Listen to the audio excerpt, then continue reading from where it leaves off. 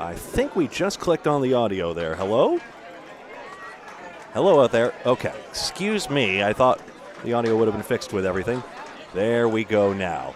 It is currently a 45-pin advantage for Team JD Seamless Gutters as we have 17 boxes remaining in this match.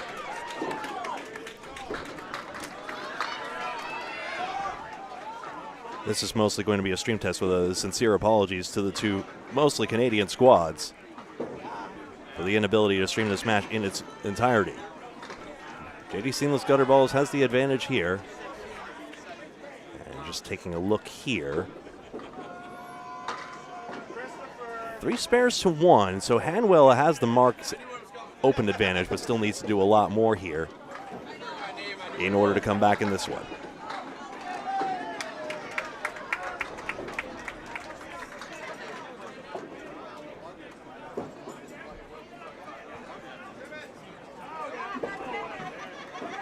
That's Amanda Laybolt on the left, getting that 10 box versus Brooke Anton Betteridge. And now, over to Patsy Connell and Melissa Sinton, left and right.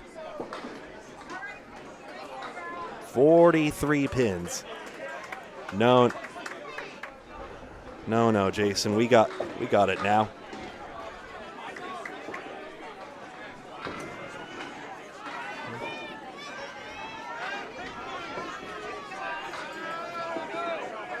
Complaining about the bit rate, but I'm not tempted to push more. And maybe the quality's a little on the low side, but hopefully that's fine now. We'll have a fuller broadcast in just a moment. Thank you for your patience here. Sinton with a good bit on that triangle, does not go. Gives Connell a chance on the 5, 7, 8, close on it. Just in front of the 7. These Seamless Gutter Balls wooden box. Melissa Sinton 73 through 7. And Patsy Connell gets that 10. She's 64 through 7. Amanda Laybolt 78 through 8. Brooke Anton Betteridge 89 through 8. Dave Godwin 114 through 8. And Travis Walls 106 and a ball through 8. That's the amazing tightrope act these two leadoff bowlers have. But right now, yeah, you can come on as well. Sure. And I'll click on your microphone for good measure. Hello, Paul. Okay, well, thanks for your patience, folks. Most of this match is over. Sorry, beyond our control. Yeah. Trials and tribulations of Wi-Fi. We got a hotspot here now to use. Thanks to employee Spencer. Exactly. So Spencer for hire. Another TV show from the 80s. If you know that one, Greg. Yeah. Two of the better teams in this tournament, record-wise. Hanwell tied for first coming into today.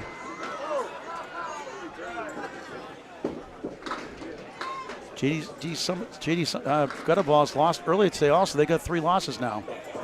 10-6 after the first 8 rounds. All right, let's see. We get scoreboard I don't have picked up, so I'm just doing it auditorily, but okay.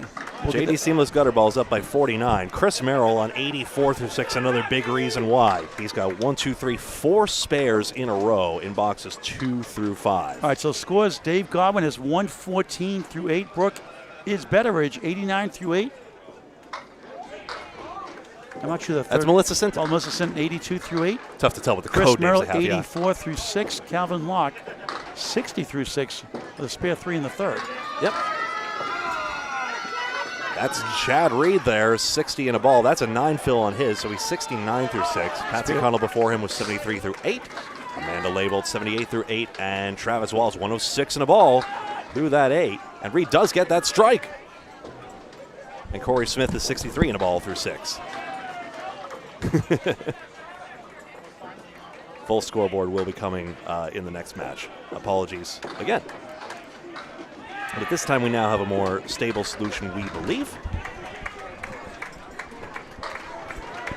Chris Merrill dives in here, and he's got just the 4-pin. Chad Reed outside on it. 4 horsemen left side, 1, 2, 4, and 7. Oh, the anxiety levels back here, but never mind me. Spare! Merrill off the wood. Thank you very much. And Reed runs it down. Let's just test the replay function, see how we're looking here. And there we go.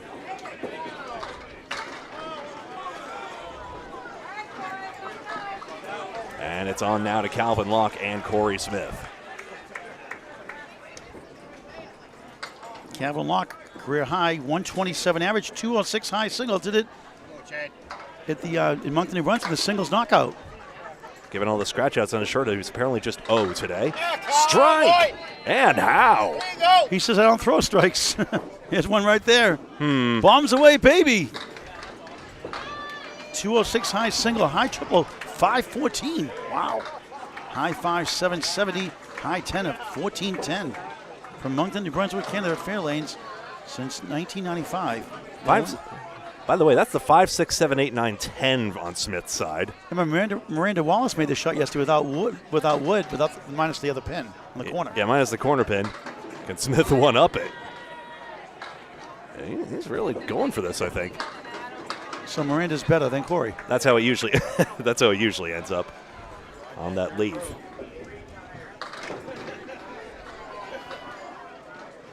Corey 198 high single, 506 high triple at Kingswood Lanes record, 720 high 5 out of Kingswood Bowling Center, New Brunswick.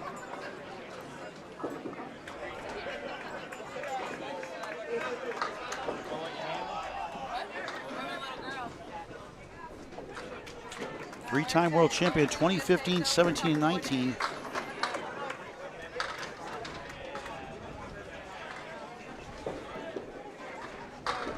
Locke's got the 4 horsemen in the 9 pin. Still a big lead for JD's. Not by as much, though. 26 showing on the board. But Locke's still loading up on this strike. Calvin, three-time world champion, two-time provincial champion, four-time national champion. And it's good! Spare on strike! And a mixed champion as well, and yada, yada, yada. Sorry, Greg. 20 bucks for him, 90 plus through 8. And that end cap deflected away on Smith. There go the end caps again. My haunted days at Radio Shack. Ruined all the action he had on that delivery. That's 10. 86 through 8 for Corey Smith. And the score now is going into the 9th box. The current score is 479 to 443 in favor of JD's Seamless Gutter Balls over Hanwell Health and Wellness in this one-string match. Dave Godwin's 114, 2 spares up for JD's Hanwell. So a lot of marks still to get, but a formidable rotan get it. Wallace to load on the spare. And he does. The fill is 9. 115 through 8. Godwin in peak form right now. 3, 4, and 7. I called Dave Godwin Mr. 235. You don't know why? His high single, 235.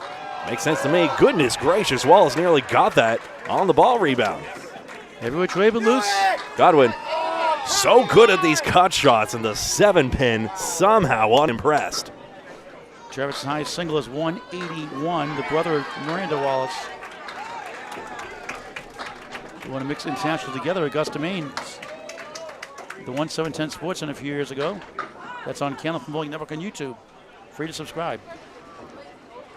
Dave's high triple, 486. High 5, high popping 784. And a high 10 of 1414. Part of the 2016 Lucky Strike World's Men's Championship team.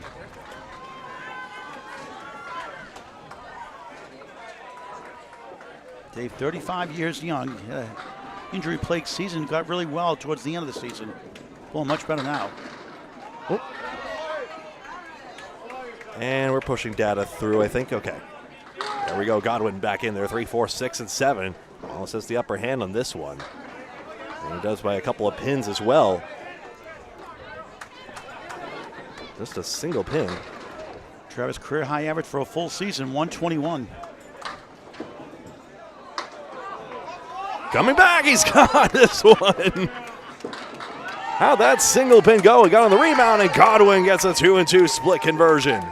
133 in the ball in the 10th. Travis, even better, 135 in the ball.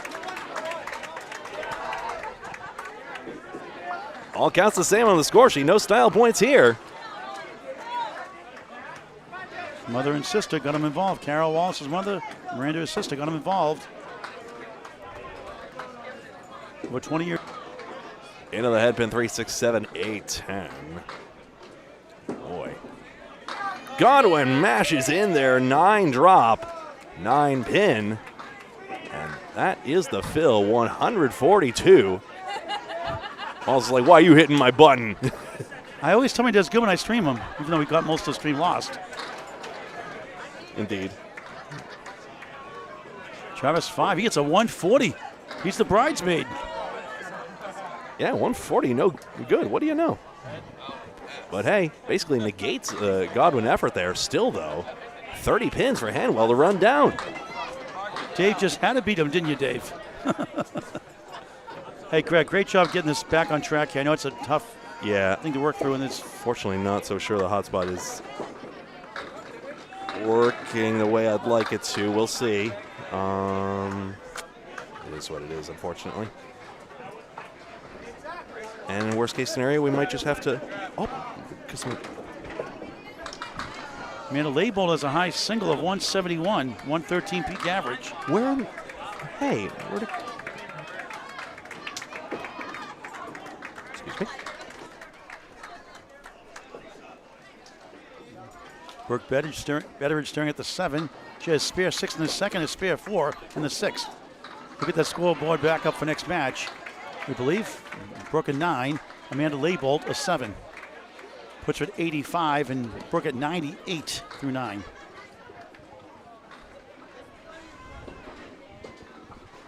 .484, but 516 on the other side for Brooke's team on the left.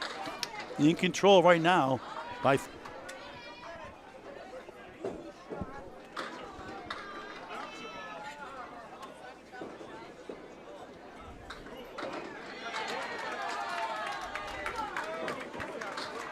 Brooke goes right, and she gets 4 horsemen in the post. Deason would be on the 4-7, trying to get to the 10 for Amanda on lane 6. Nice placed, but not enough on it. Nudge to 10, not enough to get over there, but too much wood in the way. Brooke missed everything. Their final ball of the string. Leibold takes it down for a 10, 95 string.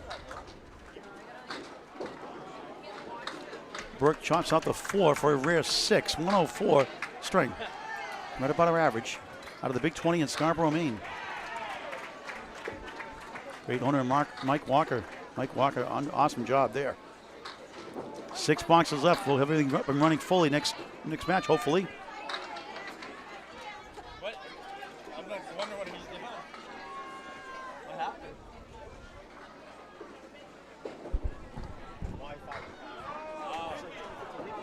I'm so sorry. I'm in hell. 5-7-10.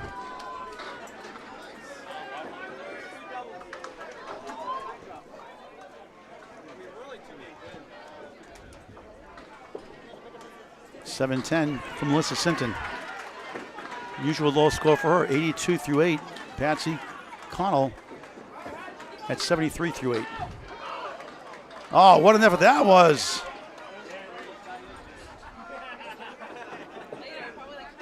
Melissa doinks it, nothing there.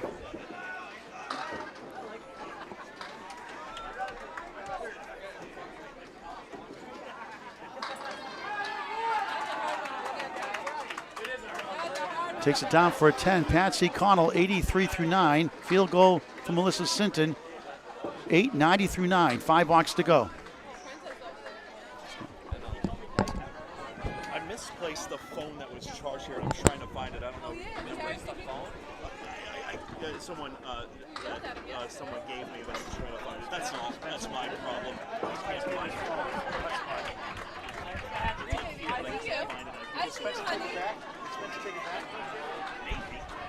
Patsy 3-2 split. Connell a quarter west of the 3. Brutal.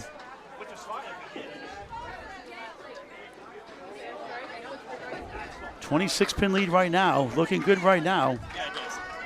It wasn't perfect. The high rollers, Hanwell Health and Wellness. I'm not convinced. As long as you have like reception there, it should be fine there. Kevin, did you guys win the first match today? Hanwell lost their first match today. I don't think it's a proximity thing. I hate for you to be without your phone. Patsy picks out 2. Mine, no, I have 1 bar of shit. That's And Melissa right down the middle. Look at this. running, I don't care. I'm fine with it.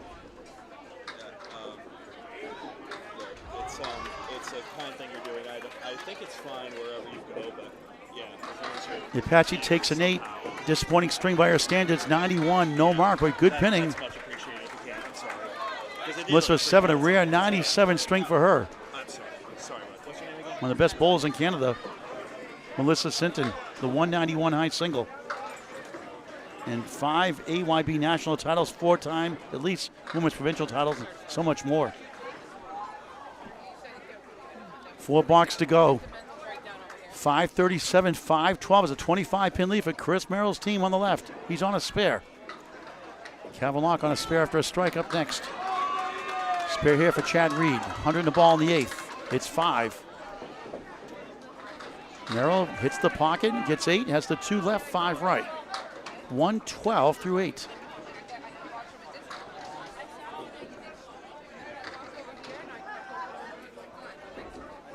Reed trying to go 2 and a 3. Oh, nudged the object pin, the 3. We're not having it. Merrill can't connect on the 2.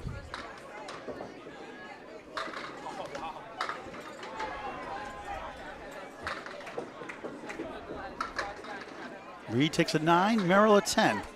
Chris 122 through 9. Chad Reed 114 through 9. 3 box to go. Corey Smith, Calvin Locke wrap up the match.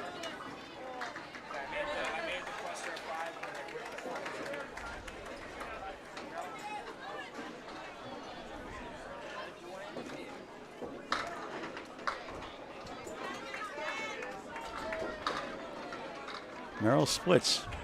4 left, 3, 10 on the right.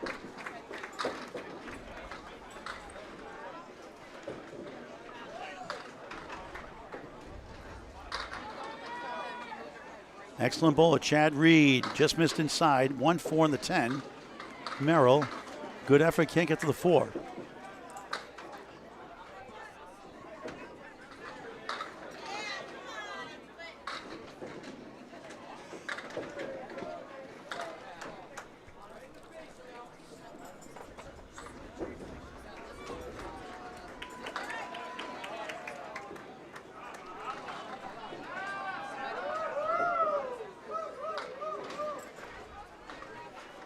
Our next match starts and strikes. South Paris, Maine, take on Exeter Lanes and Montalvo MP Electrical out of Rutland, Massachusetts. If all goes well with our Wi-Fi, next on Candlepin Bowling Network.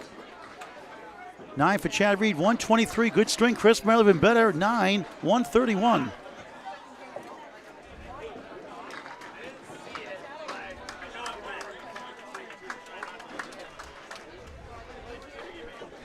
Wrapping up the match, Calvin Locke on a spare, 90 in the ball.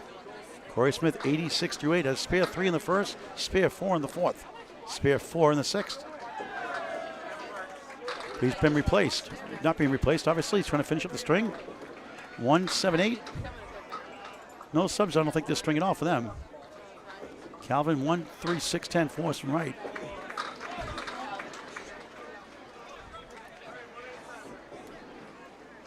Corey won't go on the 7. Calvin knocks it down, spare, 3 in a row. 96 through 8, 106 in the ball in the 9th. Giddy up. Oppa Gangnam style. Corey Smith, 9, 95 through 9, final box.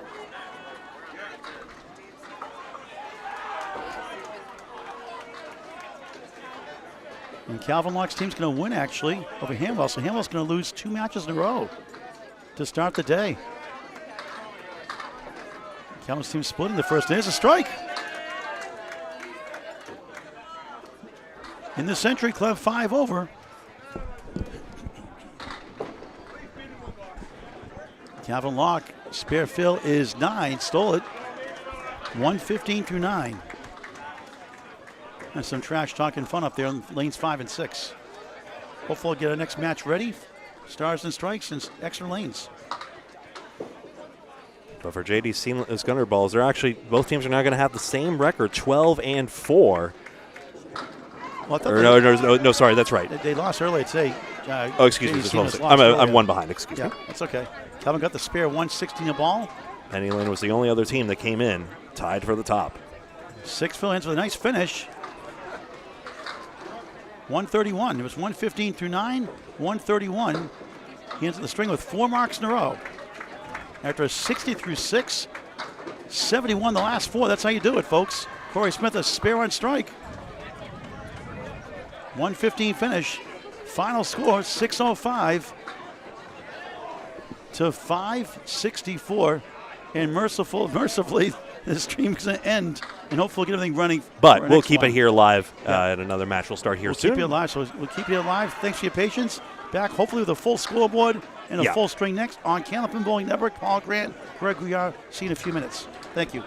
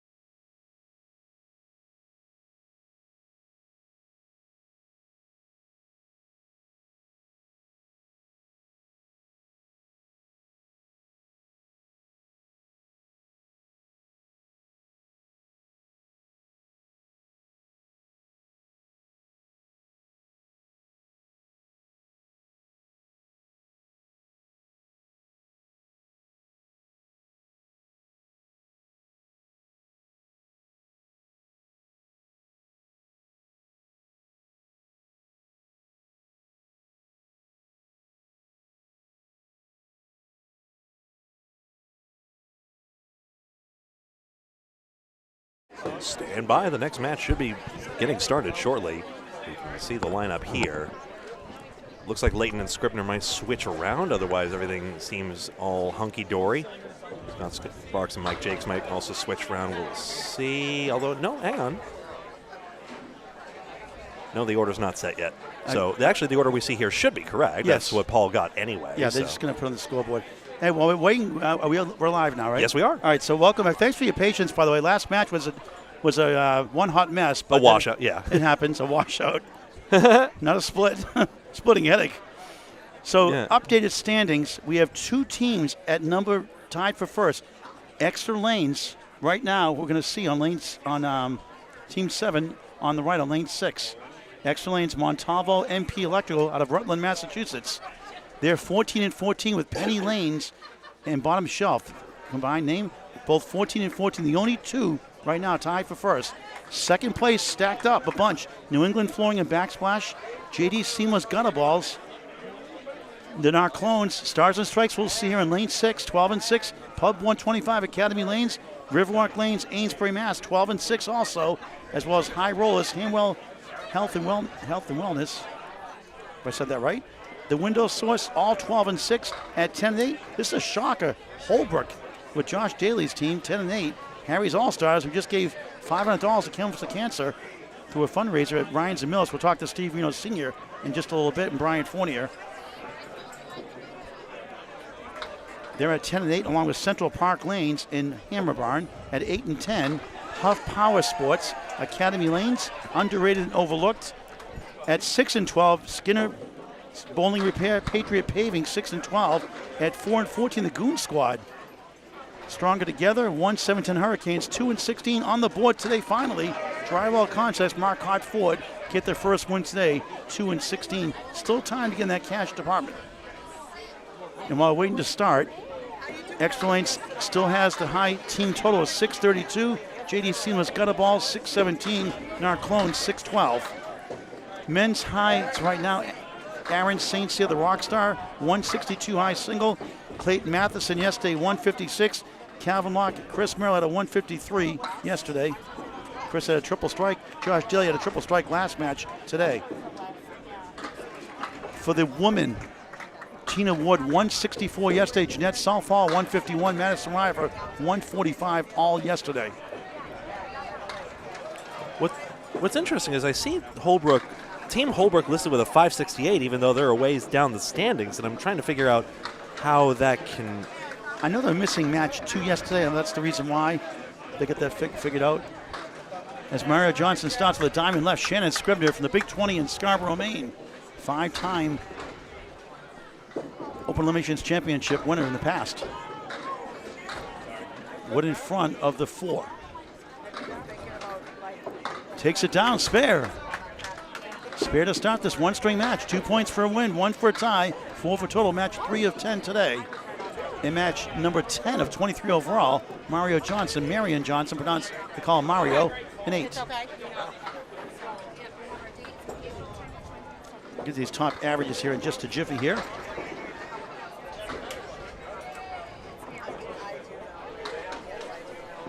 Greg will call boxes 3 and 4. Yeah. Mario Johnson off to the right. Future Hall of Famer, I would say. 1, 2, 8 behind the 2 and the 10. She's won lots of stuff, and Shannon Scribner is still in her 20s. Still going up the ranks. Sorry if I stepped on anything Paul said. One-string match and 23-match round robin. It's most points wins, no playoffs, but a tie for first results in a one-string showdown at the end. That's right. Has the high average, 117. Shannon Scribner 110. Amanda Carroll 109. Tied with Vanessa Huff at 109. Men's high average, Josh Daly goes into first with a 126. Chris Merrill 125 average. Important Aaron third ball. Fontaine. Oh, what a out that is by Scribner. Lost the 2-pin, but then gets back on it for the 10. Sorry, Greg, my fault. No, that's fine. Looking up, trying to read the stats here. Have another look, folks.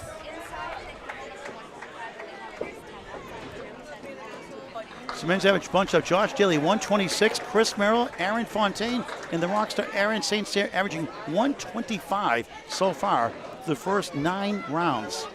One-string matches. Zania Rossi on the right. Kelsey Layton on the left, who once made a Exeter women's doubles final with Shannon Scribner. And they lost by 5 pins of Thrillers on Candlepin Bowling Network on YouTube that we called. That was an awesome match. Lance McKinley 5 strikes and 2 strings to seal it. Good format. Looking forward to calling it again. Rossi just off, but got the sticks on the way. Rossi has that 9. Layton still 6 pins to get. So pinning advantage possible already here, even though Sonia can't pin out beyond that 9. Sonia from Rutland, Massachusetts, where their sponsorship is Montalvo, Montalvo, and not military police, it's electrical company. Kelsey Layton, a tough 5 for the Big 20 Scarborough Maine bowler. Coming off a Maine average for handicap APH state championship match. I suppose it's a letter short of amp. Westbrook, Maine at Westport Bowling Center. West for Westbrook, Port for Portland. It's a tough house. She won the title, her first one. Watch it on Candlepin Bowling Network on YouTube. Christy Hapworth won the women's open eliminations that same day. Layton with a tough split here, 5 and 7. Her ball has capable of hooking back in there, but just didn't. What's Rossi up to there? Sonia is looking at her shoe. Yeah. That's her slide foot shoe. Two terrific ladies here side by side. Sonia Rossi, Sonia with a J. Oreo cookie time, cream in the middle, left the wafers on the outside for a 6 after a 9. Did I miss something obvious? Just like laughs it off. It's not her leaving the shoe cover on. Surely she would have discovered that a ball ago. Kelsey an 8 after a 5, just 13 through 2. Sonia has the lead. She doesn't have the ball to go actually, right? No, she's all done. Mike, so that's 15, mean. 13. What are you doing? She wins against a counterpart. 15 beats a 13. She's got a great attitude though. Always laughs, always smiles. Always good attitude. Mr. 9-pin, I call him Mike Jakes. The first time I ever did a 9-pin tournament at Archie Strike and Spare in Parsonsfield, Maine. Mike Jakes won it. So I call him Mr. 9-pin. Great guy. He was injured a year or so ago. Came back last year. Mike. Well, so Stars and Strikes, South Paris, Maine for Stars and Strikes. Here's the taxman, Mike McIntosh, with 2. And instant replay. Greg, is that instant replay? He's alive. Right. It's a Memorex. Press it now.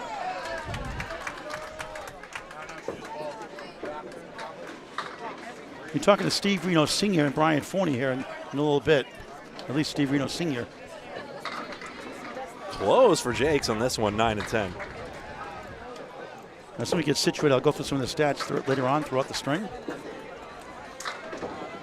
Give them some love, some tidbits. This thing wants to run away on me. McIntosh takes a 9-box, we eventually see. Mike averaged to 120 at the old defunct Park Place Lanes in Wyndham, New Hampshire, next to Salem, New Hampshire. That was a fast house. 116 currently or so. 210 high single. How about a high triple of 505 and a high 5 of 769? In his 5th decade of Candlepin bowling overall. Mike Jakes a 10, Mike a 9. Everything you see on your screen is American Standard notation, except that the center column notes the head pin hits, yellow for good leaves and red for splits. And the Canadian notation gets its nod in the center scoreboard there. You see them, they'll stack up by the bowler's scores and that yellow number increments as they get them. Tony Levix on TikTok, the Magic Man. On YouTube also. On TikTok, the Magic Man. Wonder where he got that nickname from. Mac with 6. Mike Jakes, beautiful ball, but splits.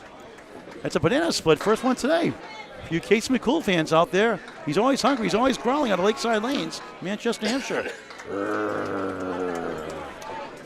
Mac won't go. Oh, wood deflection probably cost him. Gonna save that one. Jakes for the wood. Oh, so close. 2 almosts. Stars and Strikes doing very well overall. Matt gets a 10, 19 through 2 on Candlepin Bowling Network. Over 2,000 videos in climbing. Semi-pro to pro action. Mike Jakes, a ski ball. With the top shot, the 50 to 100. No points. 9, 19 through 2. Yeah, Quick so update from Greg. Yeah, so you see the wood behind there is just going to ruin the pin action. You see the head pin deflects way out of the way. And unfortunately, McIntosh nor Jakes makes their spares. Scott Sparks and Aaron Fontaine. Spoke to Aaron before the match today. His family is now in town. Grandfather and all. We'll be talking to Tom Ulster eventually, the legend. Aaron, increasingly professional in his own right, including a Pro Series victory this past cycle. His team right now is tied for first at Penny Lanes, 14-4. He starts off with a spread eagle plus the 9 behind the 3. Scott Sparks. Thin hit there, just 3. Aaron 3 and a 4. What a shot that was! Almost. Look at him do the moonwalk. Michael Jackson, you see that? Billie Jean. Aaron had it. Just a class guy on and off the lanes. Deadly bowler. Right on for a 10. 7 Massachusetts Bowling Association titles already. Still in his 20s. 10 to start his one-string match. Nice Scott out. Sparks matches it. Yeah, Nothing beats the great game of Candlepin bowling. It's unbelievable for any age. A game of skill and challenge. Greg. Yeah, it's N versus 10. Sparks does very well on his third ball, and Fontaine does incredibly well on the second ball, but the front pin's always the toughest one on a leave like that. Again, Greg will be calling boxes 3 and 4. 7 and 8. Next match, he'll start the match off and rotate. In case you want to know, now you do. Aaron Fontaine, thin at 3. Not happy with that one. Love his passion on the lane. Scott Sparks, left side, 5.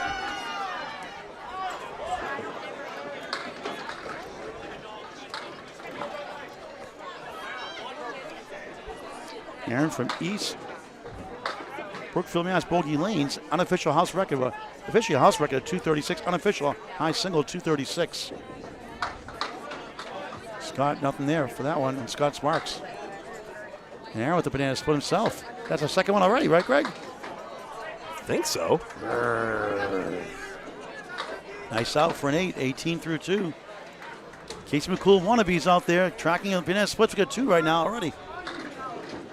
Sparks, nothing there for a tough 5. Brutal, 15 through 2. Anchor time. Jeff Surratt, Cole Fry. Cole Fry, one of the best young bowlers in Maine, coming up the ranks. He's a deadly fireballer. Cole Fry had a 400 triple on the world's final stage, a men's worlds. Team Fenway Academy, oh so close.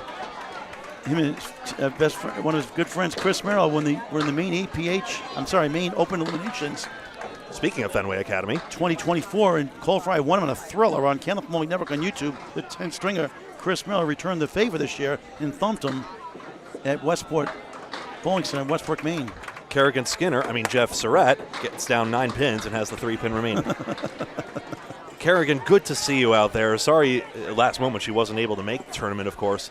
Great to see you in chat and great to see you doing well. Surratt, easy go, spare. At least I presume anyway, and certainly hope that. Cole Fry, 1-8-10, would behind to help, and it won't go. High single, 199 for Cole Fry. Career high average for a season, 122 or so. High triple, 469, high 5, 729. Those will only get better and better out of Bangor Brewer Lanes in Brewer, Maine. Let's go, Timmy. He's just 24 years young. The sky is high for his future. I knew. Are you sure? Got a high 10 of 1335 also. And Tim Matero getting some extra steps in there. The Hall of Famer, the 2023 class, and the co-host of Rippin' the Rack podcast with the Coastal Crusader, Brian Atherin, and the King of the North, Calvin Locke. Watch on YouTube and subscribe to their channel, Ripping the Rack podcast. Tim Matero clearly not with the magic touch on that one. Cole Fry gets a 9. Hey, Steve. Two state of Maine bowlers, of course, nothing but respect.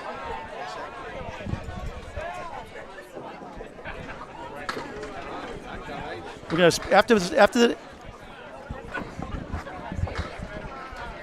after this box, we get a special treat here, a special guest after this box. Jeff Surratt. 8 in the fill, 6 right, 9 left, 18 through 1 in this one-string match. 2 points for a win, 1 for a tie. For another one, he got it. Jeff, I'm not Kerrigan Skinner, 28 in the ball through 2. And Fry responds 1, 3, and 7. Quick update from Greg, and then we'll get to a special guest here in a moment. Oh, I'll keep it brief then, but let's just click back here, lickety split. And we see here 97 to 89, a mark aside from the anchors. It's as simple as that. Shannon Scribner and Jeff Surratt leading the way for their respective teams. Greg, we have the play-by-play, but first we have a special guest. Very honored to have, very humbled to have Hall of Famer Steve Reno Sr. Welcome, Steve. Always a pleasure to have you. Hi, Paul. Pleasure to be here. It's a great event. A lot of action going on today. How's Harry's Allstars doing, your team? Named after your father in the Hall of Fame also. Harry's Allstars is doing absolutely great. It's a very, very tough field, but we're at 500 right now. We've had a couple of close losses, but all the matches have been tight. Nobody's running away with anything. It's very, very competitive. Before we talk about what you want to talk about, let's talk about your career for those who don't know you. Wow. Well, you've had quite the career. It's been a long one. I'll be 61 this coming month. I don't bowl as much as I used to, but I've had some special moments. I've been very blessed. Another July birthday boy. I love it. July 20th. July 27th. That's my son's Brandon's birthday, July 27th. Awesome. Ooh, that's a nice out by Scribner, 3-6-7. That's what instant That's replay. an early response. Oh, We got yeah. a great match in front of us here. Mario and Shannon. There's a couple of wonderful, wonderful Candlepin bowlers. I like Shannon Scribner a lot. And I like seeing this one again. That's 3-6-7. That's just as perfectly placed as you'd liked. So, Steve, Reno, so talk about your career, first of all. Some of your highlights, some of your stats, some of your proudest moments. I think, one of the most special moments from myself and my dad, my father won the state singles title in 1985. And I was blessed to win it in 1986. So I took over the reins. So we had two great state title championships in a row with the singles. And then in 1987, we teamed up to win the state doubles title. Do I need to adjust something? So that was a nice 3-year run for us. And then winning the men's world's title in 1990 with my dad, along with Jeff Atkins and Alfie Johnson, Dick O'Connell, John Taberski, and Danny Gallant was probably the highlight of my career. That was a very special year, and to win it with my dad, it doesn't get any better than that. And the icing on the cake was inducted in the Hall of Fame, the 2023 class, with your father, the late Harry Reno. That was a special night. That was gut-wrenching for you that night, a lot of emotions. I'm getting a little emotional now just talking about my dad. And here I am, all these years later, bowling getting choked up, Paul. I'm sorry. Take your time. But I'm bowling with my son now. And I'll tell you, it's very special. Steve Jr. Very, very special. He doesn't miss a beat. He's from New York, and now he comes in and just hammers that ball. Came up from Long Island, and he hasn't bowled since the men's worlds back in November, and he's bowling fantastic. He really is. As we saw earlier here on Candlepin Bowling Network. Great genes, huh? It's in the family. Yeah. It's in the family. My father's uncle, Babe Bartlett's my grandmother's brother. He was the first. He wasn't a Reno because he was a Bartlett, but he was the first great bowler in my family. He was considered the best bowler in Southbridge until Tommy Ulster came around. But Babe Bartlett had a heck of a career in the 40s and the 50s. It runs in my family. It really does. I want to thank you for what you're doing for Candlepins for Cancer. Talk about what you did for us today, Steve. Thank you very much for that, too. Well, we were blessed with the bowlers at the Ryan's Family Amusement in Millis, Massachusetts. We raised $500 through some donations through them. We did some 50-50s with the help of Brian Funya, and we were able to raise $500. We had one lady that won the 50-50, and she just happened to be a cancer survivor herself, and she donated her $125 that she won right back into Candlepins for Cancer. That was Carol Ivanelli. She bowls on Tuesday nights. Their league is called the Night Owls. So that was really, really nice of her. But yeah, Alfie Johnson put this together, and with the help of yourself and Alfie and all the things, Greg Gouillart and Bob Lee. You guys have done an amazing job supporting the game of candlepins and supporting the families of candlepins bowlers that are suffering from cancer. 91,000 paid out in climbing. That's amazing that you're reaching the 100,000 mark. That's just really amazing. So we were very happy to be able to support that today. Thank you. I appreciate it. Keep that going, Steve. We will. We'll always be there for you. My ask, and it's a tall ask to have, my goal is to have every league do a 50-50 twice a year, and one during the summer, maybe before Thanksgiving and before the season ends. It makes a difference. And that can it help really more does. families. And we sponsor Strike by tournaments too, Jakes. to promote our charity. So It makes a big difference. Even myself, my family's been affected with that C word. You know, it's such a tough thing for families to go through. My father-in-law right now has lung cancer, and he's struggling. And you guys were very supportive of him, and we can't thank you enough. You know, you've helped our family, so we want to help your family. The Candlepin bowling community is just amazing. It really is. I just feel so blessed to be a part of it. quick update from Greg. That's a Mike Jakes strike replay is all. And, yeah, you know, it's as much as it's just like a little something, you know, we wish we could, you know, cure cancer with our efforts. Heaven knows everyone would, but at the same time, it's just blessing. Wouldn't it be maybe someday? But in the meantime, just direct financial relief when it's most needed. And I'm so glad to hear from everyone. And even those who would rather remain anonymous, quite understandably, them as well are just as grateful. And it's really just a pleasure for my part just to be a part of it. And then Al Johnson and Paul Grant for all they do for the charity. It truly is amazing. And what you guys have accomplished over the last few years is just outstanding.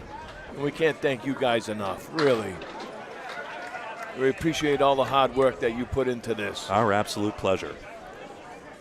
Thank you, Steve. You're a class act, true gentleman. Thank you, Paul. Thank you for everything, And you've Paul. overcome- you've overcome- how I feel about you. Likewise, same. I Back love at you. you. Back at you. You've overcome so much during your life, your career. You could write a book. There should be a book written about you. Yeah, I don't know about what kind of story that'd be, but thank you. You know, thanks for having me. Yeah, well, you know what? You're a man of full character and integrity, and I respect you, and I think the whole community respects you. Thank you so much, Paul. You got a great match in front of us here. Hey, hold on now. I see Aaron Fontaine's out there on line hold 5. on. I'm going to give you the honor of calling those next two boxes here, okay? Play-by-play. How about that? That sounds good. All right, Steve Reno, Senior, Hall of Famer in the play-by-play. Scott Sparks and Aaron Fontaine there. Well, I don't know Scott Sparks really well, but I know Aaron Fontaine. He bowls in my Monday night league. We have a doubles league at the Bogey Lanes. And I know somebody in his family very well, his grandfather, Tommy Ulster. Never heard of him. Who is that guy, Tommy Ulster? You can make an argument that Tommy's the greatest to ever live, that played this game. You can make that argument all day long because he was truly something special. And I'm sure he's very proud of his grandson, Aaron. Over the last, I'm going to say the last 12 months to 2 years, Aaron's just taken his game to a whole nother level. And he, you know, you can make an argument for him being one of the top 10 best bowlers in the sport right now. Absolutely. He's fantastic. And that great 2-1 cut shot for attempt for Scott Sparks. You can make a case for Craig Holbrook being the best bowler of all time, longevity-wise. Another great great name that you can make an argument for. Absolutely. Just like Peter Flynn, just like Gary Carrington, and Charlie Milan, people have great respect for. Charlie Jutras. See, State of Maine, we haven't forgotten about you. And the ladies, you know, you can't forget about Stacia Zernicke, Janet Park, and Tony Marie Baldinelli. It's three of the greatest females that I've ever seen. And I got a very special one on my team this week that I've been bowling with for many years, Tina Ward. Tina's very special. She threw a 164 yesterday, and that was a lot of fun to watch. She leads the ladies group right now. And had the third highest average in mixed worlds last year among the women. She's just outstanding. The only one that you mentioned was not in the Hall of Fame is being nominated for the 2027 class, Gary Carrington.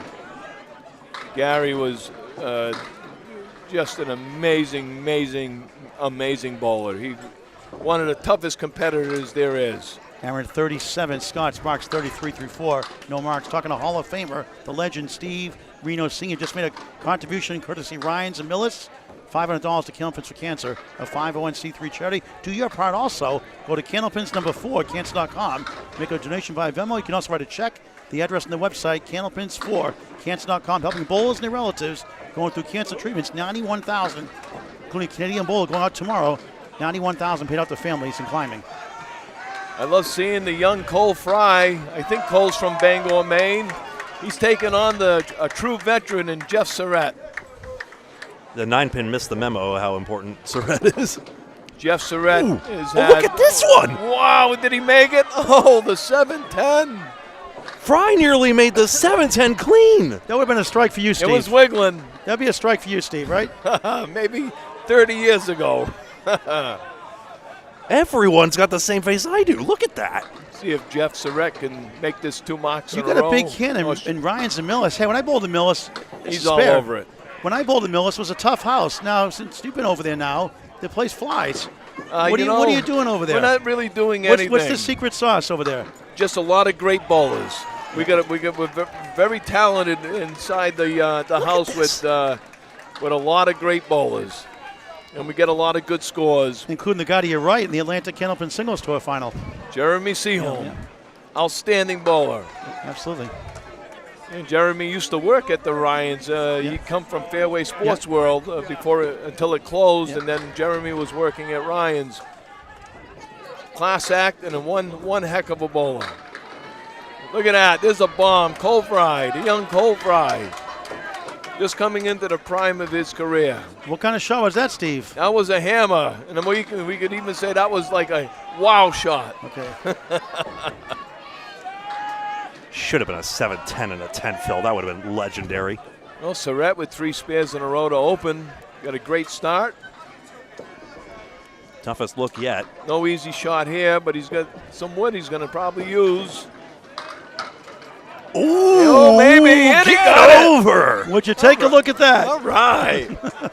Did you ever get a chance to bowl Jeff Surratt on TV at all? I did. I bowled Jeff Surratt once on Danny Murphy's show, the $30,000 Candlepin Challenge. Yeah. Did you beat him? I did. Ah. I did. Do you keep reminding him? It was 370 something to 370. Oh, excuse me, 270 something because it was a 2-string match. We both hit in the 270s, and I'm lucky I beat him because he got burnt on a mock in the last 2 frames that he could have got. Do you still tease him? You still So tease I him? edged him out. Do you still tease him that you beat him? I can't tease him because I bowled head-to-head against him on the Pro Series for the championship, and he edged me out on that one. So we're even at 1 apiece. We're in a tie match right now. We're got some good TV in front of us as well. Quick update from Greg. That's it, 202 to 202, mark aside. It's really as simple as that. And we got Steve Reno Sr. It's kind of one of our best streams already today. All right, 2 great teams right here. All right, 2 more boxes, Steve. Come on, play by play. 2 more. Well, Mario cut that over in front of the object pin that she was trying to get. Scribner all over, and she gets a little sidewall action with the piece of wood, and she makes a spare. Great shot by Shannon. Mario takes her 10. I'm actually bowling with Mario's daughter this week, Sage. She's on my team, Sage Johnson. She's the quiet one in the family. She is. She's bowling great today. She opened up with a 132 game the first match. How do you pick your team, Steve? What's your thought process in picking your team? Well, you know, in this event, you have to have a bowler. You're only allowed 2 bowlers that are going to be over a 120 average. And with my team, those 2 bowlers are basically always John Winchell and Jonathan Boudreau. So everything is based on what they average because everybody else has to be under a 120. By rule, that's right. So if both Johns are over 120, I have to try to find somebody, who's under. So it really depends on their average. And I think that works for a lot of the teams. It depends on the 2 stars. You could say the 2 stars. And then everything else falls into place. And has John Boudreau's bowling been gone? Obviously, he was out rehabbing his injury all Friday Night Pro League. John bowled 3 strings yesterday, and he bowled his average. He did very well. And we're going to get him in into some action in the next couple of matches. But some load management as well, just from making sure he's not Right, overworked. we don't want to. He can't do 23 games this weekend. That'd be way too much for his arm, as he is recovering from a little injury. Right. But Shoulder. so yeah, we're watching how many strings we get him this weekend. Oh, great But to he's see. doing great. He's one of the top bowlers in the sport, and he has been for a long time. Yeah, ever since the day of, I don't know if it overlapped because, of course, you were the former presenter of Candlepin for Kids. Now, I'm not sure if you and Jonathan Boudreau overlapped on that show or if Jonathan came on to that show that I started. I think he was 8 years old, and he was in the 10 and under group.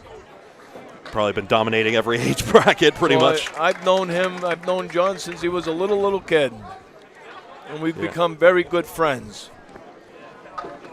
In his 30s now, for reference. And he's been bowling with me in this event. I don't know how many years. It's been a long time. Some good pinning by the ladies. A couple of 10s. Thanks for your support. 222 to 236. There we The go. legend, the Hall of Famer, Steve Reno Sr. on the play-by-play. Finishing up here, Steve. If you'd like.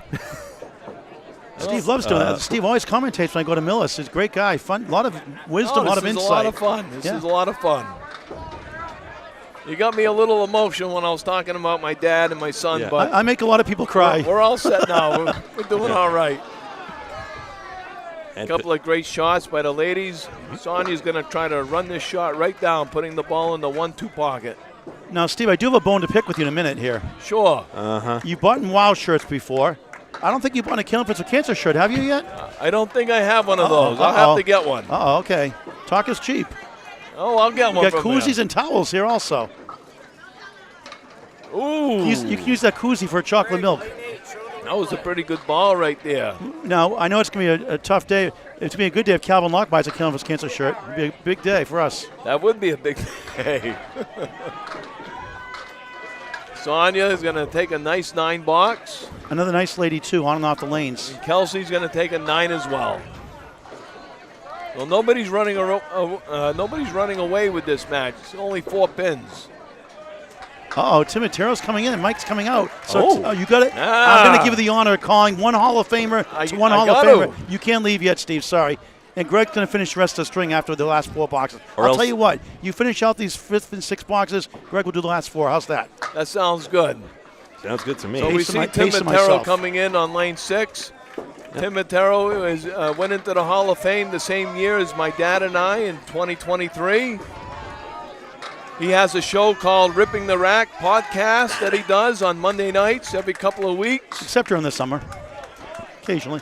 Do one this Monday, I think. I'm after sure the he'll mixed do rows. one. Yeah, he'll do one this coming week. I'm sure Practice- he's going to be a lot to talk about. These you know, are after practice this balls. event's over. Yep. So sorry to talk over you, Steve. That's The all practice right. balls don't count, of course, that's unfortunately. right. He just throws balls at an empty until he resets, and he's back in Okay. live play. All right. You're allowed 6 balls with no reset for the guy who's coming in off the bench. It Now, gives can him I- a couple balls to warm up. Can I ask you a question? You throw 4 balls on 1 box in a practice? Does that mean you get a $0? If it's in the match, that's true. It's happened before. It happened this year to one of our league bowlers. Yeah, we did a match in the Candlepin for Cancer happened once, too. But I throw 4 balls in practice at a time because I was trying to cycle these old pin setter machines less. See, I think if the ball bounces back your way on a ricochet, you should get a 4th ball. Just saying. So they're just about ready. I'll tell you, Tim Matero has had one great career for himself. He's got many 200s. He's got a world title to his credit. He's got a lot of state championships. He's had an amazing career, and look at him go. He's still throwing a great ball. And he's got one of the few bowlers, 200, 500, 800s in his career. Just amazing. Really, he's got a great game. Always has. For one- Always has. For 1, 3, and 5 strings, respectively, for those who don't know. The first time I got to meet Tim was in Bangor, Maine. I think it was his rookie year. And he did great in the singles knockout. And he ended up bowling my captain, Jeff Atkins, in the Final 4. And Jeff knocked him out. Here's a spare right out of the gate for Tim. True professional. Yeah, and Jeff edged him out to go on to the final match, losing to Gary Carrington that year, I believe. But Tim, he woke up a lot of people, to say, wow, who is this guy? You couldn't see him. That's why they knew him, right? He was all fired up. He had a lot of energy, and like myself, I'm like, who is this guy? I've never seen him before. He's just a young kid, and he's gone on to have a great career. So he's working on a spare, big spare. It's the way to come in off the bench to help your team. Mike had a tough box there with the 5. He'll try to regroup and come back with a big frame here. Matero gets a nice 5 fill on it, so he knocks half of them down. Ooh. This shot from Matero, he can hit it on either side of the head pin. He can hit it on the right where the ball will take the 2 pins, or he can put it in the pocket and run them down, and the head pin will take the corner, just like that. Oh. Nice try. Just left the 6 pin. Great bid by Matero, but Mike Jakes has a chance now. So be a big shot for Mike after having that tough box, and he picks it. Nice comeback. Nothing a spare can't repair, at least in my opinion. It was a nice comeback after a tough box for Mike. Matero all over for a 10. Way to come in off the bench. He still got it. He wishes he could do Easter Classic. He's not sure he could hold in there for 20 strings. I tell you what, that's a tough challenge. You did the Easter Classic, that is to say the annual 20 string at Leda Lanes when it was in Nashua. I mean, how was it? It was a few years ago? It was a couple years ago. I've had 3 top 5 finishes in the Easter Classic, with a second place finish being my best. Right. I averaged 135 one year for second place. Russ Neely Jr. now in for Scott Sparks. He's warming up. So certainly a lot of bowlers. Russ Neely Jr. I know Russ Neely Sr. Russ Neely Sr. and I had a great match back in 1989. It was the international singles title, and Russ Neely Sr. beat me that day. It was a 20-string match. And Russ rolled over a 170 game in the 20th game to come from behind to beat me by about 20 pins. 20? That was a tough loss after leading for, I must have led for over 10, 12 games or so. And Russ just caught on fire, and he had just a championship finish. I'm still reeling from 20 strings. So was there a qualifier another day, and then you just did all 20 strings one day? No, we actually qualified through the state tournament. Depending on where you placed in the state, they sent you up to Bangor, Maine for the championship, and it was 10 strings on Saturday and 10 strings on Sunday. Still, 10 plus 10, that's wild. That was a lot of fun that weekend. I wonder if they were. It was a tough loss. Mm-hmm. Were they basing it off all events, basically, or all events and singles. Right. Goodness, Fontaine.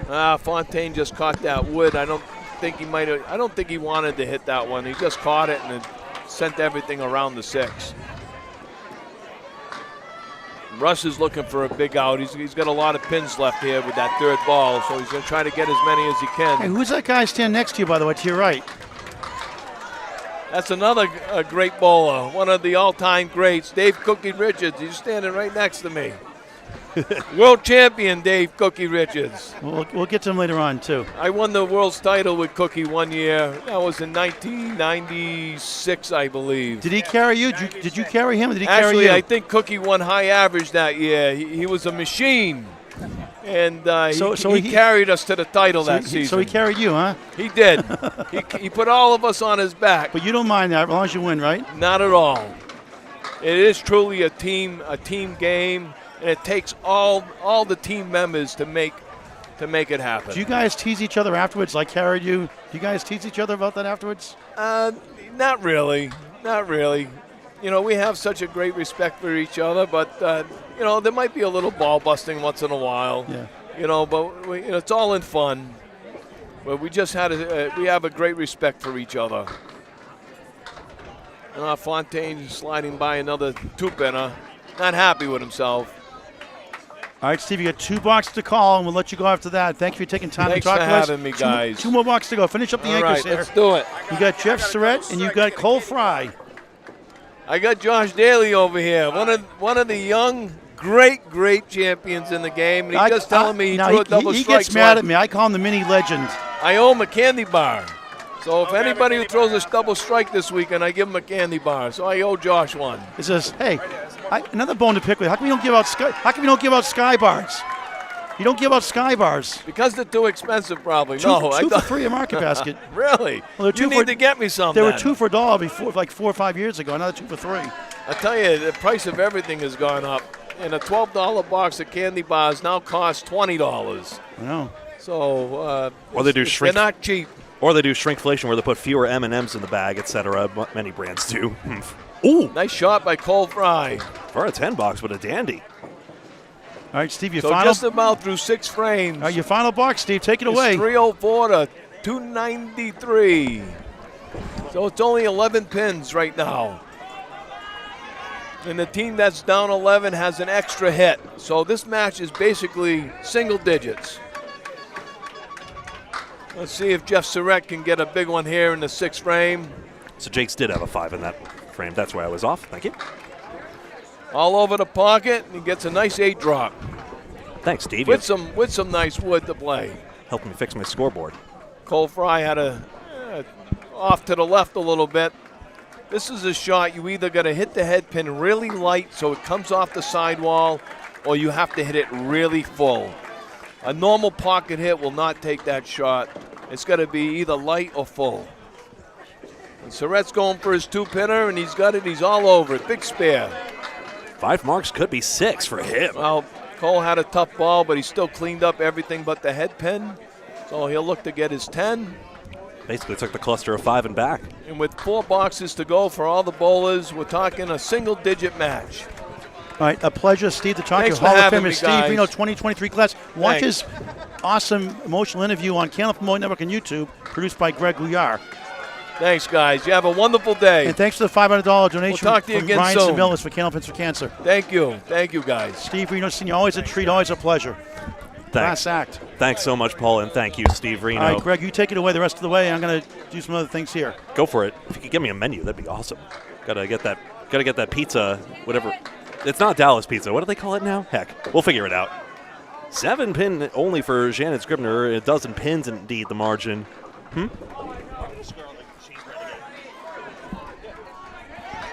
And Scribner spares. Key mark, stars and strikes down about 2 marks right now. Mario Johnson, great bid, no spare. Great to see you, Dan. Duncan McDougall, pleasure as always.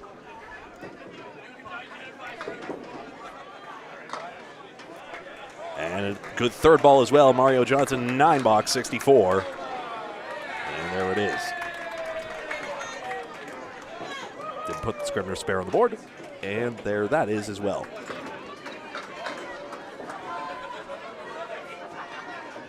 If that interview doesn't give you a sense of Steve Reno's wisdom, modesty, and wholesomeness, I'm not sure what will.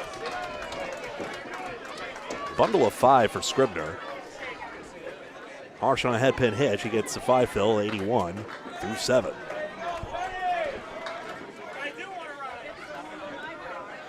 Her try. Off to the right, out of the hand pretty much. Johnson close. Did a similar thing to what Fry did a moment ago. Just takes out the back bundle of 5. Not every woman likes to hang around in Greg, please tell me you got a replay on that 2-pinner I should have had. For real. 9 and 10.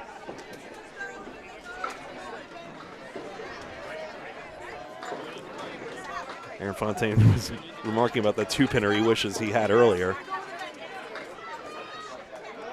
The wood was the way it was. There we are, right way around. Kelsey Layton and Sonia Rossi.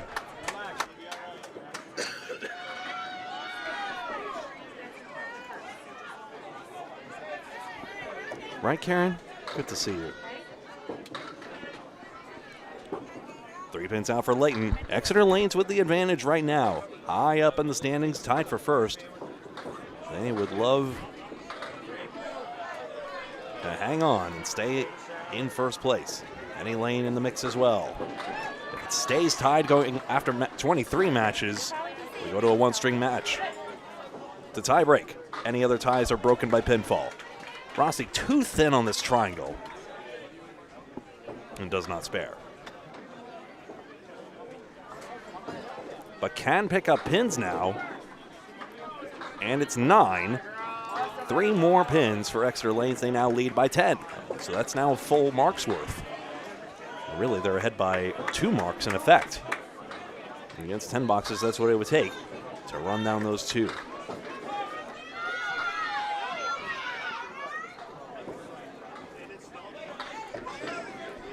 Leighton. 4 horsemen and a 10. Rossi's got a good hit on this one. 6 pins hit. Wiggling, no. Not yet. Great chance to extend the Exeter lead again.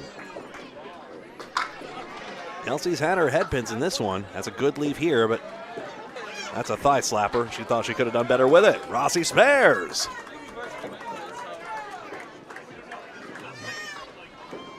Her first mark of the string, getting stronger as it goes on. Into the 7th and 8th boxes, bowlers are now committed. You could substitute before the 7th box, as we've seen already, and not if you're on a mark. Another 4-pin pickup for Exeter Lanes, and now they lead by 14 and a mark. Second ball and third ball so essential to success. Mike Jakes and Tim Matero.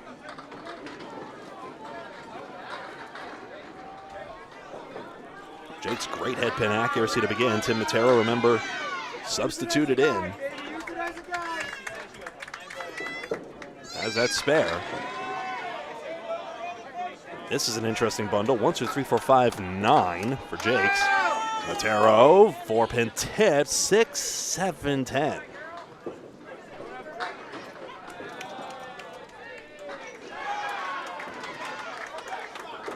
Mike's try. It leaves just the 1-3. Tim's annoyed with the wood placement there. It's blocking his way to the 6, 7, 10. I mean, it's clobbering the 7-pin, but then what about the ball? Can it drive through? What if he hits the wood low? Does it hit that vertical piece en route? He hits red line, and there you go. It's rolling back, though. 10-pin. Dies in the gutter, and the 6-pin lives.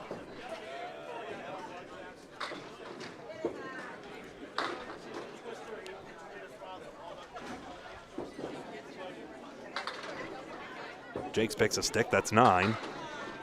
9 in the box, 76 through 7. Matero +1. Another pin gained by Exeter. That's quite a few now they've had. They lead by 11 and 2 marks as the lead just mounts and mounts and mounts. Overall statistics in the match is actually completely even on marks right now. So basically, this entire Exeter lead is based on the pinning. In terms of actual pins knocked down, it's 14 more for Exeter Lanes. 5 pins down for Jakes. 2, 4, 5, 7, 8. Bundle of 5.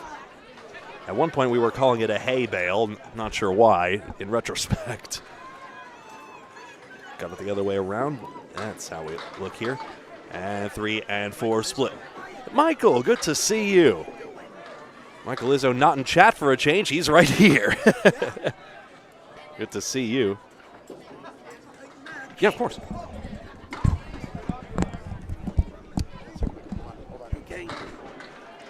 Michael, one of our good fans here. Maul's going to whisk on that headset as well. We cover all kinds of bowlers. We also talk to all kinds of people, including one of our biggest fans on the streaming Candlepin Network, Michael Izzo, works for the State House in Massachusetts. Born with an eye condition, so he can't drive. He took all kinds of rides to Milliken's rideshare service to get here. Welcome, Michael Izzo. Well, great to be here, Paul. Great to be here with you and Greg, and looking forward to some good bowling today. Yeah. I always appreciate you reaching out when you do, Michael. Forgive me, I'm always stressed out with the setup here. But I understand. You're trying to call a match and do that. Yeah, but I always appreciate your kind notes whenever you send them. So I had a thought and I lost it. I'm so sorry. Yeah. But, oh yeah, that's right, the lodging. So you found a good place to stay after all. Yeah. I mean, the lodging rates were, I assume, a little bit increased because of the bowler turnout and here. there was a wedding. I understand at the chapel at the prep school. Right. I see.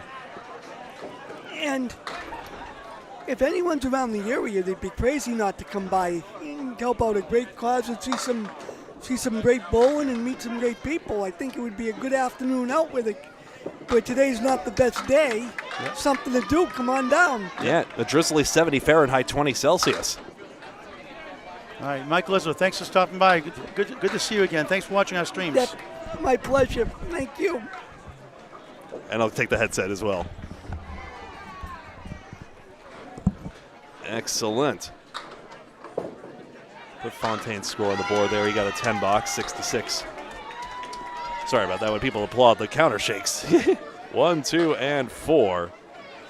For Russ Neely Jr., Aaron Fontaine on the head pin. Crossed over a bit. 5 and 4 tip anyway. 2 pin. Was not nearly quick enough to take it.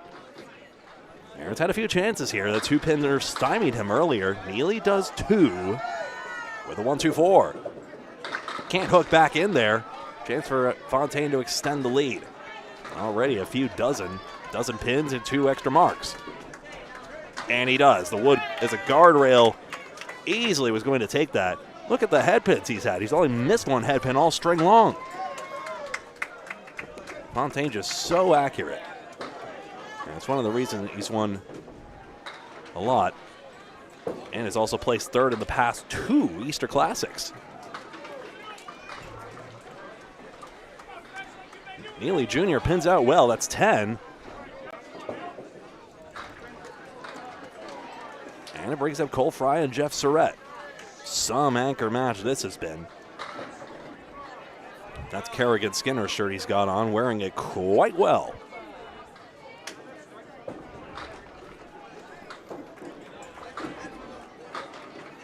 Has anyone seen Mike Morgan lately? Great question, Eric. I haven't had the chance, certainly personally, but maybe sometime. Cole Fry mashes down 8 pins and has the 2 and 5. Jeff having a blinder of a string right now. Loses the head pin for only the first time this string, and unfortunately, the pins give him no respite. 2 pins on the spare. 2-5. Fry spares. His 3rd of the string as Stars and Strikes looking for a way back into this match. They still have time. Surratt bounce back. 5, 9, and 10.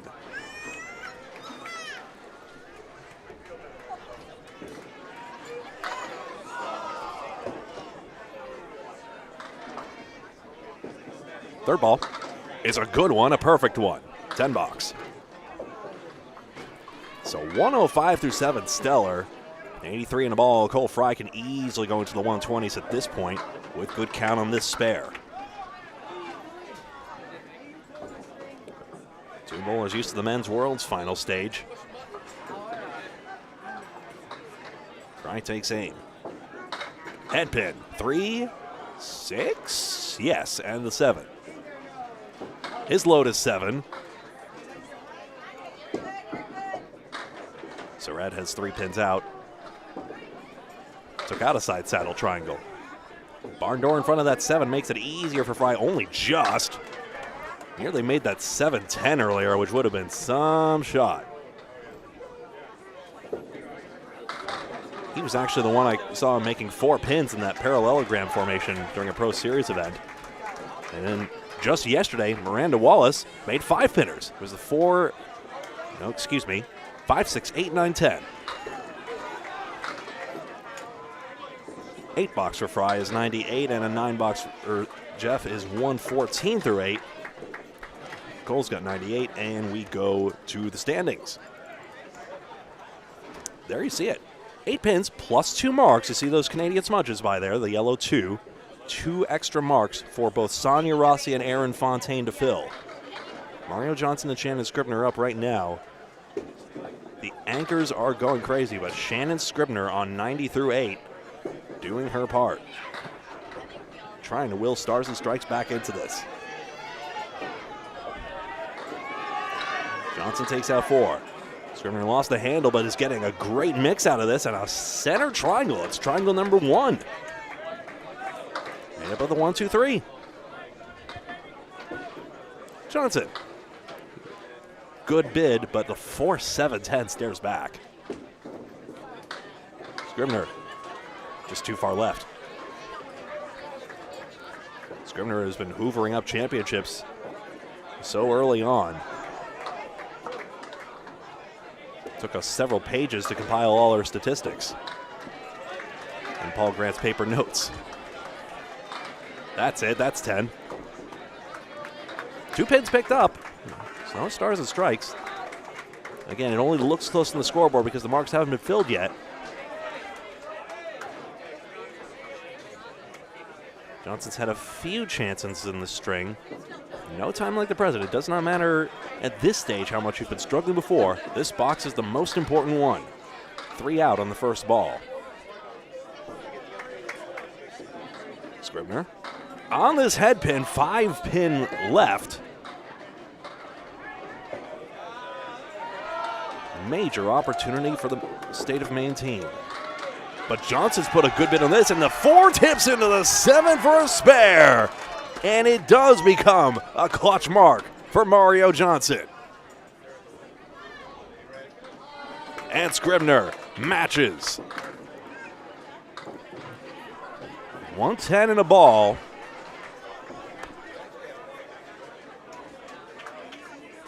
A swing could happen here depending on the fills. We estimate 6.5 on these fills.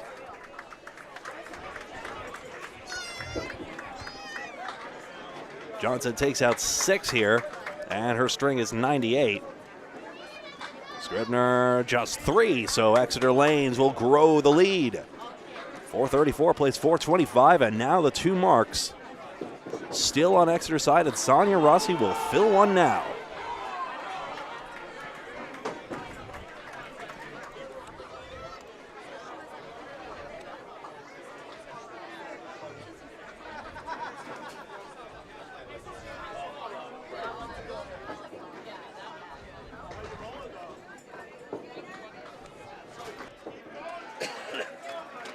This is match 10 of 23 today. We're going until match 17, if I've counted correctly. 7 today, 7 yesterday, 10 today, and 6 tomorrow. Layton, good hit, 2-4-7. That's one of her best looks at the string. Rossi got 4 on hers. Not the most she wanted. 6 pins are gettable, but you see the wood connected them all, but needed to be on the head pin. Layton strike. Can it hook? Can it deliver? Yes! Kelsey Layton marks in the 9th. Stars and strikes remain in this. Rossi does well to pin that 10 to that end. Since this match is still in the balance, that pin may matter. 1 mark aside, it's now a 2-mark game.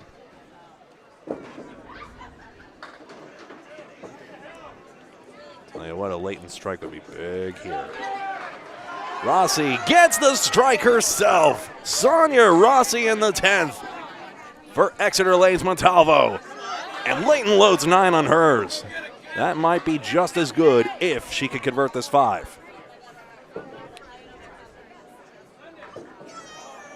What a big pin, what a big time if Layton can find the range on this one. Box 10, here it comes. Will not come back for it. And the pink squad survives one.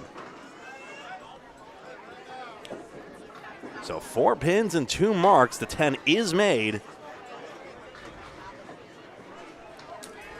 Layton, tough 92. And Sonia Rossi all alone to fill 2 bonus balls on this strike.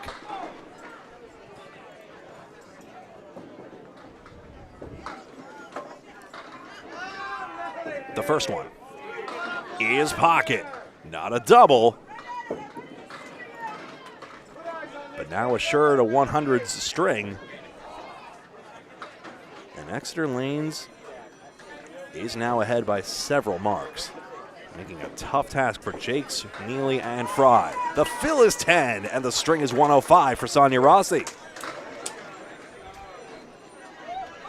A 20-box finish.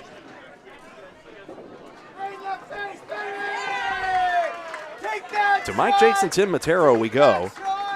In this mixed teams competition, live from Boutwell's Bowling Center in Concord, New Hampshire. My name is Greg Gouillart. With appreciation for your earlier patience, we are live on YouTube.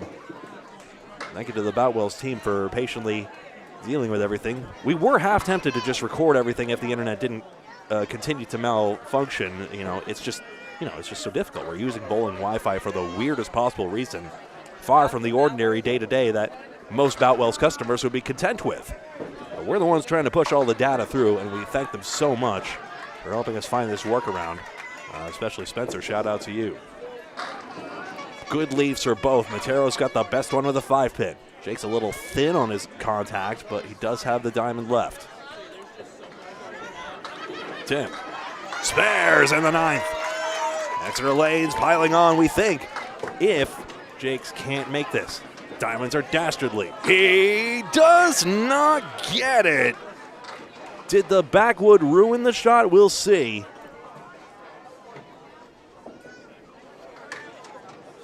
He thought that was labeled, and a devastating blow for Stars and Strikes in this match. 9-box. And another look at why in the world his bid was not good enough. How about a second look? I think the wood was in front, perhaps. Some of them are just a stumper after a few watches. Matero's fill is a good one at 7.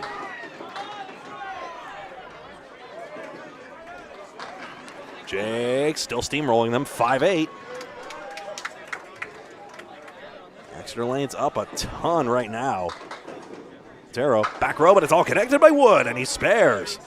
In relief, he's got 102 in a ball for the player slot. 3 mark sits coming in.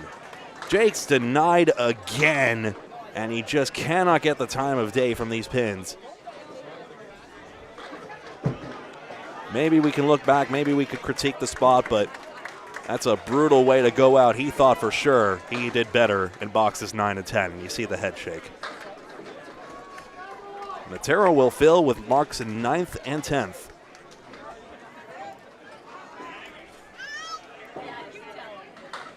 And it's 4 more. So player slot 3 for Exeter gets 106.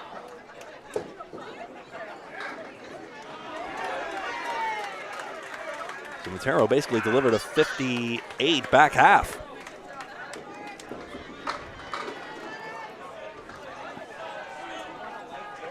Russ Neely Jr. and Aaron Fontaine. Fontaine, like Jake's, he was a bit robbed by these pins at the moment. Let's see how he cuts on in this one.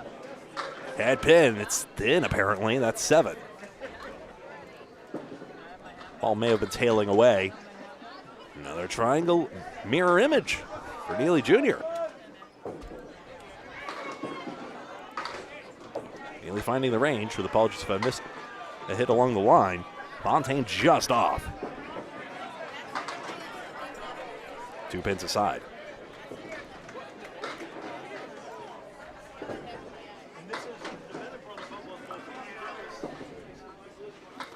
There we go, 9 plays 10. Neely picks up a stick, but you see now it's a 32-pin lead for Exeter. And now suddenly we need something miraculous. I wouldn't put it entirely past either of these Stars and Strikes bowlers, but they need a lot, and they would need Fontaine and Surrett to completely shut down. One or the other. Fontaine, either the 2-pin, that's just 3. Maybe there would have to be a delay of game infraction. We had an incident yesterday with a bowler. It took quite a long time to address the approach just because they were out and about. There's actually nothing in the rules about how long you're supposed to wait. I checked the ICBA rulebook, and there are rules for late bowlers when you start a match and how long you can wait for them and how much warm-up you have. Neely Jr. gets the spare. 2-pin pickup. Fontaine the out, and Neely will shoot again. But yes, if someone's caught in the restroom, I suppose it's probably just a minute more. But what if the delay is significantly longer? You got a whole tournament and a whole room of bowlers waiting on you as well. In this case, just standard decency and common sense, I think, just wins out in the end. Everyone's accountable to one another in this community, and that's sort of the prevailing force. Neely ends up with a 17 box there to put Stars and Strikes within 25. But now Cole Fry and Jeff Surratt.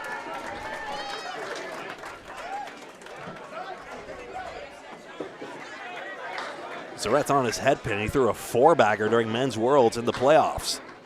He's got a 6 and 7. 3, 6, 9, and 10. Jeff Surratt of Team Lucky Strike and Cole Fry of Team Fenway Academy. Here it is, Surratt. Ooh, close on the slice. Tougher for him. He's got the left to right break to his ball.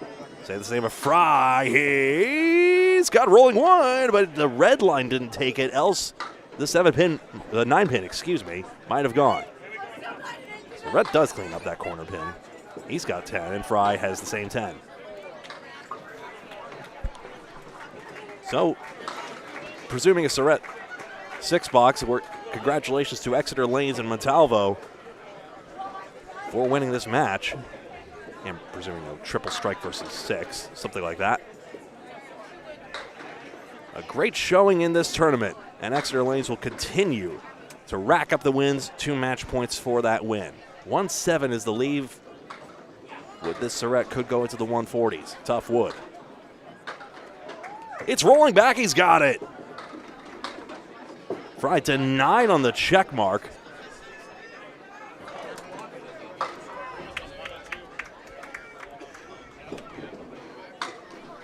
Five pin there. Cole Fry, 118 with those 3 marks. But Exeter Lane's just too strong at the moment. And you see the friendly banter after. Last ball for Jeff. And the fill is 8. 142.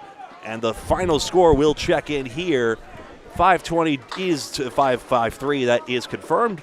Going over the statistics, it is 13 marks to 11 for Exeter Lanes. Gained 14 in pinnings. That's 2 more marks worth.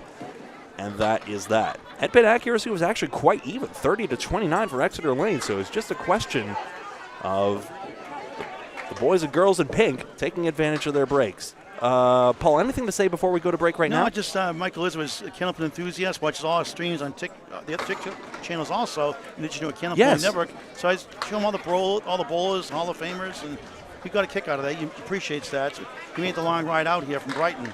So good to see him, and of course, so good to see Hall of Famer Steve Reno Sr. as well. We'll be right back. Match number 11 of 23 is coming on up. Do you have the team names by any Yes, chance? it's New England Flooring and Backsplashes versus Riverwalk Lanes out of Amesbury, Mass. Mark and Lewis Ritchie's house. Very good. We'll be right back for that. We and that clown horn will be back in just a moment. You'll see what I mean by that.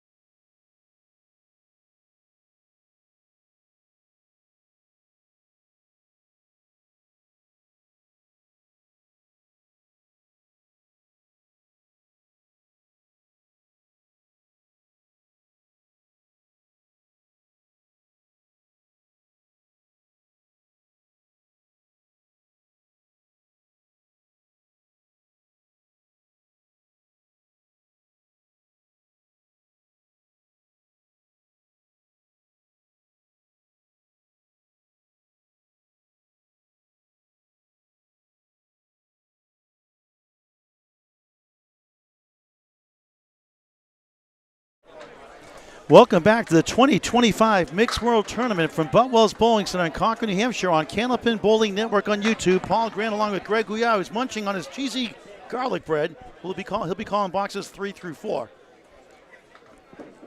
This is our 4th match of today of 10. Our 11th match overall of 23, our second day of 3. Deb Regan, veteran bowler, on the right for New England Flooring and Backsplash.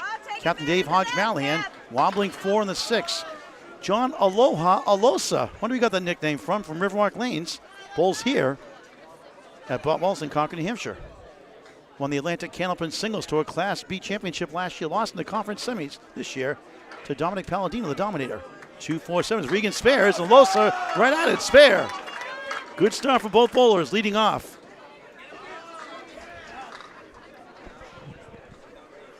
Two points for a win, 1 for a tie, nothing for a loss, obviously. 24 teams, 23 matches. Bodley, Kevin Burns have another match on Candlepin Bowling Network as well. Regan's spare is a light one, 3, 13 through 1, one-string match. Alosa, same thing, 13 through 1. You can do it, I can do it.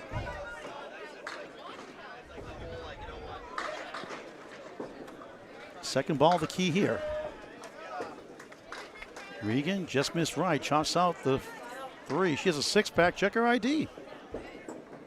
Alosa, good second ball, just missed by a smidge, but comes back for the 1, 3 in the 8. John from Concord, New Hampshire his whole life.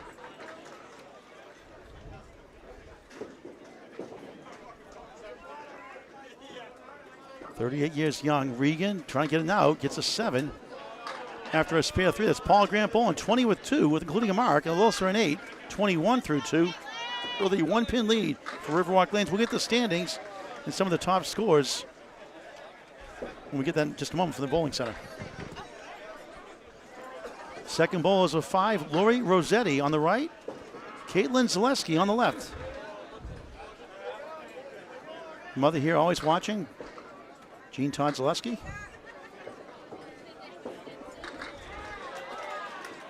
Caitlin from Haverhill, Mass, her whole life. Also Academy Lanes, Pub 125, Haverhill, Mass, but on the Riverwalk Lanes team for the Mixed Worlds. Rossetti gets 3 also. Zaleski breaks the streak of 3 for each bowler's first ball. 4 spin left, the 1-2-4-7. Lori, 122 peak average for a season. Same spot. High single of 181, not bad. High triple 390, high 5, impressed with 695. Zaleski head pin only. Lori bowled the old Woburn Bowlerdrome, now bowls Academy Lanes, Pub 125, Haverhill, Mass. And a rare 4 for her to start. That's not what you want to do. Head scratcher. Zaleski gains with a 7 over a 4. It's 28-24, first 3 boxes, one-string match. Our next match today, Academy Lanes and Harry's Allstars. Our next match, match 5 of 10 after this match. Lori trying to bounce back from that 4 and 4 and 3 balls, 5 in the first ball. Welcome to Candlepin Bowling. But off target in the head pin again. Zaleski goes right. She gets 5 also. She has the mirror side 9 pin, while Rossetti has the 8 pin in back. Lori, a 2-time Women's Internationals Team Championship winner. Good try there. 5 middle, 8 left. Part of the 2001 Canadian Candlepin Team Championship as well. Zaleski's try won't go. She gets the 9. 1, 2 in front, 5, 8 behind. Rossetti takes 1 for a 9. Just 13 through 2. Not how you start sometimes. It's how you finish. Caitlin, a 6 after a 7. Brutal. They get 13 apiece. Even Steven after all that. Slow sluggish start despite 2 spares, but 3 fills. It's just 34-33, 4 boxes in. Middle bowl is Ari Anna, she likes to call Ari Beaupre, the Tsunami's sister, Keith Beaupre. Ari Beaupre, a great bowler herself. And Brian Mayer on lane 6 for New England Flooring. He's out of South Hadley, Massachusetts, in Western Mass. Spinning right for 7. 1 goes, not a head pin, it's a fell from behind. 2 in the 7, but it is a split. as Ari gets 5. Brian, a high average for a whole season, 136. Average between 117 and 122 in his leagues. For a spare, it goes! Ari inside the pipes, 147. Brian's high single, 207. High triple, 487. A staggering high 5 of 781. Over 40 years of Candlepin bowling, nice 10, rather 9. Couldn't see that corner pin again. So 9 for Ari, 18 through 2. Correction, 9 through 1. 9 through 1.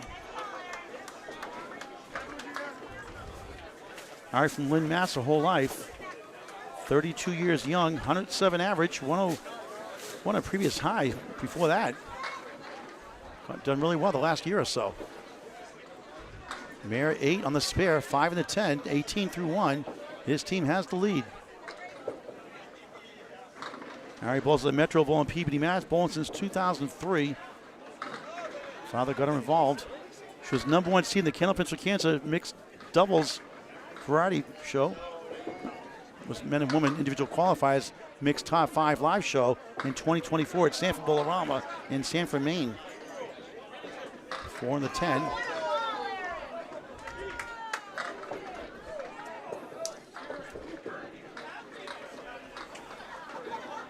Mayer in the ocean, no good. That's a 9 after a spare 8, 27 through 2.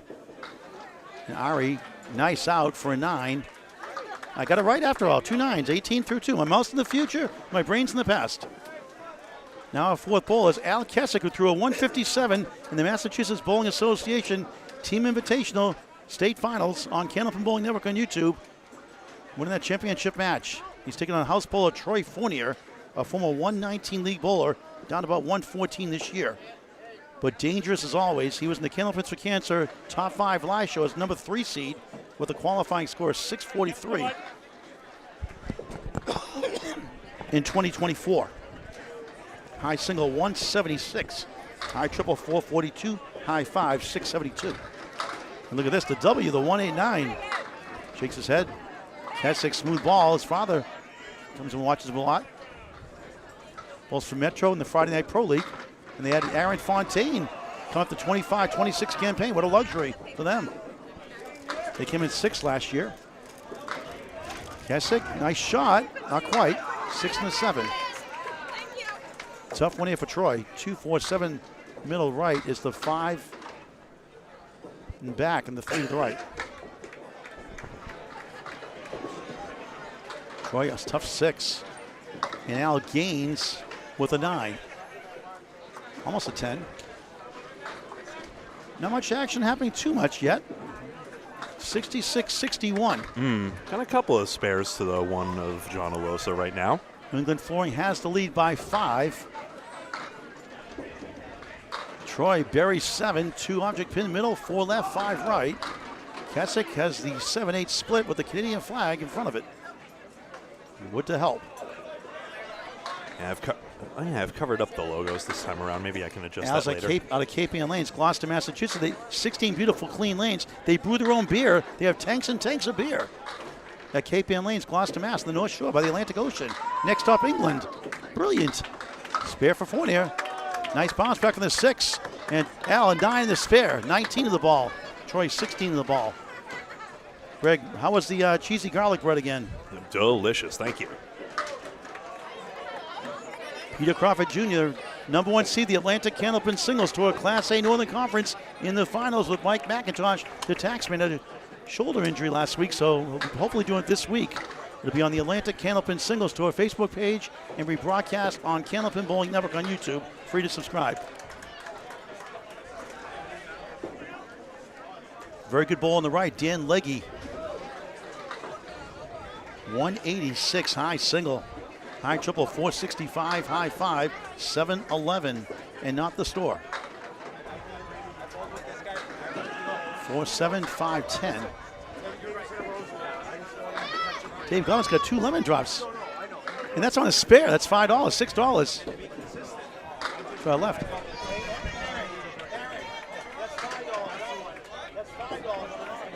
Legge's got this chance, and the 5 pin's gone. What a spare. Thanks, Greg. I was teasing Dave Godwin to get $6 in lemon drops already in 3 boxes. I didn't want to hinder your collection efforts there. 4, 5, 7, 10 by Dan Legge. It's a fun way to help a great cause. 18 families in lemon drop pools, just that alone in 3 years with 1, 5, 10, 20, a couple of $50 donations. And a bunch on the merchandise as well. Crawford at 9. Good start for Legge. We can see that one again. I think he's very underrated. He's a very good bowler. And he goes to the intersection of the wood, which propels the tender, and there's the horn. Oh, brilliant. You're going to see it coming to shop before we cut back to live. Is that a Frank Lemass? Won the very last tournament held at Fico's.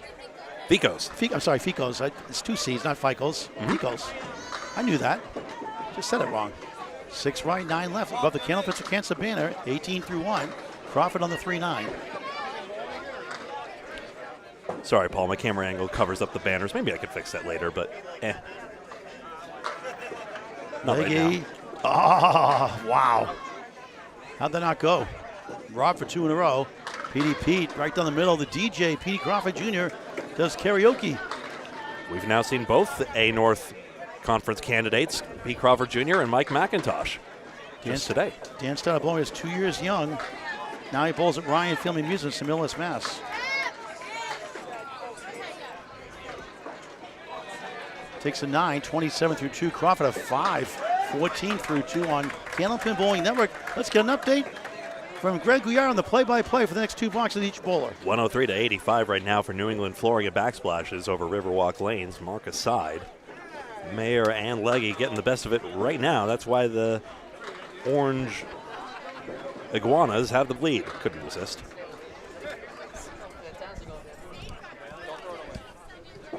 We got some standings in, Paul? Yeah, Dimitri Dallas, the better Boutwell's brother. Oh, look bowler. at this. John Olosa has a strike. Aloha, Olosa. Hello and goodbye. What you got there? Extra Lanes, Penny Lanes remain tied for first, 16 and 4. Yeah, come on. Right behind JD Seamless Gutter Balls, Riverwalk Lanes, Amesbury, Mass. Pub 125, Academy Lanes, Haverhill, Mass. The Window Source, 14 and 6, 4 teams, 2 behind first. The NAR Clones, New England Floor and Backsplash, Stars and Strikes, South Paris, Maine. High Rollers, Hanwell Health and Wellness, 12 and 8. And a surprise, Team Holbrook, 10 and 10 with Huff Power Sports, Harry's Allstars, Academy Lanes, Central Park Lanes, Underrated and Overlooked, and Hammer Barn.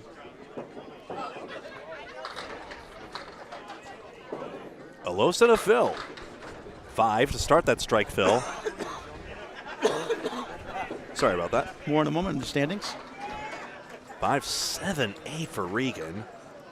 Tough break. John's try. Outside on the head pin, all the way around everything. Great guy here. John Alosta is running some tournaments here. Very supportive of Candlepins for Cancer. Hosting a Boutwell's match here, July 19th. Coverage on YouTube on Candlepin Bowling Network. I believe that's a 10-stringer. And Regan stomps. She wanted that one. Has the chance to gain here. 6 fill, 6 box for Alosa. And she will, +3. Pinning leads to winning. Stronger Together, Goon Squad, Skinner's Bowling, Ball Repair, Patriot Paving, all 6 and 14 at 4 and 16. Drywall Concepts, after losing all the matches yesterday, and are 4 and 16 with 1-7-10 Hurricanes. And that's a surprise there. Drywall Concepts, one of the better teams in the tournament, but not this year so far. And Marquardt Ford got off the schneid with the win early today. They're 2 and 18. Lori Rossetti and Caitlin Zaleski. Lori Rossetti averaged 101 yesterday. Deb Regan 104. Dave Mallahan 106. Brian Mayer 102. And Tim Hazer 122. I'll try and get the rest there. These are just the 5 that they have on the main roster. That's why I don't have exactly what we're after. I've got the standings here if you need that too. Just a couple out for Rossetti. If you're able to, Yep. I suppose they might be more up-to-date averages. Well, let me just see. Chris Merrill, 127 for the men. Josh Daly, 126. Jeff Surratt, who's in the third at 124. Had a great string just then. Third ball's coming up for each. I'm just going to stop watching my videos and half Worcester shots. Team totals: Exeter Lane 632, JD Seamless Gutter Balls 617, and our clone 612. And keep in mind, some of these average bowlers are, some of the lady bowlers, 100 or so. So you're not going to get some of those 120 bowlers in every team. There's the out.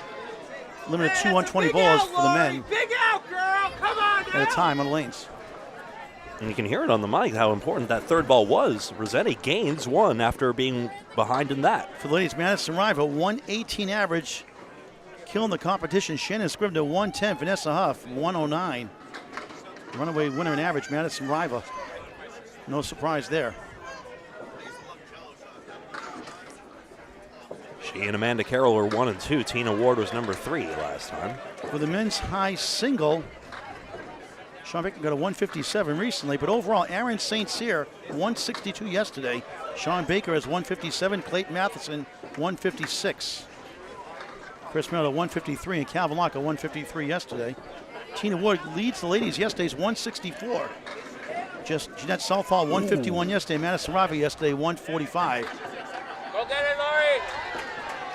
Rossetti a chance here, 5-pin only.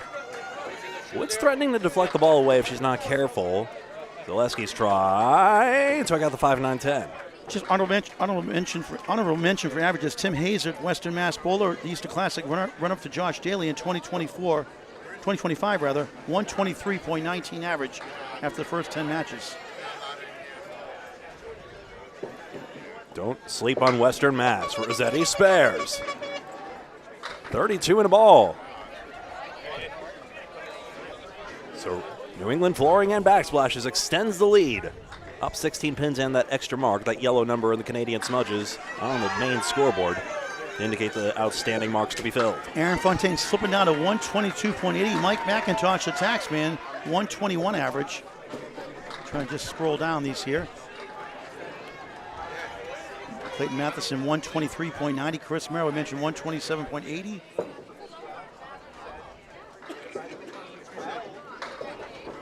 Beaupre gets 5 out on this one, 3 and 2 split. Brian Mayer.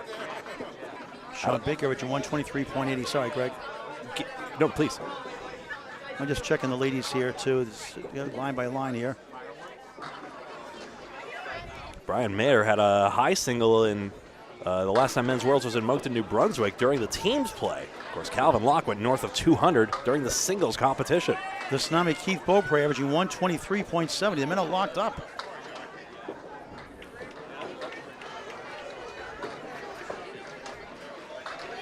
But I don't think Keith Beaupre has ever been a number 1 seed. And obviously, he's won some Candlepins for Cancel Ladders, but Ari Beaupre has.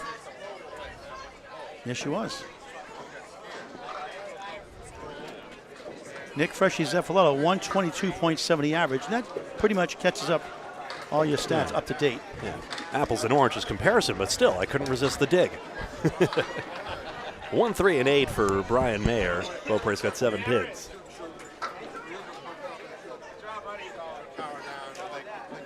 And 3 pins out for Beaupre.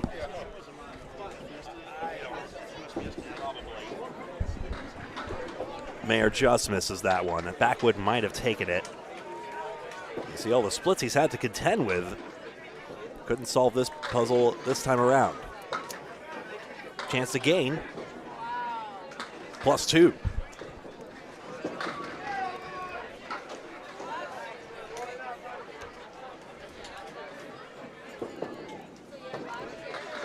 Al Kessick. One day I'm going to load up the scoreboards the right way. Yep, there we go. Al Kessick, 19 and a ball. Al Kessick Sr., I believe, nicknamed Iceman.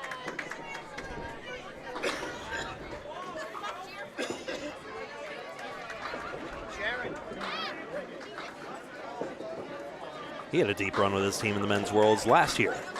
He was at Leda Lanes, Nashua.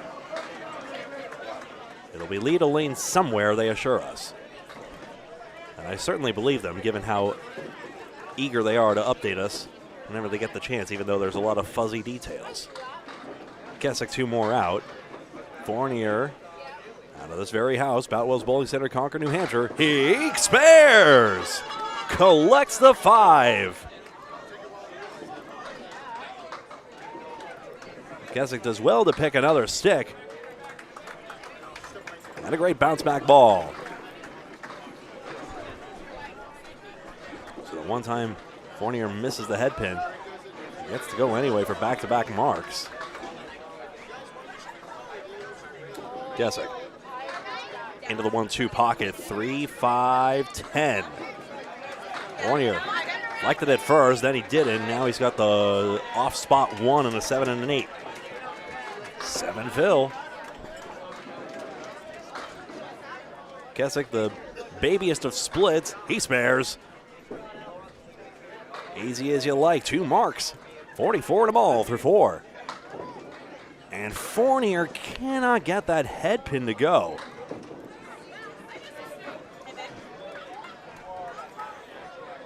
Good to see you, Nico. We are running through from match 7.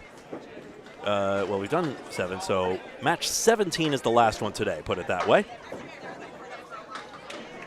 This will be an 8-box, and now Riverwalk's the one gaining pins. Riverwalk Lanes in Amesbury, Massachusetts.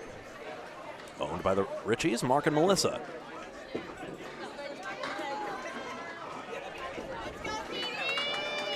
If they had more than 8 lanes, and that's just the way it is. However, you got to support all houses, big and small. It's the quality of house that could have hosted a tournament this big. But 24 teams here. We're here at Boutwell's Bowling Center. Those 24 lanes are packed up. No breakdown pair, no problem for the Dellis family, who does a great job as always. Pete Crawford Jr., DJ Petey Pete, 4-7-10, and a split. Crawford's left shoulder has been bothering him recently, so while that is his balancing shoulder, it's still a little tough to fight through it. But he is. Leggy 3 for 3 on the head pin.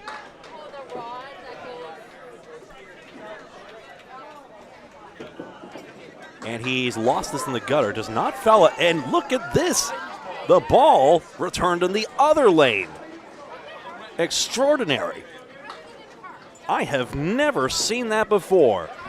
The ball caromed out of lane 5 and landed in lane 6. And we're going to get a replay of that with that ball retrieval right now. Watch this. That most certainly is a purple ball going down and a purple ball coming back.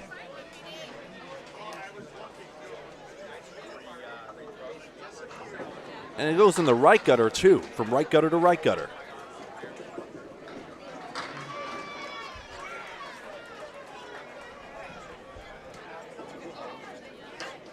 Crawford stubs it off the cap. So Leggy does gain after that adventure. 9-box versus 8.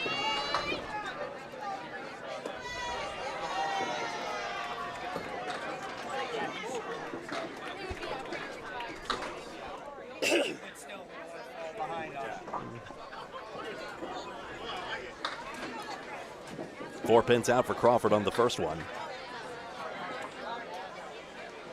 Leggy's been 3 for 3 on the head pin, not this time.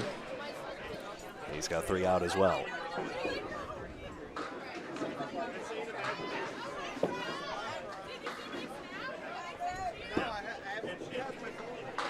And a great comebacker. Dan Leggy gets a spare. No head pin, no problem. It's one or the other with him. He gets a 9-box. Did I hit the button in time?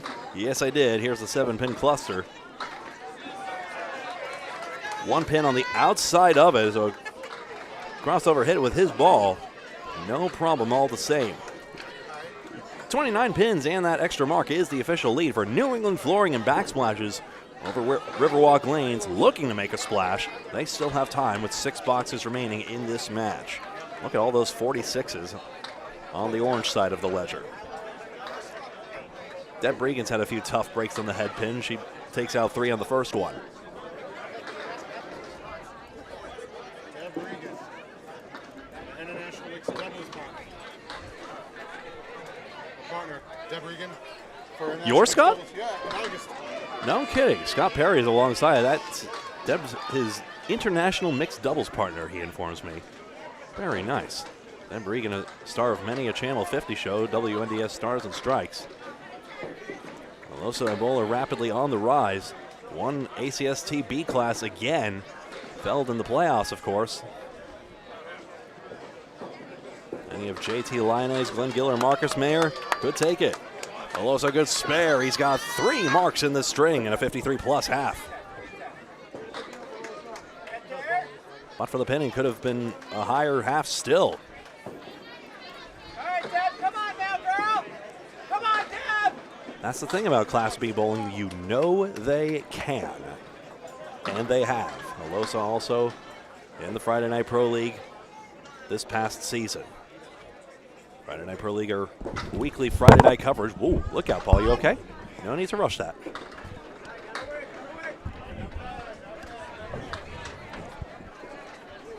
Alosa to Phil. Uh-oh. Oh, goodness gracious. 2 Phil. 55 at the half. Harsh outcome for a 3-mark showing.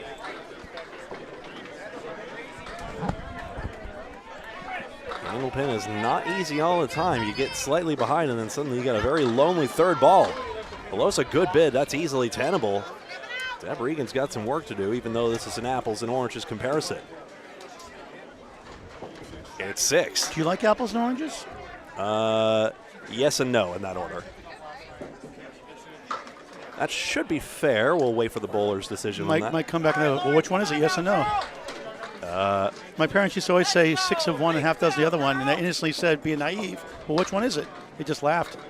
I was serious. I didn't know. It is indeed a $10 for Alosa, as I thought it was. And, yeah, no, oranges just have a strange texture. Whenever I got oranges at the soccer games, I wasn't terribly enthused about them, to be honest with you. Galen Zaleski and Lori Rossetti. That would be my other. Oh, hold on just a second. Who have we?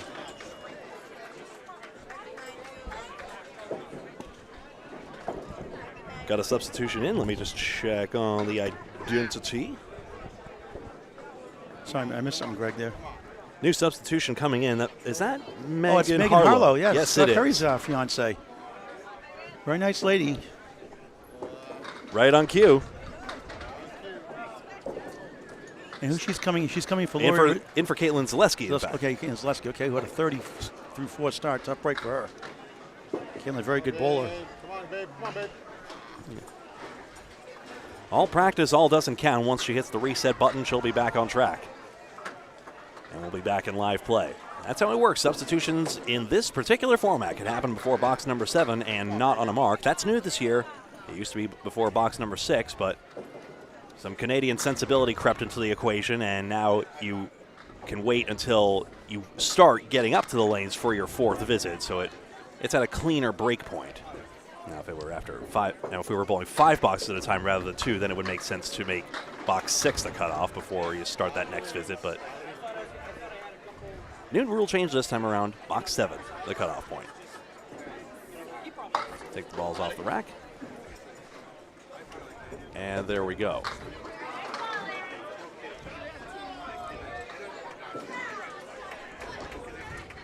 And a little discussion here. I thought I saw 2 sets of balls coming off the rack. We'll wait to see. But the only other possibility you could put in is Sharon Britton if you wanted to swap both women around. Should get an index. Index book. Those help a lot. Maximum 6 practice balls permitted as you substitute in. Round robin format, 23 matches across this entire weekend. 7 yesterday, 10 today. 7 yesterday, 10 today. Probably 6 tomorrow unless there's overtime and 1 string showdown. But with that handshake and the reset, we're back in. Megan Harlow versus Lori Rossetti, who's now filling the spare.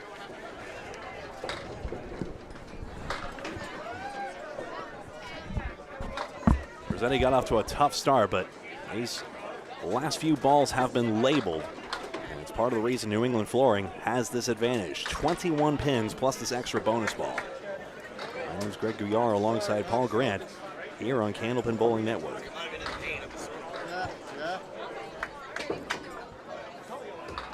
Rossetti in there. That stomp probably helped things. 7 Phil. 39 through 4. Arlo starts on target, gets a tough split. Thank you. Something to work 4, 6, and 10 in her first ball of the string. No. We'll watch that flattening wood there. Rossetti spares again, back to back.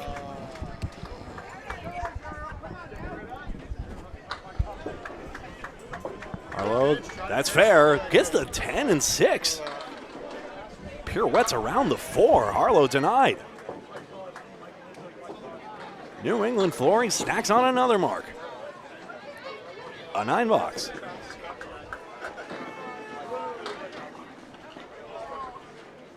Rossetti's always got that bounce in her step as she delivers the ball. And those pins are just going to bounce on out of there. So a 2-mark half. And a chance to pile on now, 29 plus. This is their lead. Gets away just 1, but a 50 half.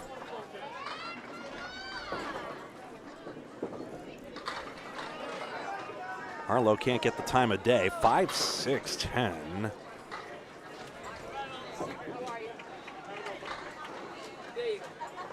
Corey, 2-pin. Where's it going? Goodness. 1, 2, 4, 10.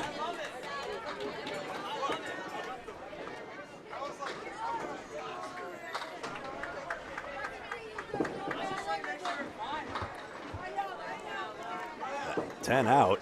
Great recovery. And Rossetti plus 2. I have to give her some TV time.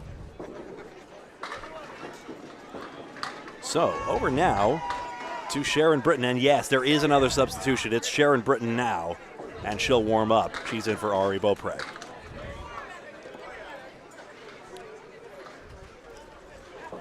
Just like both Beaupres are in, both Britton siblings are in. She's the daughter of the coach, Lane Britton, of the Atlantic Candlepin Singles Tour. Didn't bowl last year. Bring back the coach to Class C.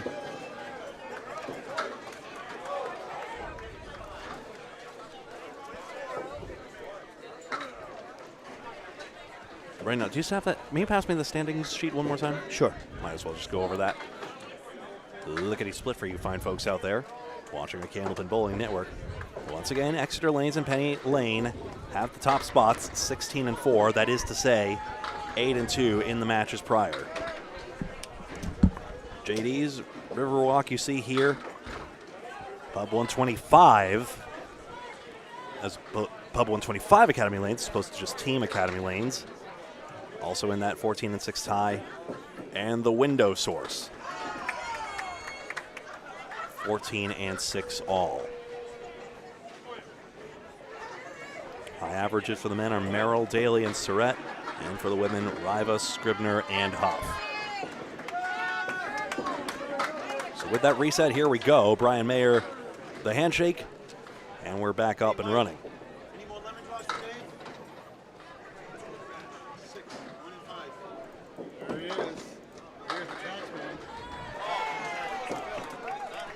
I know, it's $5, $6. Center column indicates the headpin hits. Brian Mayer with 3 headpin splits, ergo the red bricks.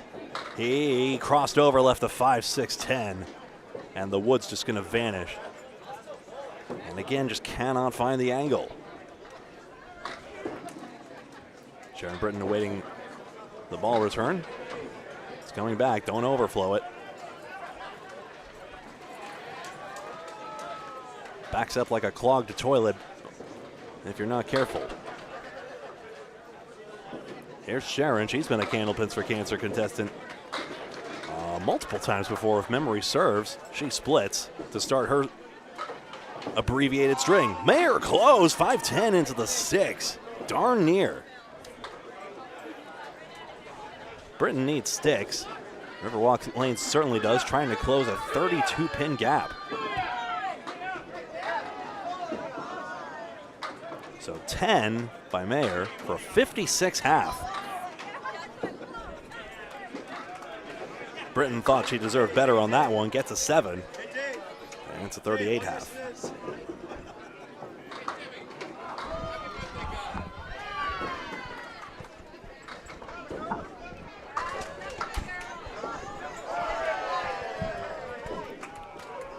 Wi-Fi's been working pretty good lately, Greg, huh? That glitch in the Yeah. second match today. We lost most of that string. So good. Mayer still cannot get a good break. Britain's got a better one, bundle of 5. And yeah, Boutwell's team, thank you so much for all your support with that. We're using the Wi-Fi for the weirdest possible reason. We appreciate it. And Britain cannot get back to the 5 and 8. Twice Sharon from the Candlepin to cancel ladies scratch finals. Lost to Madison River and lost a heartbreak of 1 pin to Sonia Johnson, both on Candlepin Bowling Network on YouTube. Free to subscribe. She could gain here, gains 1 in the end. 8 takes 7. And is still with 24 boxes left in this match. Let's pause 8.1 seconds for station identification from the soothing sounds of Greg Gouillart. Candlepin Bowling Network is on Facebook and YouTube. My name's Greg Gouillart. That's Paul Grant. Please like the video by hitting the thumbs up button, whatever platform or this platform you're logged into on, and like, follow, and subscribe so that you're always in the know about the latest Candlepin content. Amazing, over 2,000 videos. Close to 5,000 subscribers by the end of the year. Help us out. Tell your friends and family. It's free. Why not? Watch them on YouTube forever. Most of them by that guy, probably a modern-day Jack Monsey, if there is such an analog. 5-7-8 for Fournier and 4-5-7 for Kessick. You get like Al's better with the wood, I guess. Yeah. It's one of those moments where we're just nervously watching on like maybe someone could show us a shot. That's close! Fournier! Holy smokes! That nearly came off the sidewall and took out the 8. Kessick. Perfectly sensible shot. Gets no love off the wall. Hard fought 10 by Fournier. Troy has 56 at the half, and Al has a 60 half with those 2 marks. This is how close Troy came. As the usual cross-lane delivery and a skinny slice off that 5. The teeniest, tiniest. Thought he was going to get there. 2-4-7.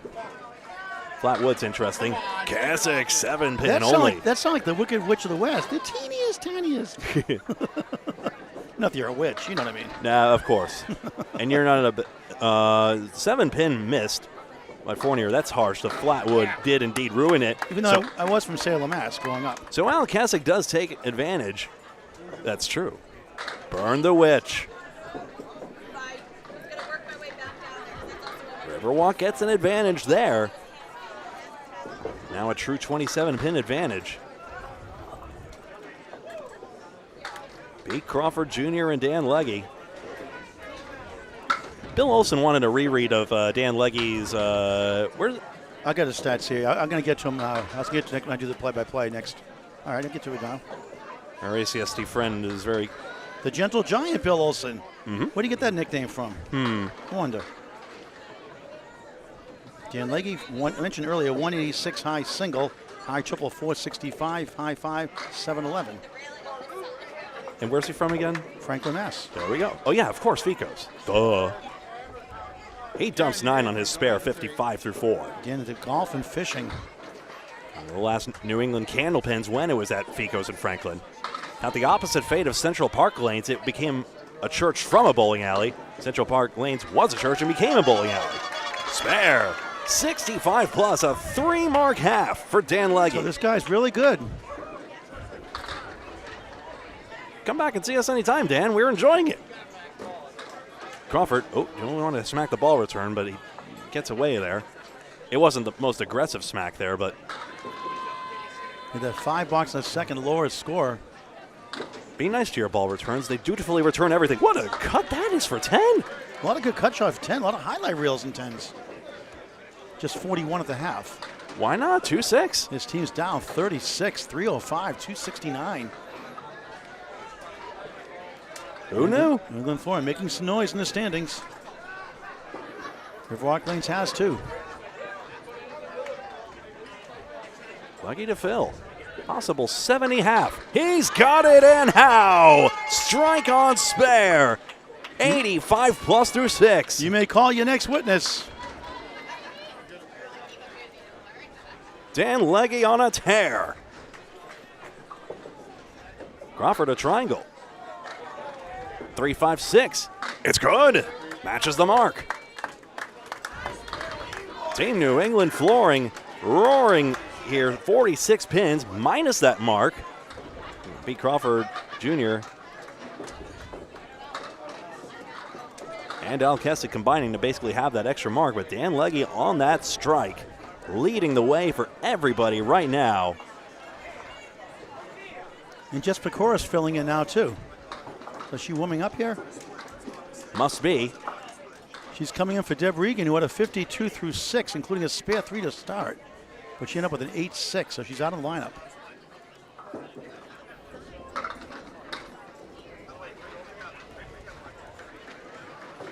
So you see that asterisk light up there. That's indicating substitution. New England Flooring has a good rotation here, but they're going to make a change here.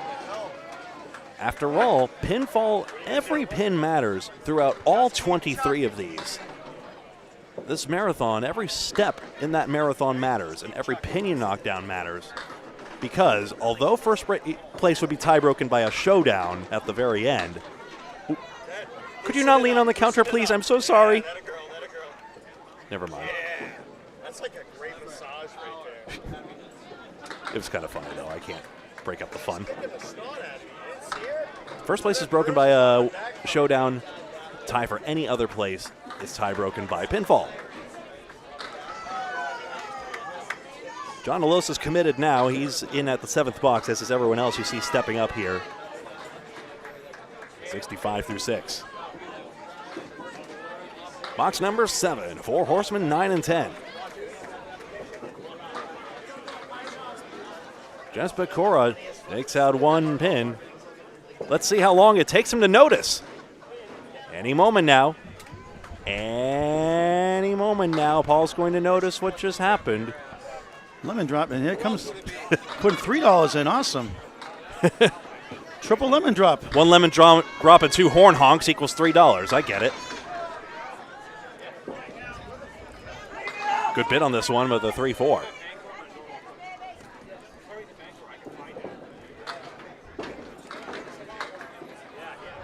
That's a good out for 9. But Pecora equal to the task. 9 and 9. Pretty much a runaway match here for 334. When a match becomes this much of a runaway, you just wonder how much higher you can go. Dan Legge, the great story of this one, 85 plus 2 through 6. How big a game is he about to have? High singles are both in the 160s. Both Erin St. Cyr and Tina Ward, respectively, hold those so far to this point in the tournament. Alosa the check mark left. Just 40 years young from Methuen, Mass. Richard Revere, 103 average, 105 her best year, 153 high single, high triple 379, high 584. Alosa's bumping his style like so many bowlers disappointed with their shot too, but it was a pretty good one. Just born about 14 years, friends got her involved. She won Ladies Internationals last year in 2024. Be right here at Boutwell's Bowling Center in Concord, New Hampshire, August 1st, 2nd, and 3rd, sponsored by Candlepin for Cancer, and it'll be on Candlepin Bowling Network on YouTube. Greg. 10 takes 7. Alosa, coming through. Takes 3 more pins and shaves the lead somewhat. If that kept happening, Riverwalk lanes will be back in this. Time is beginning to run out, but it has not run out. Megan Harlow, born in Hopkinton, New Hampshire, now in Henniker, New Hampshire. 39 years old, 100 average, 105 her best year. 151 high single, high triple 370, high 604. Scott Perry, her dearest, watching on with interest. Remember, she substituted in partway through. That score is not entirely hers. Mother got involved. Comes watch a lot of her matches. Close here with the 1-8-9. See a head pin, okay. Now she can get 10. Rossetti can too, but she can also make this. She'll probably try to play between the wood. She does. She spares. Rossetti has her 3rd mark. Conjunction, junction, what's your function? And it's a 2-pin pickup on the spot. They're from Drake, Mass. Originally Burlington, Mass. Having a fine string. in a sense with that mark. Was that one for a lemon drop, by the way? No. Ooh. She had a 4-box Corner- to start. Corner pin, I'm afraid.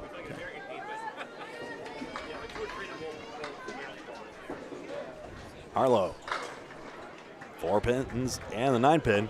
Scott Perry wanted me to call one of his matches, but sorry, I got her instead. Oh. Well, when you speak of the devil, and you're speaking of that subject,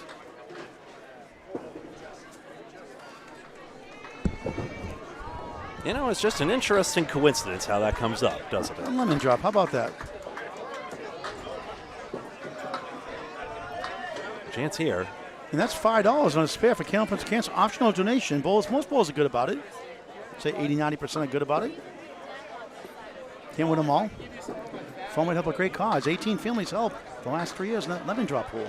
All The righty. second pin left, second right, the 4, the 6 on your first ball. So Harlow gets 9. Rossetti, good out with the same 9. That was an important third ball there. New England Flooring couldn't afford to lose pins like that, but again, Rossetti, and I saw her do this at Exeter as well, just has a penchant for getting out on that third ball in a big way.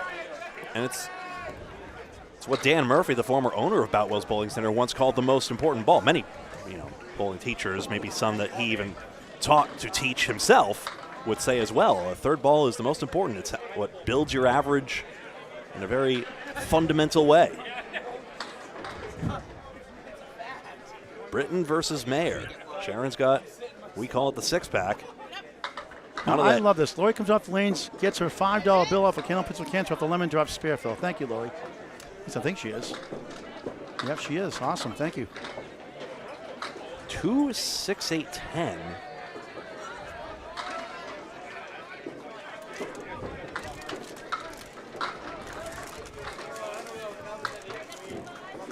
Sharon's out for 8. Pruitt away has used the right wood. Thank you, Lori. And a matching 8. Another $5 for Candlepin Cancer for the lemon drop pool. Thank you, Lori Rossetti. Got to make sure this wire doesn't trip anything. We're all God good. loves a cheerful giver. Not compelled. Don't want to keep out of compulsion. Thank you. Do it because you want to do it, not because you have to do it. Sharon Britton, 7, 8, 10. 4 pins out by Mayer. Next match, Academy Lanes and Harry's All-Stars next on Candlepin Bowling Network. One of my regrets is that I'm not able to, we've done a good job between us, but it's so hard to pull up the bowler statistics because the team statistics aren't, you only get 5 bowlers underneath the team heading, and then the rest of the substitutes are just sort of all mushed in there. And that's one of the limitations of the old CompuScore system, even though I have such a nostalgia for it. Britain's try somehow didn't get to the 7-8. But I do love semi-automatic scoring, tell you what. If I had a favorite scoring system, it's actually the one at Needham Bowl Away. They have their own scoring software that teaches everything so well, a little mouse pad you use to score it yourself, and then it's basically you're learning scoring and scoring for yourself all at the same time. It's kind of nice. And it combines the pin spotting technology as well, so it's just a really all-around good system. Wish they'd license it, but that's a time sink and a half if they tried. That aside, back to Concord, New Hampshire, in this spot here, Al Kessick on his 3rd mark. Troy Fournier's had a couple. He's had a solid string in his own right with that 2-mark half. I'm going to let you finish up the string, Greg, okay? Yeah, my pleasure. Pacing myself for the weekend. You always do a great job anyway. The Iceman cometh. He's got the 7 and 8 and wood right in front of it, so that's a very deceptive-looking split brick he's going to get. On screen, Fournier, 2-4-6. No relation to Brian Fournier, who Steve Reno Sr. name-dropped earlier in that great interview. And they gave $500 to raffles and stuff from donations to the bowlers at Ryan's Hillis. We'll see where Kessick played that. Cut shot close for Fournier, and another near miss for him.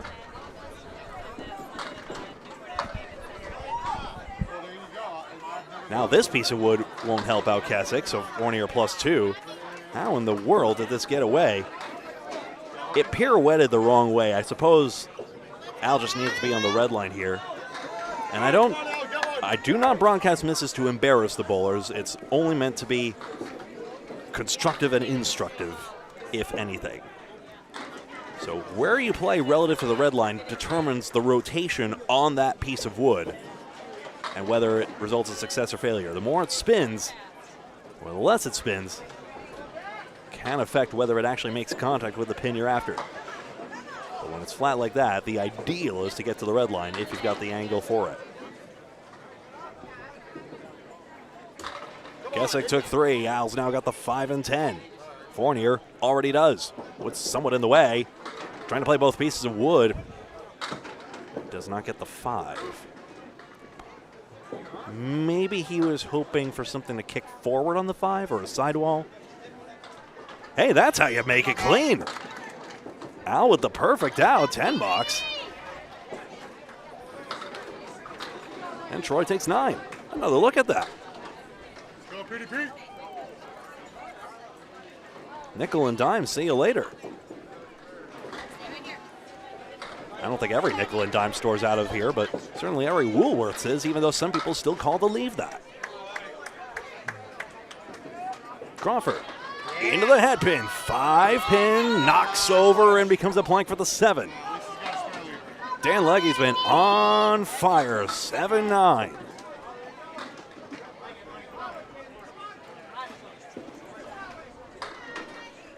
Both with a good chance here. Crawford 9 fill. And another spare. Riverwalk needs this one. Legge, don't concuss yourself. It wasn't that bad of a bid, but does not get either pin. Phil is 8. Maybe wanted one more stick on the strike. Now he gets one in this box. 9 box gives him 102 through 7. 37 pins, minus a mark for Riverwalk, which I believe means the lead has been dribbling down for New England Flooring, but still. They haven't been getting much of a backsplash here after building this lead.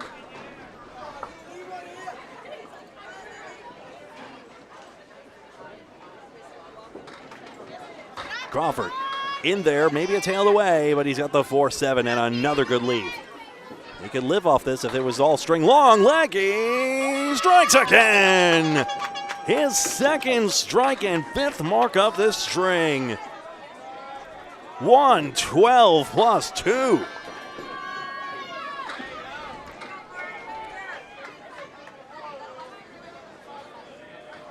If he just keeps going that way, there's no chance for Riverwalk to come back. Crawford, excuse me, 7 pin? What happened there? He's got a 9 box. Don't hit that button until you're sure, buddy. He will not get that spare.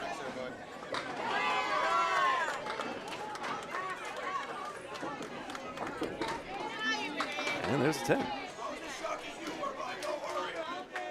Feel free to look, just don't touch. And we'll get back to the top of the order here with a functioning scoreboard. That's how it should look. 423 to 394. 1 extra mark for New England Flooring and backsplashes. Dan Legge, 112 plus 2. The big reason why this is what it is. Jess Cora starts with 3 pins out. John Alosa tips the 10. Riverwalk needs all the help they can get. They do still have the racetrack. Do not count them out just yet, even though this is quite a gap to overcome. Pecora needs some sticks now. Don't want to gain on 2 fronts. Alosa gains in 1. That's a spare. In the 9th, his 4th mark of the string. Solid effort for him. I believe he had a 107 average yesterday, but doing much, much better here. He gains 3 pins, and now Riverwalk Lanes is down to a 26-pin deficit. Watch this space. It's not over yet.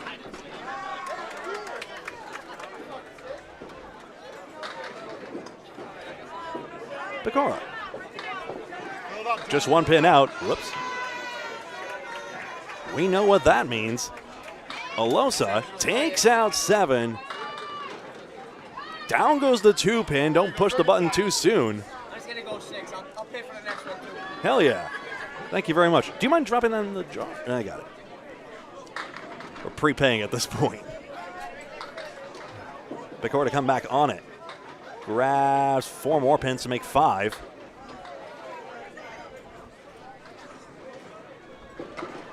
John Olosa, a big chance. He's left of target, though. Ooh, how close that was. So, we still have the strike response to come from Dan Legge. +2 to Riverwalk again. New England flooring and backsplashes. Remember, that's apples to oranges, but 2 pins gained in that exchange. But the real question will be how the Riverwalk women do. Harlow and Britton.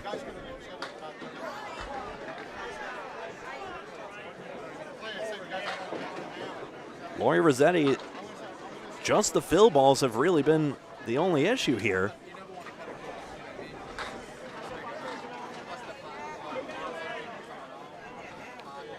She'll stand, bounce, and deliver.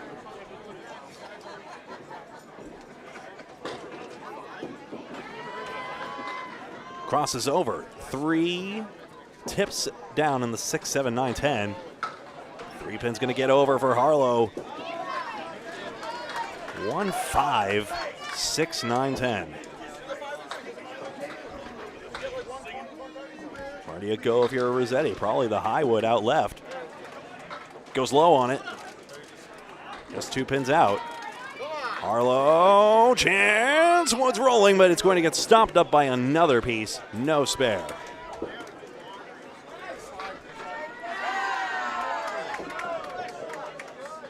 Candlepin is such a brutal game. Not nearly all of Rossetti's shots have been bad, but when just one little thing goes wrong in a frame, suddenly the whole score gets set back. Still, though, she's gaining 16 pins against a player slot, remember, that has not been held by Megan Harlow throughout. Riverwalk swapped has shown off all 4 of their ladies on the roster in this match. 16 plus a strike for New England flooring and backsplashes, excuse me. Rossetti gets 4. Harlow catches a piece of this and has the diamond. Thin hit first time is fine. You just need a really solid hit now to take out this cluster of 4. Rossetti onto the head pin. 4 wiggles. Harlow too far left. 6 boxes remain after this one for Riverwalk to close this gap. That starts to become quite a tall task, especially when you get no quarter like that. The lead is now 17 plus Legge's strike. Can you really expect him to slow down? It kind of has to happen for Team Riverwalk to have a chance in this match. Remember, 2 points to the winner of each string. And 1 for a tie simply if it remains that. I don't think I saw any odd numbers in the standings, though. I don't think anyone's tied a match, if I remember it correctly. Brian Mayer's stuck in double digits because of all the splits. See? So it's tough to make an adjustment because it is possible the lanes could play slightly differently. But as it is, he's having to fight for every pin. And now he's got the 3, 4, 6. Hey, one of the benefits of having your bowling streamed, you could see the robbery. You could get the video evidence. Show the bowling police. Britton wishes that wood would roll, but it just teeters end to end and goes nowhere.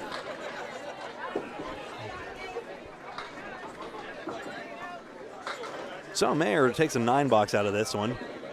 That's fine for him. Britton gains a pin. 5 boxes now. It may all fall on Kessick and Crawford, but Britton has one more chance now. Plus Mayer seems way, way overdue, don't you think? He's got his head pin, and he's got his best look of the string by far. 2-4-7. Sharon desperately wishing that 7 would drop. Don't give up on it yet. Wood came all the way forward, and then it rolls slightly back. Does that give her any play at this? 6-7-10. Mayer chops the 2-pin, and that's just how it's going for him today. Sharon kicks a piece of wood all the way across that would have made the 8.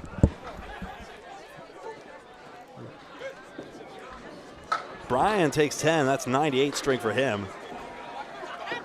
And Sharon, 82, afraid to say. But remember, that's not all her either. Sorry, I need to put the asterisk there. Excuse me. So, Lori Rossetti did her work, 99. Best women's score among the bunch. Now the men to finish it out. 16 pins plus the leggy strike. Fournier first. He's been stymied a few times on his splits.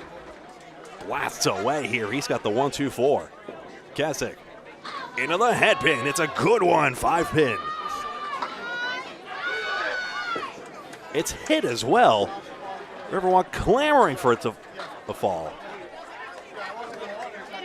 Fournier overthrown. Kasich's chance. Off target, but that's good news for New England Flooring. So that's good news for New England Flooring, I should say. Who was that? That was Blanca Gacharna making that 3-4-6-7. Goodness. On the adjoining lanes. 15 pins plus a strike. If Kasich and Crawford mark out, there's still an opportunity. It'd be mark out versus not. It could happen.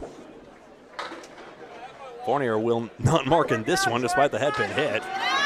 Kasich close. 7-pin gets over for a strike. Now Kasich strikes in the 10th. Hold all tickets. It's not over yet.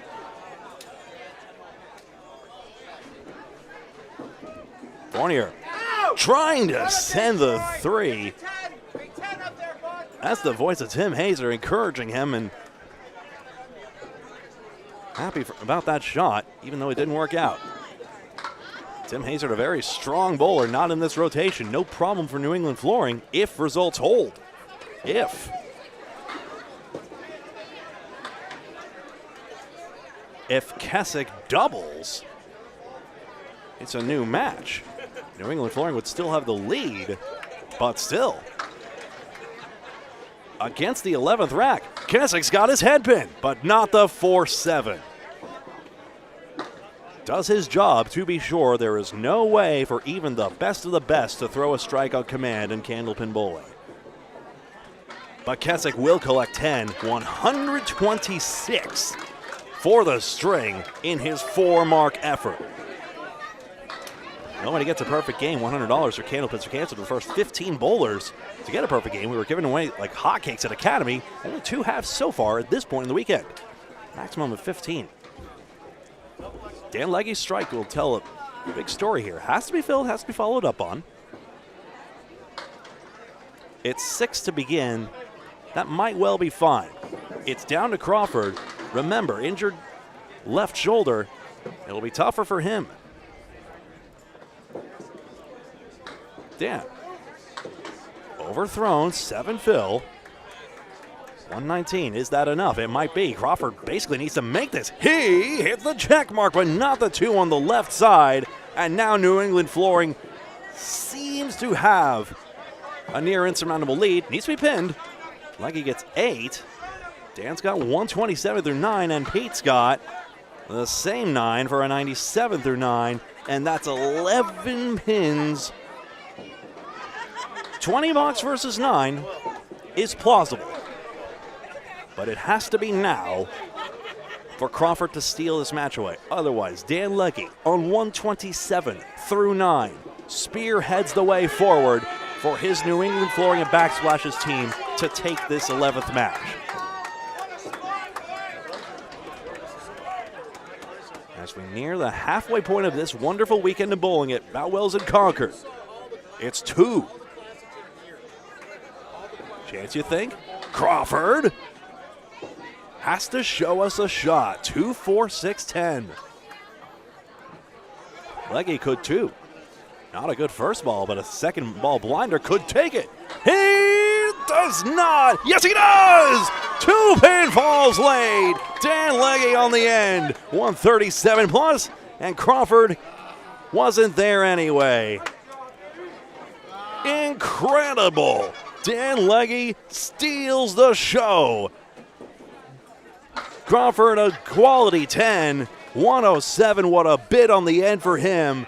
But New England Flooring and Backsplashes defeat Riverwalk Lanes in this one. How high will Dan go? The fill is 10. Of course it is. 147 snookers them. 21 pin victory officially for New England Flooring and Backsplashes. Take a look here. Wow. Well, for a match that was all New England Flooring, it got climactic towards the end quickly. Al Kessick 126 with that 20 box on the end. So crucial. But in the end, it ends up being a rather comfortable victory, comfortable-looking victory for New England Flooring and Backsplashes. They won by 3 marks. Pinning was basically even. Head pins were exactly even by my count, 25 apiece, so 50-50 on that for the 2 teams. Incredible showing. And match number 12 of 23 will be here in just a moment, lanes 5 and 6. Looks like the movement's happening now, so it doesn't look like it'll take too long. We'll have the details when we return. Please stay tuned. We appreciate it.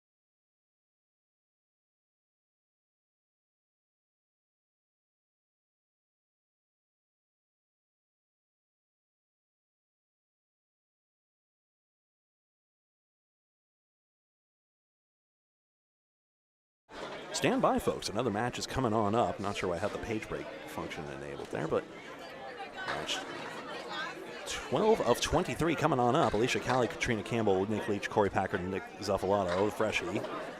Sage Johnson, Tina Ward, Billy Shiner Sr., Jonathan Boudreau, and John Winchell, Harry's All-Stars, again on our stream. We'll see them in just a moment.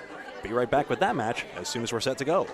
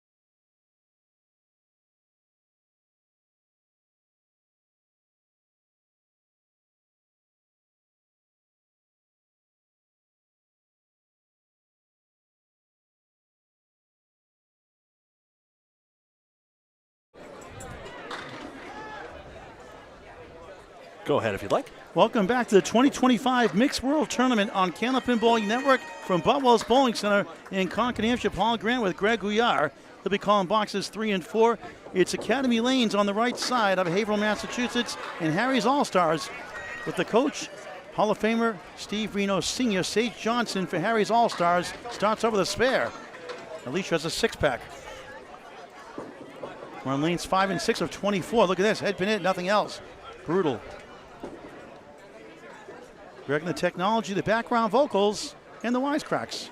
Wise guy. Smart guy. Very smart, indeed. Alicia, tough 5. That's just wrong. Hit the head pin, nothing to show for it, then that. Sage 5-pin lead just like that, out of the gate, plus a ball. The quiet Johnson, the family. Just had a birthday in June. Just 23 years young, a bright future, 106 average out of Exeter Lane, Shooter Sports for Exeter, New Hampshire. And this is Exeter, New Hampshire. 4, 8, 10 left to right, 17 through 1. 1 string match, 2 points a win per string, 1 for a tie. Our middle match today, 5 of 10. 6 more tomorrow, 9 o'clock Eastern, 10 o'clock Atlantic, and those in Newfoundland, 10:30 a.m. Sage clips out the 8. Alicia Cali trying to track down the 1, 3, 6, 10, 4 horseman right on lane 5. She nails it. Mother Sheila here in attendance, watching, always follows her. 42-year-old, a good start there. After the 5, making up for it. That's how you do it. 15 the ball, and Sage an 8, 25 through 2. Early 10-pin lead minus the ball. The Harry's All-Stars. We got standings here in just a moment. Sole possession of first place, Exeter Lanes. Penny Lane now in second with the Window Source at 16-6. The rest bunched up at 14-8. JD Seamless Gutter Balls, Narclones, New England Flooring and Backsplash, Pub 125 Academy Lanes, Riverwalk Lanes, Amesbury, Mass, and High Rollers, Hanwell Health and Wellness at 14-8. At 12-10, Team Holbrook. Harry's All-Stars here, Academy Lanes, Stars and Strikes, South Paris, Maine, Central Park Great Lanes, shot, East Boston, Spare. Mass. Thank you, Greg. Hammer Barn 12-10. Mere hours after Steve Reno sings her praises, Tina Ward starting spare. And Katrina Kim will do some broadcasting during this match, Nice. like last year. She got a kick out of that one. Takes Nate. Other standings right now, Huff Power Sports under 500 now, 10-12 with underrated and overlooked. Goon Squad 8-14 at 6-16. Goon Squad, Stronger Together. Drywall Concepts much better today, winning 3 out of 4 after being 0 for 7 yesterday. Skinner's Bowling Repair 6-16, and Patriot Paving at 4-10. The 1-7-10 Hurricanes, and at 2-20 Marquardt Ford of Holyoke, Massachusetts, in Western Mass. Campbell at 8 to start. Tina Wood on a spare. 6, 16 through 1. 1, 2, 4, and the 8 above the Candlepins. The Cancer Banner sponsoring $1,000 to the prize fund. And the $100 perfect game pool for the first 15. Only 2 so far, unusual. $100 for each perfect game. Diamond Oh, Dustin look at that for Academy. Katrina Campbell, almost. 2 tough splits for her, just can't overcome. Tina missed for a 9, 25 through 2. So her and Sage with 25-25, like Zager and Evans in the year 25-25. Number 1 song for several weeks in the Billboard Top 100. This is Katrina how, Campbell 10, 18 through 2. Greg. yeah, and that's how close Campbell came. Front pin's always the toughest one on a leave like that.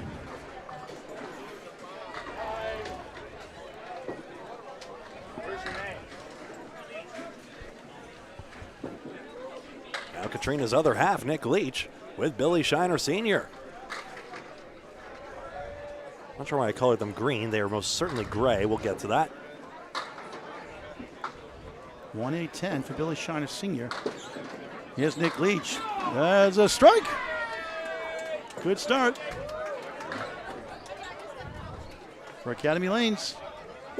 Shiner off target there, got the 8, leaves with the 1 and the 10. And now, after 6:32 for Exeter Lanes for the top score in the tournament, as Shiner gets Nate.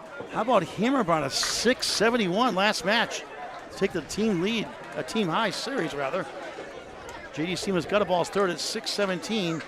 Men's high average, high single, Joey Hutchinson takes over Aaron St. Cyr's 162. He gets a 165. Whoa. Sean Baker 157. Honorable mention, Aaron St. Cyr, the rock star, Chris Merrill 153 and Calvin Locke 153 yesterday. And also double strike for Nick Leach. Almost. Chris Merrill 126 average. Josh Daly also 126. Jeff Surratt, Aaron Fontaine 124 each average-wise. Leach got up with the wood. Spare on strike. 20 through 1. Somehow. 30 in the ball through 2. For ladies, Tina Wood, you just saw a moment ago, 164 leads ladies high single. Jeanette Salfall 151. Madison Rival 145. Last match, Sam Halloran had a 137. Sonia Johnston a 126. Steph Miller had a 126. Top average for ladies, Madison Rival at 116. Coming down a little bit, still a great average. Shannon Scribner 110. Tina Wood 109 with Vanessa Huff. And you're up to date. Jonathan Biddorf coming off a shoulder injury last year, getting back into the game for Harry's All-Stars. Part of that championship team, Exeter Lanes. Although he couldn't bowl the second half of the year. On the 3-9. Corey Packard, 3-time world champion out of Academy Lanes.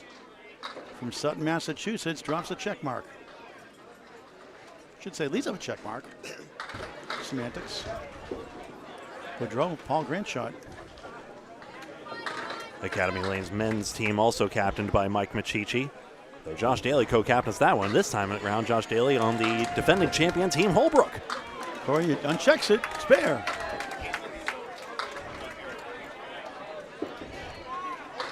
Woodrow, nice out for an 8. He'll take that any day. Corey, 195 high single, 117 league average, 455 high triple, high 5. He has either 737 or 738. We'll call it 737.5. Multiple state titles, class act on and off the lanes. 54 years young. Jonathan slams 8, 3 in the 6.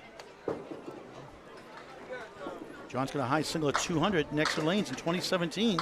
Peak average for a season 131 is Packard on the Eagle 4, 14 through 1. Given we've already seen one, I'm overclocked, aren't I? Given we've already seen one Canadian in the match, I should explain the notation. First this. Jonathan tough breaking the object pin. Everything's American standard notation, vertical notation, except that the center column notes head pin hits with the yellow bricks or red bricks if they're splits.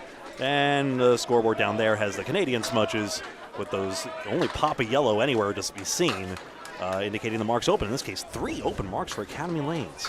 Jonathan, part of the 2016 World Team Tournament Championship with Lucky Strike, takes 8 teams always in the running.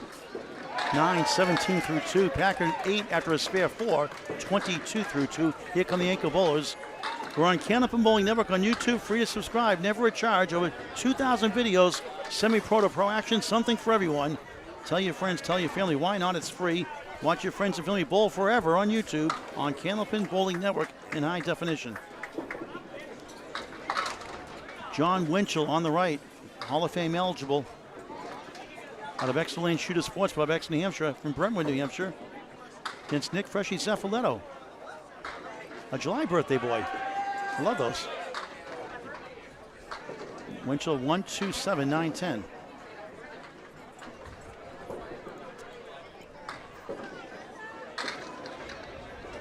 Freshie slips, stays behind the foul line, and gets 7, not bad. It's a great result, never mind what led up to it. You should try that style more often, right? You won't get a lemon drop or a half Worcester or a spread eagle. 2 middle, 4 left, 5 right. Tough one here for Winchell. Makes it look easy and almost got it. The ball rolls right by the 9. Wow. You know what I'm noticing? Freshie doesn't have his usual towel. Usually he lays a towel at the back of the approach, usually to pick either his starting spot or maybe just for his own sake. He doesn't have it this time. He needs a Candlepin cancer towel made by Kim Baker. Interesting. And look at that Oreo cookie time. Middle stuff. Winchell, 51 years young. 124 high average for a season with a high single of 3 times at 190. High triple 467. High 5 744. Bowling Candlepin for 50 years now.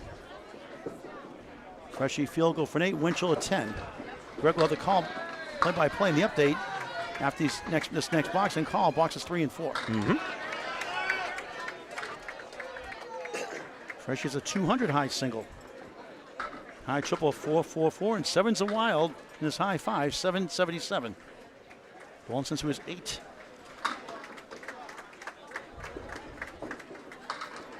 Winchell on the head pin, 3 right, 4 left. Won't be easy. Freshie on the nose, and he's better slipping. See, Greg, I told you. Come on, Freshie, work on that sliding motion there. That half balance motion. Just a nasty shot. Yeah, should adopt that Lou Gacharna slip step motion he has. Winchell trying to send it over. Great effort. Such a deadly accurate bowler. Covered many, many times the last 4 years. Or adopt the Ryan Cox or Ryan Hogan approach and just use the other foot. It's a grip step. You'd be fine. Freshie object pin does not carry much. Completely facetious, of course. Makes Zaffaletto a great bowler, Pro Series winner, and organizers.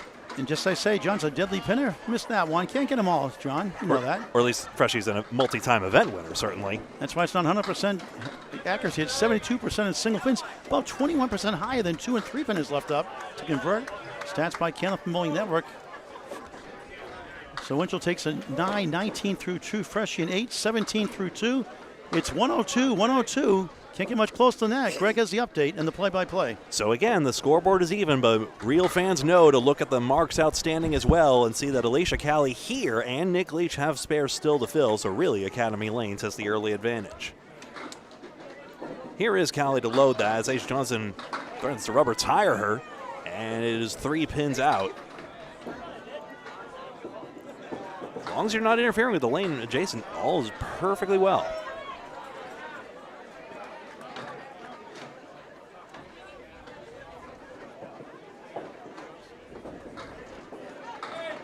Cali all but one. And Johnson, when Alicia Cali spares, goes back to back. How in the world did that headpin fall? We'll see it again.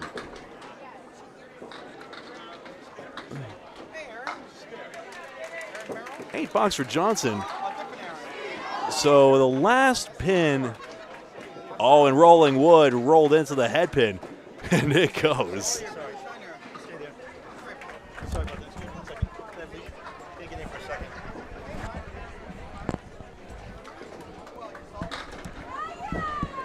Wire on the left side, yeah.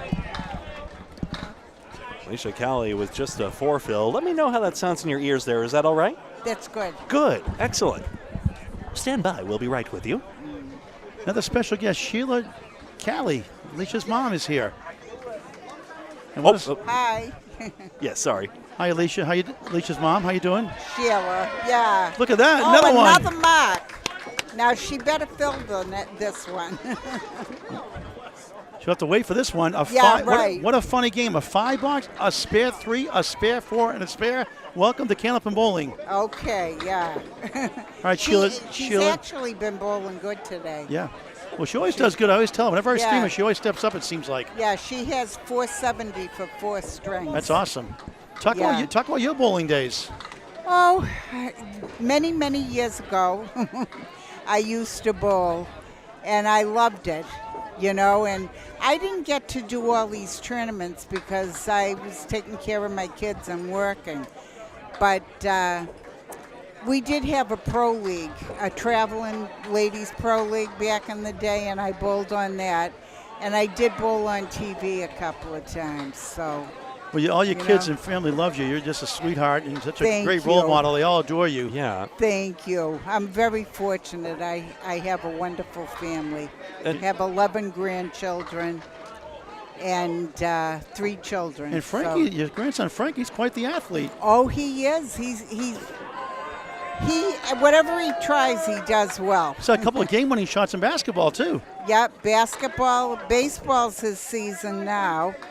And, of course, he loves bowling, too. Are the Celtics scouting him out yet early on? We'll have to see about that. Yeah. And I have another granddaughter, too, that's up in Saugus. She's breaking all kinds of records in high school basketball. Which one is that? Her name's Peyton. Okay. DiBiasio. Oh, that's right. Okay, I've seen that. Yeah, she's Justine's sister. All right, quick update from Greg here. Yeah, I just wanted to ask Sheila, so do you remember the TV shows you have been on, what shows they were? I hope I remember the name. Or just Well, I or was who on hosted them? I was on the doubles on Channel 5 twice. And then there was a show out in, where was it? Western Mass. Yep. Thunderbird Bowl. Okay. That was it, Thunderbird Oh, Bowl. Bay State Bowling, I think Bay it was. State Bowling, you're right. See how I forget it's terrible. Who was your doubles partner, by the way, in Channel 5? Okay, on Channel 5, I bowled with Tom Seneme, and then who else? I bowled with 2 other people. Ronnie McPhail, I don't know if you remember. Yep, he's been on shows. And Jim Orlandi. That was my 3 partners. And my partner on Bay State Bowling was Fran Honorato. He's a Hall of Famer. Quick update, Greg. It's Tina. Tina Ward does pick up that 9-drop for the spare is all I wanted to say. And Katrina Campbell, 34. Talking to Sheila Cali. Nice, fine lady. You make a good queen of a country, you know what I mean? You could be queen of America. Oh, yeah. You're very spirited. You're well-versed. You're just a caring, loving person. Well, thank you. Everybody loves you. Thank you, Paul. I appreciate that. Alicia's team's doing well. Nick Leach just dropped 9 that's on that. good. But Shiner just dropped a strike. I know. This should be a good match because they're two good teams. Now, I like to draw people out of them to get them out of themselves. I was shy growing up. How about some play-by-play? You want to try some play-by-play? No? No. You want to try one box? No, Okay. not today. All right, that's all right. Maybe another day. Oh, sure. Talk is cheap, you know. Come on, Sheila. Talk is cheap. But Hey, we've no. all. But then again, we've all had long weekends. Then again, in this 12th of 23 matches today. Yeah. It's always a pleasure to talk to you. Thanks for stopping by. I love talking to both of you, too. Thank you. Thank you. Sheila Thank Cali. you for everything you do. By the way, apologies for cutting out last year's interview. We had a technical issue, so I'm so glad to have the opportunity now. after Thank this. you. So much appreciated. I'm happy to be here. Leach slid that 4-pin over closer to the 2. Didn't get the strike. Thank you, Sheila. Leach nails it. 3 marks could have been 4. 58 in the ball through 4. Back to Greg. My neighbor Billy doesn't get everything on that, but gets an 8th stick on the strike, and he clips out another pin for a 9.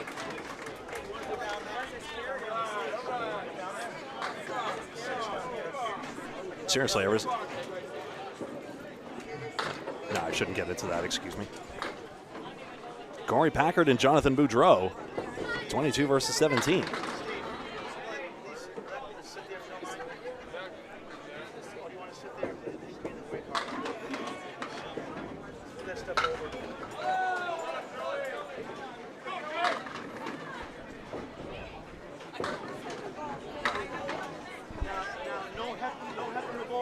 Formidable international class duo, these two, not on the same team, mind you, but Corey Packard and Jonathan Boudreau in their own rights.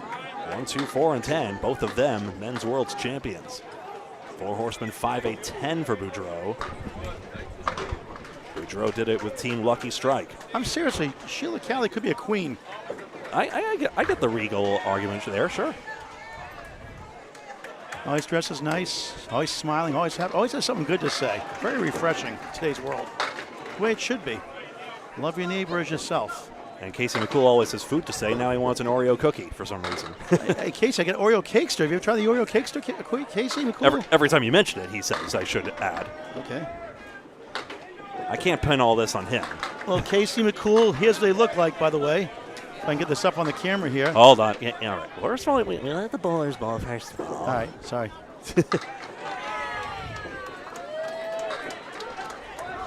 So it'll be 9 versus 6. All right. Here we go. I'm showing it the wrong way up, too, and everything. If I drop it, I'm going to make out it. the package if you want. There we go. That's the Oreo Cakesters. Yeah. You can take the covers off there, too, like eat the cream in the middle. All right, when enough you hit of the us. middle pin. If you want to see the package, by the way, Casey. Not now. All right. Packard first. He's got the head pin, 3-7-9. And Boudreau in there, strike 6. Only barely the last to go. Vintage Boudreau never seems happy, though, when he makes a strike. Should have gone no faster. Such a fierce competitor. Yeah, if I gotten it any good on the last one, it would have been an even better score. Oh, wow. Packett's like, what's up with that? Good bid. Corey's like, what the heck? Yeah. Should have had a front cam for that one like we did when he was on Candlepins for Cancer, one of his multiple times. It's a 10. Okay, can you get each other one of the? Here's the package, okay. So, all right, making No. I got to show a Boudreau replay of this Okay. hammer first. What, are the Cakesters Oh, going to yeah. expire or something? Well, not till November. I got it on Amazon. They're too expensive in this store. They're never in stock. All right, here you go, Casey McCool, all you Cakester fans out there. Here's the package, a 2-pack. You can take the wafers off. The things I do for showbiz. Freshie's 2 for 2 on the head pin. Nice kibosh, Gregory. It's the 1, 2, and 10 for him, though. Winchell, that's on target. And how? Where's the wood going? Into the 7 strike for John Winchell. Design play. Marks are flying here. Tough to get a sense of this match right now. Academy still has the advantage, but it's shrinking. Freshie, no good. What's going to roll in front, unfortunately.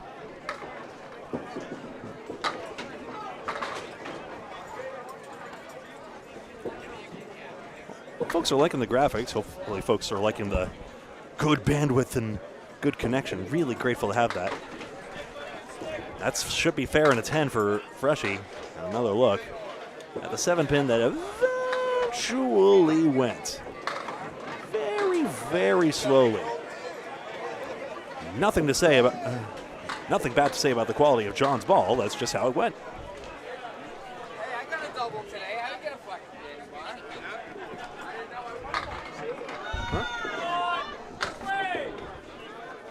Excuse me. 5-7-8 for Freshie.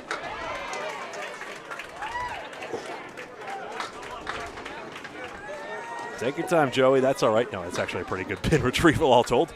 No oil on the lanes. Very standard to have to retrieve the dead wood like that. Joey Lister, that was. Crossed over, left the king and the 6 and the 10. That's a 7. Phil on the first ball for Winchell. Splits for both. So, good solidity out of the anchor spots for Nick and John.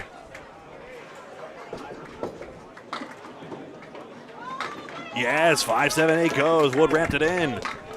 Winchell, that piece of wood is never going to do anybody any good anytime because it's the setback leave. But he does get 9. That's the prudent shot on it. John Winchell basically, if there's such a thing as a brand ambassador for Exeter Lanes, John would be it with all his success out of there. 47-4, dating back, of course, to the Channel 50 Stars and Strikes show. Score update. 6 pins for Academy Lanes and an extra mark, so they still lead by basically 2 hits worth. Alicia Cali with 3 straight spares, including this one. Interestingly, no head pin hits yet. So her mother's going to be willing her on even more now. That's Sage Johnson. She has the triangle number 6. Good leave and a plank there. Alicia Cali, 42 in a ball through 4, off to the right. Only 4 low fills. Look at those scores, a 5, a spare 3, a spare 4, a spare 4. After all that, 3 marks, 46 through 4. Funny game. Johnson spare. Spare 7 the first, book and half. Spare 52 in a ball through 5. Cali can do it again. Head pin it won't carry. 7-8-10 left to right. Wood in play to help. Trying to get to 56 at the half. But how bad would it be without those 10 extra bonus pins?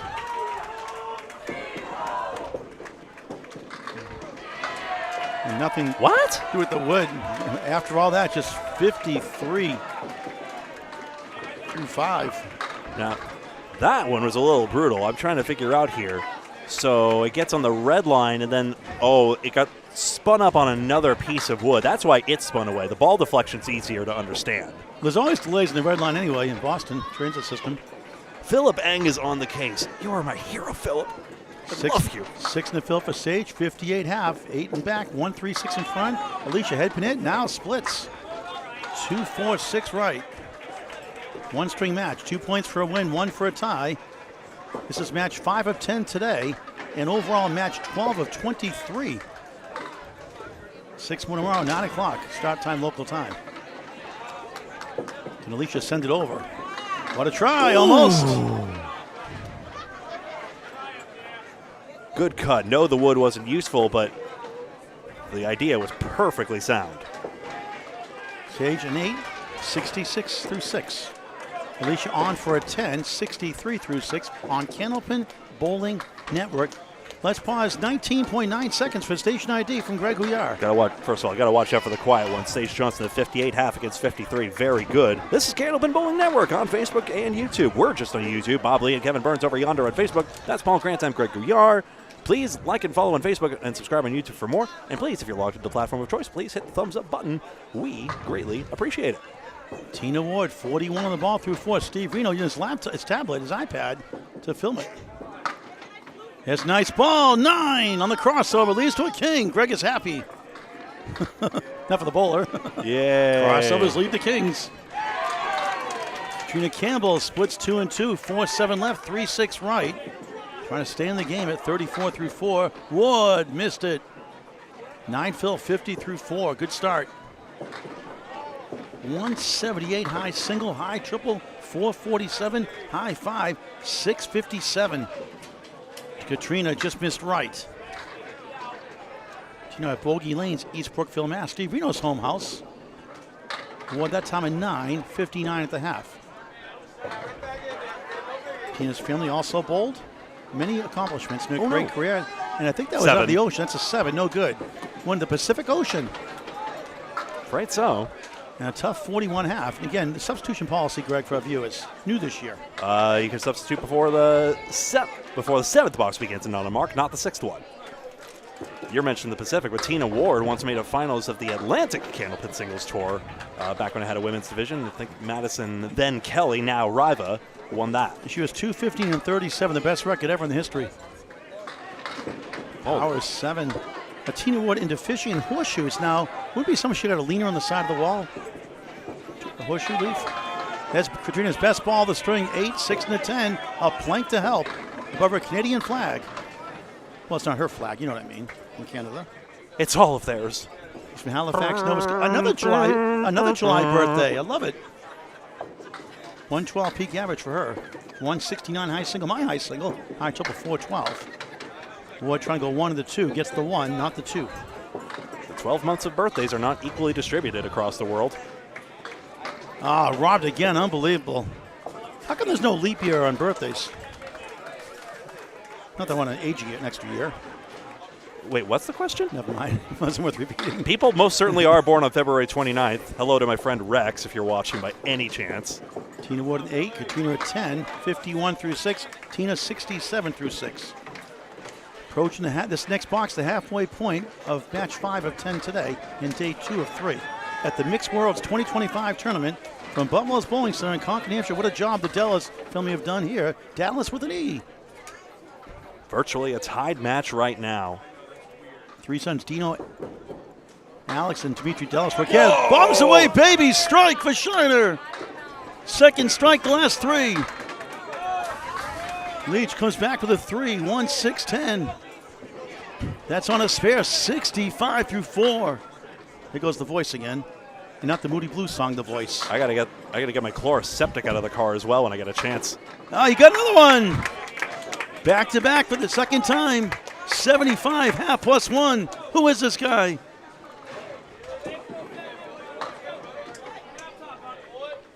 I bought my Ludens. I think I forgot the Ludens. Alas.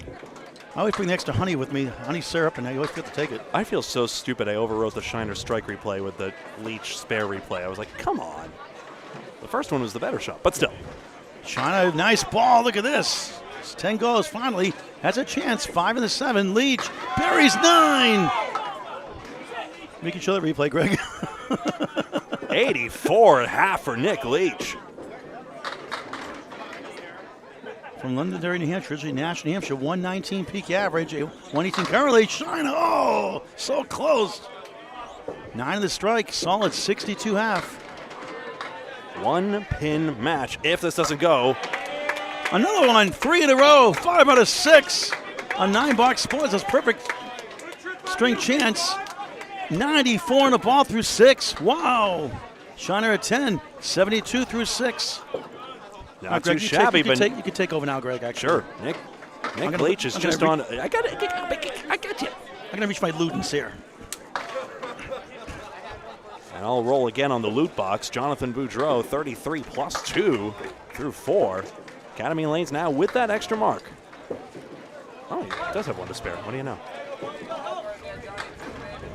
Diamond right side. Boudreau is still on that strike, so he'll have to consider that for the second ball. I've had this frog in my throat for like 3 to 4 weeks now. I went to the doctor, so they give me an antibiotic, but it's just like, can't get rid of it.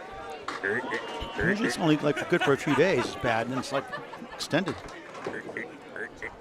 Spare on strike for Boudreau. 53 plus at the half. You sure this guy was injured? Corey Packard, I'm surprised, doesn't throw out his shoulder more. The backswing he gets on his delivery is redonkulous. Sometimes slams it into the foul line. He did. And he's missed it this time. Usually, that's not a factor. With all the power he gets on his delivery, hitting the foul line, that rubber foul line, is not the end-all be-all.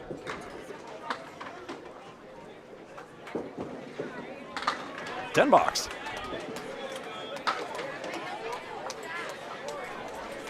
Oh. I was showing I was going to show that shiner miss, but I didn't think it was that interesting.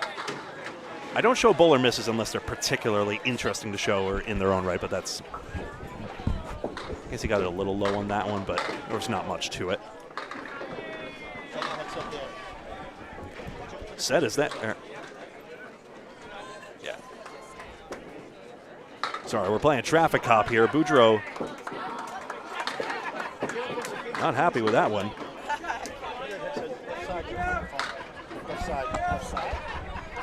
There you go. Katrina, how does that sound there? We got a special guest here. How's that? We've got Katrina Campbell returning for a second year in a row to broadcast a couple of boxes here. Yeah. So, Greg, I'll yield my time to her in a minute. Yeah. Timeout. Is everything sounding good in there? Yep. Okay, everything's good. great. Okay, back. Time in. Welcome, Katrina Campbell. Katrina with a K. Campbell. Now, is it Campbell or is it Campbell? It's Campbell, but right now I don't think any of that matters because my teammates are the ones that are carrying me right now. Well, you know what? You carried them before, too. We saw you through, what, a 142 last year? 146? Yes. 147, right? These internationals? That's right. Yes. Remember that one. 147.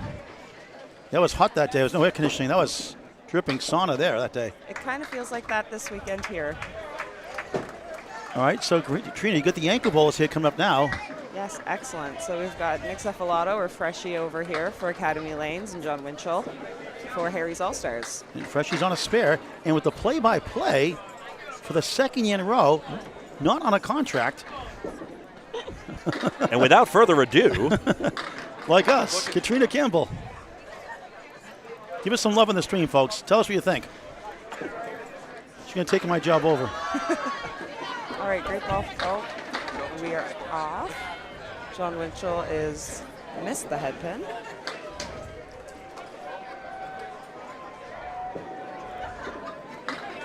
Freshie all over it for a strike. Great fill on his spare in the fourth. See if Winchell can spare it up over here. What a ball. What kind of shot was that for Freshie? Wow, it was a strike. sorry, did you want the Canadian to say hammer? Hammer. Yeah, okay. We take those. I've been working on my accent. I guess it depends on which accent you'll need in the future. What? What? Well, hold on. Canada's British. You should have a British accent because it's a British colony, Canada. You should have a British accent, Katrina. I should. I even lived in England for a year, and I still couldn't get rid of the Canadian right. vowels. Preposterous. Brilliant. What? I don't think that's what she's talking about. I know. I don't say that one very often, but I have been known to. What's that? A boot. That's probably more province varied, even though it's such a stereotype. Excuse me. Continue, Katrina. Oh, sorry. Oh, and Freshie is off. First ball took 3. He's going to be working to get back on the head pin.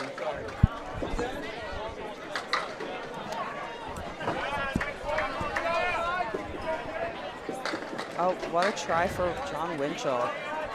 All over the head pin, leaving 2. You're always happy. You're always smart, Katrina. What's up with that? Some people, you're always in a good mood, seems like. Even you with me.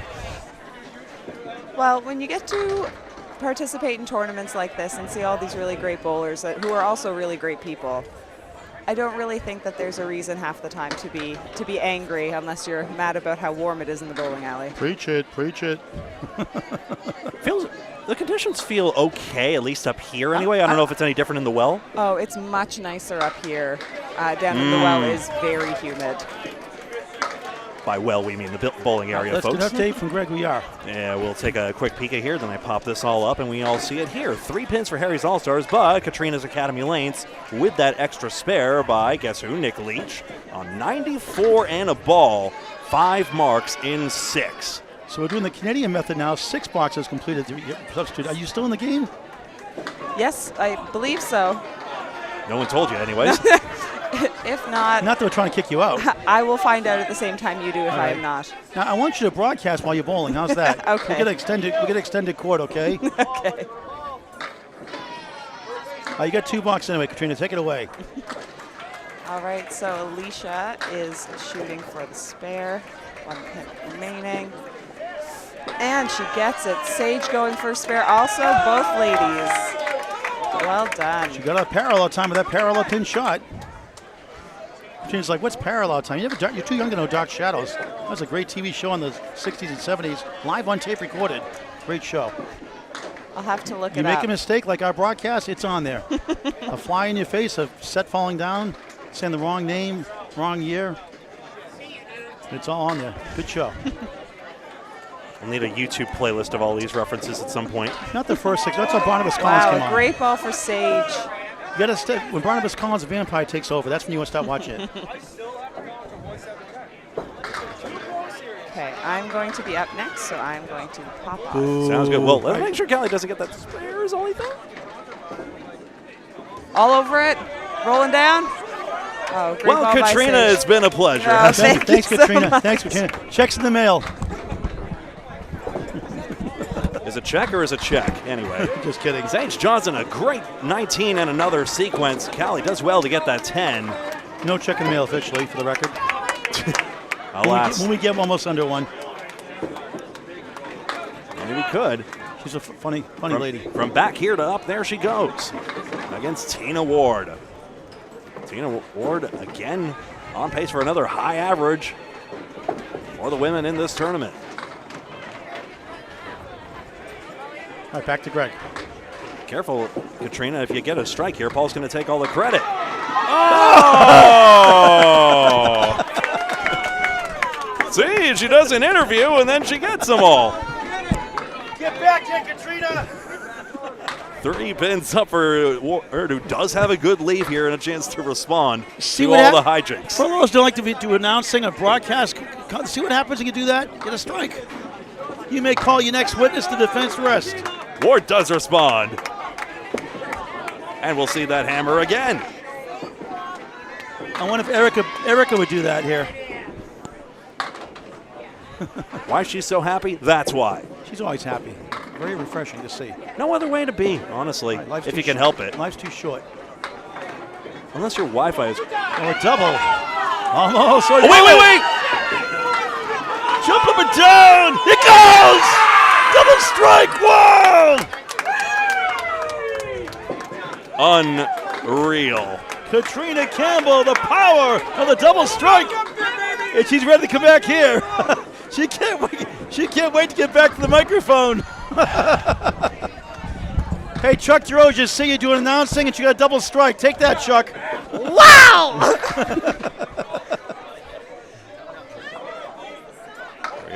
I'll be up here in between all of my frames from now on. See, it relaxed you, right? Up there threw a It was ball. great. By the way, in case you didn't know, Ward, Ward threw another one in your face, actually. What do you know? That's all right. I'm going to kick her out, put Tina around. Just kidding. I mean, Tina's doing great. All tournament long, in fairness.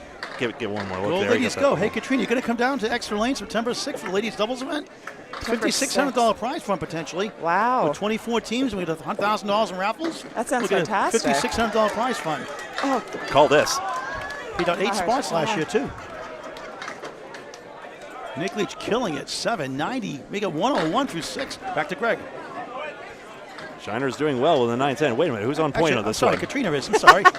no, this is great. All right, go ahead, Katrina. It's all good. Take over the world, Katrina. It's a good try by Nick Leach. Who is that guy, Nick Leach, anyway, Katrina? That is in fact my boyfriend, Okay. as I have announced many times since Worlds. Slightly biased last year. Slightly biased last year. You're covering last year, just for the record, you know. Just a little bit. But I believe during Men's Worlds in November, it was Lucky versus Academy when Nick Leach bowls on Lucky Strike. And they're all my friends, so I was only a little biased. Go ahead, Katrina. Great ball. All right, now Billy Shiner going at it as well. Leaves one standing, no wood around. Do you know the pin number? No. It's Two the pins. two. It was really great at See, lead. well, what do you say the pin numbers all the Yay! time? Got a all the pin spare. numbers. It was really great when I was doing it at Lita for Men's Worlds because Lita had them up on the wall. That's true. And I could just look and cheat over there. Yeah, a lot of bowling alleys do. This one doesn't. So you need a teleprompter, huh? Can you guys invest in a teleprompter for me? You should better tell. Yeah, you're doing this now on a teleprompter, aren't you now? I think if I was doing it off a teleprompter, I would be much better at this. Oh, you're doing great. You're a natural. Well, yeah, welcome to my world. I always fumble my words. Look who's talking. Look at me. I'm the one that does it all the time. Like father, like son. I'll have to practice memorizing all of the pin numbers for the next time I'm on. For those who don't know you, and how dare they not know you, Katrina Campbell, talk about some of your bowling highlights. Oh, goodness. I said not lowlights. I said highlights, not lowlights. A lot of my highlights until recently have come from 5-pin bowling, which I actually stopped doing this year. Oh. But does it help your game in Candlepin? It actually, for me, it doesn't, because I drop the ball a lot, and the bowling balls in 5-pin are heavier. So I would drop it and try to shove it out, and it does not make for a smooth delivery for me whatsoever. I've actually gotten much better at Candlepin since I stopped bowling 5-pin. And the ball, that's crushed. Wow, what a strike from Jonathan Boudreau. Strikes are falling you all over the place, Katrina.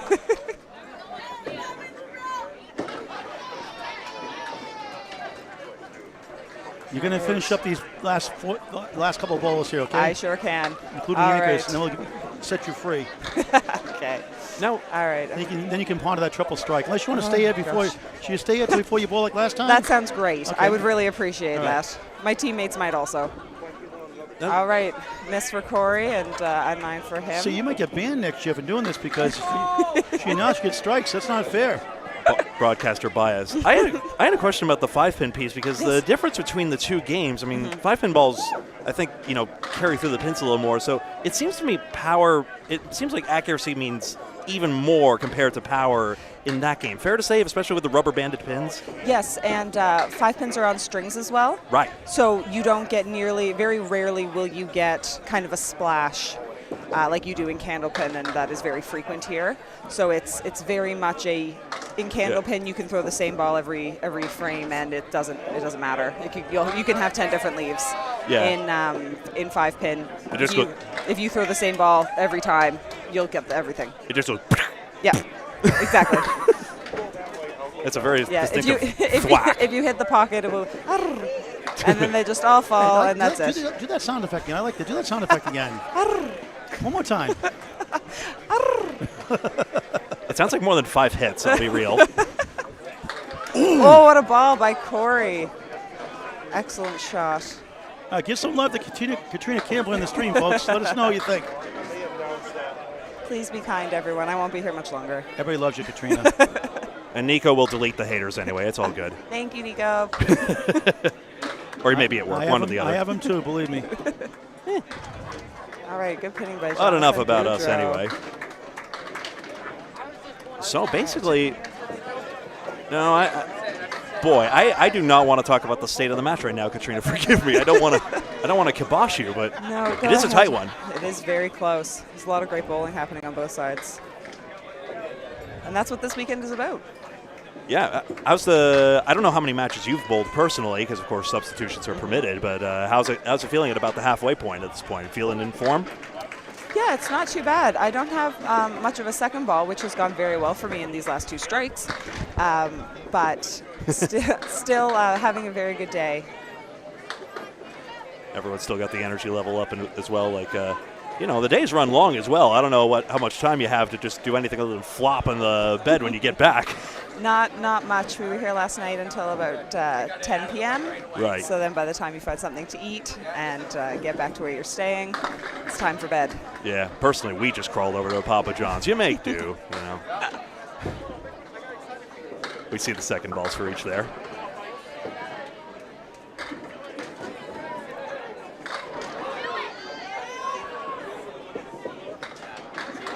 So 3 and 10.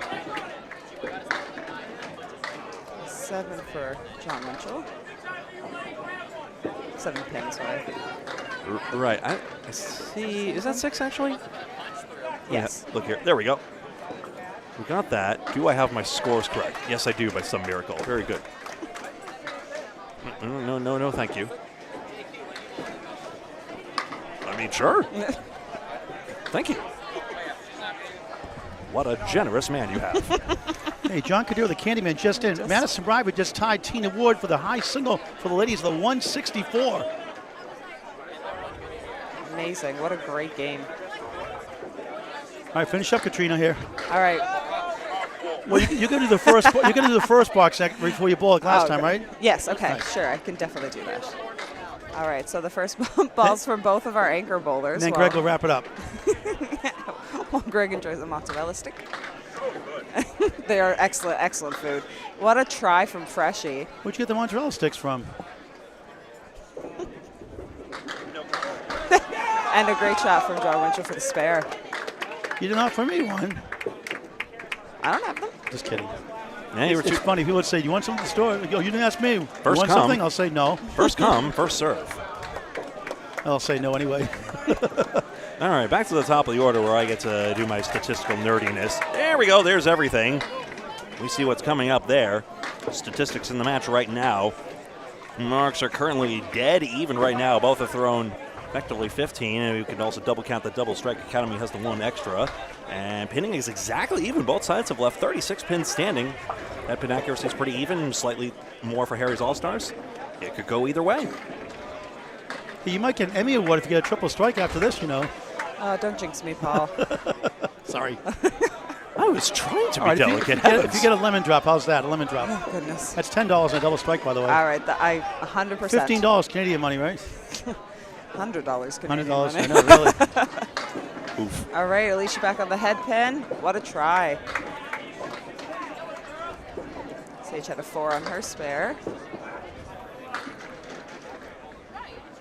Another fine lady on the way up, doing really well. And a 10 for Alicia.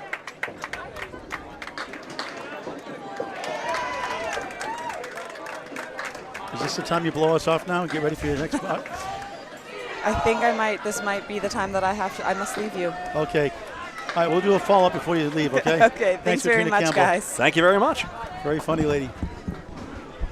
Love it. St. Johnson gets out 3 on this first ball. Callie, Campbell would love something good to happen in front, but the 4-pin is not a good development. Too bad. Speaking of the 5-pin, she won 3 times the 5-pin Nova Scotia New Brunswick Provincial Singles Championship title. Plays softball and golf. This would be some cut shot if Callie can do it. She's really leaning into this. Here it comes. He almost got the cut. She almost got that one. Johnson a good out for 9. 116, excellent swing for Sage Johnson. 4 marks, gotta love it. Alicia, a strange game, 104. With 4 marks as well. I know, fills a 3-4-4-3. That's Paul Grant bowling. So basically the 4 marks collapse into 2. That's how it goes. And 5 boxes to start and a 7 included. What a funny game.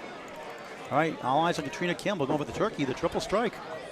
Tina Ward on the strike her own. Oh, she's on a spare, actually. My mistake, a spare. Her 4th mark. The gals are all right.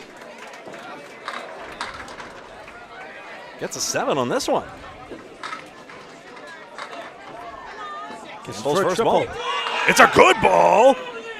She got 17 on the first fill. I don't know if she's going to come back in now. 2-4 on the 6, 27 that first double strike box, 78 through 7, 88 the ball through 8. It was a tough first half for her too, but now coming to her own. Or trying to cut it. Oh, so close. Wood twirly birds to a stop, and the fill is 9 on the second one. 26 bonus pins in the last 2 as Ward gets a 10. 109 through 9. Katrina's almost, maybe they'll be replaced, 41 half, 51 through 6. And the power of the double strike, 97 through 8, 107 the ball through 9. And looky, we have ourselves a tie match. How many times have I said that the last 4 years? If it's tied, it stays tied. We just give them 1 point apiece. I don't think there's been any ties, if I saw the standings correctly. I've not, as of yet, no. The win number's never been odd. That's how we would know, unless, 2 sides tie or something like that. Boring. 2 4. Oh, get over. 7 pin gets over 2 for Ward. Oh, Amble's got the 1, 3, 6, and 7. You got to go for the 3 pieces of wood on the left for sure. Between a 1, 3, 6, 7 by the Canadian flag and Candlepin's cancer banner for Tina Ward. $91,000 now paid out after a $500 check on Monday to a bowler in Canada. It's got to spin somehow for Tina, but how can't it, I suppose, the way... Let's see. Goes on the right side of it. Ooh, she was going for the pin. What was she aiming for, I wonder? Campbell, 2 full. This match remains tied. These pins are now critical. And Ward darn near gets them both. Hello, Deadwood. 118, fine strength for Tina Ward. And Katrina skips right for a 7. 114, only 2 marks. The power of the double strike. And that gives a 2-pin lead. The gals did great. Alicia Cali, 104. Katrina Campbell, 114. Sage Johnson, 116. And Tina Ward, 118. That means Harry's All-Stars has a 2-pin lead, right, Greg? No, it's 4. Yeah. 4. No, it's 2. It's 2. 2. 502 to 500. 6 marks to go. Mark situation. 1-1. 1 here from Nick Leach. A fine strength. 3 marks the last 4. 5 in the string. 120 in a ball in the 8th. Make it 6 marks.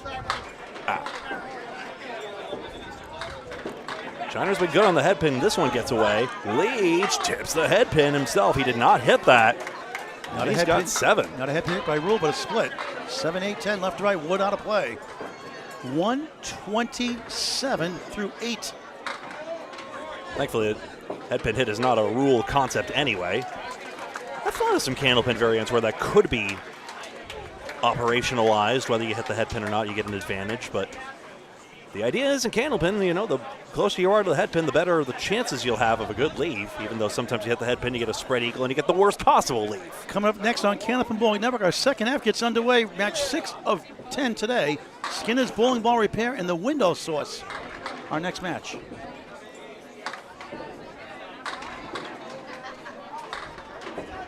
Billy Shiner Sr. was in the Friday Night Pro League this year. We'll need some sticks in the third one. Let the easy one out of the way. Leach on the cap of the wood. It deflects around the 8-pin. That's a split I should have noted after the first ball. Good out by Shiner. Billy gets a 9-box and a 101 through 9. Leach picks a stick for 10. That might matter. 137 the ball through 9. So it looks like a 6-pin lead for Academy, but you all know to watch the open marks. John Winchell has a spare working when he gets up next. $5 to go. Well, he is standing. Now he's sitting. 517, 511. Minus the ball. Oh, 2, 6, 7, 10 for Shiner. Leach has the 4 horsemen on the 8-pin.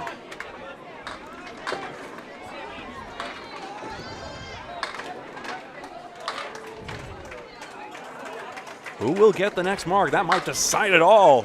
Shiner close, just 2 full in the 2. It's harsh to say. It's a good bid. These pins now matter. Shiner's got an easier route to 10. This could decide the match. You never know. All the other balls before it have led up to this point. 10, as expected. 1-1-1 string. Leach, yes, runs it down for the same 10. Snookering it with a 147.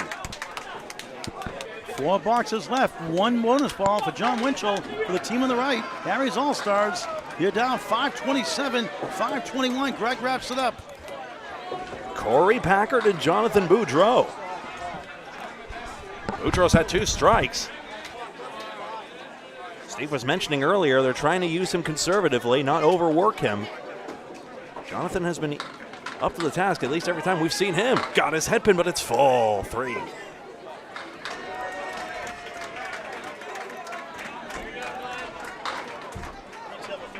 Corey Packard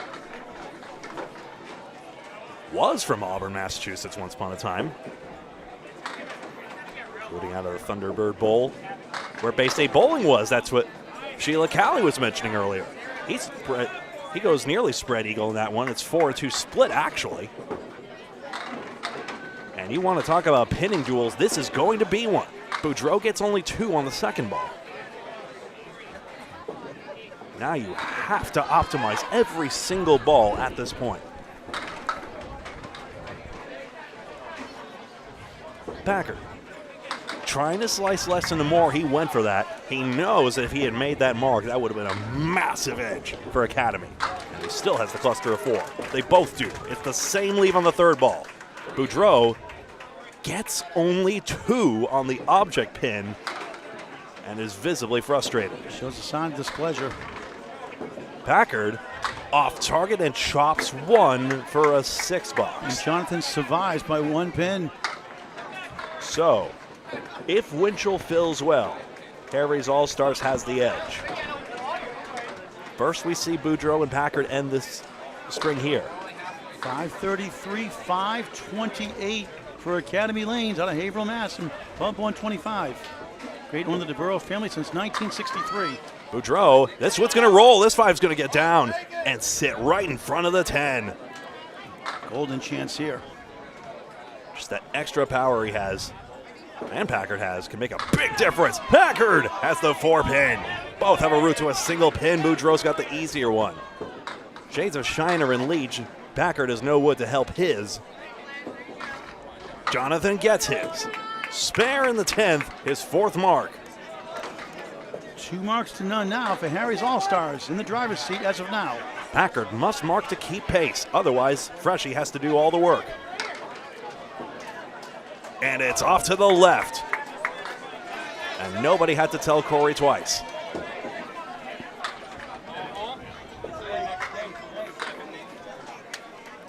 He looks back apologetically. Every single bowler has been in that very lonely spot before. The more you play bowling, the more fun you have out of it and the more community you build, even with those tough moments along the way. Wasn't there for 9, ends up with a disappointing 90 string, and their team is right now up 14, is that right? But Boudreau's got to fill still. Boudreau's got to fill. It's really 4 minus 2 marks. If he doesn't fill, then it's going to be a 1 mark game. That's right, the 10's not on there for the mark. He got 6 and that's it. That is a 2 mark game. 117 finish for Jonathan Boudreau.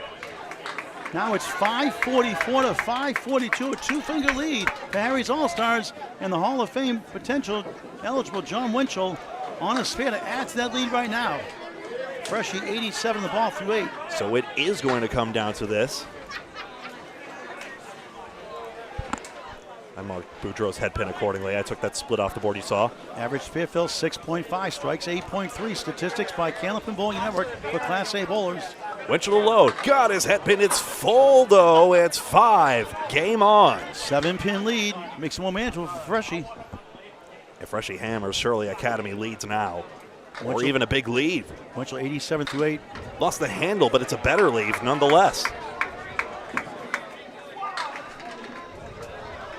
Winchell with that cross lane, tough to get to the 2-4. He's going to try it. Outside on the sits and off the wall. He goes rolling one. He spares! Go highlight reel, clutch. John Winchell with a sensational 3-2 make.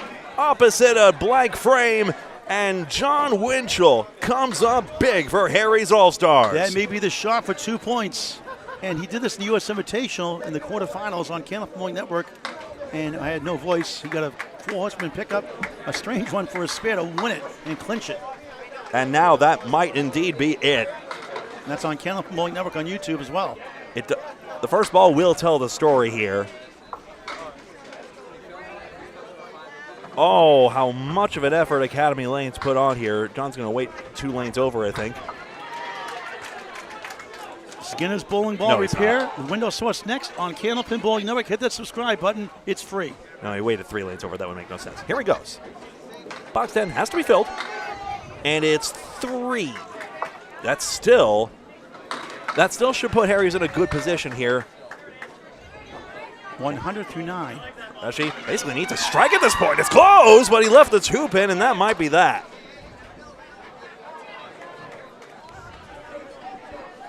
A John Winchell 8 box, and it's all over.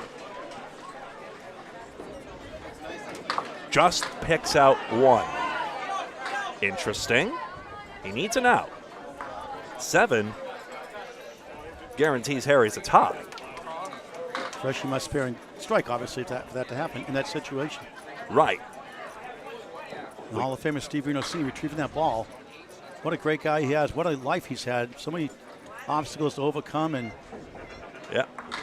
And Steve, there we go. He's the man.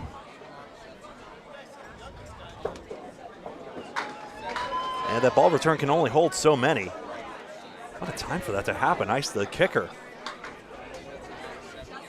John Winchell has thrown his second ball. That's what results. Freshie does not get this. Doesn't matter what John does here in his third ball. If he does, Winchell needs to pin out to at least 8, maybe 7. It's good. They stay alive. There it is. Your move, Winchell. 104 on the ball in the 10th. Big shot here for John. 4 down, 6 to go, and the box is 5. Harry's All-Star ends up on 567. So they're 559 right now, right? Yes, that's right. Zuffalano needs an 8 fill to tie and a 9 to win. This is all down on this final ball. And what a strange game. It looked like they had it, but Winchell's fills not what he wanted. A 5 and a 3 back-to-back and a 5 box. Predict it, chat. How many is he going to get on this ball?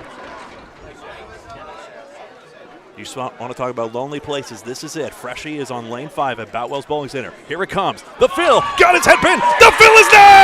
Oh. Academy Lanes wins by 1 pin. Wow. 1 pin. Wow. Wow. Clutch, clutch, clutch. Steals the heart out of Harry's All-Stars. A stunning finish. This is shades of the Al Nelson match from Mixed Worlds 2022 and match 3 on Candlepin Bowling Network. Greg, what a rousing finish. Look like they're out of it. That's why you never give up. I am knackered, Paul. Unbelievable scenes here. 568 to 567. That's the official score. Marks were 17 to 16 for Harry's. Pinning was even. It came down to the fills. And I'm going to talk to Freshie real well, quick. really, it was the same number of marks. Katrina Campbell had that double strike. Never mind that.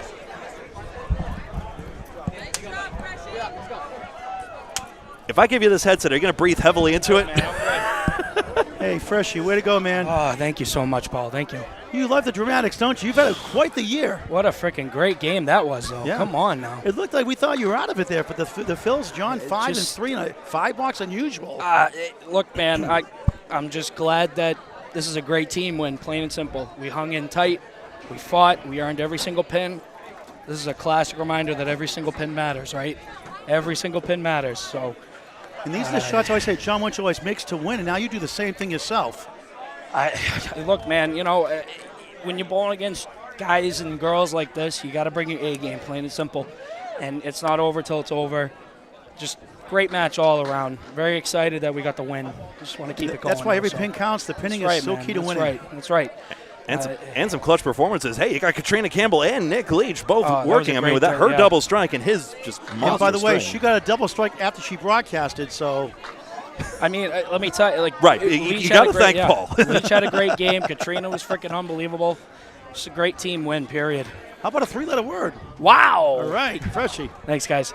We'll all catch our breath, and match 13 of 23 is coming on next here on Candlepin Bowling Network. We'll be right back.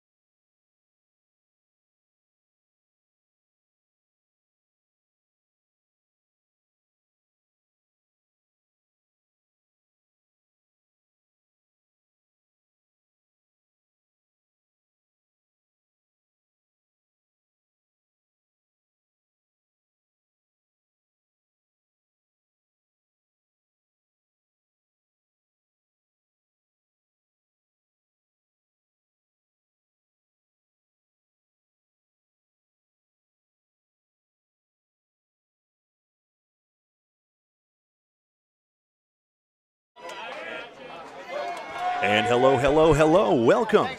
Here's the lineup we have for a match 13 of 23. I may have labeled the previous one 13 for some reason, but this is the 6th match of the day, 14, 15, 16, 17 to come after that. My name's Greg Gouillart. This is Candlepin Bowling Network on YouTube. 1, 2, and 6. This is, actually, that's Peggy Donnelly first into the lineup, excuse me. Atherton tips it over spare. Starting spare for my commentating colleague Michelle Atherton on the 2 and 5. It's Peggy Donnelly beginning with a 9. I'll get that straightened out.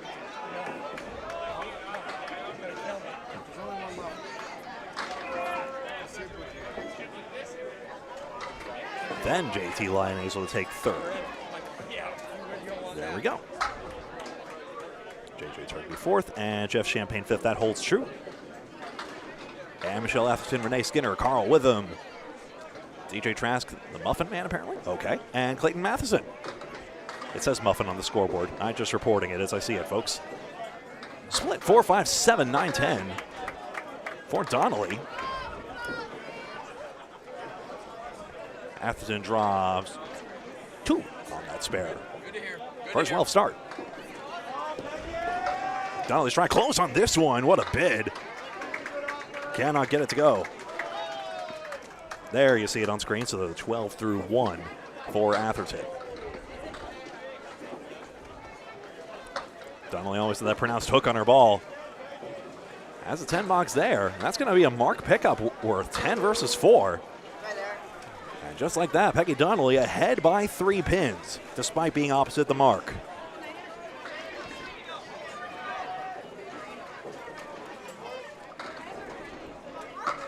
Next in line, a nice embrace between Renee Skinner and Celeste Buckmore.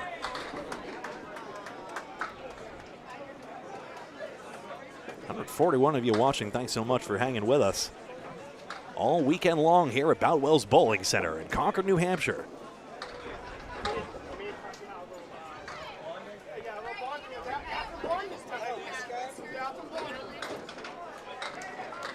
Skinner starts off with the 4 horsemen left side, 5, 8, and 9.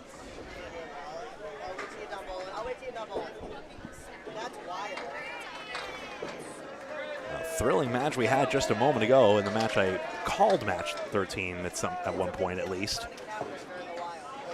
Harry's All-Stars and Academy Lanes are worth a watch when you get a chance. Spoiler, it was a 1-pin win.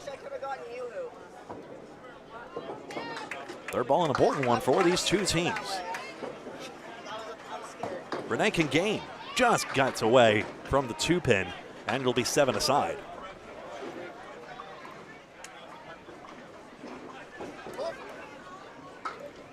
Excuse me.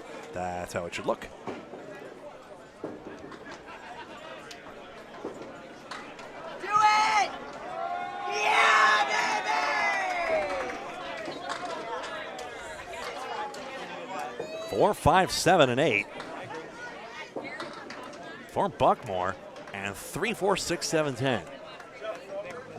These candle pins are so tough. The ball weighs just an ounce or 2 less than these pins. The pins weigh 2.5 pounds.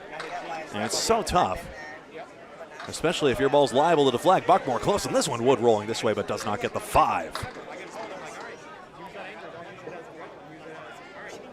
So in the end, Celeste does the hard part. It's a question of 9 or 10 on this one. And you see already how the spare wasn't everything. Get it! Buckmore challenges with 10. And on the split, Skinner escapes with a 9 box. Sorry, those colored bricks are supposed to be lit up on the head pin after it. Yellow bricks indicate a head pin hit, and a red brick indicates a split of a head pin hit. Now we can see how the first ball accuracy is going. We can all track it as the match progresses. Carl Witham and JT Lyonnaise. Also a State of Maine connection here for Skinner's Bowling Ball Repair versus the Window Source. We've seen Window Source already. Northern New England squad by and large, not as far north as Maine, of course, but still. 2, 4, 6, and 10 for JT. Saw him in his B North match against Dominic Palladino not that long ago. And he is the ACST Class B North Conference champion. He has the 2, 6, 10.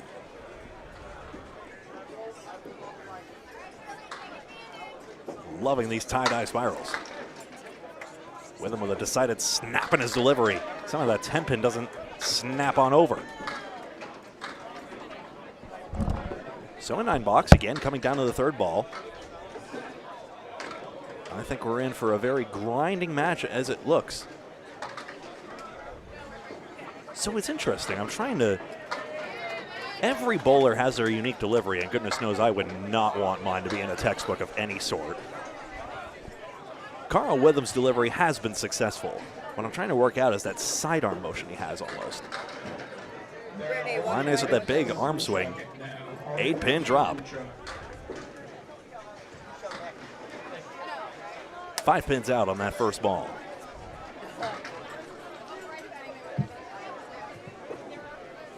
Lyonnaise around but gets the 4-pin somehow. We got it. We're under control.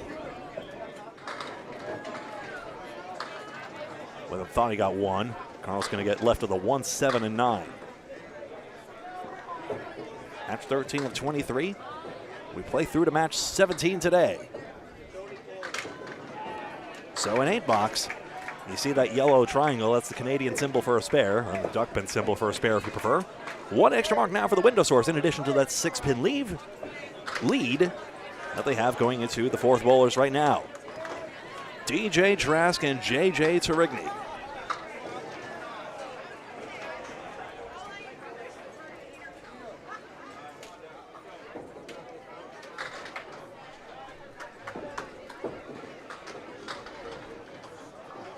Not to get to the bottom of that nickname when I get a chance. See the leaves here, 4 pins out for each bowler to begin. Tarigny flutters it around everything. Headpin somehow misses all 5 sticks on the plate. I don't know either, my friend. And Trask just a 2-pin out. So 5 pins to get for each side. Let's see, this could create a swing here. Tarigny gets 4 despite missing the front 1, and JJ starts with 9. Trask has 9 as well. Gets the out. All's well that ends well. No change after that. Another stream in progress as well on Candlepin Bowling Network Facebook as well. Facebook and YouTube in that case. That's the Bob Lee and Kevin Burns stream across the other side of the house. I mean, all the lanes are the same. This isn't a left division, right division affair, and like Men's World say, 4-5-7 split for JJ Tarigny. This is in there in the 5, 8, 9, and 10 for DJ Trask. But pretty much this. We'll have Women's Worlds in August. And then Men's Worlds in November before you know it. Although then we'll be in the throes of bowling season. We'll have a lot more programming to announce at that point. Trask's try. On the cap of the wood, it spares! DJ spins to win. 19 on the ball through 2. 2-pin pickup. Take another look at this one.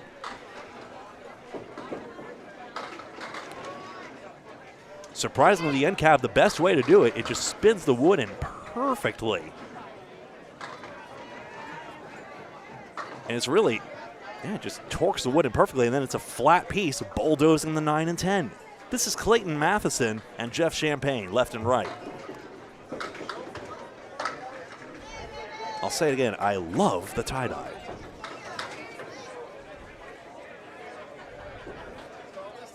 Jeff Champagne, 1, 2, 7, 8, 10. Would have loved some names on back. That's me, just me personally, but hey. It's a great look all the same. Matheson. That's a thin hit apparently, but is going to get a lot else. The 2, 7, and 10.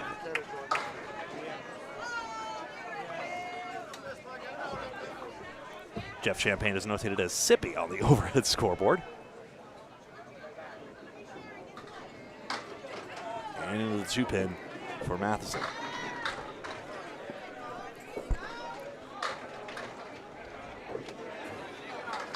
We're doing the sheets here. I'll get to them in just a second if Paul doesn't come back. I don't want to steal his thunder, but we'll get to the bowlers' bios in just a second, one way or another.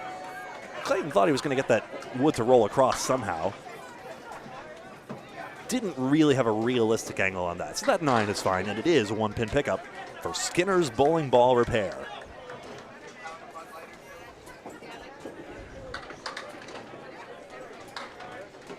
plus 3 pins. You see it there, and the spare hanging on each side. Champagne, 1, 3, 5, 6, 8, 9.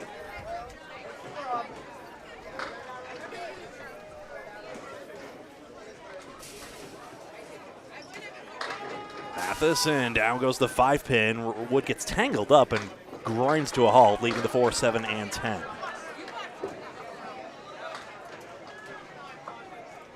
Champagne offline. Another second ball getting away there. That's part of the pinning as well, if you think about it. And in a match that seems as though it's going to come down to a lot of third balls and a lot of grinding it out, that might matter down the line.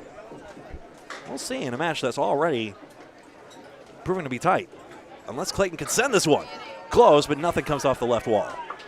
Good offer at it. Good third ball. Champagne does escape for a 9. Jeff's got 17 through 2. And a 10. Again, plus 1 to Clayton. Matheson, 19 through 2. So, first check of the score sheet, and there it is. It's pretty much as simple as what you see here. It's really 2 marks to 1, but remember, Peggy Donnelly got the better of her lane partner at the moment. But our broadcasting colleague, Michelle Atherton, has called multiple matches out of the state of Maine. We'll get up first. No, that's fine.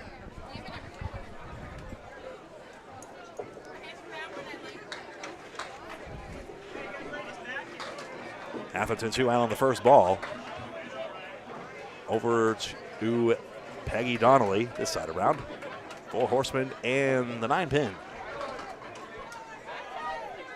Atherton a 104 average.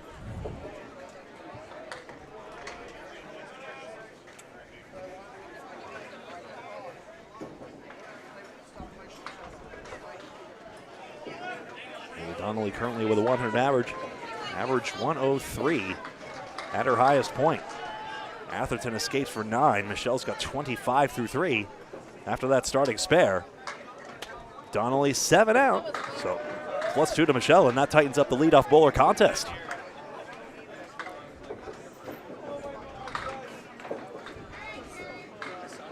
Peggy Donnelly started bowling in her 30s. When she started watching Janet Pog, was who she always watched. So I could say that she was my number 1 bowler. Peggy's high single is 178. High triple is 416. Out of Riverwalk lanes and Exeter lanes.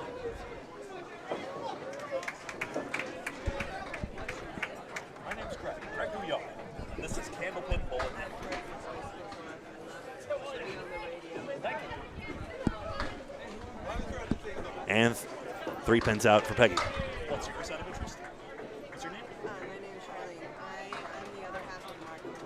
Charlene Wood. Nice to meet you.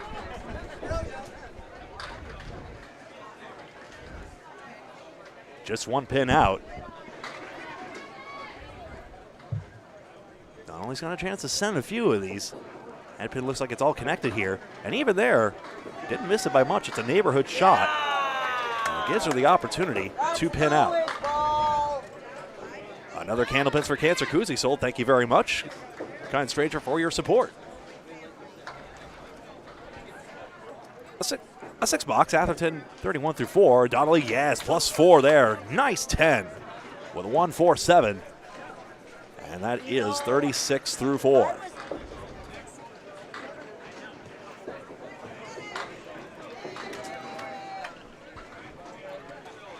Celeste Buckmore and Renee Skinner. Sorry, Greg, just another request for a Candlepins for Cancer check to a bowler going through brain cancer. They used to bowl at Wakefield Bowlerdrome, so they'll be going out Monday. It's $1,000 given out this weekend, going out Monday officially, so it's $91,500 now, up to date. The 501c3 check. Help us out to help bowlers like that at Candlepins number 4, cancer.com. It's a 501c3 charity founded by Hall of Famer Al Johnson. 247 for Buckmore. Good leave here. Payments via Venmo at Candlepins number 4, cancer.com. You can also mail a check if you don't have Venmo at Candlepins number 4, cancer.com to get the address. Thank you very much for your support. I'll get boxes 5 and 6 for you, Greg, if you don't mind. Outside as Buckmore just missed the 7 pin.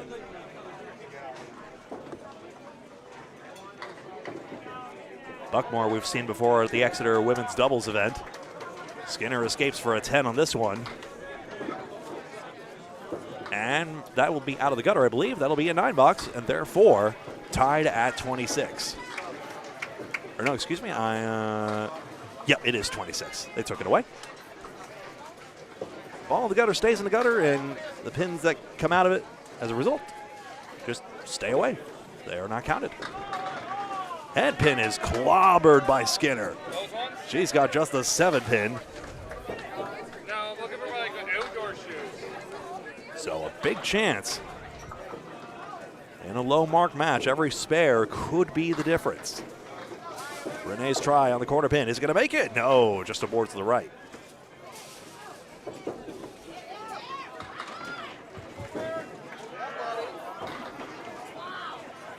Any moment could be the moment in this match. But now, chance to pick up some pins. Getting it on the 3rd time around may still prove useful. Renee Skinner, 36 through 4. That is well pinned with those 2 10 boxes. And you see it picks up basically half a mark's worth immediately. 7 plays 10 on that. And now poof, the lead's gone just like that. Now a mark aside. And we're filling them both right now. In a bowler's time. Good job, Gregory. JT Lyonnaise is filling now, but that 4th one down, that's DJ Trask filling it, so not at the same time. And then with that sidearm flick. Oh, he's backdoored this one. Found a unique angle indeed. Lyonnaise gets 5 on his fill, and somehow or another, Carl Witham finds a way to deliver his team the lead. That's how you do it. Tipping over the 6 pin is JT. 8 and 10. Oops. Stabilize this ideally. And there's a 10.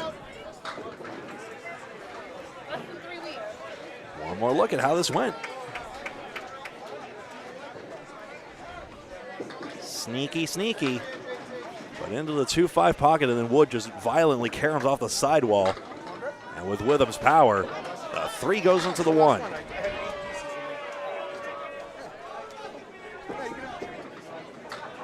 Into the head pin this time, crossover in the 5 pin. Hands up. See, well, that's why you don't hit the head pin. What a farce. 5-7-10 is an interesting one.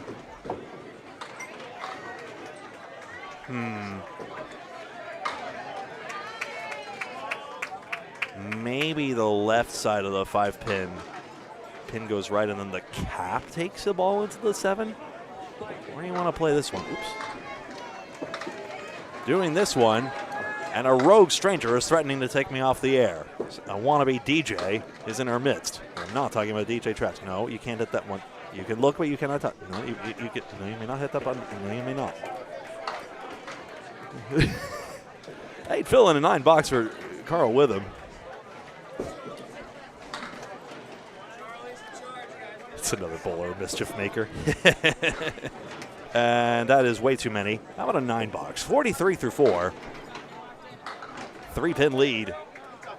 So Skinner's bowling ball repair, courtesy of that Carl Witham strike. And now this DJ Trask spare to fill. Let's see if I can flip the right scoreboard on. Yay, we did it. DJ Trask. How's it going out there, chat? Good crowd here. 140 of you watching. Really appreciate you all. Please like the video if you wouldn't mind, if you haven't had the chance already. Much appreciated. Wow, that head pin is frozen up to the plate edge for Trask. He gets a 6 fill. Half Worcester for JJ Turigny. Turigny had a stellar average yesterday, if I recall correctly. I should get through more of these bio sheets. I wasn't sure if Paul was going to take over at that point, but he will at some point, I believe, at this point. Everyone needs a break every now and again, especially to do other things, so it's no problem at all. Any day 7 pin, guess not.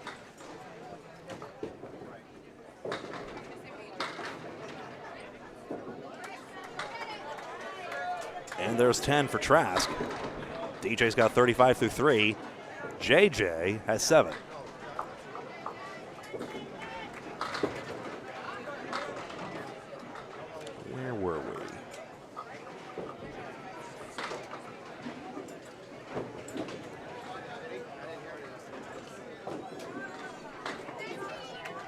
Just a few pins out for DJ on this one.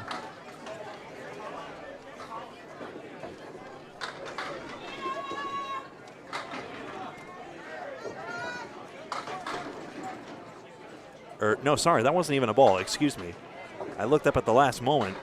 Like the pin just fell over late, so he's resetting it now.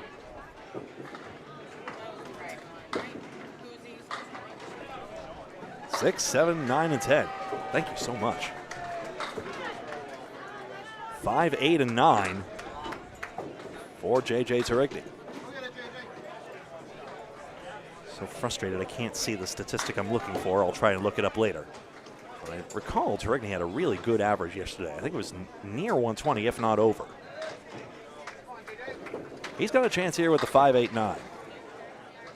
And his try is just wide of the 5 pin. 12 pins up is Skinner's bowling ball repair. 2 marks worth. Opposite a 7 box, the window source will claw back 3 right then and there. 172 to 163. I know, the eyes, I know. I can feel it, like frigid. Jeff Champagne and Clayton Matheson.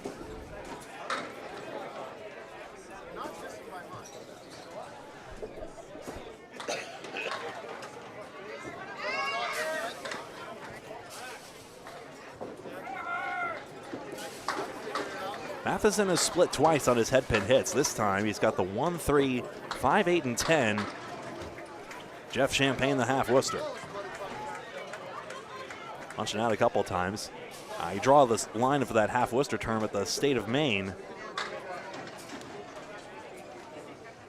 Since shows like Candlepin Action, I forget if Candlepin Action was the one hosted by Dick Leone or another. I have got to brush up on that. I know Gary Thorne commentated one. Yes, the same guy who commentated Pete Weber's "Who Do You Think You Are, I Am" moment. Among many other great baseball and hockey iconic moments.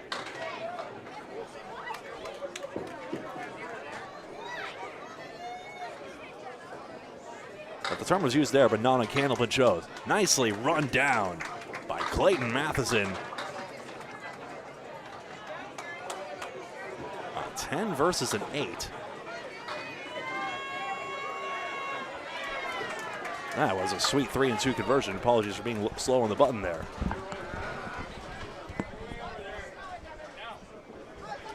Fourth box coming on up for these two. 11 pins. Still the lead here. Matheson loves this one. Nice leave. Into the head pin is Champagne, and he gets a strike. Big time hit for the window source, and that might be their ticket back into this match. Greg, I didn't go with the standings yet. I'm sorry about that. I was dealing with the people wanting checks for cancer, so. Of course. I'll go through that when I take over the play-by-play in a minute. You don't mind? 6 and 9 is spared by Clayton Matheson. I'll do one last. I might as well just go over the scoreboard right here. It helps you catch up with the match as well, since you were attending to important business. The match is currently 192 to 181. Currently, Jeff Champagne with that strike just now is on a strike. Low mark affair right now. It's 3 marks to now 2 in favor of Skinner's bowling ball repair, but who has the 11-pin minus a mark lead.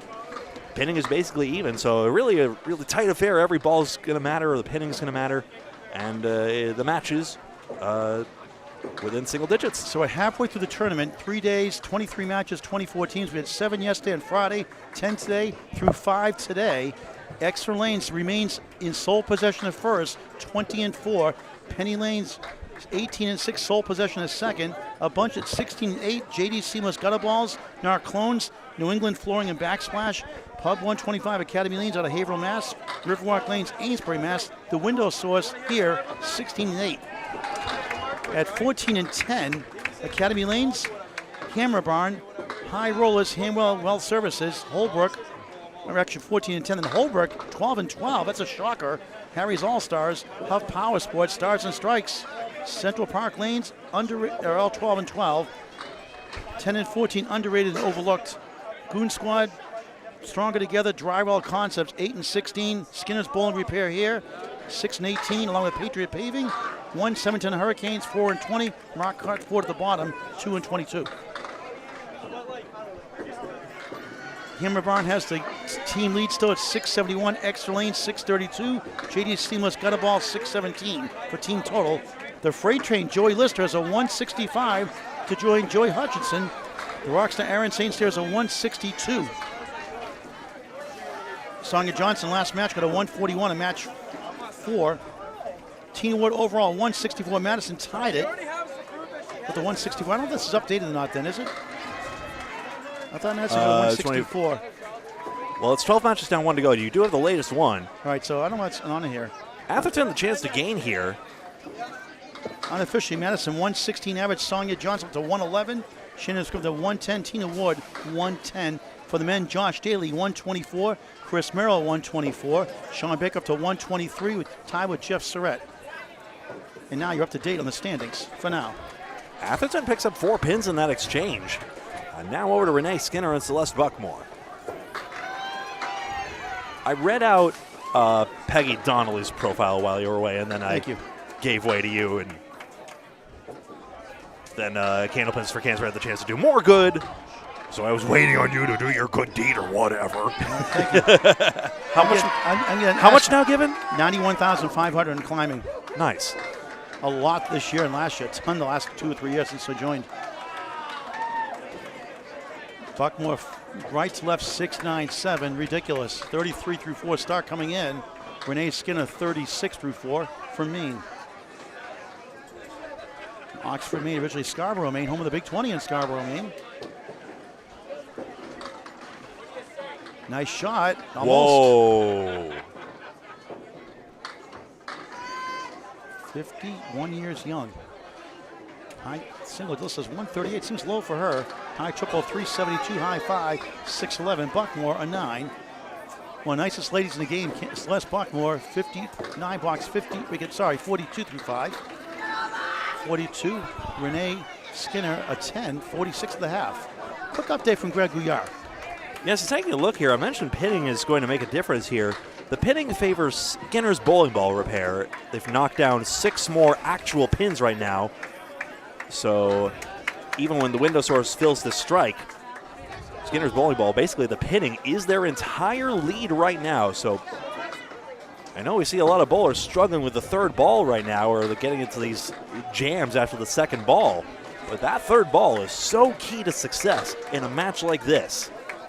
Celeste family got her involved well over 42 years ago. Right around 100 average right now, about 99, 107 at best year. And will it go? Not quite to the 8 as it wiggles. Renee leads up number 1. Celeste from Northampton, New Hampshire, originally from Hampton, New Hampshire, out of Riverwalk Lanes, Amesbury, Mass. Has New Hampshire team state record. Rookie of the Year in the WCBC Pro Tour and won the WCBC Farewell Tour. Hobbies include golf. As she takes that time, a 10, 52 through 6. Renee Skinner a 9, 55 through 6. And that is not Jeff Surratt, by the way, with the Skinner, as he had a Skinner shirt on earlier. Which was Kerrigan Skinner's shirt. Right. Kyle Witham won the Augusta 560 Ripping the Rack podcast, Drywell's Concept. Thrilling match on Candlepin Bowling Network on YouTube. Justin Linnaeus in the 3rd spot.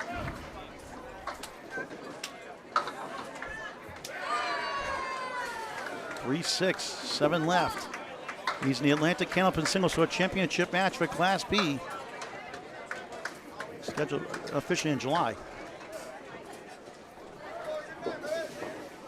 With them, miss left, 2 in the 6. He's at 4-4-4, 44 through 4 coming in. JT 43 through 4. 9. Now he's at 52 at the half. And with them, oh, look at that. Pretty shot for it. That's a nice wow 10. A lot of, so many great 10 boxes this weekend. A lot of cut shots. 54. Nice shot. That's worth a look.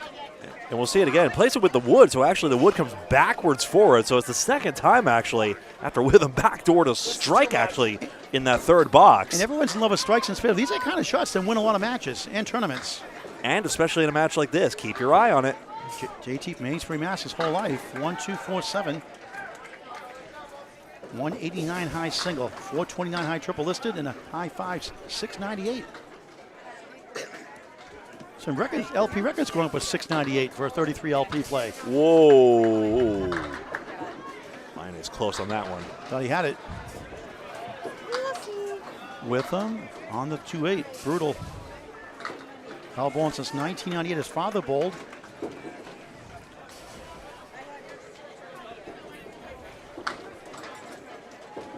Line is 9, 61.5, pair of 9s, and head pin, nothing to show. A 6 after all that minimum, 60 through 6. Had the strike 8 in the third. Close one, 242, 228, 14-pin lead. For the team on the left. Skinner's bowling ball repair. Double J, JJ Trigny, 34 through 4, trying to get it started. Can we get a substitution here on the, I think? Oh, DJ Trask is in the lineup. That's right, DJ Trask. Right. Oh, this is still spilling. 3 wiggles, 10, and a bunch of wood in between. Trask, nice ball. Ugh. 4-7, 5-8. Reminds me of Dark Shadows, Reverend Trask. Evil character in the show. That's that, of course. It's a high single, 196. There's a spare for JJ. Gets on the board, 44 at the half plus. Trask, a 2 of the 4. He got a 458 high triple to high 5, a 654 out of the 1710 Sports in Augusta, Maine. More than 3.5 decades of Candlepin bowling.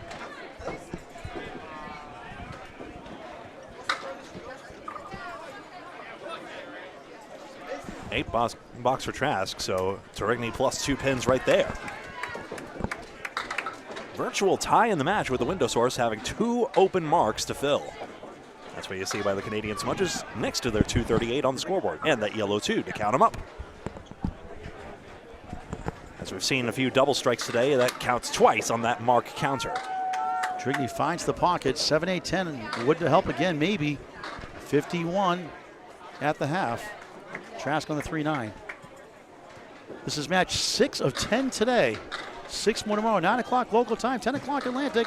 And for our favorite fans in Newfoundland, 10:30 on the half hour.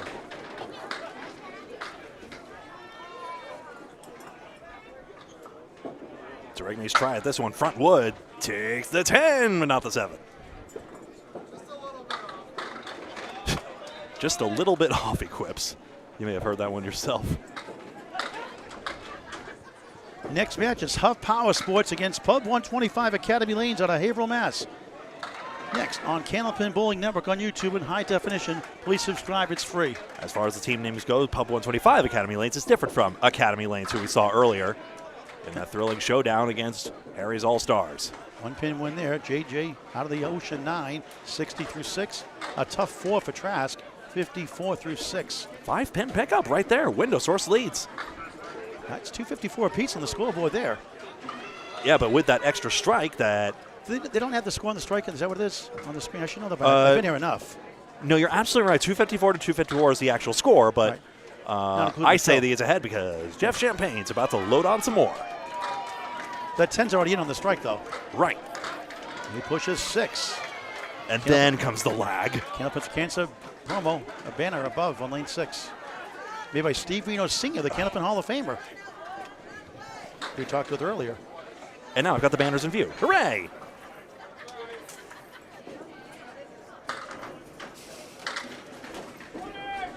Boy. 3 headpin splits now for Matheson, 4-6-7. Late Matheson on 157 yesterday. Oh, look at this. Some of the 4 won't go for Jeff Champagne out of Lakeside Lanes, Manchester, Hampshire. The strike is 9, 4-4-4, 44 through 4. Here in match number 6 of 10 today, day 2 of 3. 24 teams, 23 matches. Bob Lee and Kevin Burns, the other side of the ocean on the other stream. With the wood, oh, tough break. The 4-pin not cooperating both sides. Champagne puts out his misery for a 10, 54 at the half. Man, this is a brutal half Matheson is having right now. He's just all over this headpin and just has nothing to show for it. Jeff's got a high single at 168. 9 for Clayton. I mean, look at 55 this. half. What was wrong with this shot? Let's see. Does he get on the wood at the wrong spot? He plays on the red line, but I think the wood torques, so he doesn't really get it to roll perfectly. And yes, there's just a little bit of spin on it, so much so that it ends up going end to end by the time it passes the 4-pin. Jeff pounds the pocket, 6 and the 7. Decent wood to the right in bunch formation, trying to send it over. Clayton on the nose, 5 wiggles, won't fall, 7 left, wood come out of play, 6-10 on the right. Yeah, substitution coming. I just need to verify something.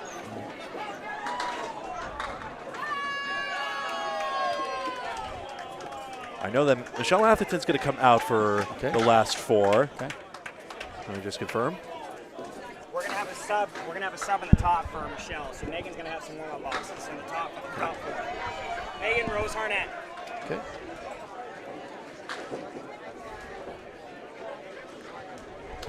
Yeah, Megan Harnett-Hawley is coming in for Michelle Atherton And I didn't get at her, the top of she this. didn't fill out a bio sheet I gave her yesterday, so hopefully we'll get some information on her. Yeah, well, Michelle Atherton's a broadcaster. Grab her. No, really.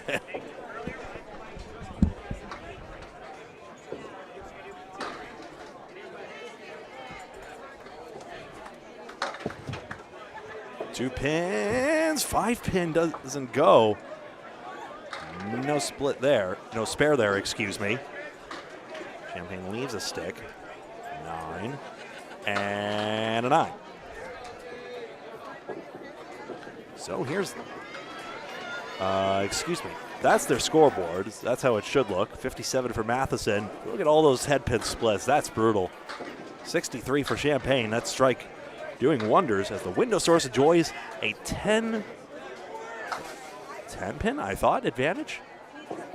I'm just going to check in here.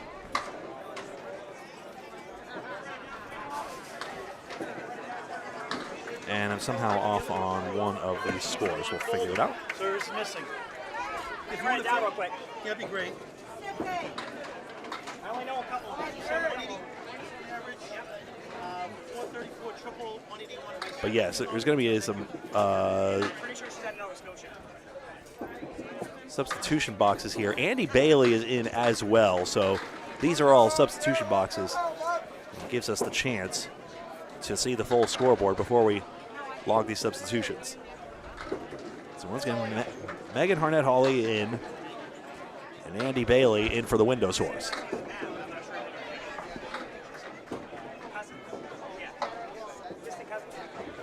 Megan Rose Harnett. So Megan, Oh my goodness. So Matheson did actually have a spare. I'm sorry. That's the first time I've gaffed on this all day. Matheson spared in the 4th. I'm very sorry. So Megan Rose Harnett in relief with a 110 average, 181 high single, high triple, 434 off the bench. I've now marked that accordingly. Clayton Matheson did get that spare in the 4th, 64 through 6, straight up.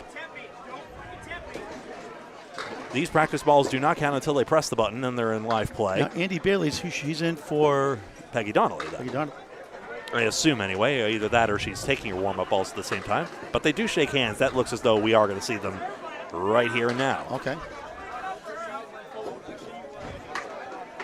Another nice lady, Andy Bailey. He's been bowling around a long time. Maria DeFrancesco, Peggy Donnelly, Andy Bailey, Celeste Buckmore. Friends for life.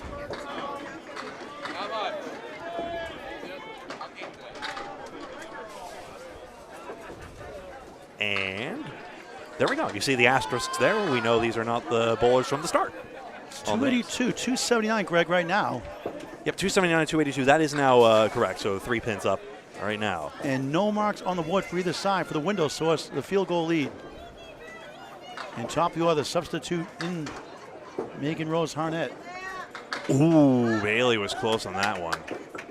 You get the play-by-play, Greg. Edpin just gets away. Harnett's got to get an out on this one, this way around. Takes the 2 safe pins on the right side. Now these pinning tactics are going to be everything. And she goes for the largest cluster. That's the traditional advice given on the 3rd ball. Go for the biggest cluster of pins you can to maximize your chances. Now, if you have the 1, 4, 6, 7, 10, Maybe there's an argument for risk, but don't take it from my mouth, I'll tell you that much. No will ever be worthy of becoming the dominator. As hard as they try. Maybe I'll be here. Bailey gets a 9-box, picks up 1, 6-pin lead. Show them up and make them feel bad, you know? Exactly. These frames are going to come down to the third ball. Here you blow it out of the water. We saw the difference a third ball can make at the very end of a tightrope match in the last one. Into the head pin, Harnett close, 5-pin in front. Not quite there. 1, 3, 4, 6, 7, 9 for Bailey. So, again, Megan's got the better of this one. Very steady delivery. Excuse me, Wood. Don't do your job one time. But it's 9 versus 6.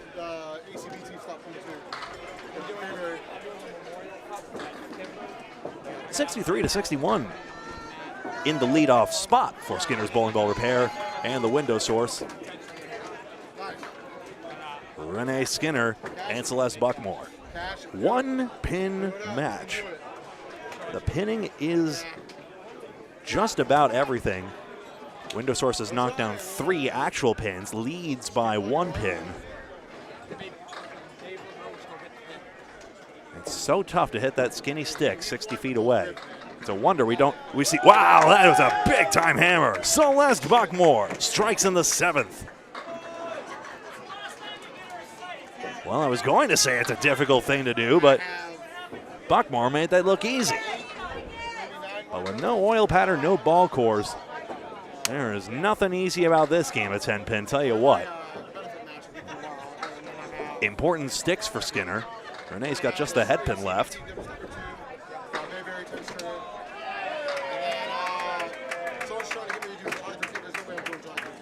And she's got the 9. So next one will be July 27th. That's the day I have the Memorial Cup. I was supposed to do the Harvard one. I told Jeff that if we get knocked out, and my team gets knocked out, I can make it to the 5 o'clock one. So if I get knocked out, I'll make it. The standings she got away, but Exeter Lanes in a clear but not conclusive first place. For the first time, it seems like in forever, we finally have a clear first place team. How will it shake out in the 10 matches to follow this one? Buckmore still filling the 1-2-10. This has a chance. A 20-box here would be a big-time swing for the team sporting gray today. Skinner outside on it. Rings around the 6 and the 9 pins. Buckmore into the head pin and 2 pin. The Wood takes it out. 20 box. 82 in a ball through 8. It's a general 5-string something. 26, Argonne, then 27, Harvard Lanes. Then I'll have the next stop be ACBT, stop number 3, which will be now Harvard Lanes. It's an ultimate ladder. Yeah. 73 for Skinner. Bill Olson, I see. I'm not sure if anyone else saw what you did, but Clayton Matson, you saw a 9-box there? I see a spare on the board, so did they call it differently? Was it a foul versus not call? I may have had my head down, of course. There's a reason the commentators don't make these calls. It's bowler's call in case it's a dispute, of course. Sometimes that rule is misapplied, but if there's a doubtful decision, good sportsmanship dictates that the bowler be given the benefit of the doubt. Diamond spare with him, blows it up. Lioness can't survive the split. 2-6-10.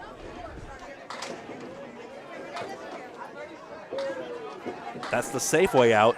He knows his pinning tactics, but he can't figure out why that 6-pin rang around the 10. So brutal considering his left to right angle on it. It's tough to access the pocket straightforwardly. I'll show Witham's diamond if I get a chance, unless he shows us an even bigger shot, or one of these 2 guys does. His try. Loads up 4 more on his side of the ledger. Now it's a 2-mark game, in effect, with 7 pins and an extra spare for the window source. Rhythm cuts into that. Lioness can run the split down with the wood. 5-pin tips. Does not come backward this time. Lioness spare, 7-9. Easy as that. Had to play on the junction of the wood to get to one side or the other. Takes about the same accuracy as a single pin, but still. +2. Not much to it, but that's the idea. The intersection of the wood is the key. There's some leeway one side or the other, but well played. To DJ Trask and JJ Tarikny. 3-4-5 to 3-3-6. Yeah. Well, Bill, thank you very much for sharing that. I have it on good authority. It is a spare 7 on the board, and therefore, that's what stands. Not to discredit what you said. I just don't have a recollection of it myself. Thank you for sharing that, truly. Very interesting as well. 4 horsemen taken out by Trask. And pins mixing out. Tarikny got the 1 and the 9.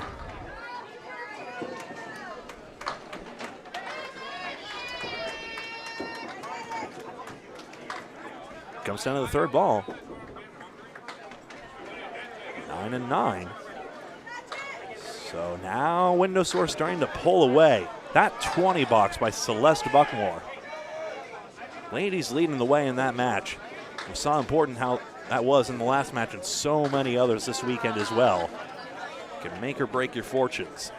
9 pins +2.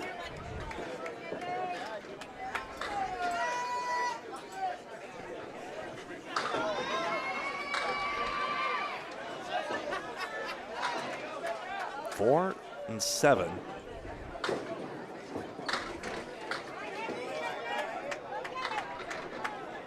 Tarikny takes out 4.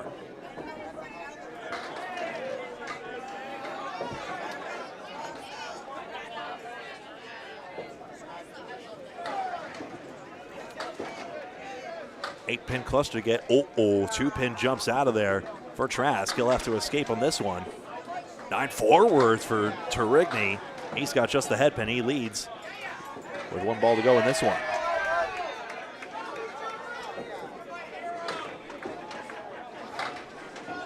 Just the 3-9. So, 9 versus 5. Tarikny another big gain on that sequence. Now the window source further ahead, almost by 4 marks.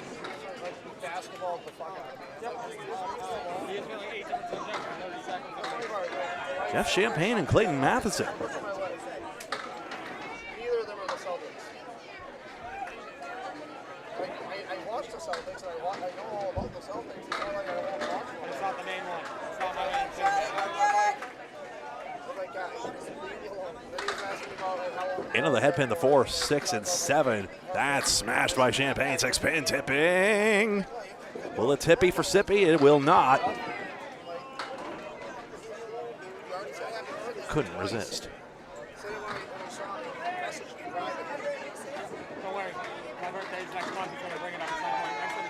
4, 6, 7. That's it, can't send it. And Matheson converts. Sorry, Champagne converts, beg your pardon. The window source gets that mark. A 9 box.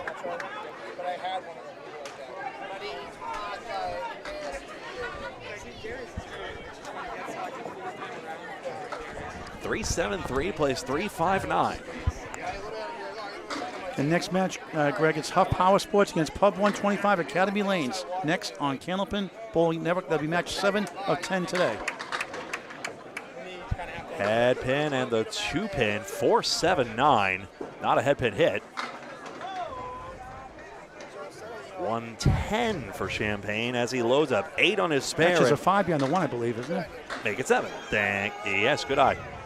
No, you don't need your glasses for that one. That's a good. That's a good eye. Yeah, I can see everything fine. It's just the small print I can't read. Drives me nuts. Spare. Matheson runs down another one. Oh, it can be the scoreboard pretty good, too. It's pretty good. Splits be darned. Mark versus not. Skinner's bowling ball repair coming back into this with 2 boxes to go. Now let's get the update from Greg after this ball from Champaign. It's a 9-box, 89 through 8. And we go to the top of the order and take a look at this. I mean this. 389 to 369 is the score right now. 2 marks to 1, so the window source up by 20 pins plus an extra bonus ball between Buckmore, who just threw that 20 box, and JT Lyonnaise. Clayton Matheson holding down the forward at the other end. He's got 83 in the ball, leading the way for his team, along with Carl Withams, 82. Back to the top of the order, Andy Bailey in relief for Peggy Donnelly, combining for 61 through 8. The team has the lead as she has the 7-10. Wood rolling away, 2 to the left. Megan Harnett has the 6-7-9. 164 high single for Andy Bailey with the wood. She got it! How about that one? Spare. Nico Highlight reel, 71 of the ball through 9. Whoa. Good try by Megan.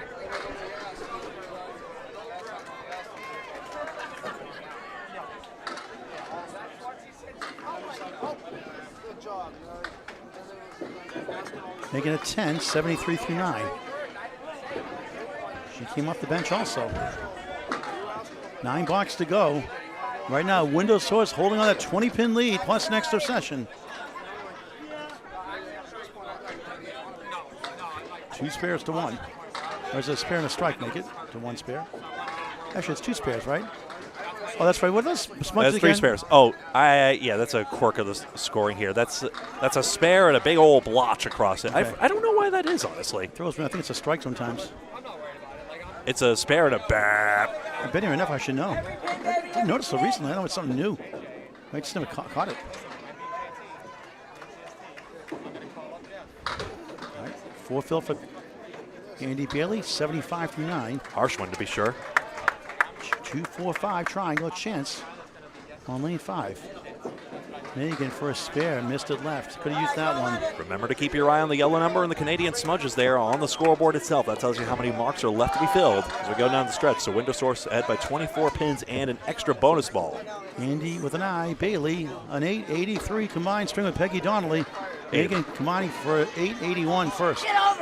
8 apiece as it turns out. 81 string, I should say. 1 string match. 8 boxes left. Quick update from Greg. Mark situation in the path. Yep, so it's two marks to 1 right now. 24 pins plus an extra. There's time, but if you think about it, maybe if you gain 3, maybe 4 pins a box, maybe if Matheson's bonus ball goes much better, you still need a lot here.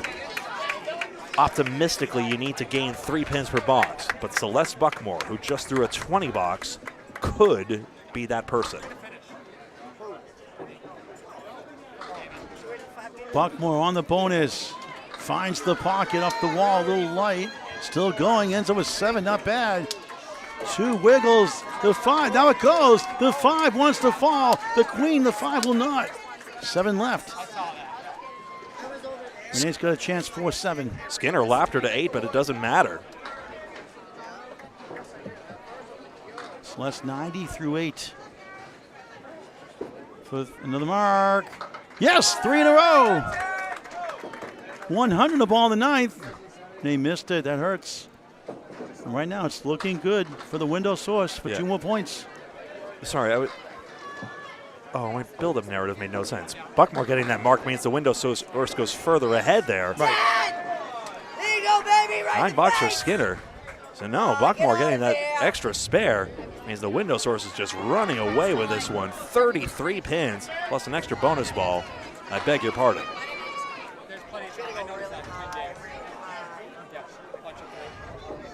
Hi. Steal it. Ah, okay. Nice bid. Celeste adding to a collection here on the bonus. Off to the right, 3. Make it like a big break here. It's on the 4-7 go. That's a 5 for Renee. 4 on the 6. Give her a break, but decent wood to work with. Buckmore spare 8, spare 5 after a strike spare combo.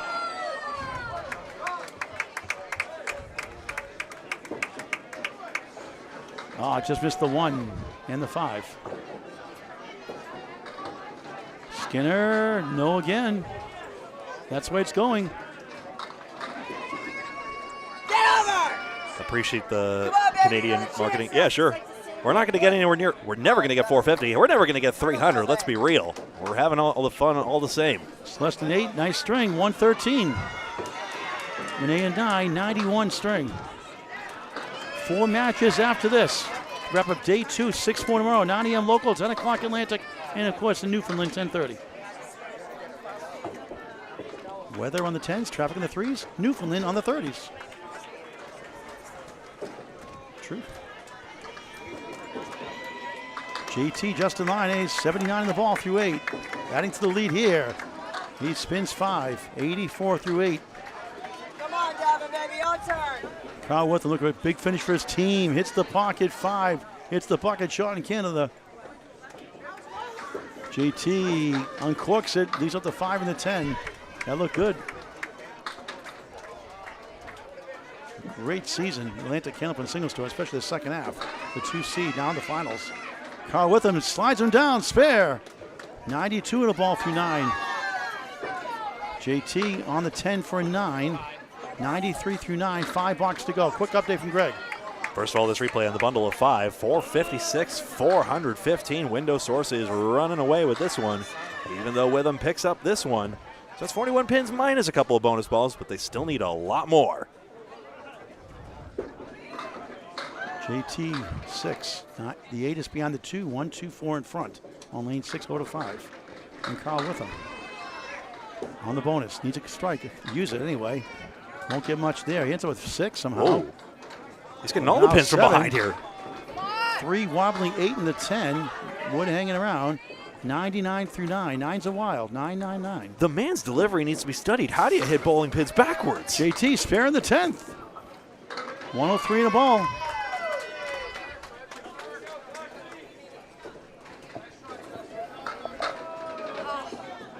With him, nice shot. He got it. Pumps his fist. What a shot for a spare. Back to back, 99 through 9. Now 109 in the ball in the 10th.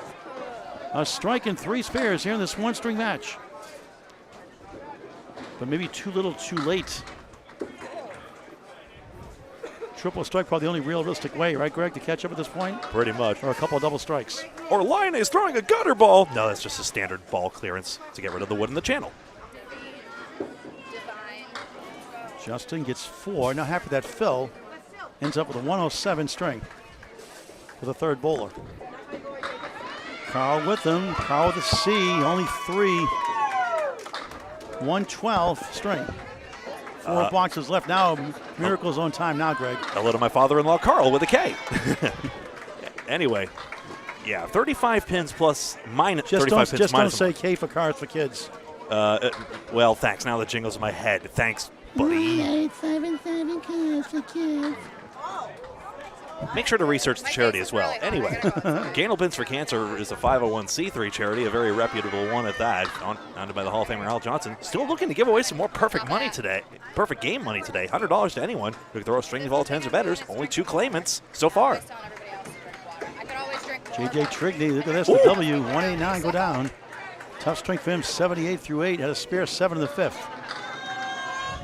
I really want to call that a split. It is not a split because that 5's in the way. Matheson, 3, 5, 6. Actually, DJ Trask, rather. Oh, I mean, maybe for Candlepin we could modify the definition, say parallel pins are. It's DJ Trask up there, right? Yep. Yes. I missed that chance. Couldn't see it. The Muffin Man. Why is it called Muffin? That threw me off. JJ, good effort there. Won't go. Not that he needed it. A 9, 87 through 9. Trask, a 9, 77 through 9. Greg wraps it up. Sure. 35 pins minus a ball. Bob 125 and Huff Power Sports next for match number 14. We keep it live on this stream. We go nonstop, no breaks. Well, I mean, you get water in Edgewise, don't worry. Feed your Gregory and everything's okay. That's head pin. That is the bundle of 5 for JJ Turigny. DJ Trask. Down comes the 5 pin anyway. Interesting. This bundle of 5 looks good.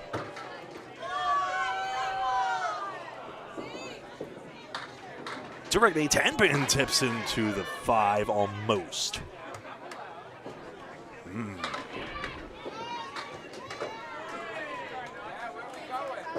DJ, just wide of the headband. A window source on their way to victory in this one, 96. And then a 9-box for DJ Trask. We'll have standings available after each and every string as we announce it on the air. Exeter Lane's currently the one to beat.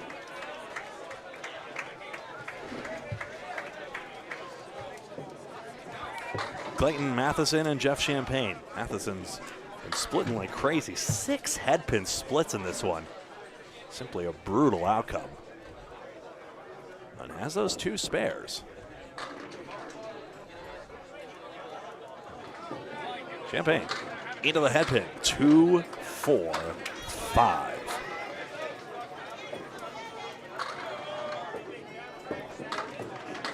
Whoopsie daisy. The moment Paul turns his back, that happens.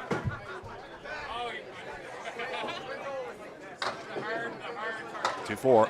Boy, and another end-to-end pin. You want it to roll, you don't want it to tilt. Just the way it goes sometimes. Make sure to keep it live here. Make sure to like the video and tell your friends.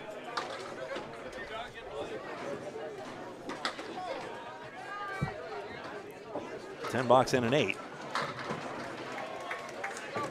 As we wind this down, it is now mathematical. The window source is the winner of this match, 13 of 23 in this round robin. Simply put, the most wins. First place, $12,000 grand prize. In part thanks to a $1,000 contribution from Candlepin for Cancer to the prize fund. And a lot more coming back in goodwill. Been hit by Matheson, but the 2-pin is all that stands.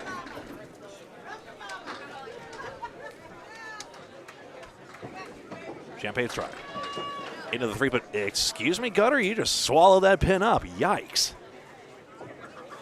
Never seen a pin just get consumed like that. Clayton blasts that pin back into the pit. One of his better leaves, and he makes no mistake on it. So even though he ended up in split hell, Matheson is going to end up with a great result here. Unless the split bug wants to come back one more time. 5's pretty good. Actually, it's going to be 6. It's 7. It's 8. That's what you get for hitting the head pin. 110 for Clayton Matheson, Jeff Champagne 105. And that is that for this match. We'll take a look at the full statistics and everything.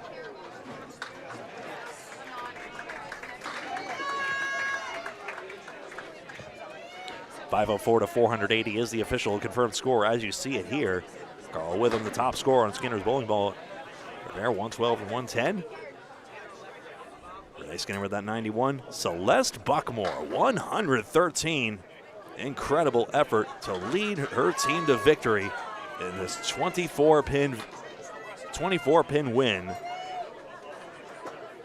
Lionates and Champagne 107, 105. Not too shabby in their own right.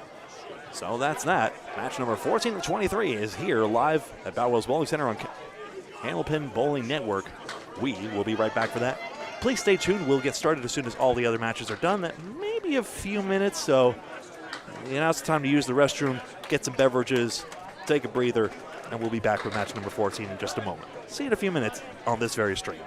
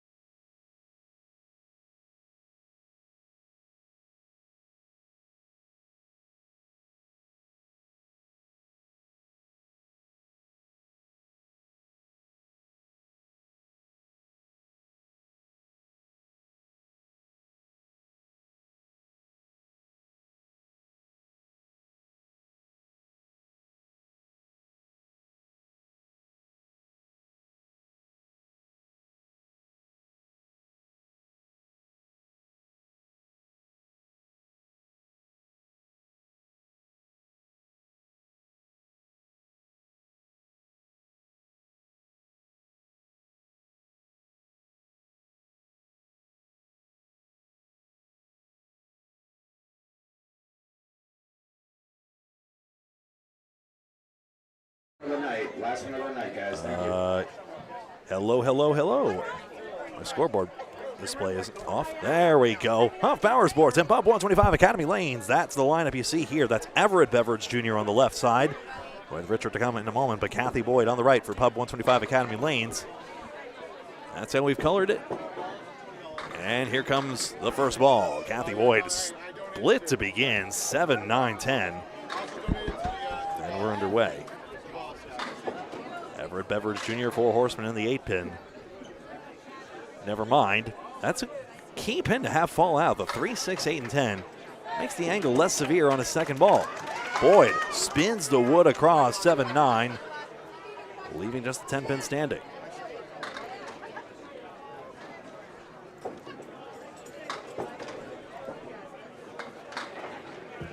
Three pins up. 3 pins down, 1 to go. Why, yes, that is Dave Richards in the second spot. Why do you ask? We'll see him in just a moment. A 9 box for Kathy Boyd.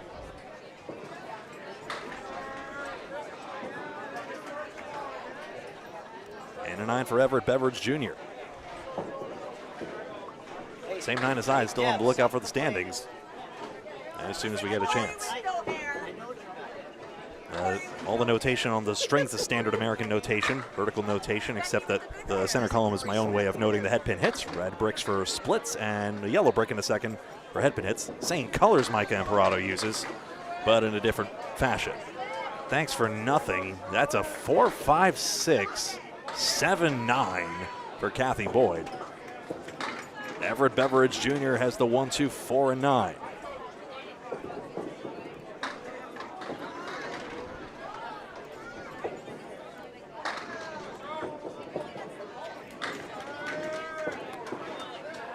Boyd trying to make something out of this, but nothing kicks off the wall. Beverage with a snap of the arm. Delivers 3 more pins and just has the 4.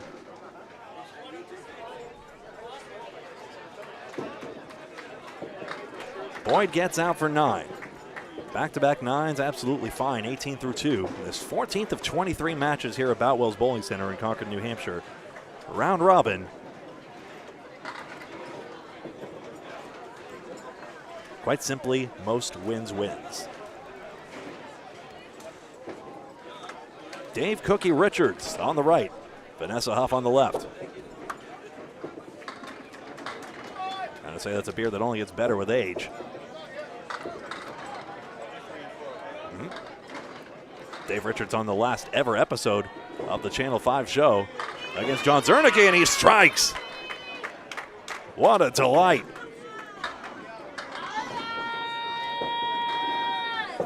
Five and 8 pin Vanessa Huff with the chance to respond. Mixed teams, at least 2 women on each. And of course more on the bench as well that teams can employ no later than the 7th box and not on a mark. That changed. It used to be the 6th box, now it's the 7th. Oscillating wood. Every time the wood apparently stops, which technically permits Vanessa to roll the ball per rule, then it starts moving again. It's probably the biggest troll I've ever seen the wood be. She's trying to get around it, she spares! Converted, and a great response.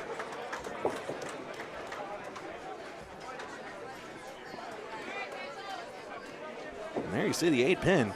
Take the 5 pin out from behind to respond well to Cookie strike. Jack Berrigan, Richard's nephew, also in the lineup. He's batting 4th. Or bowling 4th, literally the opposite role if it's for cricket. In there, almost a backdoor strike. 9 more. Off on a spare, it's a good load. It's 10. 20 bucks for her, strike on spare. Richards responds with a spare of his own.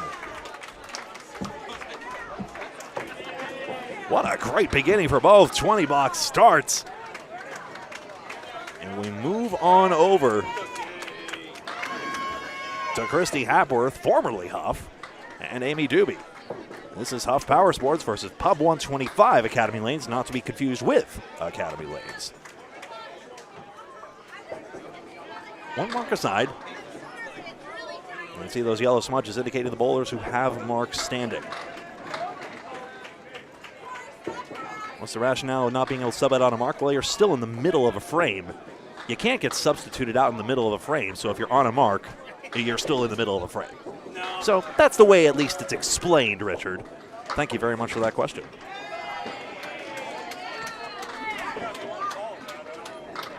In fact, the definition of open varies between countries, United States and Canada. Whoops. And in Canada, if you're open, you're about to fill a mark. But certain United States shows have used the term open to mean you did not get a mark, which makes more sense at 10 pin, really. Get over 7, thank you. Hapworth on the board, a starting spare. The marks are flying early in this one.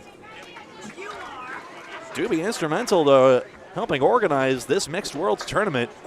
Nate Leaves gives her due every single time, as he does well with navigating all the tournament intricacies and fundraising for raffles and all the other moving parts. He and the team here at Boutwell's Bowling Center in Concord, New Hampshire, they all do a fantastic job.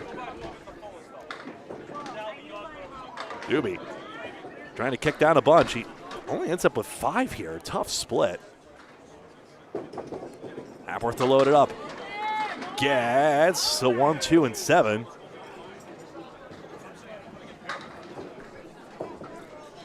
Planks right there. Does 2 take 3, or does the 2-pin miss the cap? We'll find out in a second. Doobie's got some shot to make. Made the 7-pin, but the 6-pin was the problem, apparently. Hapworth can't convert this one. Just the head pin.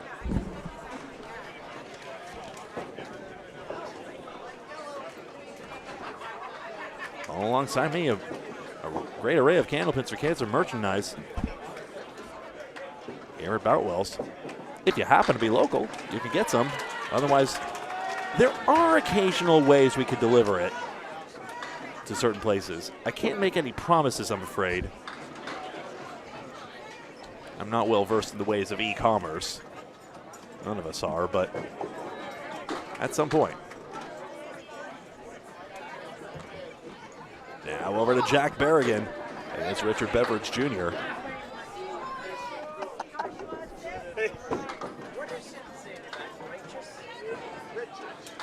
My last name. Come on, how many years have you known? Berrigan into the 2-pin, 6-pin, 3 is tipping there. That's Dave's voice you hear, in fact. Head pin, 8-pin behind the 5. Richard denied. And I got you. So now get There we go. Big snap of the wrist there. One of the members of Academy Lane's Men's Worlds team that won the championship this past season. Oh no, I said the S word, but unfortunately it was a deflection. And Beveridge Jr. is denied.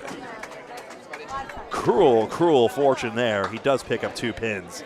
And we're going to see what happened. Take a replay on why in the world this spare didn't convert.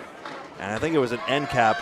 Yeah, unfortunately, Richard Beveridge Jr. wanted to get on the broad side of this one, and it didn't work out.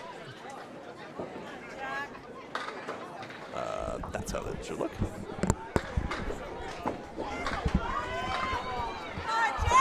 Berrigan's got the 4, 7, 8, and 10. Into the head pin goes Beveridge again. How's this wood looking? Does that possibly ruin the 3, 6, 10? That angle looks a little mischievous, but it seems very possible for Rich to negotiate it. Berrigan across, Wood straddles it, another rolls, does not take the 10. Beveridge, chance he spares. 20 and a ball through 2. Got the standings here, Greg, when you're ready. Berrigan 9 or 10. Go ahead right now, Paul. Exeter Lanes, sole possession, first place, 22 and 4. Penny Lanes, 20 and 6 in second place, sole possession there, 2 behind first. Window Source, sole possession of third. The Log Jam slowing down. They're 18 and 8, winning last match.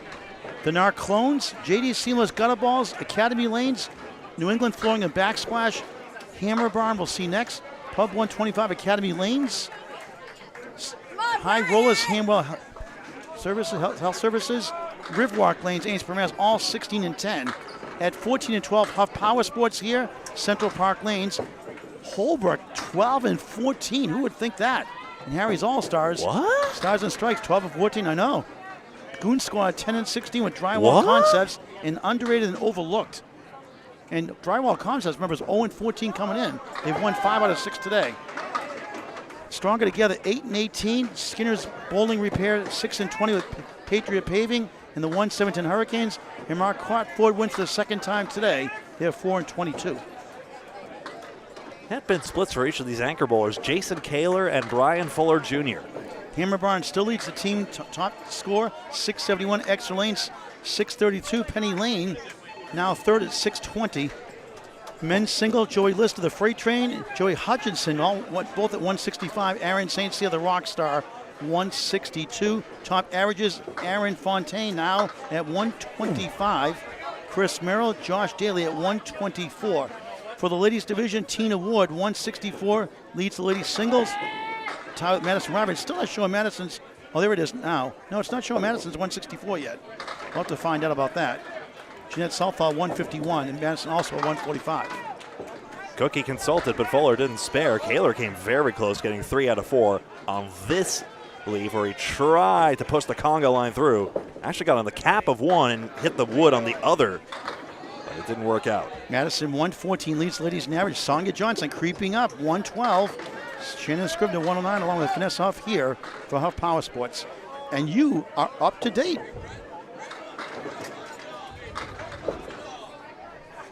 Let me just snap a picture of that before it goes away.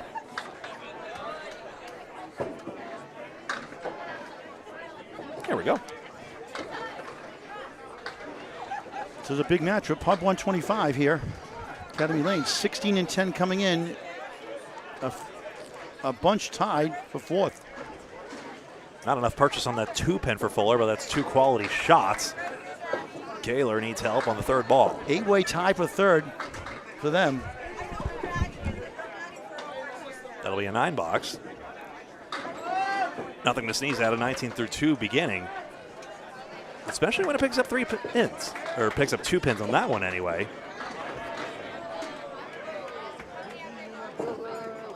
First check of the scoreboard. It's this. 20 boxes each from Vanessa Huff and Dave Richards. Christy Hapworth and Richard Beveridge Jr. already 20 up.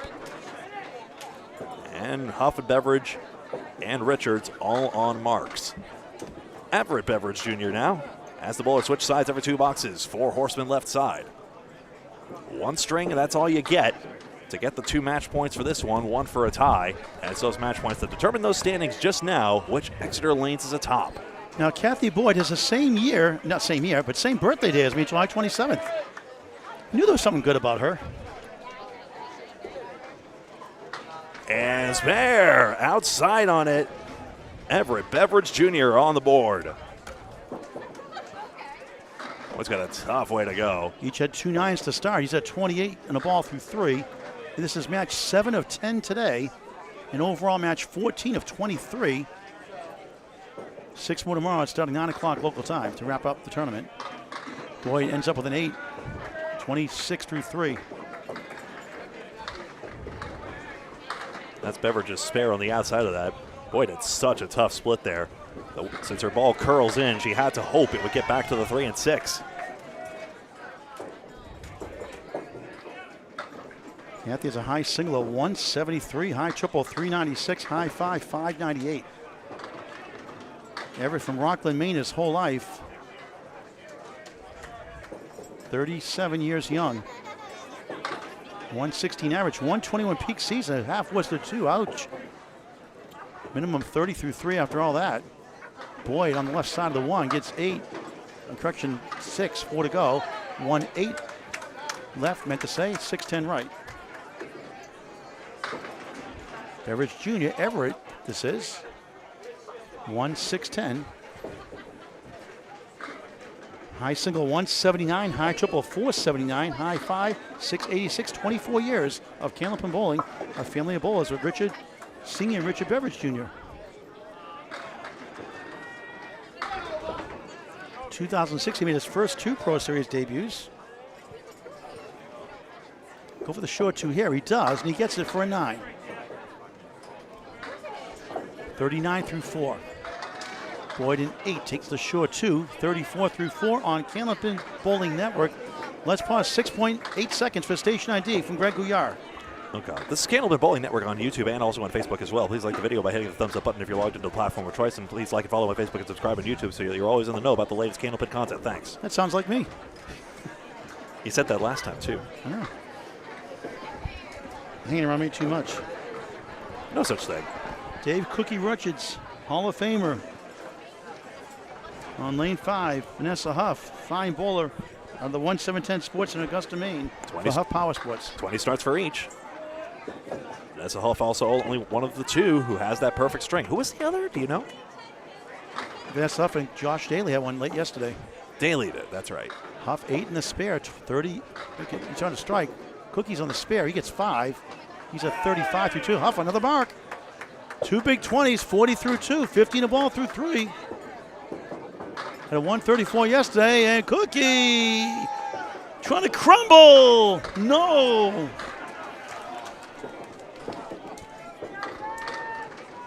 Unfortunately, in Candlepin Bowling, the argument, who do you think you are, I am, does not work.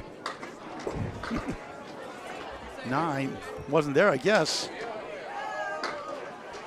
44 through 3, Huff. Huffing and puffing him down. We'll get a slow-mo of that Cookie striker at some point, I'm sure, but look at that 9 pick, please. And that's a 176 high single.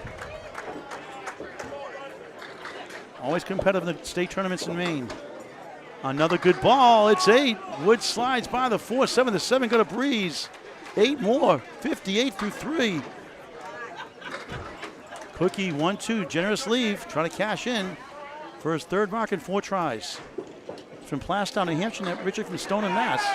Vanessa, another one. Oh my goodness, she's dialed. 4 straight. 68 in a ball through 4. Wow. Cookie's fair. 54 in a ball. Who is this guy? 128 career high average. High single 202, including 3 200 games in his career. High triple 457, high 5, 780 in his 6th decade of Candlepin bowling, now bowling out of Academy Lanes, Pub 125, Haverhill, Mass. More on him later on. Amy Doobie helping on here with the tournament, does a great job with the Exeter Once a Month Sunday Pro League in Exeter, New Hampshire, and Shooter Sports Club, Exeter, New Hampshire. Another in the great mixed teams event in effect. Yeah, we have the Ladies Internationals here August 1st, 2nd, and 3rd. Another $1,000 sponsored by Candlepins for Cancer and coverage on YouTube on Candlepin Bowling Network. Christy Hapworth, 26, Amy 19 through 2. Christy from Burnham, Maine. 114 peak average for a season. Trying to send it over. Won't carry. 178 high single, high triple, 422, high 5, 610. Doobie will not get it. The 4 holds. From Fremont, New Hampshire, she is originally with Methuen, Mass. 115 peak average for a whole season. A couple of Candlepins for Cancer ladder series as well in the top 5 live show. Her high single is impressive, 198, high triple, 480, high 5, 632.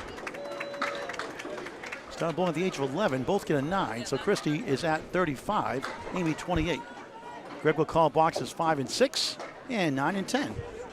Just wild that these teams are closer to average standings considering the caliber of bowling we've already seen out of them combined. Hapworth, beautiful ball at 9. 7 pin left up. Wood rolls away. Go right at it. Amy Doobie, she hits the pocket. She gets a diamond left. The girl's best friend. But not for percentage-wise converting, just 27% without Wood for Class A bowlers. Stats by Candlepin Bowling Network.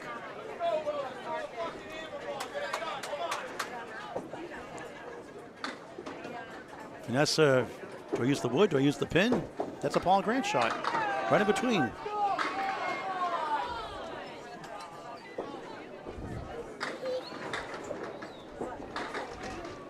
And that is going to be a 7 with the ball to go.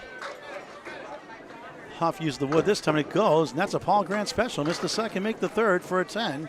Never a good time for that unless you win. Christie will be happy to be misidentified on this one. 45 through 4. Amy is 7, 35 through 4 on Candlepin Bowling Network.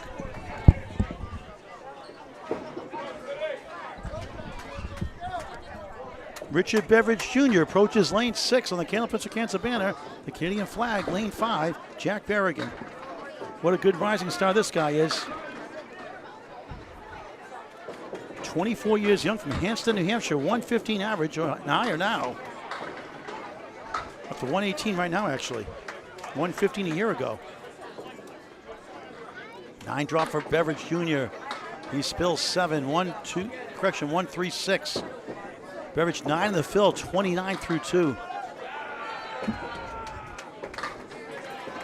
Easy shot here, and he missed it. He put the wrong side of the wood. Looked like it was going to go either way, but 3 pieces, too much. Jack, that won't go either. And Beveridge joins the PGS. Missed the second, make the third. I mean, I'm not going to. The second time Beveridge has somehow misplayed the wood, or maybe just missed the spot on it. 39 through 3, perfect start. 10 spares and strikes. Berrigan wasn't there for a 9. 26 through 3. Perfect game pool, $100, sponsored by Candlepin for Cancer. For all perfect boxes, 10 spares and strikes. Which Vanessa Huff could take again at this rate. A couple did it last. I think Scott Lapierre did it twice last year, actually. A couple of them did. Richard Beveridge could. He has a 189 high single. Richard does. High triple 469. High 5 695 out of Oakland Park Bowling Center in Rockport, Maine. Rockland, Maine. Holy smokes, that was zipped out of Berrigan's hand.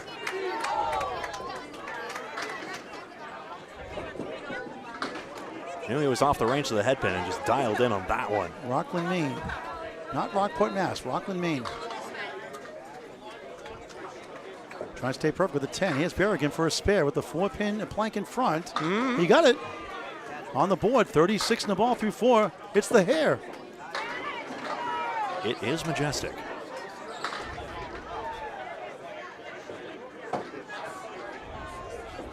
Beveridge stays perfect, 10, 49 through 4. Here come the anchors. Jason Kaler, the owner of Oakland Park Bowling Center. 18 lanes started in 1959. And Brian Fuller Jr. getting ready for a big year.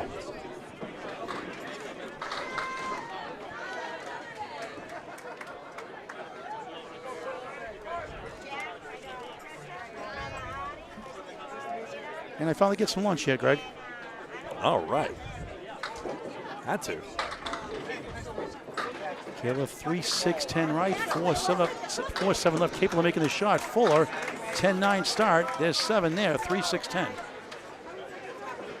Brian's from Newburyport, Mass. Originally from East Kingston, New Hampshire. Next to Exeter, New Hampshire. 42 years young. 131 peak average for a whole season. Kayla doinks it. Tough plank to have get away. Fuller, Oreo cookie time. Oreo kicks it time, slaps his side. Middle stuff. Owns the Lafayette Lanes house record at 224, which is now Lafayette Lanes. Keith Beaupre, the Tsunami, has a 194 high single at Riverwalk Lanes. He gets a 10 and a banana split for Casey McCool fans. Always hungry, always growling. He goes to Lakeside Lanes and Boutwell's Bowling Center in Concord, New Hampshire here for the Atlantic Candlepin Singles Tour, Class D Northern Conference. Everyone loves Casey McCool. Well, they should. And Greg Gouillart. Hi. Me, not so much. No. Ask for too many lemon drops.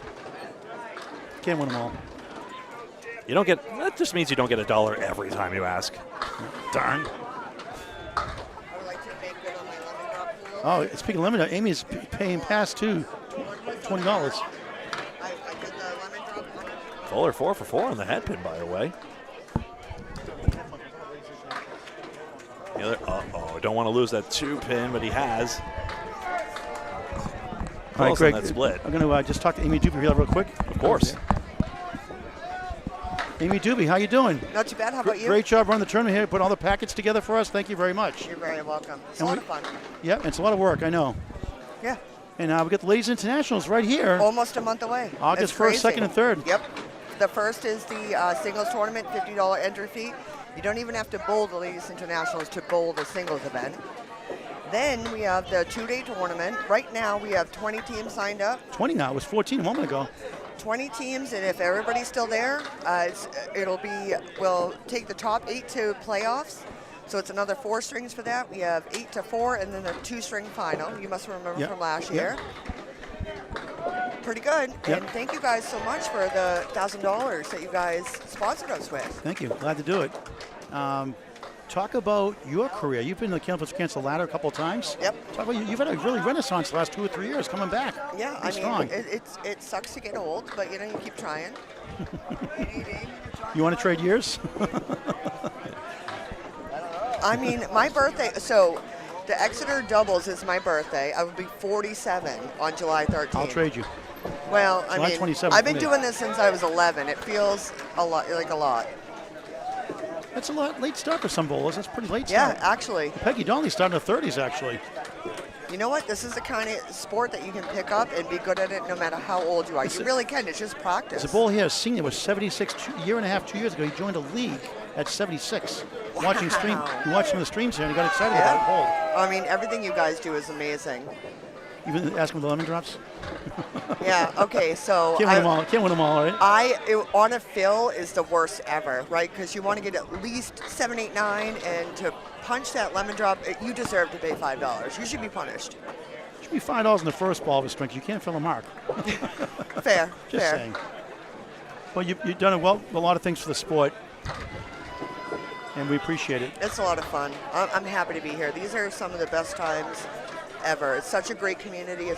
Everybody kind of gets together. We're going to compete against each other. We want to kick each other's butts, but there's a lot of camaraderie. I love it. How do you keep the teams happy with all the people in your team? I'm not going to have playing time. How do you keep people happy? You just got to do what you can. It's a team event, right? Like, if we're winning, I'll ride the pine all weekend. Like, it's vibes. It's just... Ooh, yes! Look it! Caddy! Sorry, I didn't want to yell. That's because your birthday's the same day as mine. Sorry, the 8-pin was being a bit slow on that. She won't change a year with me either. It's a lot of fun. Thank you, Paul. Thanks, Amy Doobie. All right, back to Greg. Spare for Boyd on that inner pin. The third ball, Beveridge should go right on this one. Didn't quite get there. Be a 7 box and another look. And you see the wood, it caroms off the sidewall there and taps that 8, and eventually it goes down.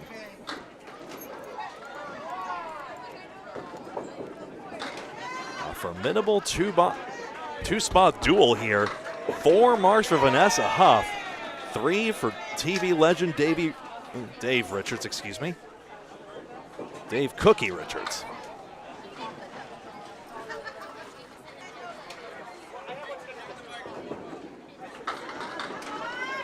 Loads up 5 on that mark, 59 through 4. Huff, she's been good all string long, and the 4-pin gets over. She's got an 8-pill and a plank right in front of the 6-10. Cookie can't get the 1 or the 10. It's gone! A mark-perfect half by Vanessa Huff, 86 and a ball. Huff Power Sports storming out ahead. Richard settles for 8 and a 67 half. People are like all weekend. He'd probably kick John Zernicke's butt today if they rematched. I would welcome seeing that rematch, by the way. Or you could not go sit. Offline on this one, 4 horsemen left side. Huff on a spare. Off it comes off the wall. Boy, nothing's going to get over this time, though. Momentum temporarily skids to a halt for Huff, but an 89 half.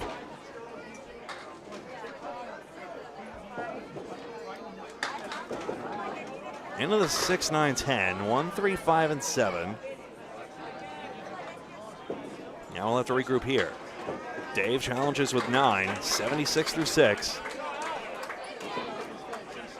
Vanessa just does get the out for 8. Incredible. 43 pins, -2 marks for Pub 125. Do not count them out. Remember, distinct team from Academy Lanes. Pub 125 on a good course right now.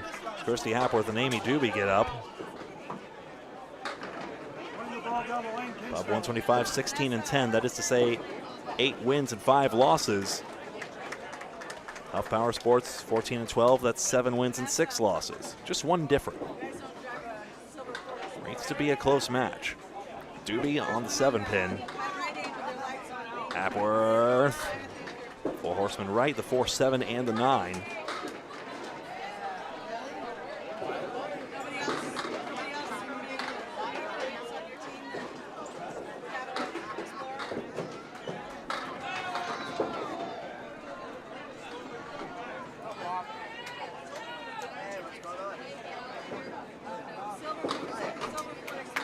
Third ball, a good one for Doobie. Out for 8. Hapworth needs one of these couplets or the other to catch up.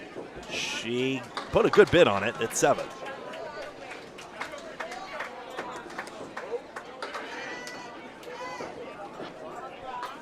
Trying to look at. I cut off the units digit comically, but both Huff Power Sports and Pub 125 both have 540 something averages. So on paper also, this matchup rates to be close. Vanessa Huff going nuts is making this anything but climactic at the current moment. But we have seen fortunes change. Pin versus a split. Doobie has the 3, 9, 10, not impossible. Does this wood in front of the 10 ruin the shot? Boy, it's such a perilous angle. Going to use it instead. It just hits the 9-pin. Christie on the 2-5 outside and around the 6. I did a lame bit of reconnaissance and understand Christy Hapworth just celebrated a wedding anniversary recently, her 10th. Congratulations. 8 and 10.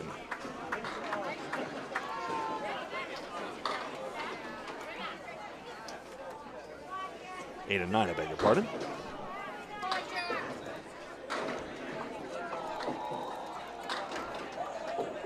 Richard Beveridge Jr. has been head pin perfect. It's the second ball that's been the tough one. Such a brutal thing, Candlepin is. Just that little bit inaccurate on just that one little ball, and I do mean little. Makes all the difference. Uncle and nephew on the same team. Jack Berrigan is here. 2 out. And that's the fill. 7 pins down for Richard Beveridge Jr. First head pin he's missed, but this one's not impossible, especially if this wood forms a guardrail, maybe. Berrigan snaps it in, 2-5. Beveridge. 3-8. Swerves away.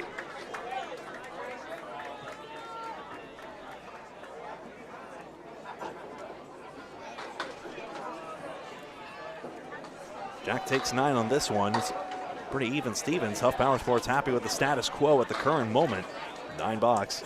58 half for Richard Beveridge Jr. 305 plays 264 with that one extra spare by Kathy Boyd still to fill. It's that yellow 1 and that Canadian smudge you see there.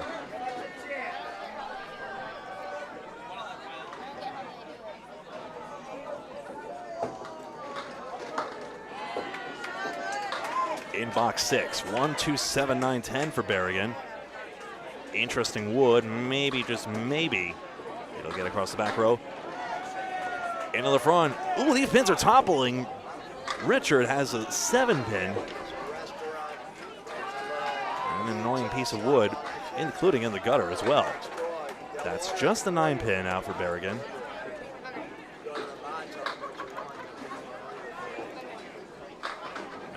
Mostly state of Maine team, Huff Power Sports. Academy Lanes is located in Haverhill, Massachusetts. He spares. Beveridge Jr. is second mark.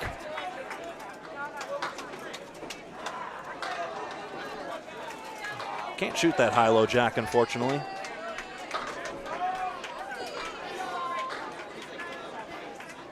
At 1-7-10, of course, a jackpot shot on the very show that Cookie Richards appeared on.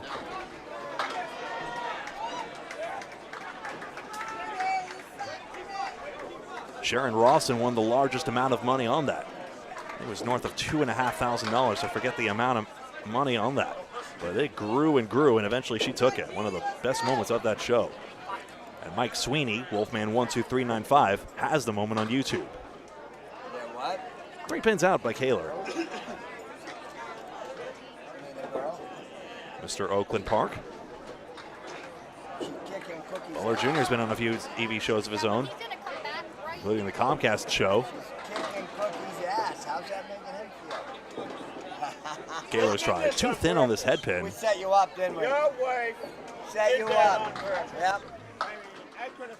10 bucks for Fuller. Two girls were bowling first and second. Yep. All day. And now they put It's a 48.5. That's all pinning. And that is smashed by Kaler for the same 10 bucks.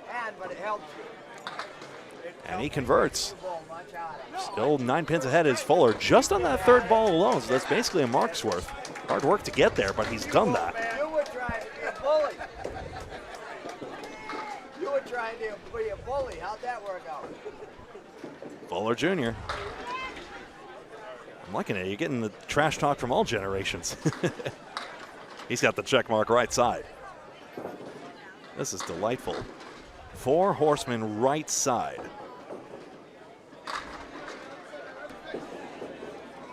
Yeah, that's close.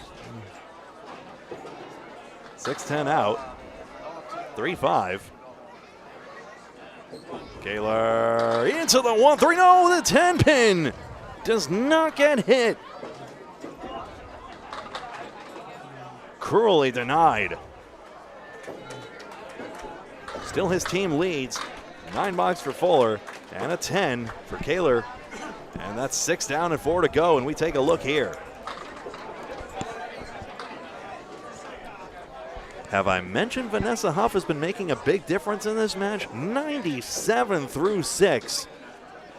She has a mark-perfect first half, 89 half.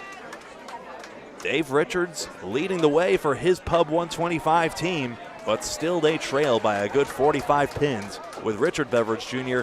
and Boyd still to mark. Vanessa picking up where she left off yesterday in the first match. The 134 and a perfect string, winning $100 for the perfect game pool from Candlepins for Cancer.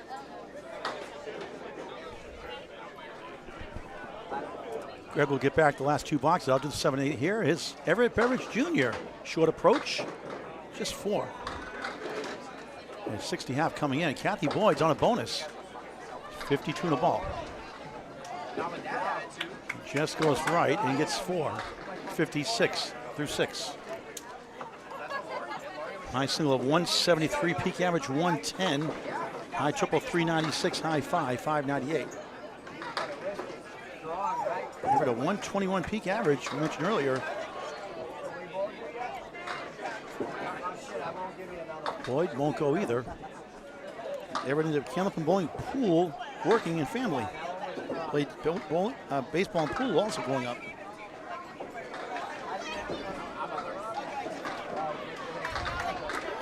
And it is. Nice out.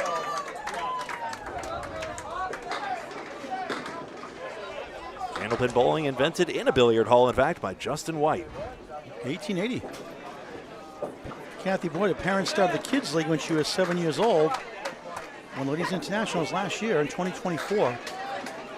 League titles. It always stuns me that technically Candlepin is invented sooner than modern 10-pin, but Candlepin was a response to the easier bottle pins, I believe, at the time. And that's how that timeline is explained.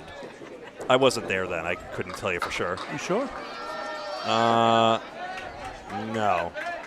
I have had someone DM me saying they own a time machine. I'm not sure whether to believe them or not. No disrespect. 3-9 for Beveridge Jr. That happened, by the way. 1 string match. One of our good fans, actually. Thank you. Kathy Boyd's won the Ladies Internationals in the past. Likes to garden and spend time with the kids and green. Baby. Not a baby so much now. 1 wiggles, 247. Everett's got Wood to help that sleeper pin the 9. Both teams in the middle of the standings, but still, with 9 matches to go after this, still plenty of time to climb up. Whoever's in first wins. Oh! What's wrong with that shot? A 9, 79 through 8. Is it He's just on the ball? He's on the ball to go, actually. I believe, yep. I always get ahead of myself. I think Craig Holbrook on the next lane over recoiled at that shot, and he's not even in. You know, it's a delightful novelty to have Dave Richards here, but we're spoiled just with all the legends we still get to see on our stream time after time after time on a regular basis. Average cleans up for a 10, 80 through 8, back-to-back 10s. Kathy gets a 10 also. 73 through 8 on Candlepin Bowling Network. Free to subscribe on YouTube. Over 2,000 videos in climbing, semi-pro to pro action. Something for everyone. It's in high definition. Watch your friends and family on YouTube forever on Candlepin Bowling Network. Old generation or new, we're here for you. I wrote that rhyme myself. Directing the marketing department here. As if. That's off thin hit 2. A nice start, 97 through 6. Not on the mark now. Cookie Richards, Dave Cookie Richards, 5.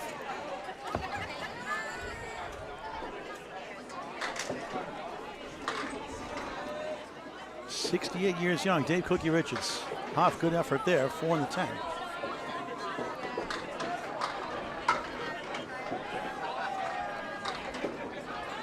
For a spare, no. Come on, Dick. We've got him interesting Candlepin Bowling watching the old Channel 5 show with Don Gillis, maybe before that.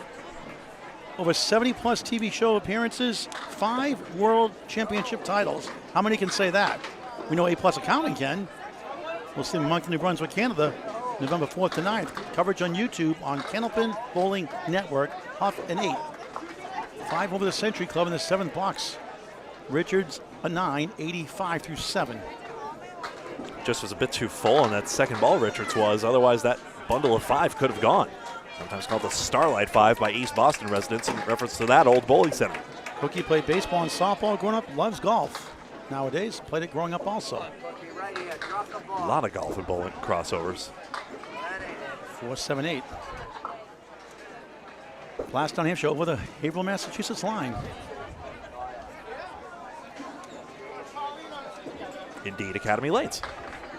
Ooh. Huff denied by the 10. Richards pulls right, 1 of the 2. Another great string by Vanessa Huff. No surprise there. Just intense bowler on the lane.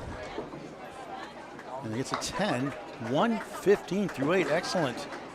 Richards missed right. Not happy with that shot. Still bowling at a high level, 93 through 8. And you see, it doesn't matter.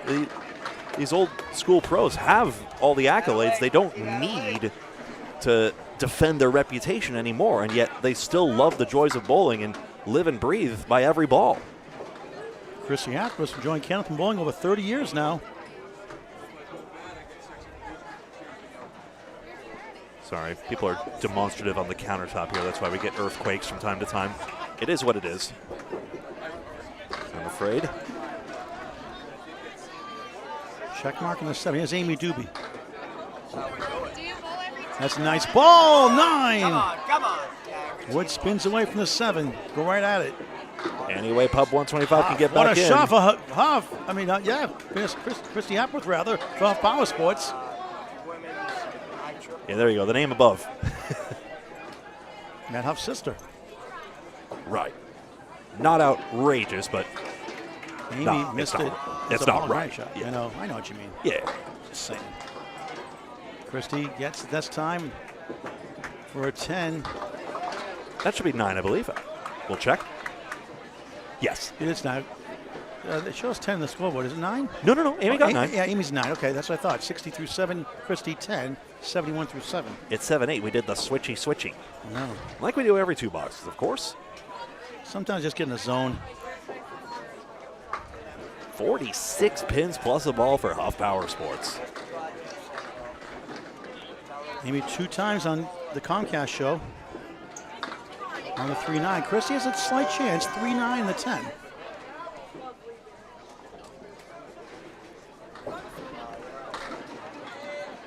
And he's also won multiple New Hampshire state titles and Massachusetts team titles as well.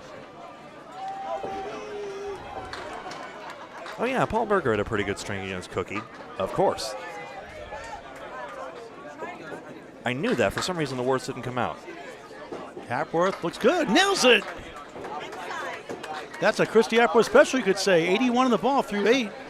That's a Paul Grant shot in the half Worcester hole. You could say.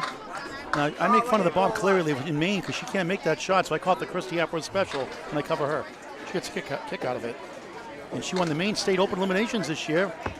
Good for her against Vanessa Huff, her sister-in-law. Boy, Doobie grabbed a thin piece of that headpin and gets it for the out. 68 through, after the 8 blocks, 68 through 6. Christy, 81 on the ball through 8. 68 through 8 for Amy. All right, got it right. All right, 4th of 5. Richard Beveridge Jr. on the right, 68 in the ball. Jack Berrigan, 54 through 6, looking for his first mark of the string.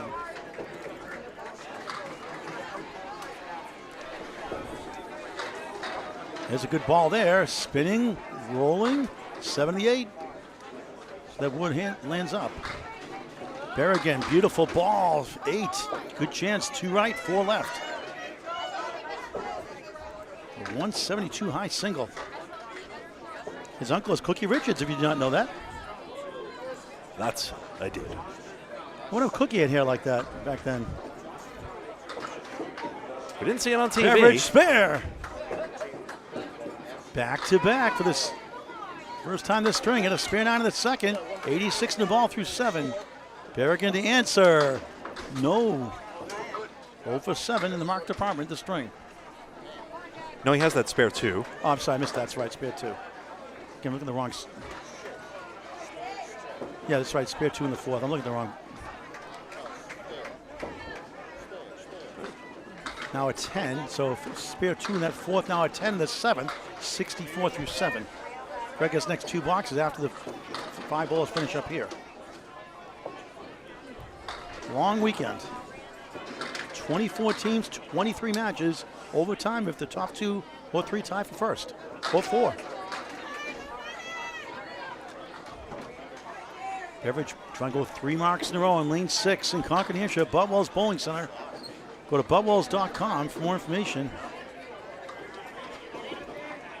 There again, 8, maybe 9. 9 it is. 9 cooperates. Clean shot the 7. Wood rolling towards it. He's like, get out of the way. Okay, good chance now at it. Wood must stop by rule before you throw the ball. 1 in 5 chance, almost.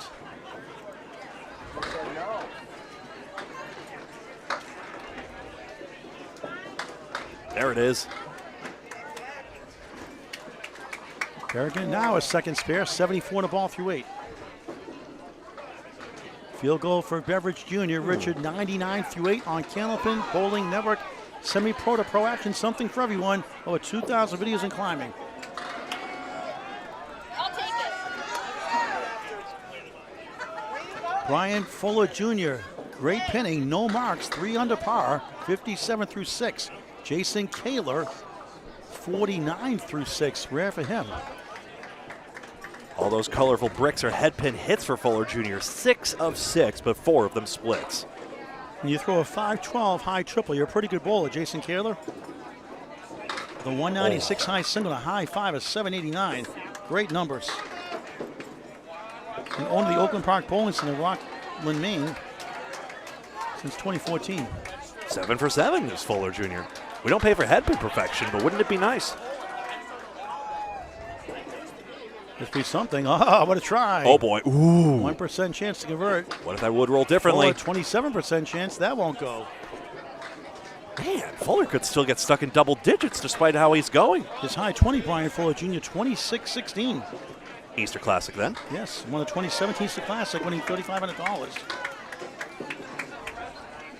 9-9. World Signals runner-up. 2015 and 2017 won $1,500. Candlepin for Cancer season 1 ladder series winner with a score of 406, including a 184 against the Rockstar Aaron St. Cyr before I gave him the nickname the Rockstar. And multiple TV appearances on classic Candlepins. Kaler with a fresh rack, parallel time. It's a blows away baby strike for Fuller. No fault of his, but about darn time. When you pin well, it usually leads to marks. 76 plus 2 in the 8th. Eventually. You'd think. You think? We know. I think so. I don't know. That's object by Kaler. He can't get a mark. He's 0 for 8. Takes a 10, 68 through 8. Update from Greg Gouillart. Here it comes. Now here it comes. And now, there we go. 59 pins minus an extra strike from Brian Fuller Jr. Marks have come alive at last. Head pin accuracy is pretty similar. Only 2 more head pins for Huff Power Sports. Pinning is 11 in Huff's favor as well, partially because they've got 5 more marks overall in this match. Kathy Boyd trying to get them back into this. She's got the 4 pin alone. Everett Beveridge Jr. has had a tough go of this. The two marks have collapsed into 1 because of the fills, but he has the 1, 3, and 10. Match 14 of 23. 3 more coming up after this. Boyd gets the plank. Pop 125 has one. They need a lot at this point. That's the first step to success. That was Chris Winiar's drilling a 10 fill for a 139 string over there. 310. Beveridge Jr. misses it.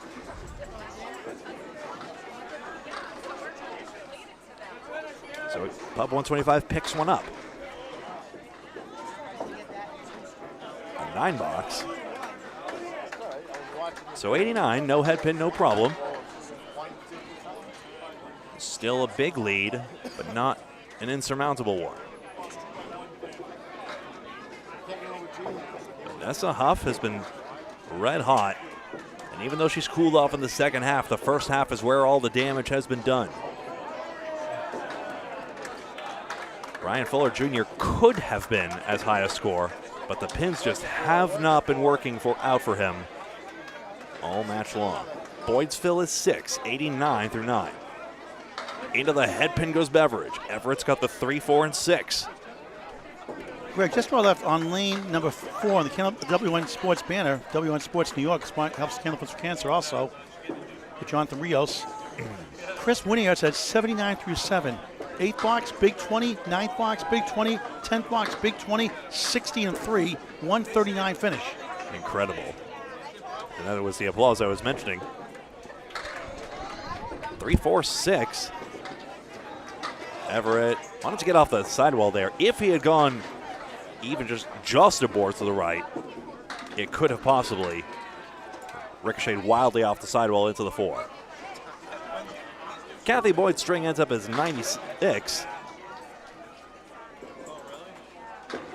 And Beveridge, that's the shot he wanted. He gets it the 3rd time around. That's a 10 box, and we're going to see it one more time, even though we know the reward didn't work out. But that's the idea. Thin off it and then get that sidewall ricochet. That's how you play it.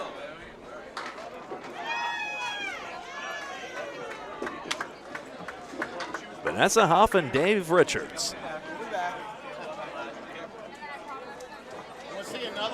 Dave Richards a 3-mark first half. Vanessa Huff a 5-mark first half. Neither have much to show in the second half. Richards gets thin onto the head pin. Plank right in front of triangle number 4, the 4, 7, 8. Huff crossed over. 5 pin stays, as does the 3 and the 6.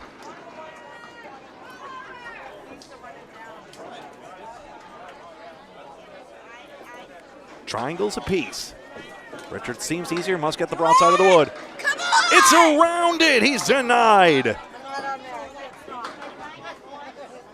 Why, yes, it turned out to be a roadblock. Vanessa Huff spares. 6 marks in the string. There's the pin. 103 through 9 for Richards. This is why that shot did not go. Just an unfortunate front pin deflection. he may have gone high on it. That might have been part of the issue, but that's a harsh thing to say. This is an even more severe angle than he already put on it to deliver it. Crushed in there, strike. Richards dumps 10 in 10.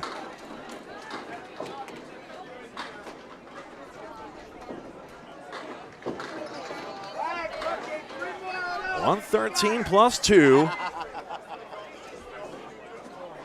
Up 125, running out of racetrack, but what a great ending to this no matter what, if not climactic.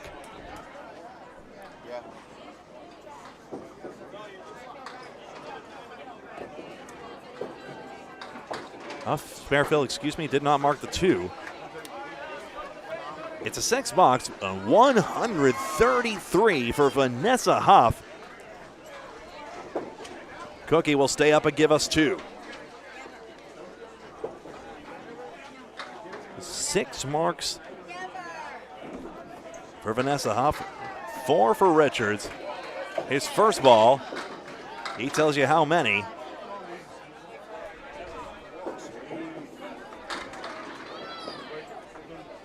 Not totally over yet. In there, better fill this time. 8 fill, 121 for Dave Richards.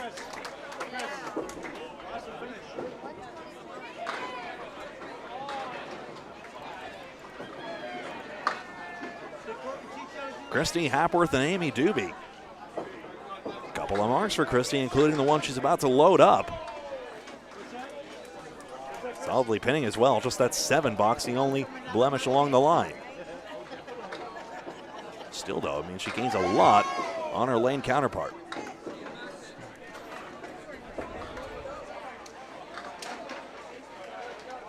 Amy Doobie's the reason we're all here today. Creator of this mixed worlds format. Got the 7 pin out. Hapworth loading up, it's full, it's good! Come on, 10 pin, you were hit. 4 and 10, the fill is 8.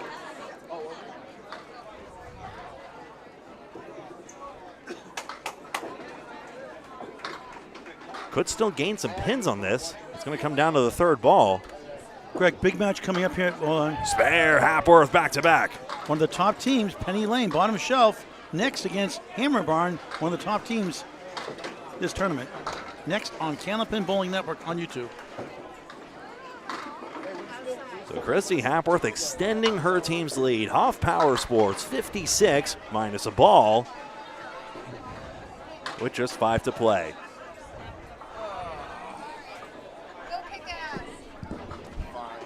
Doobie got her head pin. 6 and 7 both stay. Hapworth right down the 3 column. 1, 2, 6, 8, and 10. For a 5 fill of 104 through 9.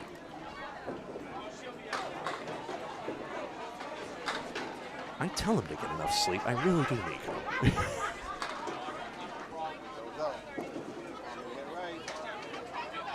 Doobie wanted a piece of that 6 pin.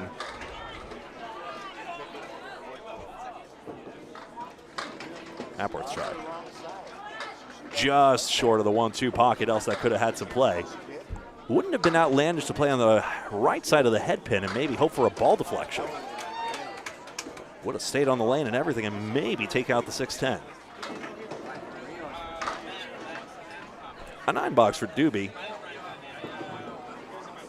Tough string, you see. 2 more for Hapworth and a 113 3-mark string. Like I said, solid pinning. And a great result. To Richard Beveridge Jr. and Jack Berrigan.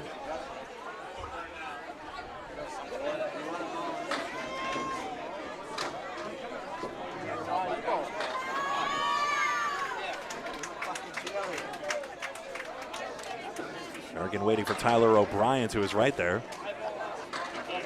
And now takes aim. That's Marcotte Ford. Tyler O'Brien represents. They're against Team Holbrook right now. Holbrook looks to be in great shape in that match. Smashed in by Richard Beveridge Jr. He's got another head pin hit. And a 6 pin. Berrigan missed the head pin. Nelson's ball takes that. Again, a little sluggish on his fills, excuse me. Spare. Beveridge Jr., 109 the ball.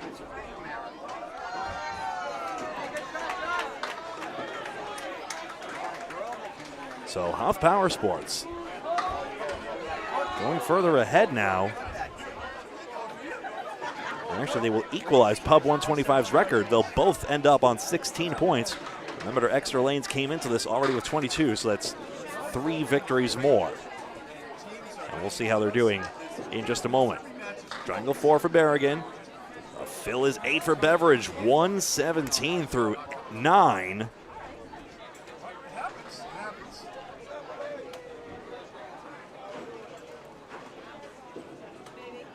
Triangle 4 for Berrigan.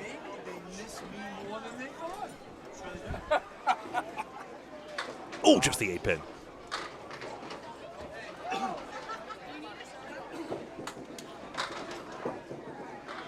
Richard again, off the wood this time. 4-mark back half and a 127 and a ball, and Huff Power Sports running away with this one.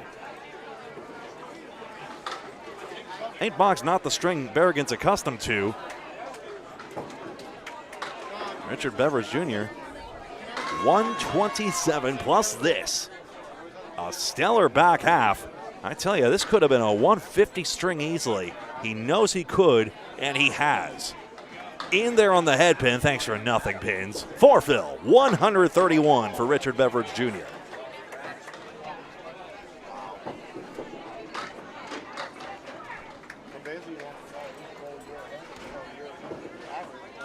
Brian Fuller Jr. has hit every single head pin he's seen today on this match.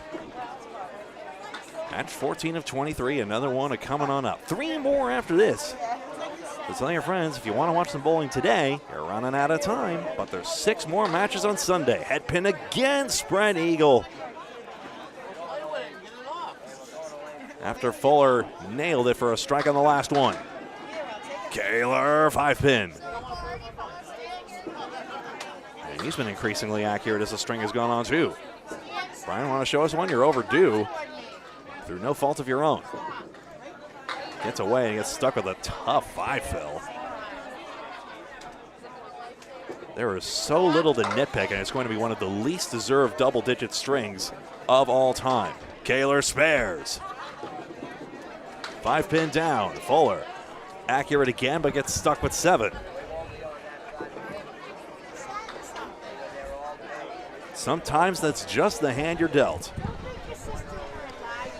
Don't forget Penny Lane, bottom shelf next against Hammerbarn. A really good match next. Fuller in there with the 1, 3, 6, and 9. 3 pin goes down late. So 9 for 10 on the head pin, it turns out. Kaler, this fill is high. It's 9, 87 through 9. Huff Power Sports the winner. Fuller spares. That's what you get for hitting the head pin. 98 in the ball.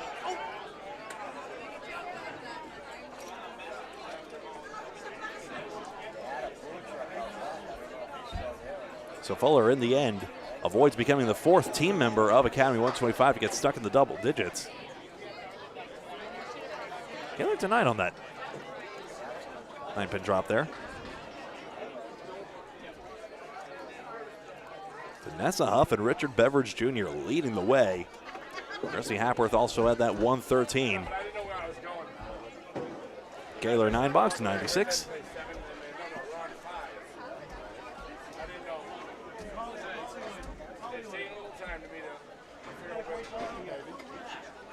And the last ball by Fuller Jr. There's your head pin, and the fill is A. Thank goodness he doesn't have to shoot at that. 106 is the string.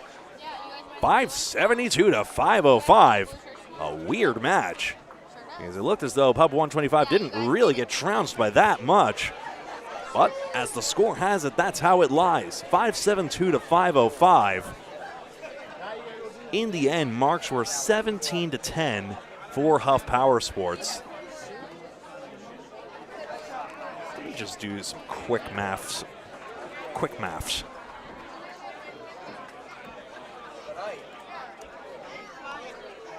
Bob 125 averaged exactly 6 pins per fill. Huff Power Sports closer to 6.4, even 6.5. They also gained 17 pins on the pinning, which is can't be fully explained by the fact they had more marks. So the pinning did play a piece in that, but still 50 more pins on fills between getting more marks and filling more on them. Headpins pretty even, 26 headpins to 24, only 9 split aside, and that's how this cookie crumbles, pardon the expression. 572 to 505. We will be back with match number 15 of 23 right after this.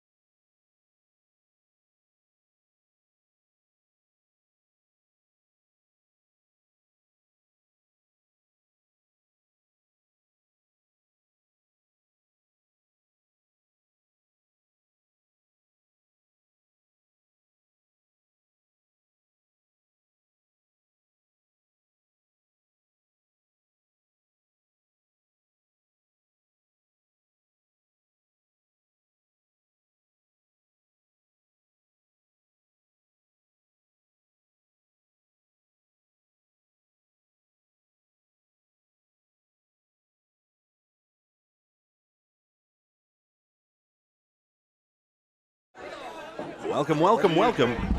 8 boxes to begin for Madison Riva and Chris Winiars. Sorry about that. It looked like they were in practice mode. And look at Chris Winiars. Another strike.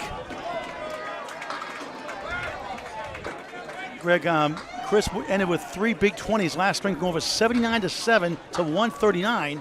And after an 8-boxer strike, kind of picking up where he left off. Each with an 8, and now Madison a spare. Winiars the strike. 18 apiece. Plus. Allie Atwell from Western Massachusetts. Future Hall of Famer Glennis McKinley. Standings, Exeter Lanes remains in first place. Montalvo, MP Electrical out of Rutland, Massachusetts, 24-4. Sole possession at first. 2 behind. Penny Lanes, bottom shelf, 22-6. Now it's slightly behind. Narclones, New England Floor and Backsplash, Hammer Barn, Riverwalk Lanes, the Window Source, 18-10.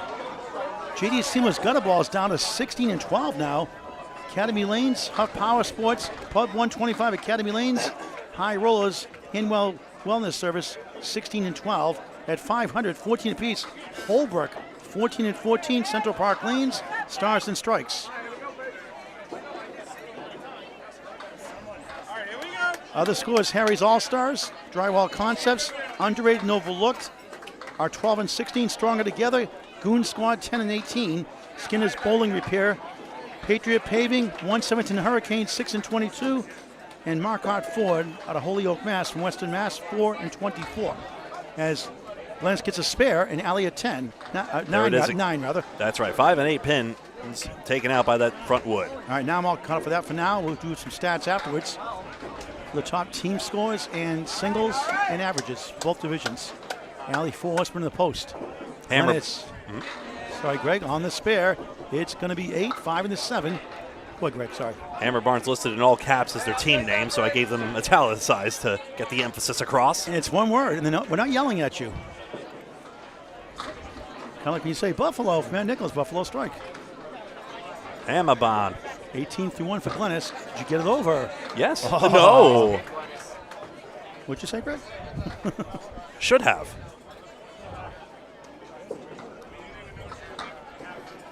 Formerly Glennis Hickey competed under that name. Had the very successful day. Had one of the world records for high singles for a few years, 202. Beaten twice since then. And she gets a 10 after a spare 8. And Allie a 9 and 8 start. All right, so the team totals, Hammer Barn 671, Extra Lane 632, Penny Lane 620.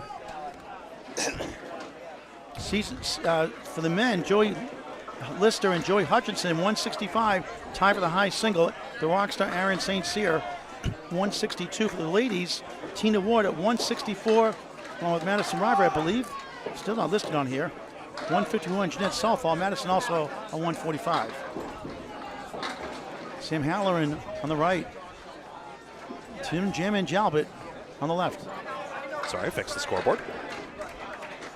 Did they change it around a little bit at the end. Sam doubling up with doubles partner Faye Sawyer for the women's 220 doubles event. Candlepin Cancer 4th annual at Exeter Lane Shooter Sports Pub, Exeter, New Hampshire. New start time half an hour earlier, 9:30.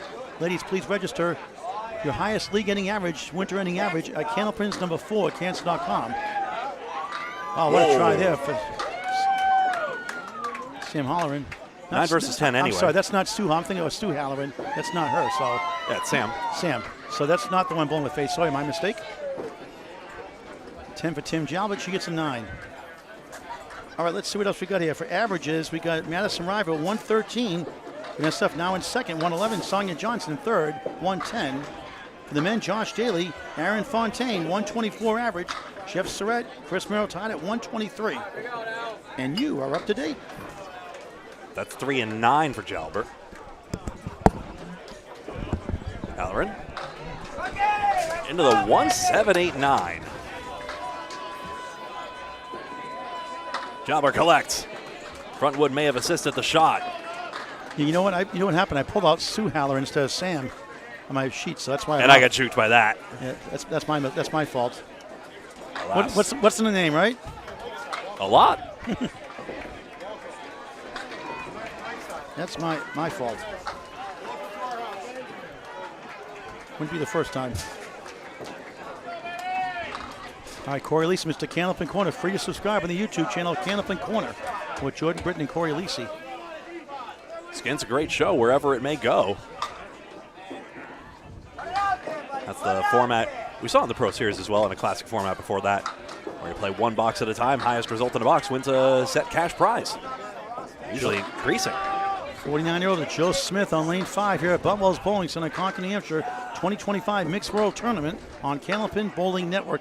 Free to subscribe. And excitingly, if anyone ties to the top result in a box, it carries over to the next one, regardless, for everyone to play for. So the cash prizes can get bigger and bigger as it goes on. At least somehow the 7 goes, the 5 does not. Smith, 1 of the 7.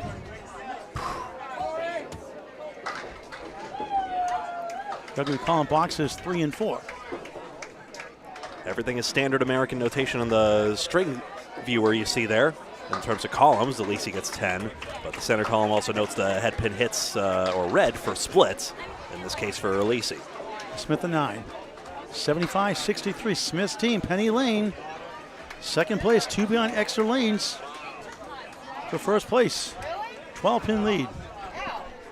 They've got 2 spares to none in addition.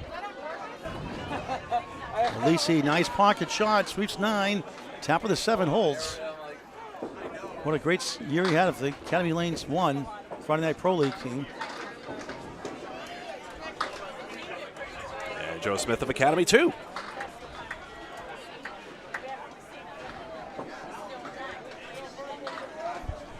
Lane 7. Oh, I see. I do see that indeed. Whoa.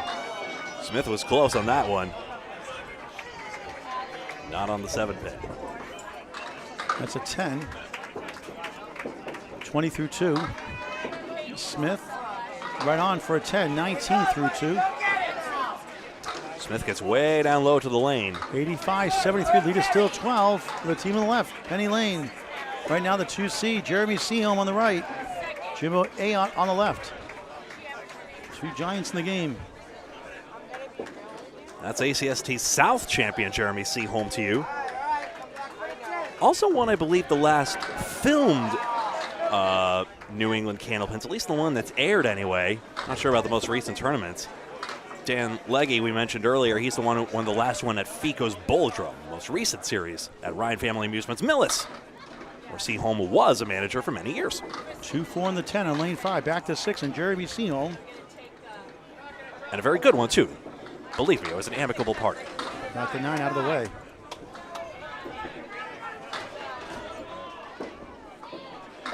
Ooh, close, spinning wood. Ayotte denied. Ayotte. You know, they have so great, all these employees are Employee of the Month in their shirts.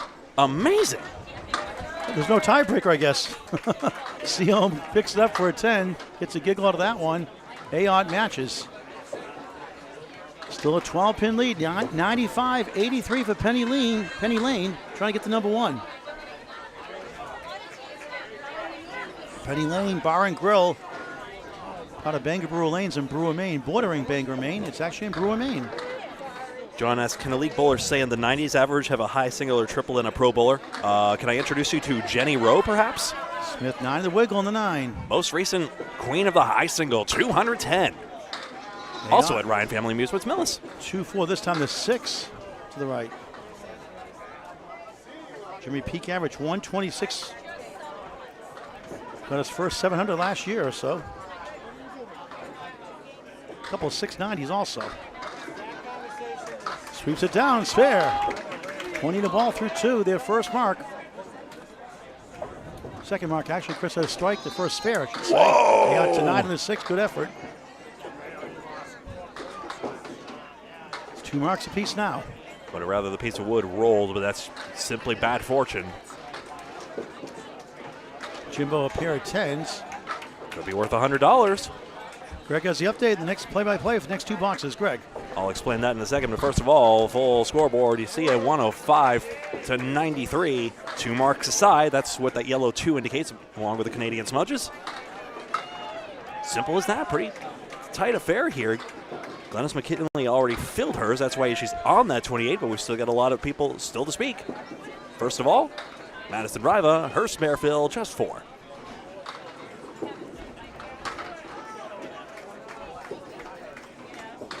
Maybe Evans clicked the TV on at Penny Lane with any luck. Hello, if you happen to be watching. Penny Riva, already here. We saw her yesterday. Chris Winiar's on a strike fill, needs a second ball on it. Here it comes, left out of the hand. And if the 5-pin tips, it could do some damage, but it's only a 5 fill. Some chances missed both sides here. Winiar's can now pick up a few pins against a 4-box. Third ball. Gets away and doesn't make full work of that. It is +2 in the end. 6-box indeed, 29 through 3. He's waiting for the official score.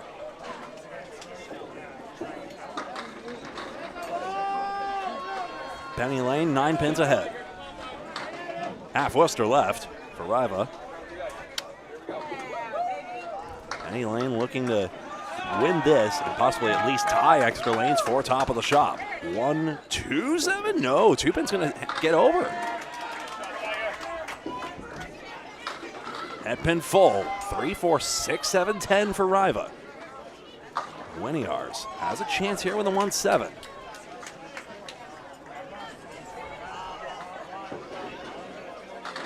Onto the wood. Maybe the right side of the head pin could have done something. Remains to be seen. But a chance now he'll gain at least 3. Make it 4. And Hammer Barn starts clawing some back. It happens from time to time. Just the littlest hitch in timing can make all the difference. Glennis McKinley and Allie Atwell.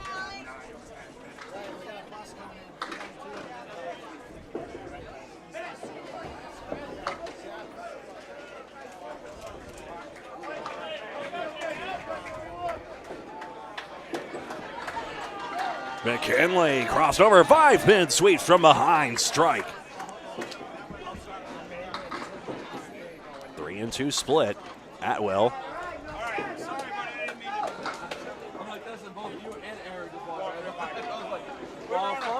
That's a doozy to deal with here. 2, 4, 6, 7, 10. Just too far left. My goodness, she made it 2, 4, 6, 10. Or actually, she did make the 4, 6, 7, 10. Huh. The weirdest things become afterthoughts in this game, doesn't they? Doesn't they not? 9-box. 26 through 3.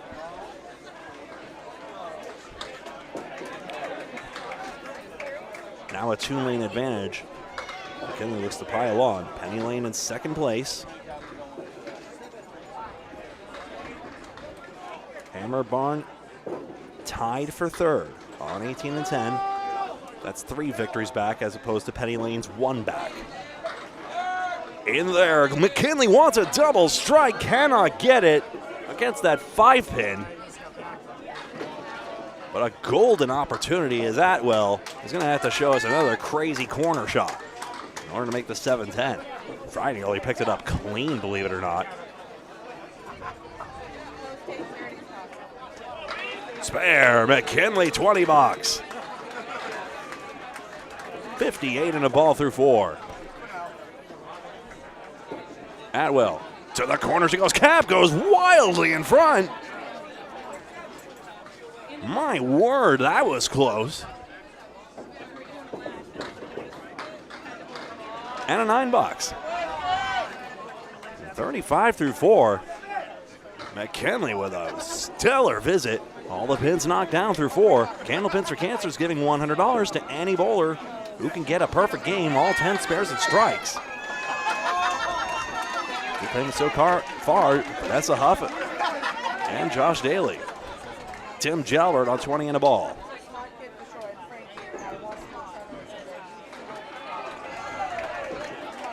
Tom Holstis guest commentating on the other one. Oh, heck. feel free to go on over and peek it. I will not be offended. Hey, just a correction. I actually inadvertently said Dave Cookie Richards in the Hall of Fame. He's going to be nominated for the Hall of Fame in 2027. I get it mixed up with somebody else all the time. He's not in the Hall of Fame, so my mistake. Just got that backwards.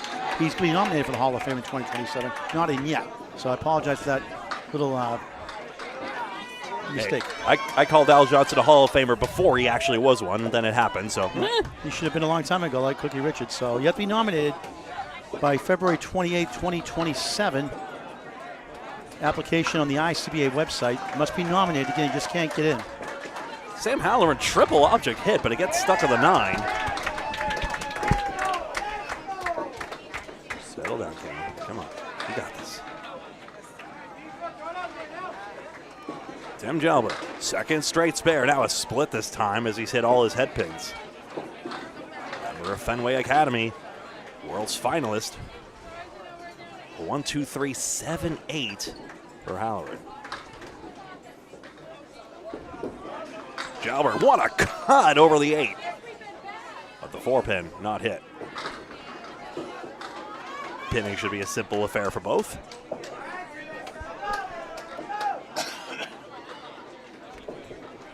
$32 pins the margin now for Penny Lane.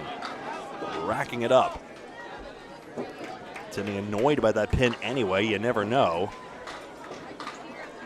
Equalizing Sam Halloran's 9.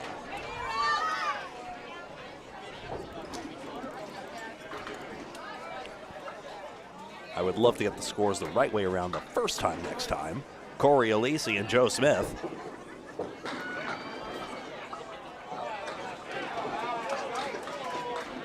Corey Alisi and I, the only time we collaborated on commentary was when we co-called the men's worlds final. That was the one between Academy Lanes and Lucky Strike, which would be 2022 if my memory isn't faulty. Alisi in there, the head pin, and the 3 and the 6, but the 9-10 split stares back, and the wood is disappearing on him, giving Joe Smith a good look at the 1-2-4. And a chance to grow this Penny Lane lead. Such a solid delivery he has, it just overthrew the head pin.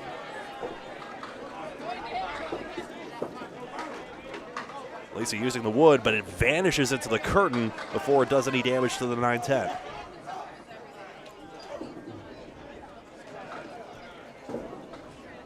Smith for 10. Alisi just 8. 28 through 3.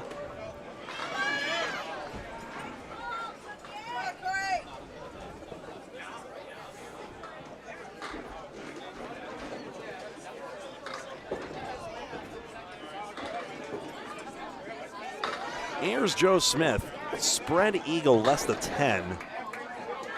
He's only left 1 pin standing this whole time. Alisi just takes out 2.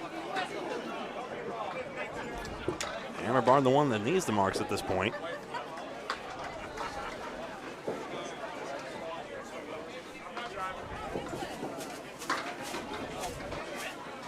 This is clipping pins. It's still mixing. 1, 4, 7, 8.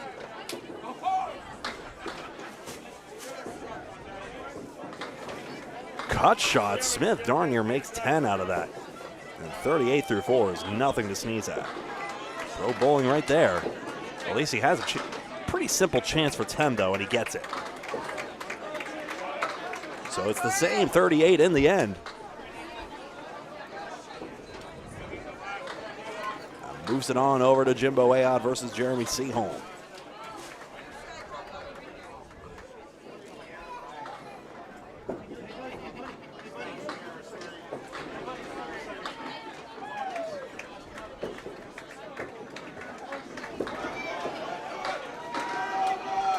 Yeah, it's mixing sticks. That's not a head pin hit. He's got a split though. 4, 7, 8, and 10.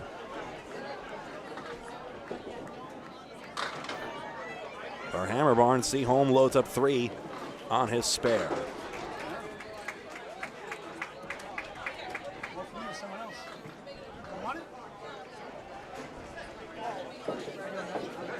Also on Hammer Barn, but not currently in the lineup, Cliff Walker, Rich Lamoni, Katie Brunel, and Danny Finn. Yeah, it looked like he had a wild shot there, but really the idea was to get that wood. It wasn't that big of a miss, all told. Seaholm close, but wood goes between the 6 and 10.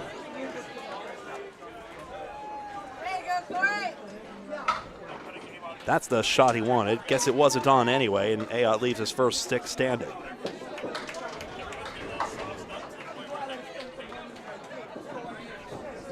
Six and 10. Seaholm gets 10.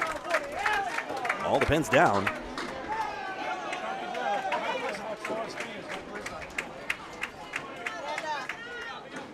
Ali Barber and Brian Kroll not currently rostered in this matchup. We saw them both the last time we streamed Penny Lane in this tournament. Match 15 of 23, third to last. We go through the 17th match. Seaholm is split 3 and 1. Who will have the most victories at the end? Could it be Penny Lane? Could it still be Hammerbarn? They are not that far out. Seaholm wants a cut shot on this one. It's coming across and he spares! Pull the strings, Seaholm. 43 and a ball through 4.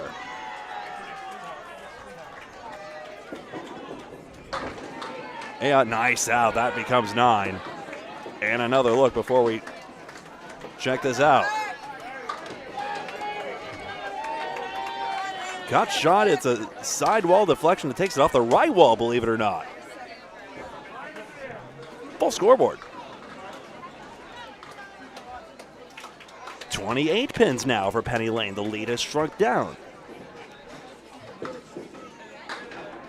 Just that little bit. McKinley with that 20 box, leading the way. We switch back. Chris Winiars with the 2-4-7-8. Madison Riva, 3 pins out. Maddie Riva far and away the dominant average of all the ladies in this tournament. And if you get away in the early going here, but still just worlds ahead. Back on it, 5-pin, thwarts her. Winiar's object, and again, and the triple object 9 box. And Riva a 9.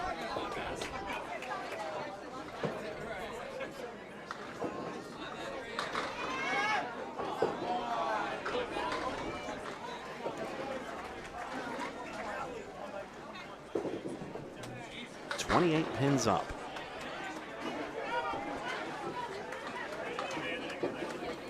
Winiars finds his pocket, 2-pin, 8-pins head. It's wiggling, but stays.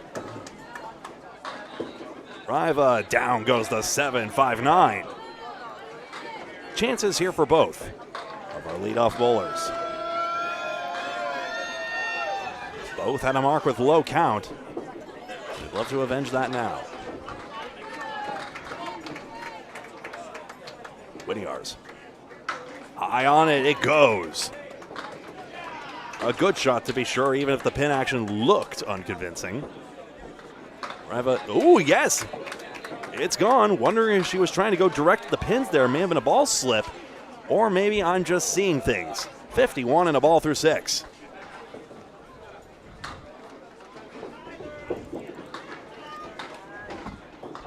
How about the start McKinley has had to this one? 58 and a ball through 4 against Allie Atwell.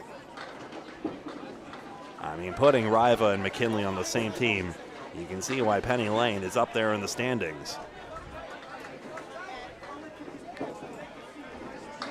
McKinley just gets 2 out on this one, though. 60 through 4.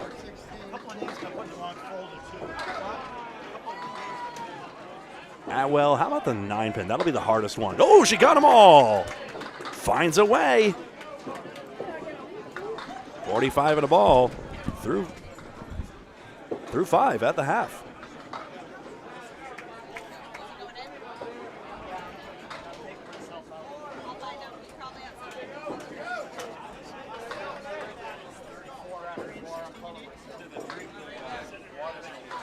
And it's a 3-pin pickup for Atwell as well. 67.5 for McKinley.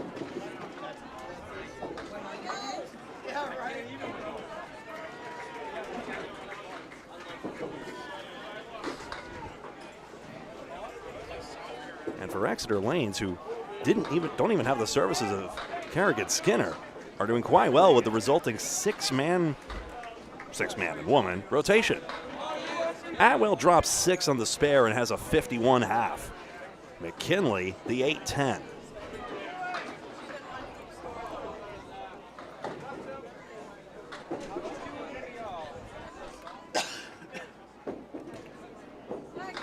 Alley just a 2-4-7. Woods coming back, and the cap swivels just short of the head pin.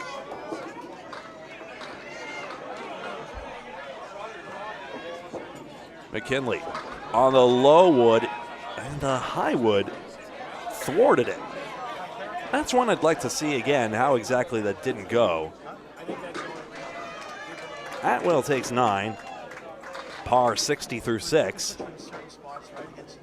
And McKinley 9, 76 through 6. One more time, why in the world this shot didn't go?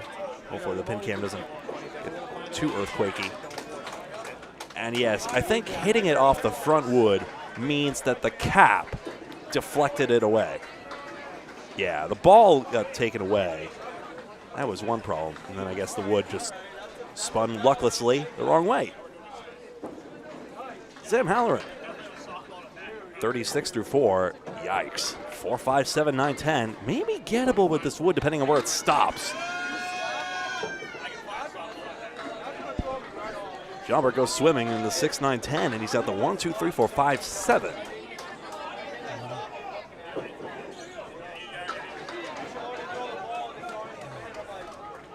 It's still kind of rolling on Halloran. She'll try. High on the wood, and it just spins backwards.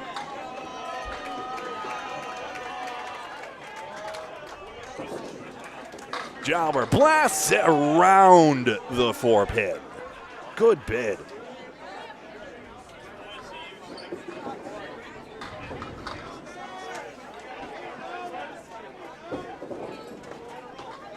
Halloran 8, Jalbert 9.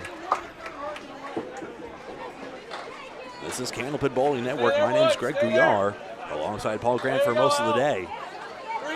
Please like this video, hit the thumbs up button if you're logged in. Really appreciate you. And subscribe so that you're always in the know. That's hit. 5-pin down. Strike by Halloran. 54 plus 2 through 6. That went in a jiffy.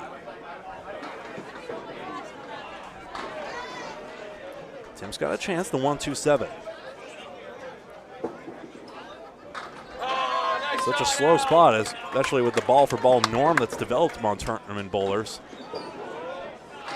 Now you're just throwing 2 balls all by yourself. And he's missed it on the outside. That's a choice word. Understandable. A lot of bowlers talk to themselves. That frustration is so evident on many a face, even though there's a range of ways to express it. That's Danny Finn out there.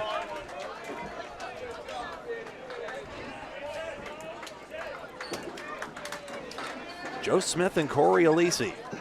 Benny Lane up 21 pins, but Hammer Martin has been stacking up marks. Now Winiar's, now Atwell and Halloran. All right, good 16. And suddenly, this match is tightening up.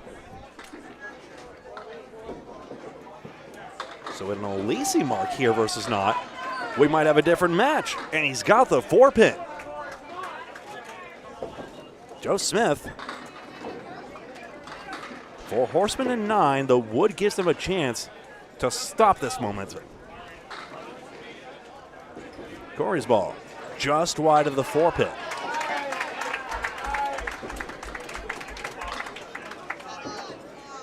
And Smith, good bid, but 4-7 remains. So status quo, fine for Penny Lane for the time being as they try to hold or advance. Currently in second place.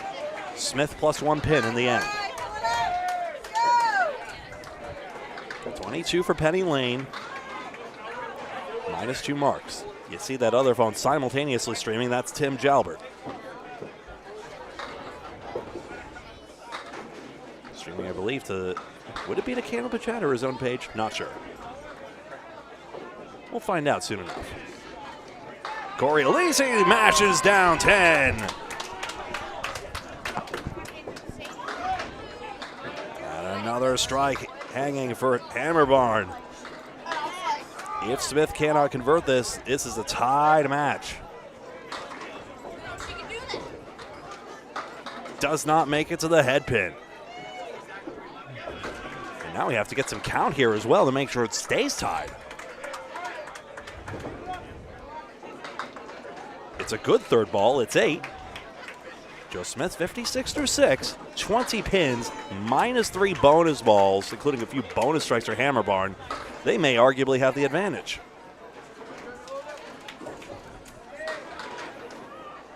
Ayotte versus Seaholm, the latter of whom is filling one of those marks. Hit a perfect string for Jeremy, by the way. Perfect string pool, 10 spares and strike, $100 for Candlepin's Cancer, top 15. Only 2 so far, believe it or not. Last year we had, I think, 13 the first 2 days alone. Could do it here. Whoops, quarter Worcester. So Seaholm 7, Phil, triangle 2, and a chance to put Hammerbarn in the lead. He spares! 60 plus, a 3-mark half by Jeremy. He's averaging 123 in the Atlantic Candlepin Singles Tour. He's going to the championship match out of Class A Southern Conference. Takes the one to the taxman, Mike McIntosh. Outside, and Ayotte has responded. Sorry, and Peter Crawford Jr. Don't mind me. That's a key response.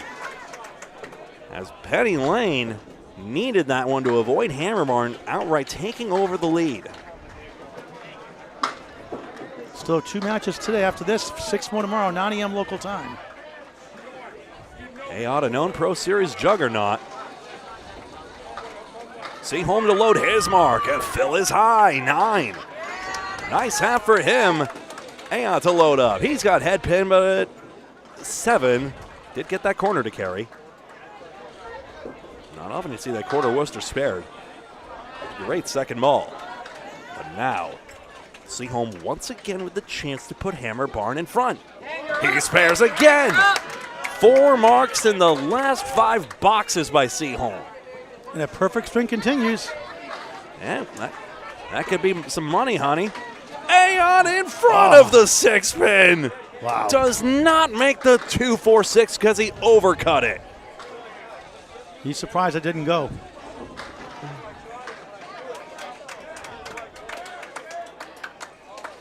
I will have to see that again to believe my eyes. 10 box, 65 through 6. Greg call boxes 9 and 10. Yeah. 2025 Mixed World Team Tournament on Candlepin Bowling Network. Paul Grant with Greg Gouillart live. I mean, look at the pin action. It just dances on end instead of, spinning normally off the wall. What a troll. But that's Candlepin. It could happen anywhere, to be absolutely clear. Now we move on. Madison Riva, 51 on the ball through 6. Had a spare 4 in the second also. Zings left for 6. 8 wiggles and back with a plank in front. 1-3-6. Near the Candlepins for Cancer banner. Chris Winiarz, All-Roar Winiarz, 58 in the ball through 6. Pocket shot. It's going to go for more. It's not in the wiggle on the 6. 67 through 6. Big sticks for Hammerbarn. Madison got the 8 out of the way. Madison high average for the ladies, 114 the first 7 matches today. And the 7 yesterday also, so combined, 14 matches. Chris Spare, 2 in a row. 77 on the ball through 7. Madison takes a 9. 66 through 7. Quick update from Greg. 4 open marks for Hammerbarn. And they are now way out in front. Massive swing and momentum in this match. Just 1-string match. Penny Lane in second place, 2 behind first. Break there, 3 in the 6, Wood in between to help. Winiarz Looking for a big one. On the bonus. Slides left. It's going to be 7, 1, 6, 10. Wanted more. 84 through 7. One string match. 2 points for a win, 1 for tie. Madison connects. 76 in the ball through 8.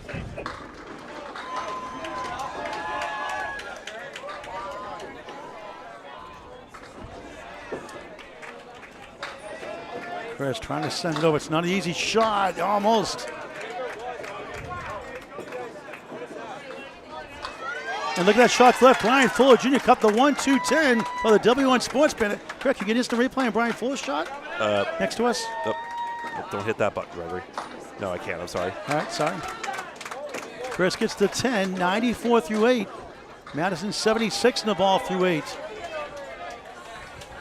14 blocks to go before match 9 of 10 today, a middle day of 3. Candlepin of Cancer, 501c3 charity, 5. Another check on for $500 money. That's 2 in the last 24 hours requested. $91,500 paid out. Help us out by going to Candlepins number 4, cants.com, donations via Venmo. You send a check. Also, the website with the address to send the check to, Candlepins number 4, cants.com. It's time for the ladies 220 doubles event, September 6th in Exeter. Highest winter ending league average.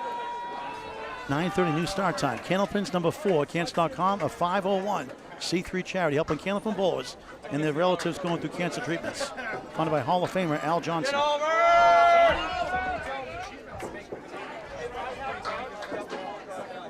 Look at the try for McKinley. Now the Atwell finished third in the ladies division, the ISPA championship last year in the Big 20 in Scarborough, Maine. Didn't think she had a chance. Great attitude out of Western Mass. McKinley curves right for a 9. 85 through 7. Now the on for a 10. Minimum 70 through 7. 354, 353. A 1-pin lead Plus for Allie Atwell's team. Plus 2 extra marks. Both strikes. And one spare from Madison River near the side. Only 2-8 there. 5 middle, 8 left now for McKinley. Now that cap in the middle makes it interesting. The good news is McKinley's ball has a decided break to it, so she may just be able to dodge the wood enough to still get on that 5-9 pocket.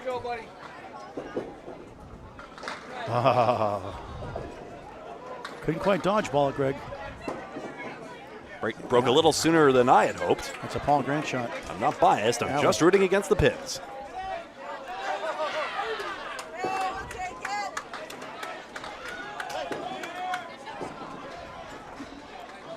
McKinley takes 9. Allie, nice. Big 9 there for her. She pumps her fist. A big 9 out of that jam. Very significant. Hammer Barn maintains the advantage. Glennis 94, Allie 79 through 8. Middle bowlers, Sam on the left. Jim and Jalbert on the right. 363, 362. 1-pin slim lead for the team on the left. Whoa! Bombs away, baby, strike. 81 plus 2. Sam, 4 left, 6-10 right.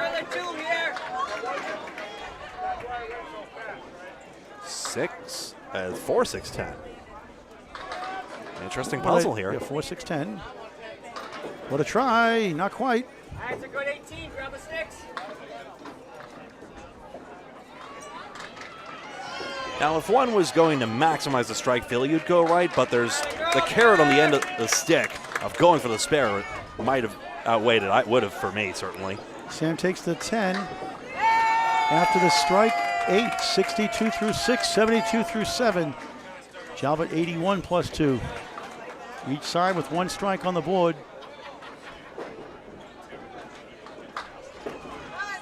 Jalbert on the right side gets 5. Makeable. Sam on the right side, Finn at 2, 6, and 9. Penny Lane, bottom shelf, still with the chance. They've won this competition before. They know how to dig in. to a little full. Wood comes back beyond the 2 and the 4. 8 in the strike, 89 through 7. Sam wiggles to 10, won't fall. Would have been 2 marks and 3 for Halloran if she had. Jalba to 10, 99 through 8. Sam at 10, 82 through 8. Fourth bowl is coming up for 5. Joe Smith's 56 through 6. Corey Lisi on a strike. Mr. Candlepin Corner on YouTube for to subscribe. 57 plus 2 through 6. Proud of this team.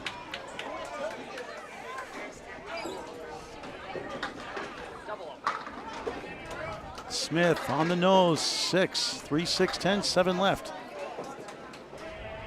A-L-E-C-I, Corey Alisi. There's a nice crossover shot, leads to a king, making Greg Gouillart happy. 5 middle, 9 to the right, a plank in front. Smith trying to send it over, what a try. Nothing rolled. Alisi a chance for 20. Alisi will not get it. Tough piece of wood, I guess. Smith curves in for a 10. 66 through 7. Corey slips left for a 9. 75 through 7 after the strike 9. 66 through 6, 9. 75 through 7. 409, 400. Alisi's team on the left. Power barn up by 9. There he is. I love hearing Chris Winiarzen's dialogue on our hot mic there. 1 spear for each side. Amping your team up. This is what happens. The conversations in the bowling well all the time. Teams international competition. Nothing like it. Smith 1 of the 2. Englewood in front. Alisi on the left side gets 3. A great sport for any age of skill and challenge. Nothing like the great game of Candlepin bowling. Smith connects. Spare. 76 in the ball through 8. Great pinning leads to a mark. First one the string. Alisi 1-5, 7-10. Good luck with this one. Smith gives Penny Lane 2 marks to 1 advantage. All spares. Corey will get a 6. Big swing. 81 through 8. Here come the ankle bowlers. Greg will call the final 2 after this. Jimbo Ayotte 65 through 6. Arguably, Penny Lane bottom shelf is back in the lead. We'll see. All Jeremy Seum's done so far, 10, spare 3, 10, spare 7, spare 9, spare, 79 in ball through 6, 6 for 6. Perfect boxes, $100 for a perfect game. AI, right side, to W the wiggle, 189. All right, good 19. Seum, another good ball, but just slid left. But not bad, 6 considering, but not an easy leave. 1, 3, 7, 8, 6 is the fill. Ah, what a try. Treetop the 9, just missed the 8 by a sliver. And Jimmy Spear 6, 85 through 6. What a shot! He hit the 7, not going down. Wow. 2 almost. That would have been 5 in a row, robbed. Or 4 in a row, would have been 4 in a row, right? He had 3 in a row before, 4 to 5. Right. That would have been 4 in a row. 4 in a row and 5 out of 6. Now, that wood could roll back, but likely not to happen now. A great ball and great guy, Brian Kroll, retrieving that wood on lane 5. Okay. Nate was looking for his, so that's why.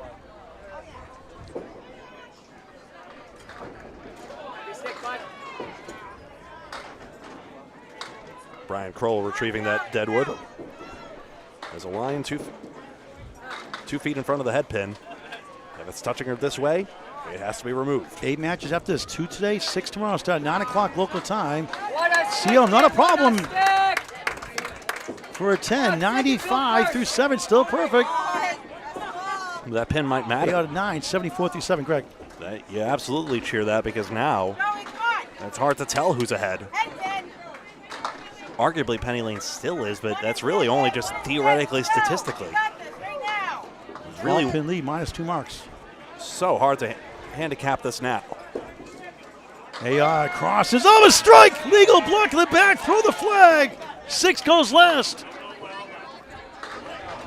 84 plus 2 through 8. Sion thin at 2. Strange one got the 2 and the 4. Try to keep that perfect game going. And a $100 bonus from Candlepins for Cancer.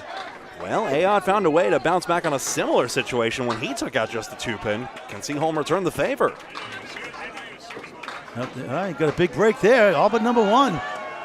So clean shot at the number 1 pin. To keep his perfect streak alive.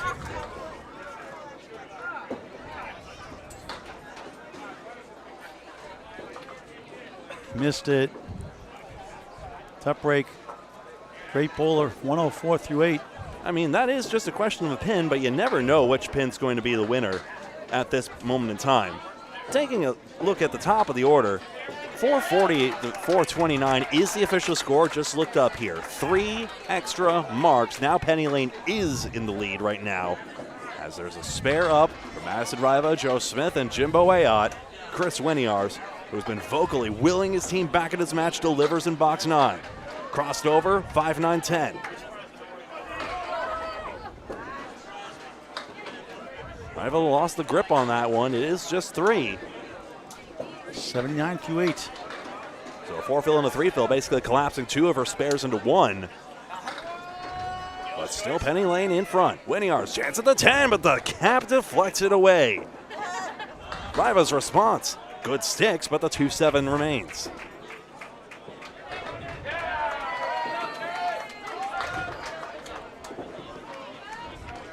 Nine for Winiars. And a 10 for Riva. And a look at why this didn't work out for Chris. You see, it's basically a question of the cap. The ideal is to get on the broad side of this wood. The littlest things can make the biggest of differences. That may well have been where he was aiming. And it just doesn't work out.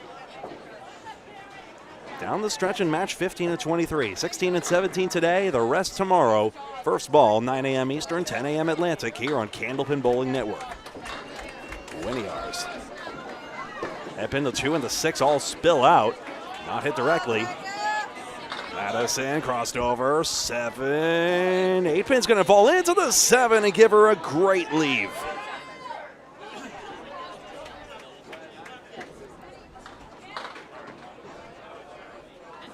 (8-10) Winiars can negotiate this 2. Wood in front. He is on the right side wood and it deflects away.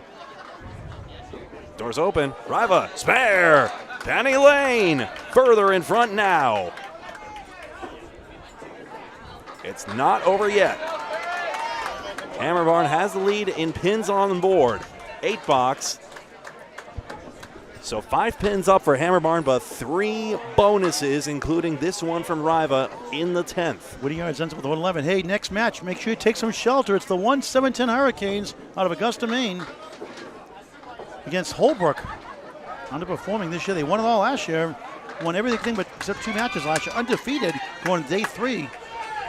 Dominated, and now they're taking on 1-7-10 next on Candlepin Bowling Network.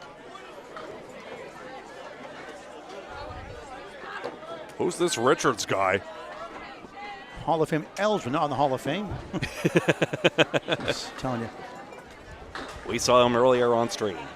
Dave Richards. Yeah, I get Cookie Rick. I get Dave. I get those 2 mixed up all the time. I don't know what it is. It's in my head. Bonus ball is a good one. Splits. It's 7. 106. Not happy with a big finish. It's important. It's not over yet. Mass not happy with the fills of 4, 6, 3, and 7. 7's not too bad. The 6 is okay, I guess. 8 box to go. 459, 457. Penny Lane up by 2. McKinley's been clobbering this head pin. Atwell just 4. 2 marks done, a spare strike also for to add to the lead. Substitution policy a non-factor in this match. They went the distance. McKinley, that 6 minutes getting tapped twice, thrice. And off spot in the end. How do you do if it's 4 times? Twice? Tetrice maybe? No idea. How about the 5? Thrice? Penta something, yeah. It's gone. McKinley gets the spare, her 3rd mark.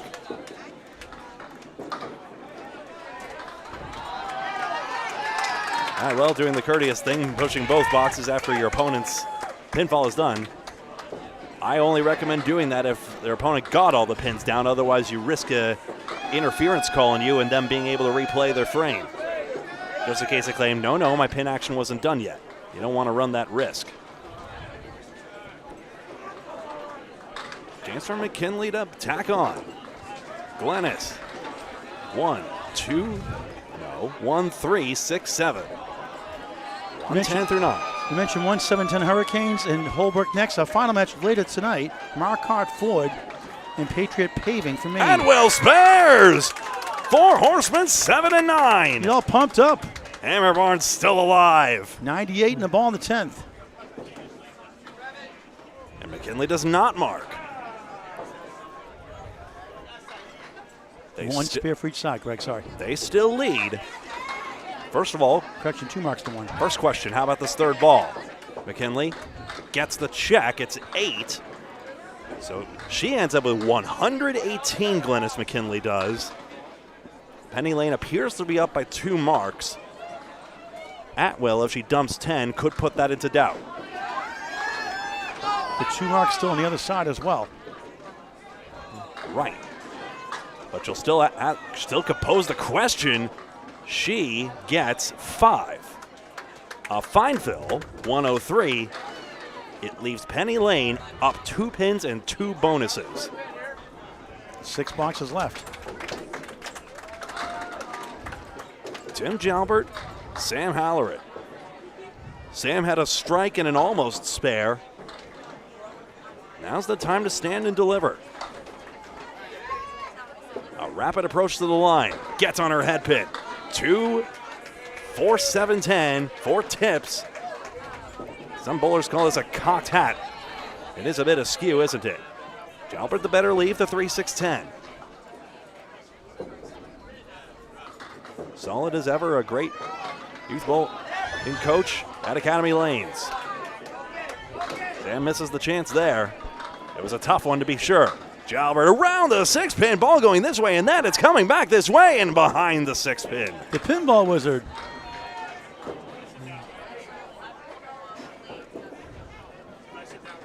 What a slice that is. 210 converted. How many slice 10s have we had this weekend? Quite a few. You never know which pin. Want to see it again? Sure. A lot of these shots win matches. It was going to happen anyway. Off the wall. Who knows? We had a 1-pin victory earlier in the stream. Freshie had a clutch victory for his team, Academy Lanes. This is the 2-6, the 3-6 for Sam Halloran as that 4-pin dropped late. Now Jalbert's got the harder lead. 3-1 split. Chance gets away. That's not the easiest plank of wood to hit with her right to left ball. And just overcurled it. Timmy can't find the 2-pin. So with 4 boxes to go, 2 pins and 2 bonuses, they have to be filled. But Penny Lane looking in command, but it's not over yet. 9 box. And now we get a 210 cut out of Tim Jalbert for a 10 box. 119, Sam 101. 3 pins and 2 bonuses for Penny Lane right now with 4 boxes to go in this match. Have another look at this sweet slice by Tim Jalbert as we go down to the 4th bowlers, Joe Smith and Corey Alisi. And of course, a cut shot for a 10. It couldn't be anything else. Alisi off target on the first one. It's all intact. And maybe this could be a pinning duel. No, Smith has actually got a 2 fill in this one. Game on. Strike fill's easier to fill. Penny Lane's still in front, to be sure. Alisi close, 5-10. Smith, good bid as well, 3-5. No marks either side, 3 to go. 5 pins, 1 mark. Hammerbarn still, even if Alisi doesn't mark in the next one, either could still win with back-to-back showings by Jeremy Seaholm. 9 and 9. They both battle back. 5 pins and an 8-out strike. Penny Lane looking to hold on or advance out of second place. Now they sit behind Exeter Lanes by just 1 win's worth. Hammer Barn tied 3 wins back of the lead. Alisi finds his headpin strike! Hammer time! Corey Alisi for the Hammer Barn. 2 marks in a string, both strikes. 5 and 9, Smith can respond here. 10 doesn't immediately go down. Basic rule of Candlepin, you must play it on the lane, not in the gutter. Smith's try. It's fair and a spare. 97 and a ball. One more look, Alisi mashing down these 10. Penny Lane looks to be in front. Question of the fill. Alisi gets 2 bites at the apple. Gets a good snack out of that one. Will not double. Smith feels good. It's 7. 104 for him, Joe Smith. 12 pins. Alisi, the fill is 9. 109. 3 pins and a bonus for Penny Lane. Looking as though Seaholm is going to need 2. And need Aod to get none. Or shank the fill. Something like that. If he does not follow it, we've seen it happen. We saw that shock 5 box that allowed Zuffalato to take the match away. We'll see. Anything can happen on the international stage here at Boutwell's Bowling Center in Concord, New Hampshire. Seaholm has the 6 pin. 3 pin is what he has to look at. Aod, double here would be certain doom. His shot just wide of his pocket and has 1, 6, 7, 8, 10, a very skeletal leave. That's the sort of danger zone there. Seaholm must have the stick. He got deflected by the roadblock. Aod still needs sticks. Watch this. And he spares on strike. Wow. Jimbo way out in the anchor spot delivers huge. Ridiculous. And that could do it now. 10 for Seaholm. Watch the score light up. 13 pins plus a bonus. And Penny Lane came in second place and cannot fall out of it now. Jerry missed the second, made the third. You know what that means. Mm-hmm.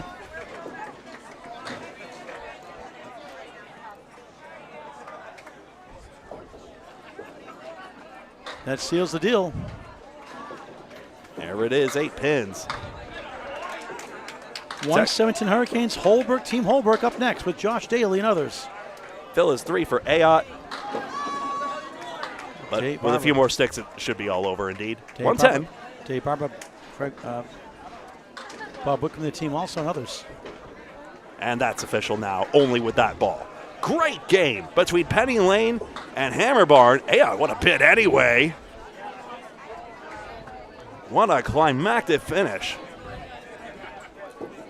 We're keeping it live here with the next match. Match 16 of 23 is coming on up next. Seaholm 122. Aod, almost that same 210 cut shot. Everyone wants to do it today. Jimbo Aod 116. 563 to 546 is official. Let's take a look at the scoreboard. 122 for Seaholm is tops on his squad. Tim Jobber 119, Glennis McKinley 118, leading the way. Madison Riva, second best woman among everyone there. It's below her tournament leading average, but still enough to get the job done for Penny Lane bottom shelf against Team Hammer Barn. All caps, to be absolutely clear. Put some respect on the name. They deserve it, even though they come up second place in this one. Match 16 of 23 is next. Keep it here. We're on YouTube. Thank you for watching. We'll be right back. Please stay tuned. We appreciate it.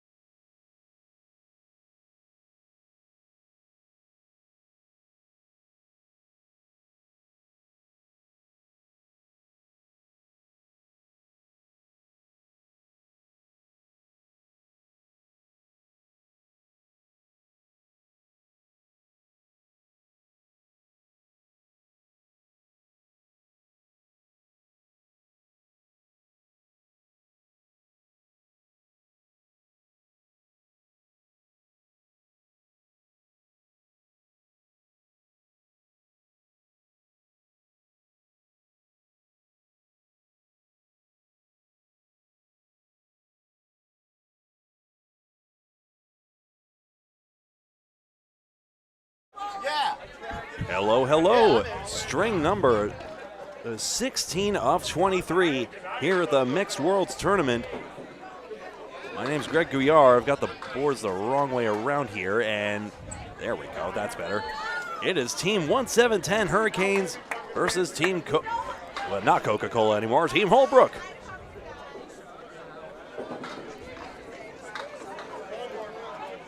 Match 9 of 10 today. 6 more tomorrow. Start 9 o'clock local time. Aaron Needham, spare. From Aaron Merrill. Karen Dumais got the 7-pin in the first ball. Paul Grant, Greg Gouillart live. Boutwell's Bowling Center in Concord, New Hampshire on Candlepin Bowling Network. Early lead for Team Holbrook. Extra Lane still number 1, 26-4. Sorry. Penny Lanes, we saw last round, 24-6 sole possession, a second. 4 behind them. Then our clones and New England 4 and Backsplash, 20-10. As Dumais gets a 7. At 18-12, and not War, 18-12. JD's Seamless Gutter Balls, Academy Lanes, Huff Power Sports, Hammer Barn, Riverwalk Lanes, the Window Stores, all 18-12. We had our first tie. High Rollers 17-13. They tied Skinner's Bowling Repair at 7-23. At 16-14, Solo, Pub 125 Academy Lanes. As Merrill gets 8 on the fill, 1 on the 9, 18-1, early 11-pin lead. Academy Lanes 16-14, Team Holbrook, believe it or not here, back-to-back spares from Eric Needham. If I say Merrill, I apologize, Aaron. 28 in the ball through 2, good start. Team Holbrook 2 under 500 with Harry's Allstars, Central Park Lane, Stars and Strikes at 14-16, 3 at 12-18. The Goon Squad, Drywall Concepts, they were 0-14 yesterday. They've done pretty good today, 12-4. Nice bounce back. Underrated and overlooked also 12-18 as Karen gets an 8, 15-2. At 10-20, Stronger Together. 1-17 Hurricanes here, 8-22. We mentioned Skinner Bowling Repair, 7-23. And 2 at 6-24, Marquardt Ford and Patriot Paving. We'll see Marquardt Ford and Patriot Paving, our last match today. We cover everybody once, 24 matches, 24 teams, 23 matches. Mr. 200, I call him Mike Salona, the last 200 at Central Park Lanes, East Boston, Mass. And the Candlepin against a top 5 live show here recently. Not the 3-9. Here's veteran bowler, Faye Sawyer. 6 down, 4 to go. Wobbling 9, 2-4-7 left. Hammerbarn has the high series for a team 671 at Salona. Can't carry it. Extra Lane 632, Penny Lane 620, team totals. Men's remain at 165 apiece for the freight train, Joey Lister.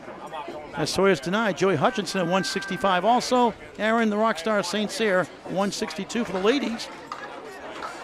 Tina Ward, 164. I think they made a mistake, a typo. It should be Madison River, the 164 also. We'll have to check that out.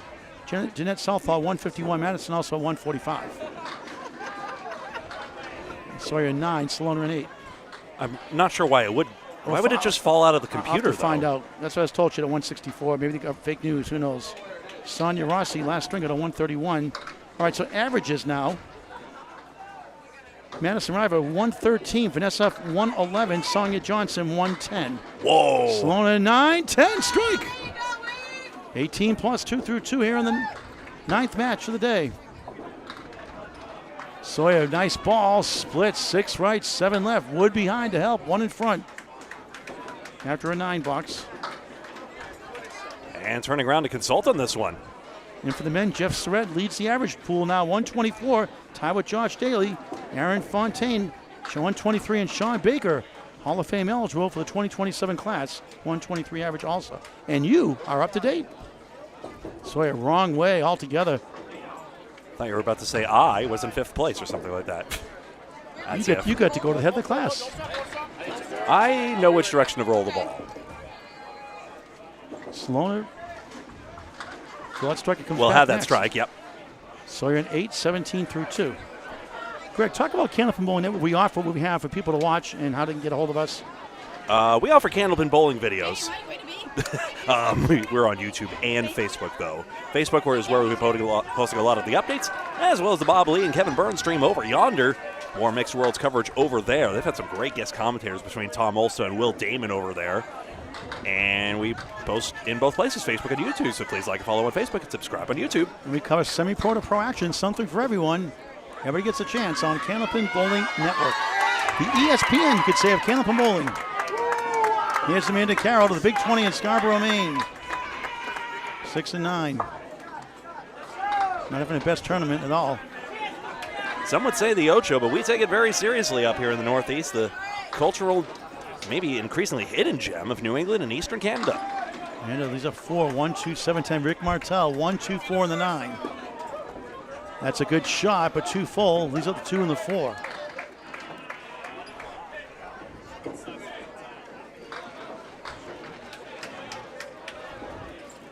And splits the uprights, 3 of the 4, not bad for a 9. And Martell matches. Greg Gouillart call boxes 3 and 4, and 7 and 8. And they'll cover 1, 2, 5, 6, 9, 10 in the final string today.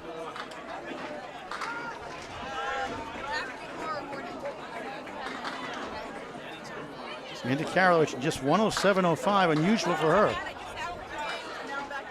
Losing her mind with 3. Got to hit that pin. Martell missed that pin himself. He gets 4. I love it when my teammates shout out, all right, Greg, hit the head pin now. Yeah, thanks, buddy. I'm aware. What do you think I'm trying to do? I know I plunked the 7 pin. I'm trying. Amanda's team was undefeated last year going to the final day, lost 2 strings the entire turnout of 23 matches. And this time they're under 500. Unthinkable. And the 117 Hurricanes, 8 and 22, 4th in the bottom. Amanda at 10. And ironically, bottom shelf is second from the top. The Penny Lanes. Penny Lane. Martell 7, 16 through 2. No 10 boxes yet for the 1-7-10. Amanda at 10, 19 through 2. Here's Josh Daly, the mini legend. Brutal. I got to give him some kind of a nickname. He gets me brief about that, and good fun, of course. But he really is. He's won so much. We could spend an hour talking about his accomplishments or more. Smokes it right, 5, 4 horsemen and a post. Candlepin against the banner on lane 6, the Canadian flag on lane 5. Canada. Easter Classic is his chronologically most recent achievement. Wobbling 1 and 2.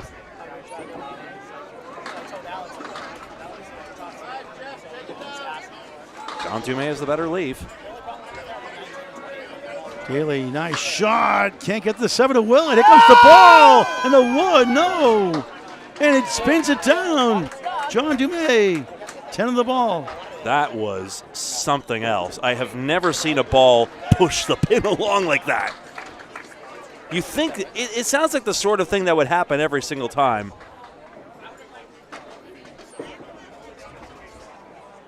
I think sometimes when you lose like this, it's not that you're doing it on purpose, but sometimes it gets you really even more fired up for the next time. I see Cadero. John Cadero, by any chance? Yeah, that's the candy man. Always carries candy with him. Disappointed. I gave him a sky bar and he gave it to his worker here instead. I gave it to somebody else instead. No more sky bars for him. Alas. More for someone else. Good kid. For a 10. I want to wait right here at Boutwell is John Cadero. Atlantic Candlepin singles toward Class B Northern Conference. See if I caught it all. We're going to catch it all here. We're going to see Daly's non-spare as the ball pushes the pin along. And then Dumais take this 1 and 2 with the wood.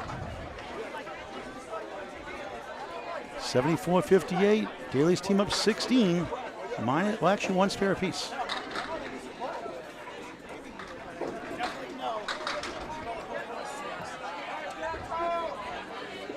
Daly, pocket shot, rolls around, 7, 3, 9, 10. Dumais, pocket shot, 9. Wood coming all the way back to the ball return possibly. 19 stars. Yes, it's a 190 clip. John Cadero, where'd you go? Wow, he actually came. He must have heard you. You've been summoned. You've been served. And he's serving grief as well. Lock him up for the weekend. Yeah. Court on Monday. Daly will wait for this deadwood retrieval. The Candyman can. A Sammy Davis Jr. song. Now, do you know that song, the Candyman song? And look at this. He does the Ralph Stewart thing of actually putting it back in the gutter. Not many people do that these days. But no applause. Do you know that song, the Candyman? It was a big hit in the 70s. Sammy Davis Jr. Good song. Really good song. Big hit. Have the 45 record, I believe. My sisters did. Oh, what a shot for a spare for Daly. 19 the ball through 2. Here comes the flag. His cheering section. Dumais back-to-back himself. 29 the ball through 2. Those are head pin hits each. We note that in the center column. 29 and a ball. We're going to talk to John Dumais. He's doing his own streaming now also. We'll give him some love here as Dave Barber approaches as the anchor spot with Joey Hutchinson.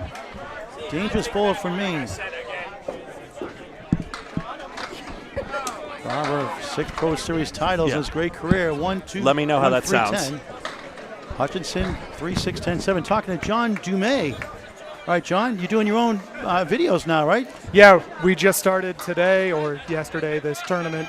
Got a little busy this weekend, so I kind of stopped, but we've been, we started yesterday and rolled through part of today. So what are you covering now, and tell them how they can get a hold of you guys, how to subscribe. Right now, I started it as JD Bowles Candlepin on YouTube. I got a handful of videos just from this weekend and a previous tournament up in Maine, St. John's. JD, like John Dumais. Yep. Bowles. You got it. JD Bowles at? JD Bowles Candlepin. JD Bowles Candlepin on YouTube. Yep. Okay. Yep. Now you owe $5 for a lemon drop and a spare, don't forget, too. Oh, we got the wallet. Don't worry. Okay. We got a few more games to go. Hopefully we don't rack up too much more. Yeah.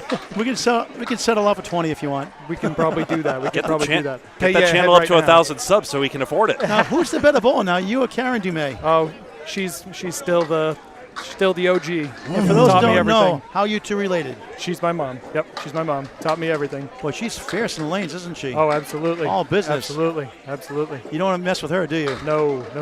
Nope. She gets a mean drop when she gets it in there. But that's kind of a lot of bowlers are that way as well, who are just able to flip the switch when you're down in the well and then be the best of friends when you're back up here. Absolutely. Yep. You're averaging around 110. Thank you. You're averaging around 110, right? Yes. Pretty good average. Thank you. It's good because it's cheese pizza, so I guess I'm going to be calling 3 and 4. Or you want to eat your pizza first or you want to wait?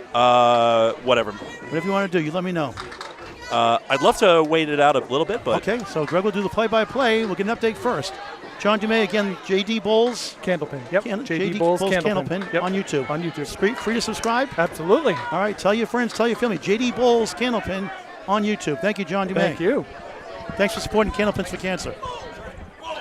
Thank you so much. Yeah, you can just set that there. Much appreciated, sir. Here's his mother, Karen Dumais. Mother. Remember that song by Police? Mother. Not the Police song I know. Whoa, Needham. From Synchronicity. Close on that one. Andy Summers, bizarre song. Mother. Bowler switch sides you worked out. Dumais, object pin for a 7. Aaron Needham a 10. Karen 22 through 3. Aaron had a spare 8, spare 7, 35 through 2, 10. Perfect start, 45 through 3 on Candlepin Bowling Network as Greg indulges in his delicious cheese pizza next door. I'll just express some doubt. I'm not sure if Aaron Needham's first ball was a head pin hit, but first box was a head pin hit. I'll check the tape later. And Greg is in the bubble as he got bubbles on his pizza, which means he didn't pitch it down with the fork. Dumais trying to bounce back, does. And she gets 8, 6 in the 7. Needham, 3 in the 5, 3 to the right, 5 to left, one in between to give her a shot. Spinning top shot here for Dumais. Can she get it over? No. Needham does, spare. Perfect start, 3 out of 4, 55 in the ball through 4.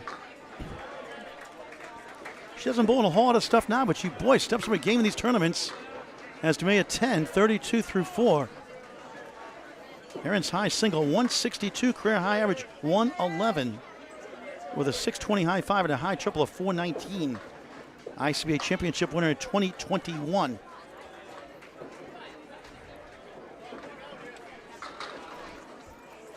Karen Dumais, a July birthday, another July birthday. I love those July birthdays.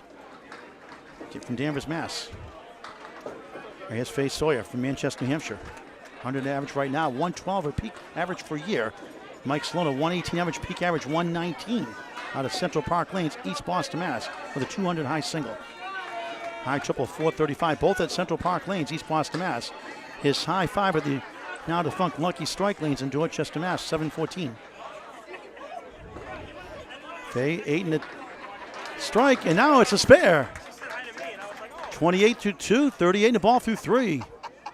A correction, first spare, I said it backwards. Salona is on the strike. So Faye, correction, 9-8 spare, 27 through 3. And Salona has the strike 8, so it's 26 through 2. And not a spare and strike, obviously. One of these days I'll have a perfect broadcast. Mike Morin said over 50 years of radio, never had one. You probably won't either, Paul. Too much going on.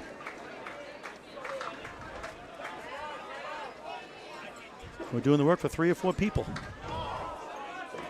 The two of us. Salona gets a 9, so 26 through 2 on the strike, 8, 9, 35 through 3.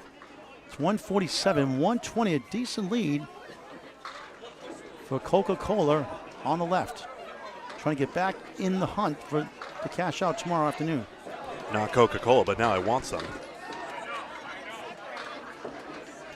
No longer, anyway.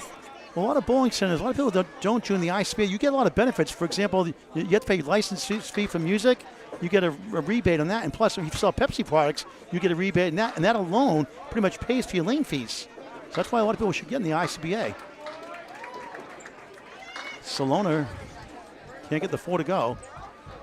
And the centers are responsible for sponsoring the tournaments, not the ICBA. The ICBA, the governing body for the rules and for the owners. The owners take care of the tournaments, although they do the ICBA and the YCBA championship every year. The ICBA championship does. And they upped it to $1,000 from $400 last year in 3 payouts, $1,000, $400, and $200, I believe, or something like that. I believe it's in Scarborough, Maine again this year in October to be determined. All right, so we're talking to him. Mike had a 10, 45 through 4. Faye a 9, 41 through 4. Middle bowl is a 5. And a 9-10, Rick Martell on the right, 9-7 start. He's going left for 5.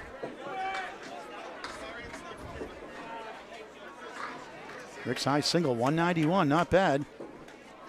And a right side, 6-9-10, just not as sharp as usually is. That's bowling. Martell clips up the 3, 1-4-7-8. Nanda gets the pocket, flies over the diamond, breaks the triangle, 2 and the 4. Rick's high triple, 403, high 5, 672 out of the Big 20 in Scarborough, Maine on Route 1. What a great job Mike Walker and his mother Leslie Walker does there. Tireless workers. Martell 10, 26 through 3. Amanda also at 10, 29 through 3 on Candlepin Bowling Network. Amanda has a couple of Maine State records at Newport Entertainment in Newport, Maine, the fastest house in Maine, a 454, and a year or so ago, a 455 to break, and she tied her 703 state record that same day for 5. That's a high single of 182 as Martell rolling 8, 4 in the 10. Amanda's career high average 122 out of Gray, Maine. Now to the right side again, a 6-pack.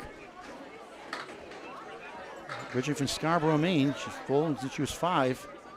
Longtime doubles partner Brooke Betteridge, with 30 years of bowling, won the last 2 Candlepin for Cancer Women's 220 doubles event.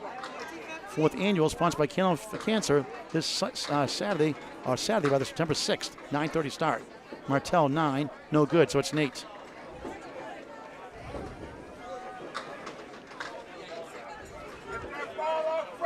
Amanda, a rare one there. Now, there's still another ball to go, actually. It's a 1 ball to go, but yeah. Still. And Martell, I predict the future once again. 9, forward thinking. Why do I even bother? 9 times out of 10 I get it right, even though I'm wrong on calling the second ball the third. It's a foul ball because the ball hit a pin in the gutter before it hit anything on the plate. That's Nate officially, so 34 through 4 for Rick. Amanda, nice out. Big 10. That's a Paul Grant special. Missed the second, make the third. She knows it should have been a spare. 9 3-10s, 39 through 4. Josh Daly in a spare, as is John Dumais. JD Bowles Candlepin, right? JD Bowles Candlepin. He On does? YouTube. That's the site, right, for his thing? Yes, it is. play JD it. Bowles Candlepin. I'm just being ridiculous. Oh, okay, that's right. I'm a little slow today. Whoosh. Over the head. By Tuesday, I'll be back to somewhat abnormal. To be a very good underrated bowler. Zings left, and it's going to be a drop of 6, 7, 1, 3, 9 behind the 3 on the spare. 7, 26 through 2. Daly with 9. Leads up to 7, 26 through 2. Correction, 28 through 2. Daly, 25 years young. Dumais back to back. 46 in the ball through 3. Daly's turn. Of course. 38 in the ball through 3. Daly, multiple 700 5-string series featuring a 764, 733, and too many more to list. High single 199, also a 192, and a bunch of 180s. At least 6 or more. High triple 480 and a bunch of 470s and change. May 9, 55 through 3. What a start. Okay, with the fresh rack on lane 5 and Boutwell's bowling center, Concord, New Hampshire. You know, I'm happy with that 3 fill. 41 through 3.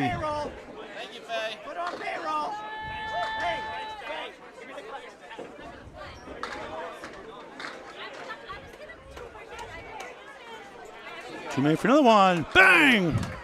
3 in a row. Like Katrina, 4 in a row. Like Katrina Campbell, get him back here for an interview.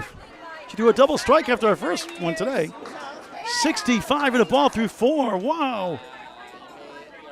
Josh a 7 after a spare 3.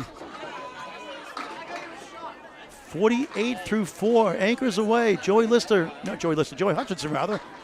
Joey Hutchinson, I should say. I know it's Joey Lister, not it's the freight train. Joey Hutchinson the right, 16. Dave Barber, 19 through 2. Oh, I need some more sleep.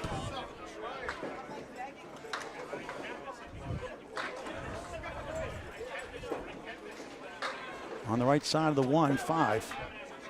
Love that Candlepin's cancer banner made by Hall of Famer Steve Reno Sr. Dave Barber on the left side, he gets 6. 1, 3, the 3 falls, 1 wobbling 9. Now the 1 falls, 9 to the 10. And Hutchinson leads up to 7. From South Portland, Maine, 115 average, 137 for a career high season average. A 216 high single. High triple 465, high 5, 778. Excellent high 10 of 1372 out of the Big 20 in Scarborough, Maine. Spare. Barber on the board, 29 in the ball through 3. Hutchinson at 10, 26 through 3. His 216 at Sanford Bolorama in Sanford, Maine. Great ornament, Owen Martin, O.J. Martin the son, and the wings taking over eventually. A family of bowlers. Drops 9 there, 7 pin for a spare. To get on the board, Barber on the left side of the 1, 5 on the spare. 34 through 3. Joey has 2 house records at Sanford Bolorama and Sanford, Maine, high single and high 5. Doubles Pro Series champion with Chris Harris. 2013 Maine State Championship winner for open eliminations. 36 in the ball after the spare for Hutchinson. Barber denied. Back to back. We get back to top of the order, and Greg Gouillart, if you'd like, as he's making his last slice of pizza. And not a chocolate chip cookie pizza from Abington. What's Timber Lane's Lucy's Pizza Bar. David 10, 4-4-4, 44 through 4 in match 9 of 10 today and 16 of 23 overall. One more match tonight. That's Marquardt Ford and Patriot Paving. Next match on Candlepin Bowling Network on YouTube. Please hit subscribe. It's free. Please tell your friends also to see your friends and family on YouTube forever. Candlepin Bowling Network in high definition. Please subscribe. Back to Greg with the update and play-by-play. Team Holbrook has the advantage by 13. No, wait. Barber got 10 more pins. Excuse me. That's 6 more for Needham. on that spare, so she is 61. So as everything rolls in here, we see Team Holbrook with a 29-pin -2 bonus ball advantage. So it's really 2 bonuses and a few for Team Holbrook as they look to right their way up in the standings. They have a high average, just haven't shown up in the wins column a lot. But you played it where you wanted it. That's how it goes. 2 spares.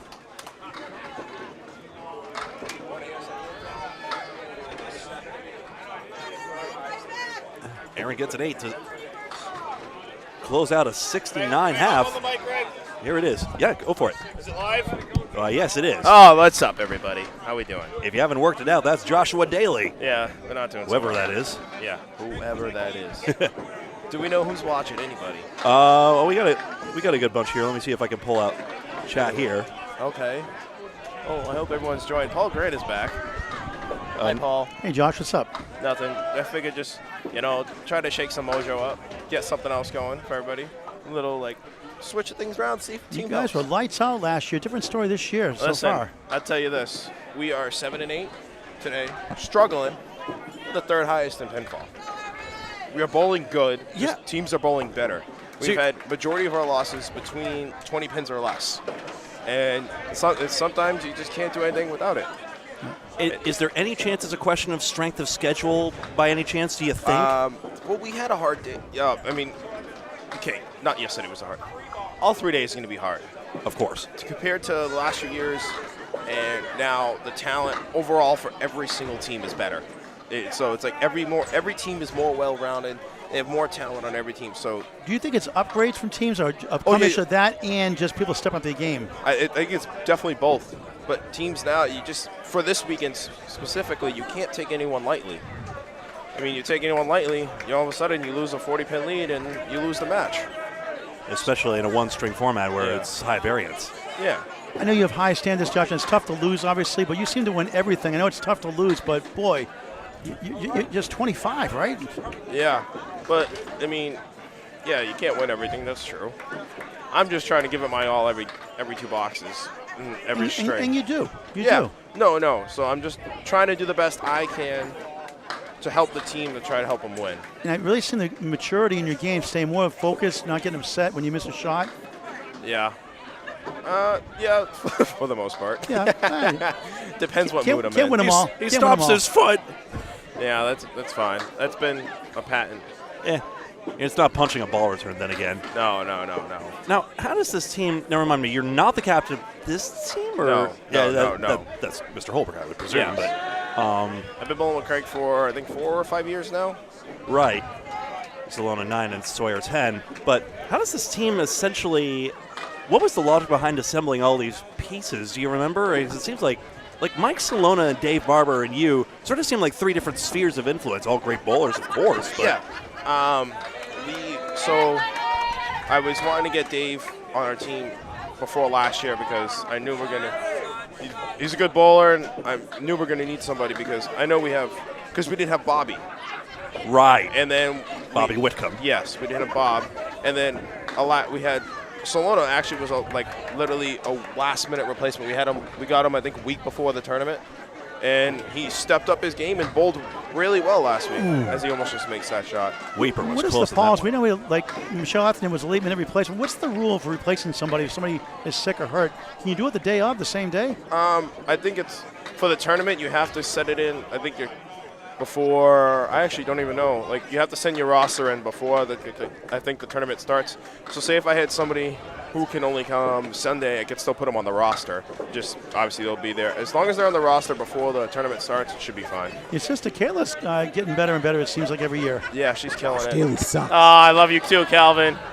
That was Calvin Locke. Always a troublemaker, huh? Yeah. Calvin's one of the best. But, I don't know, we're trying our best here. Oh, we're up 20. How amped up are you for the World Tournament in Moncton, New Brunswick, Canada, November 4th to November 9th?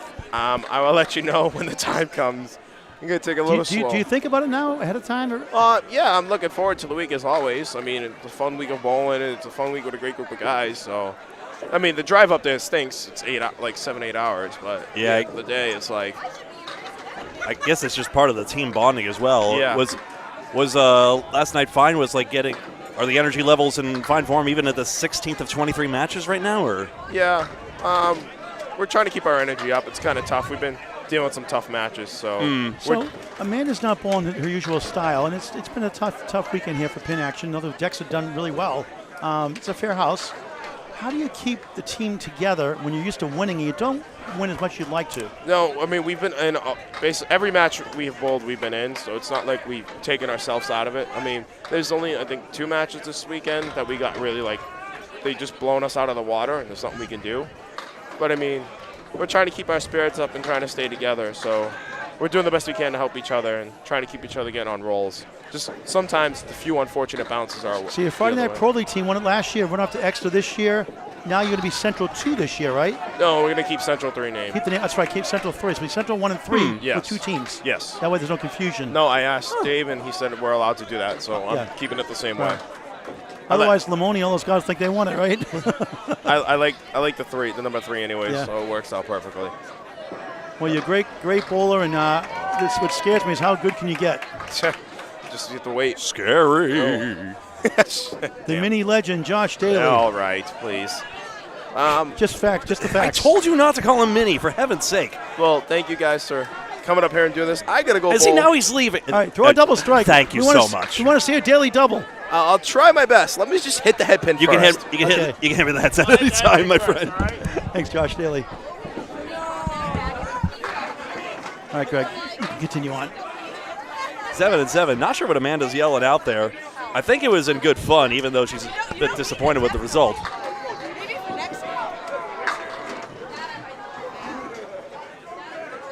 (56-6). Carroll finds the head pin. No love there. 20 pins minus a ball. Hurricanes are in this match. Like I said, Holbrook holding on. 20 pins minus a ball.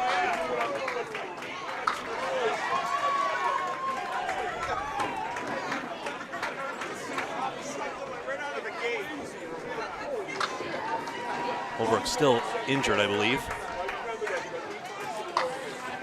I don't believe he's bowled a string. I haven't had the chance to check, I confess. 1-7-8 for Daly. Who we just spoke to. John Dumais bowls Candlepin. JD bowls Candlepin. Gets 3 on this one. Bit of arrested development, but 68-4. Daly finds it all. That's one way to hit the head pin. 3 spares in the last 4. Dumais back on it. 4-pin goes. The 4-pin slid off spot until it could go no more. 5 marks up. Mark perfect half by John Dumais. I'm telling you, it was the interview. Josh supposed to throw a double strike. You got a spare instead. Sorry to cut off a Craig Holbrook sighting. We just wanted to see that 1-7-8 could have clipped Dumais' spare as well, because that pin was getting pushed, and then the 4-pin went. What a great role model Craig Holbrook is, and Bob Whitcomb. We need more bowlers like them. Probably a reason Josh has become captain material so quickly. 2-7. 66 half for him. Dumais off target, but a 4 horseman. 84 half. Simply mutant.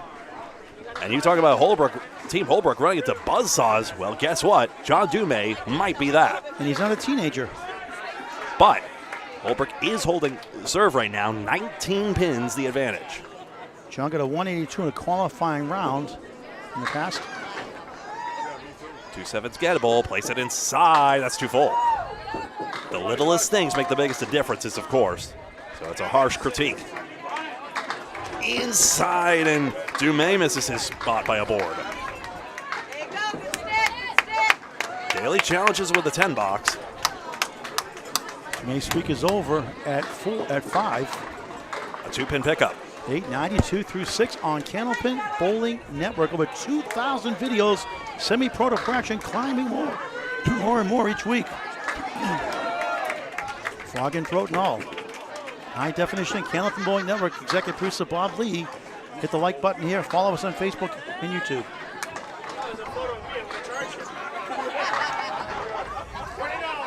That's Barber with the 5 and 7. Hutchinson, strike on spare. A 20 box by the 1-7-10 anchor.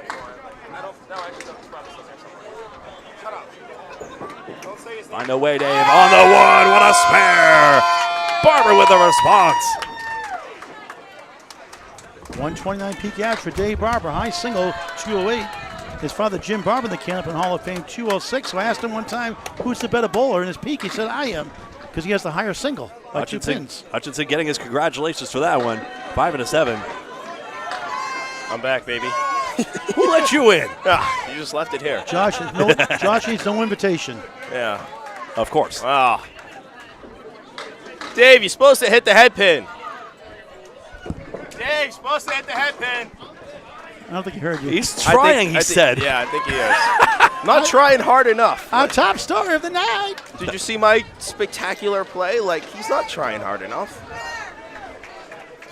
And the worst part is I now light it up on the center column, 2 head pin hits. Oh! Yeah, Josh, no. I want to talk about the Terminator, Charles Collins. Oh, Charlie? He's a clown. The progression of his career, though. Yeah, he's a clown. I don't care. So you sound like He's Bob on the- Ryan of Central Park Lanes. Yeah. He's on the Narclones. He's Chuck Pizzella, owner of CPL. Yeah, how'd the Narclones do against us? Not good. I'm kidding. No. No, I'm not. Charlie's a clown. No, I'm kidding. Charlie's a good bowler. Only a co-champion of men's worlds. Yeah, only a co. I love giving him crap. Josh, what's next for you on your bucket list for Candlepin bowling? Obviously, you want to win every match. You have high standards. I know you want to get a 200. I know you want to win everything in sight, world title again. Well, the world singles would be the next thing to cross off the list. Crossed off Easter this year, so that was great. But What a great finish that was. yeah, the world singles is next. So I got the hard ones out of the way. When The harder ones. You were down quite a bit. Supposed to hit the head pin, my friend. You're supposed to hit the head pin. Josh, But it shouldn't take lessons from me because I haven't hit it much. Josh, you were down quite a bit to Tim Hayes at one point. I know there was plenty of time left. Can you feel the momentum going your way when you get closer and closer? Yeah, I actually did. I think it was like last 4 or 5 games, 5 games maybe. I remember I had a big 159 game or whatever it was, or 149. I finished like spare strike one game in the 10th. It really helped. And I just never got too excited because of, if I got too excited, I mean, it wouldn't help. But I just kept myself in there, kept calm, and kept plugging away. And the end result was amazing. I think you can win more than one of those, Josh. Listen, I'm just glad I got one, to be honest with you. Some people only got one, so I mean, to get one is even better. I'll tell you. Well, LeBron only got 2, right? LeBron, he's got 4, buddy. I'm just kidding you. One of my regrets is that I didn't get a He's shot like at. 4 and 12. Can I have a moment? Sorry. One of my greatest regrets is that on Easter, I saw you embrace your mother. It was like the first thing you did once you realized Tim Hazer wasn't quite going to run you down there. I mean, how special was that to have her and your sister Kayla Proto here? Yeah, she loves. Get over. Oh my God. No 7-pin for Needham, 5-7-9. No, they're my biggest supporters, so it's very nice. My mom literally comes to everything. She's got to work this weekend, but she's going to try. I think she's going to try to make it tomorrow. But she literally has been my biggest supporter since I've been bowling. Takes me everywhere. Would always visit me. A few years ago, she came up to Moncton. 2019, she came up to Moncton for the Worlds, and I had no idea. That was like a first time a little bit without her, and then she came again. A lot of people were surprised, and I was too. But to have her right there right away, as soon as to see I had won, it was awesome. Josh, when did you think you realized you could really excel at this game? Oh, Jesus Christ. I don't know. I actually don't know. I don't. Jesus. You got me stumped there, Paul. I never really thought about that. I don't do softball questions. No, I don't know. I just always try my best, and then as of like, I don't know when, but certain time, things just started coming together more, and I just kept on plugging away.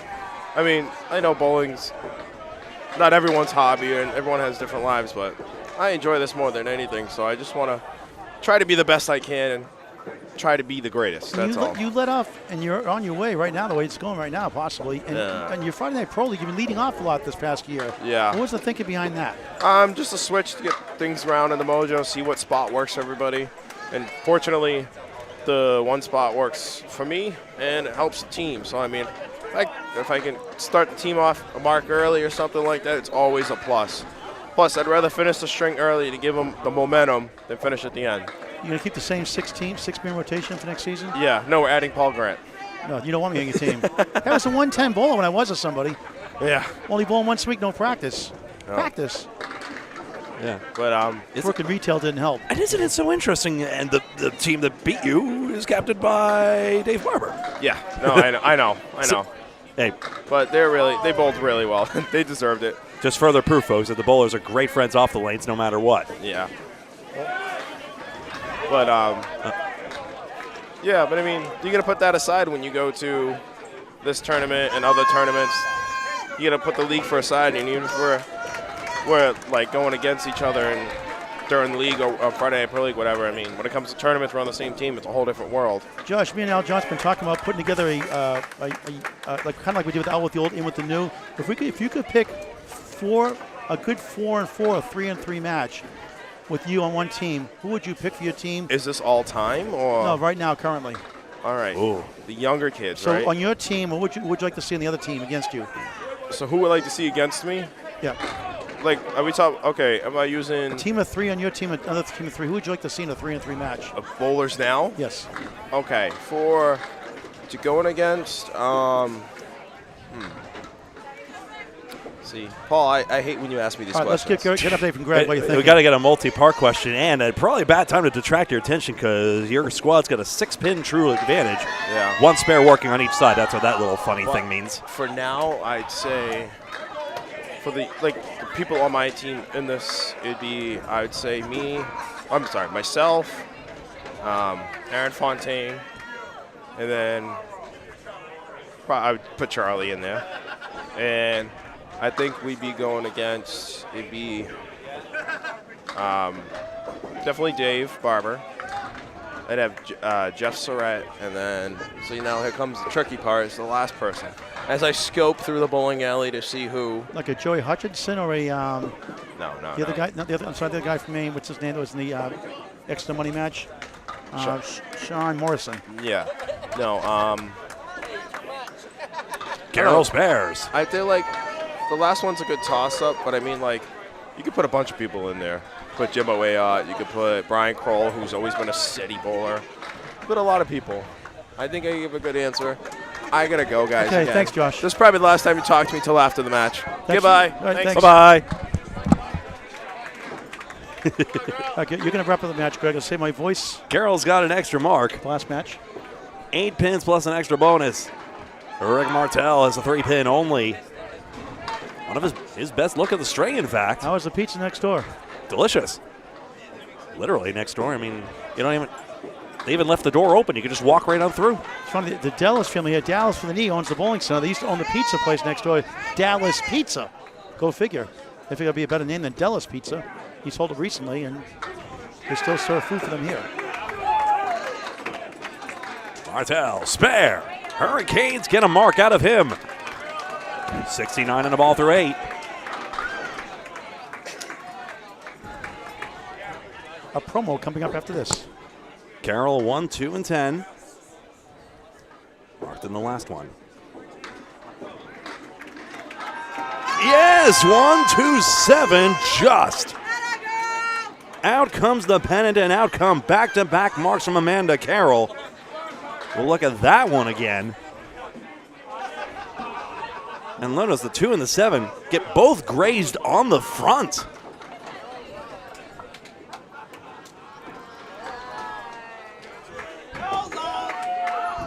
John Dumais has been a big factor in this match, 92 through 6, including a mark-perfect first half. All mark games, or the duckpin tournament at the very least, aren't a thing someone asked earlier in chat.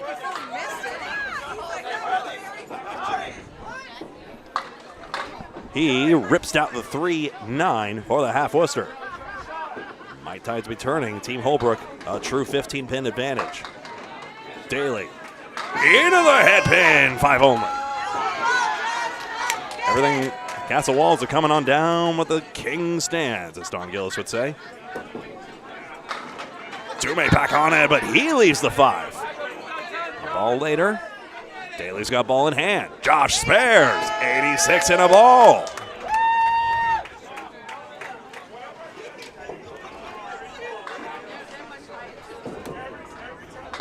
And a 10 box by Dume.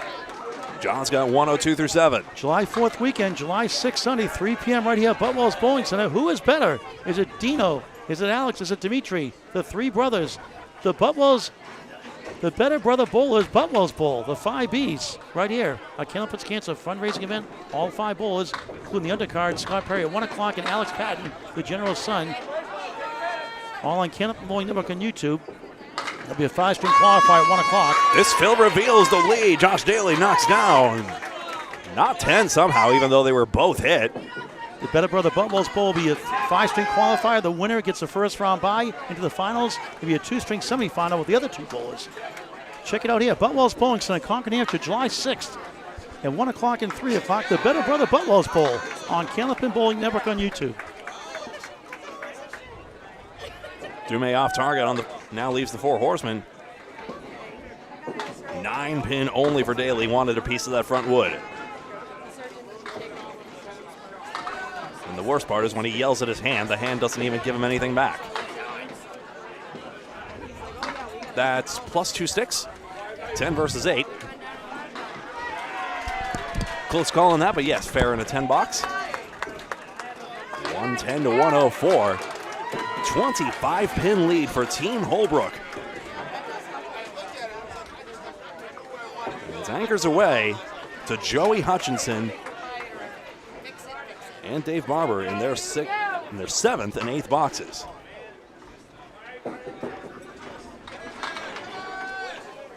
Hutchinson just threw a 20 box. He's got the 1, 3, 6, and 9. Dave Barber smashes 9 pins, 5 pin only. He's appeared, if not on the Comcast show, I'm not certain about that, but certainly on Candlepins for dollars. Hutchinson, spare! Rips it up hard, the 1, 3, 6, and 9. Barber responds. We'll show you Joey's this time around. Hurricanes trying to keep pace. They do with this 1, 3, 6, 9 conversion by Joey Hutchinson. To load. Crossed over. 3, 9, 10. The fill is 7. Barber. Still they spill. 2 pin only. Woods getting into the 2 pins business. But in the end, it's a 9 fill. 7 for Hutchinson. That should be. I will hit the right button eventually. And Hutchinson just too full on the 3-9. Wood does not scorpion tail forward for Barber.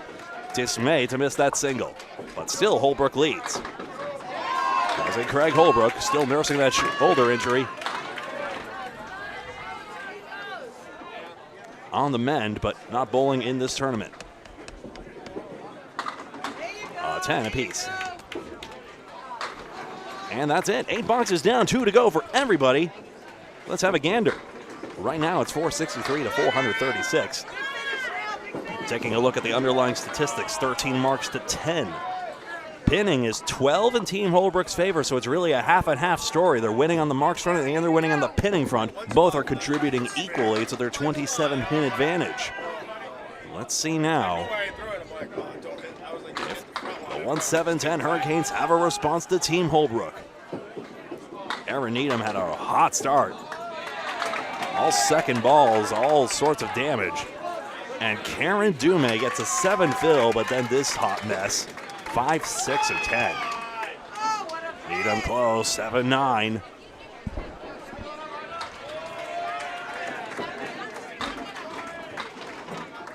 Dume, good bid.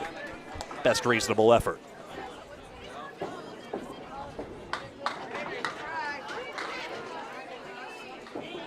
So a 9 box versus 10 in Dume's favor for the Hurricanes. 472 to 453.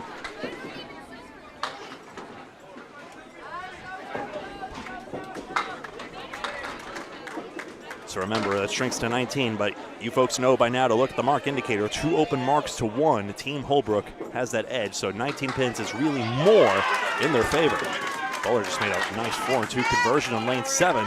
Back on this lane, Aaron Needham gets the 1-3, 7-9-10. Karen Dume on the head pin, 5-7-9 on the crossover. Never noted her last split as well. She's been all over this head pin. Now,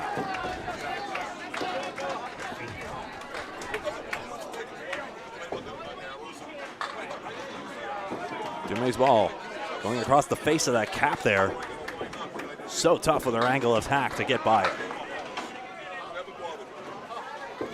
9 for Aaron, 115. And Dume gets an 8. Karen's got 102 for the string. Status quo's good news for Team Holbrook as Mike Salona and Faye Sawyer step on up. Once upon a time, the ladies would usually go first. It was never a rule and is not nearly the norm across teams. They go with whatever makes the most sense. 20 pins up for Team Holbrook plus an extra mark. Weeper, they call him. He's a Central Park Lanes bowler. Over in East Boston.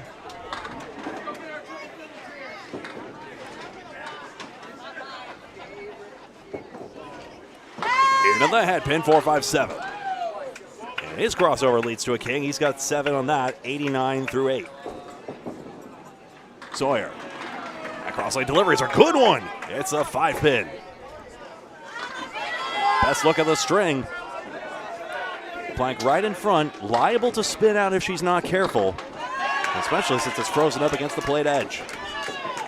4-5, across behind! 4-7 behind the 5 pin. Salona shut down. Sawyer misses the wood. It was treacherous. I'll be very curious to see how it goes on the third ball.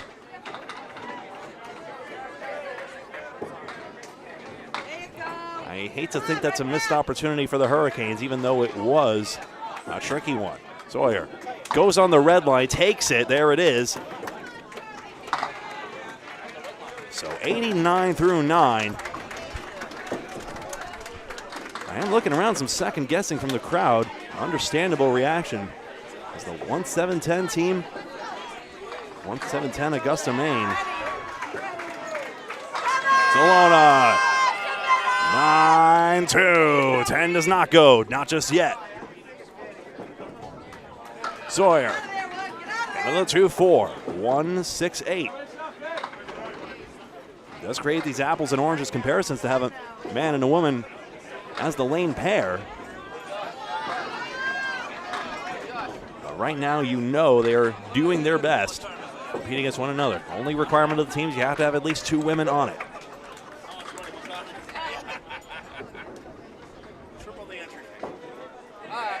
Weeper's got treacherous wood too. In front of the 10 pin, has to try it, deflects around as he feared. So he gets foiled by a front piece of wood. So that's okay for Team Holbrook. 1-7-10. Sawyer, head pin goes straight back. You'll see her frustration with that.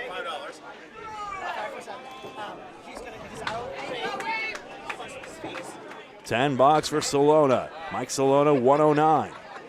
Faye Sawyer grabs a stick, $9, 98.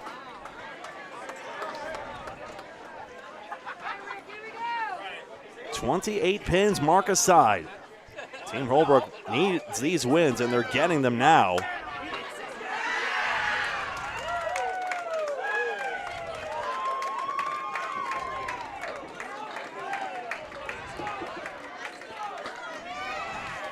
Surprisingly far back in the standings, but still a lot to play for across this weekend. First place is, of course, $12,000. But every tie apart from first is tie broken by pinfall. So literally every single pin, including this wobbling 10 pin, counts. Amanda Carroll loads up the spare with 7. Rick Martell is the 2-5. And he responds in kind, keeping the Hurricanes around.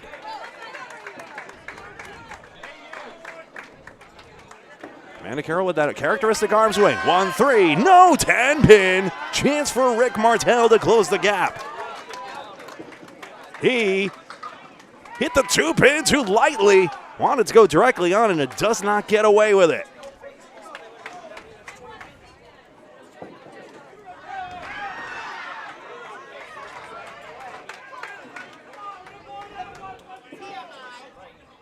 Carroll takes 10. And a 9.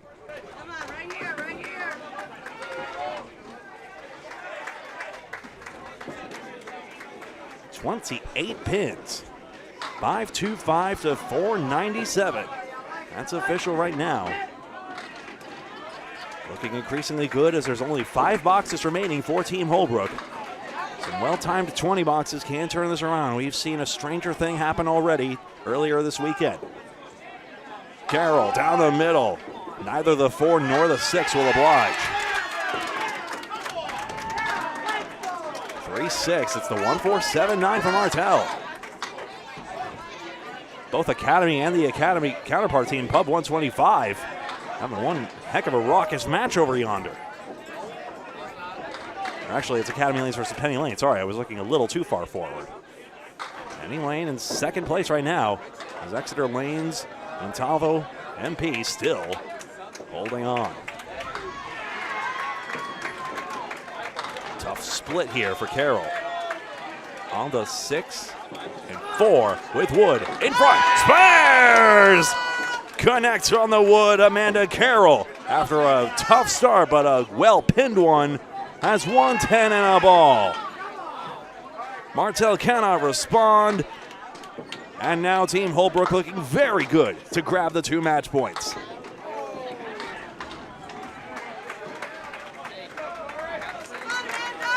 On 7-10 Hurricanes, a team full of state of Maine legends. In this case, Martell only delivers 94 in this case.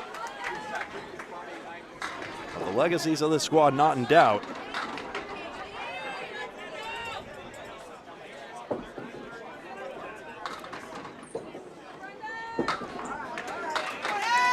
Carroll the load. Bill is 5. Yep, that just happened. 115 for Amanda Carroll. And a 35-pin lead for Team Holbrook.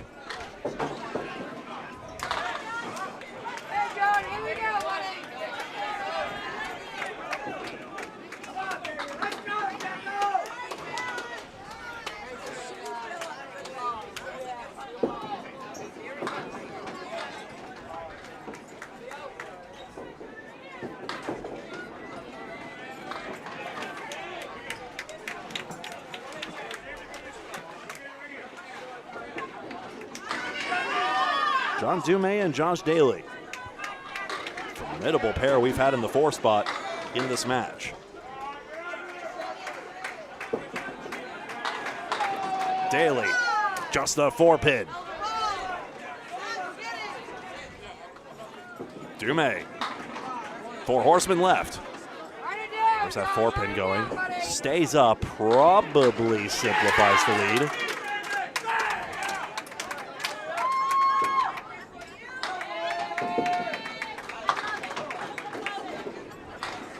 Blank's good. Daly spares 114 and a ball through 9. And Dumay, the way he was going, was half expecting it. But J.D. Bowles' Candlepin cannot get the 4 horsemen run down. Subscribe to him on YouTube. It's an 8-box and a 118.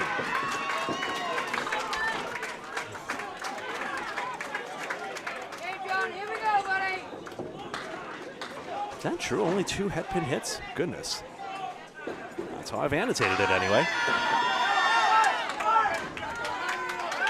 Marcotte Ford and Patriot Paving, our final match of today, with 6 more to come tomorrow. So if you're not all bowlinged out just yet, it's going to get even better as we crown a Mixed Worlds champion one way or another. Josh Daly waiting on a ball return, and then he'll pick one up and fire away. Don't let him back up.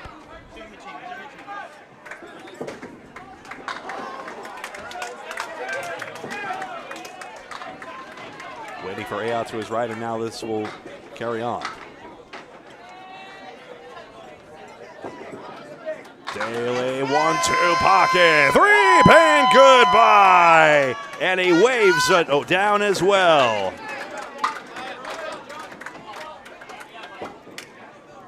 $134 for Josh Daly, which is extraordinary yet routine for that young man.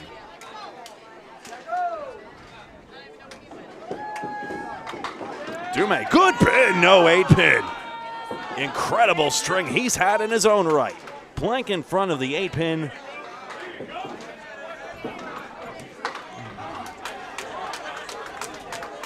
John Dume, 128.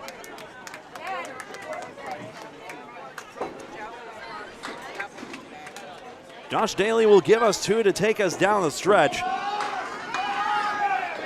This baby's just about over.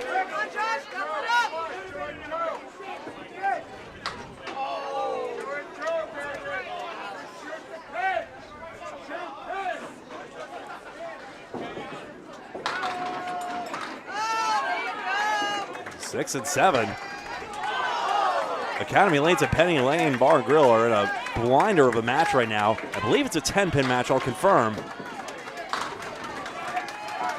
Second and final ball of this. Filled uphill is 10. Josh Daly, 144. Gross yet beautiful at the same time.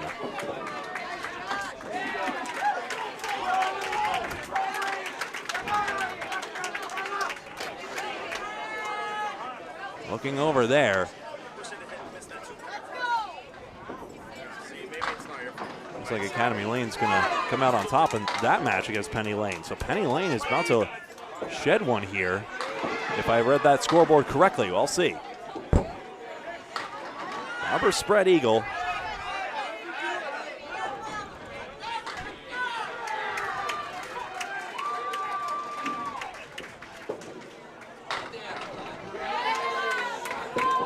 He hit the head pin just like just asked. That's what he has to show for it. Hutchinson cannot run down the diagonal, nor the 5-pin. Good string as well. Dave Barber, 9's fine, 106 through 9. And a nice 10 by Hutchinson pinning out.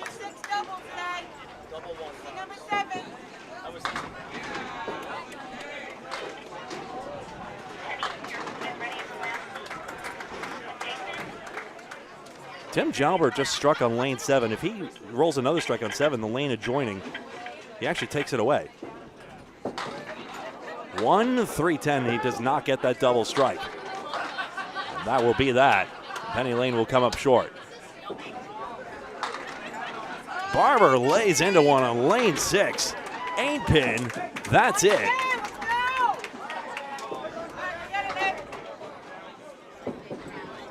Joey Hutchinson, the 3-5, 9 and 10.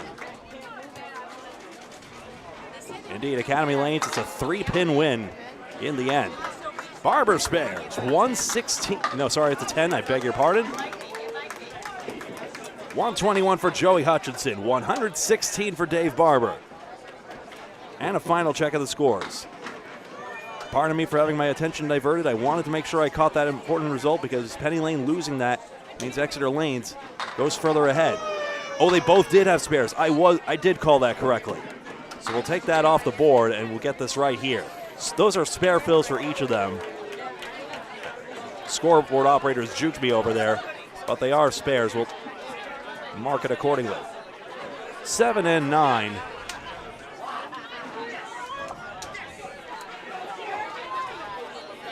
For Joey Hutchinson and Dave Barber. And now that's the official scores. 608 to 550. Team Holbrook in a rout. Hurricanes bowled well, to be absolutely clear, but Team Holbrook on that extra level they're so known for. Now let's take a look at the full scoreboard and the statistics as well. Dume and Hutchinson tremendous. Daly and Barber leading the way for Team Holbrook in a well-rounded effort, all over 100. 19 marks to 13 for Team Holbrook. Pinning was 17 in their favor as well. Headpin accuracy pretty similar, in fact. And And we will be right back with match number 17 of 23, final one of today here on Candlepin Bowling Network, here at Boutwell's Bowling Center in Concord, New Hampshire, in just a moment. Voice crack. We'll be right back, folks. Thank you very much. It should be just a few minutes while all the other matches wrap up. We'll be back in a few. See ya.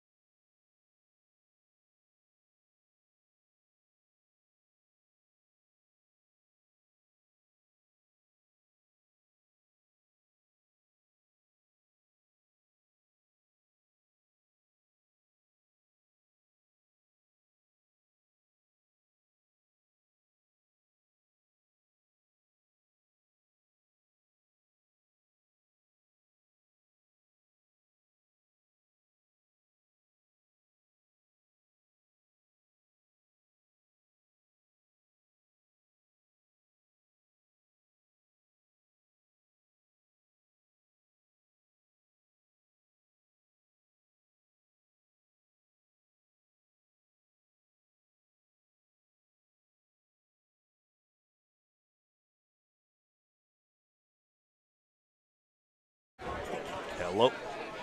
Hello, hello. This thing's on, right? Yes. This is match number 17 of 23. Cali and Ward versus Patriot Paving. Western Mass versus the state of Maine, respectively. In the 17th of 23 matches of house-wide round robin here at Boutwell's Bowling Center in Concord, New Hampshire. That's Christine Dill and Charlie Brody. And he's Paul and I'm Greg, for what it's worth. This is Candlepin Bowling Network. And a banana split, but Casey McCool fans. Always hungry, always growling on the Lakeside Lanes, Manchester, New Hampshire. Christina Dill, former Maine APH Average for Handicap Championship win as a 12th seed. 2 years in a row, Bethany Esposito won the next year as a 12th seed also in Maine, out of 12. Charlotte Perotti on lane 5, Christina Dill on lane 6. Our last match today of 10. 6 more tomorrow, 9 o'clock Atlantic time, local time rather, Eastern time, 10 o'clock Atlantic, 10:30 in Newfoundland. Christina 8 and Charlotte a 10. Total pinfall, 1 string match, 2 points for a win, 1 for a tie. The 2025 Mixed World Tournament on Candlepin Bowling Network. Greg will be calling boxes 3 and 4 and 7 and 8. And maybe 9 and 10. See if my voice holds up. There's a bug for like 3 or 4 weeks. Can't get rid of the frog. Dill with 2. Perotti with 5. Christina Dill just started the bowling about 3 years ago or so. 2022, friends got her involved.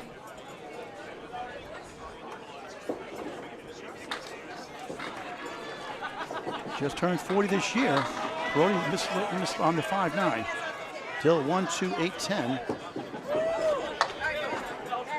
Missed inside for a 6. 15. That's a 6, now 7. 14 through 2 to fix the scoreboard. Kaya Smith, Mark Hollywood Smith, and Kim Kanga Smith daughter keeping score down there. Good 15-year-old athlete on the rise. 14 through 2. Perotti and 8, not parody, it's pronounced Perotti. 18 through 2. Welcome back, Greg Gouillart.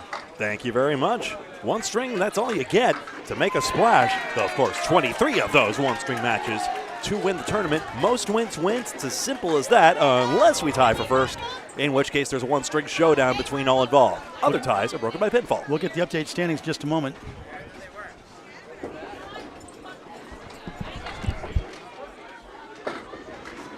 Deanna Bisbee and Kelly Dorman.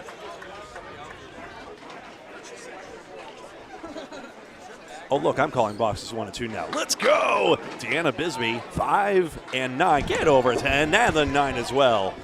And Kelly Dorman, 4 horsemen and 9. And there's Paul. All right, Deanna, 107 average in her best year. Maine State Open Eliminations runner-up to Amanda Carroll in 2024, both over average. It's on Candlepin Bowling Network on YouTube from Stars and Strikes, South Paris, Maine. High single 172. Spare. Kelly Dorman pulls right, 179. She's from Seabrook, New Hampshire her whole life. 35 years young, 99 average, 150 high single, high triple, 396, 580 for a high 5 out of Exeter Lane, Shooter Sports Club, New Hampshire. Rob Ficara, senior, great owner there. Now she gets a 7. 25-24, Kelly's team up 1 right now. Minus a fill from Deanna Bisbee here on lane 6 above the Candlepins for Cancer banner. Sponsoring $1,000 to the prize fund and a perfect game pool. Corey Smith from Canada just won a perfect game pool, and Will Merrow Jr. we'll see here as the ankle bowler. Just got a perfect game last string with the 134. Whether he already was anchor or not, ride the hot hand. And in parallel, Atomic Dark Shadows, 16 through 1. Final match of the day. 3-day tournament, day 2, 6 tomorrow morning, starting just after 9 a.m. local time. Home in with 2. Patriot Pavings, Deanna Bisbee with the wood. Oh, too close to the 6, but won't go. Kelly pulls right again, 5 up, 5 down. 2016 Ladies International Championship winner, Mass Handicap Singles winner also in 2016. Loves going to Canada for the trips, for World Tournaments. Bisbee a 9, 25 through 2. Kelly into reading and video games also. And she gets a 6 to slow start, 13 through 2. No mark so far early on. For Mark Ford from Holyoke, Massachusetts in Western Mass. sponsoring their team, of course. Here's Corey Cooper. Corey with a K. K-O-R-E-Y. The 33-year-older from Auburn, Maine, originally Brewer, Maine. 111 average, career high 115 for a season. He's got a high single of 172, high triple 417, high five 651. Right side 3, 6'9", 10. Bowled since he was 5. His family also bowled. Left-hander Ryan Drago, the movie star, the director. 5'9", wiggles right, 7 left. Try to kick it over. Cooper, oh, what a shot for a spare. Crushed it. 10 in the ball. That's the epitome of going as one, and he's even spread deadwood. Drago, no. Swept the 5 behind, not the 7. Ryan's average slipping, career high 118 down to 112 recently. Originally from Somerville, Mass, now in Weston, Mass, out of Warren, Massachusetts. Great guy as he gets a 10. Watch his movie The Last Stop, I believe on Amazon, one of those streaming channels. The Last Stop, he plays a police officer. The Last Stop with Ryan Drago. Got a high single of 170, high triple 436. And a high five of 683 with a 2380 Easter Classic high 20. 10 for him there. Hello, Michelle Bisbee. Good to see you. Michelle with 1 L. All that football playing knocked off the other L. Sorry, couldn't resist. Cooper loads 5 on the spare. 15 through 1. Drago, 5 up, 5 down. Wow, Daly just made a pin dance on 4, but he's giving the 10-box look. Ryan produced his first film, A Stranger in Town. A Stranger in Town. 3 versus 4 is Penny Lane versus Team Holbrook, by the way. Penny Lane dropped a thriller to Academy Lanes. Said the one Academy Lanes bowler, we were down the whole way. This is for a spare. Missed inside the pipes. 1 of the 4. I do not know how Exeter Lanes Montalvo did. Ryan, 30 years young.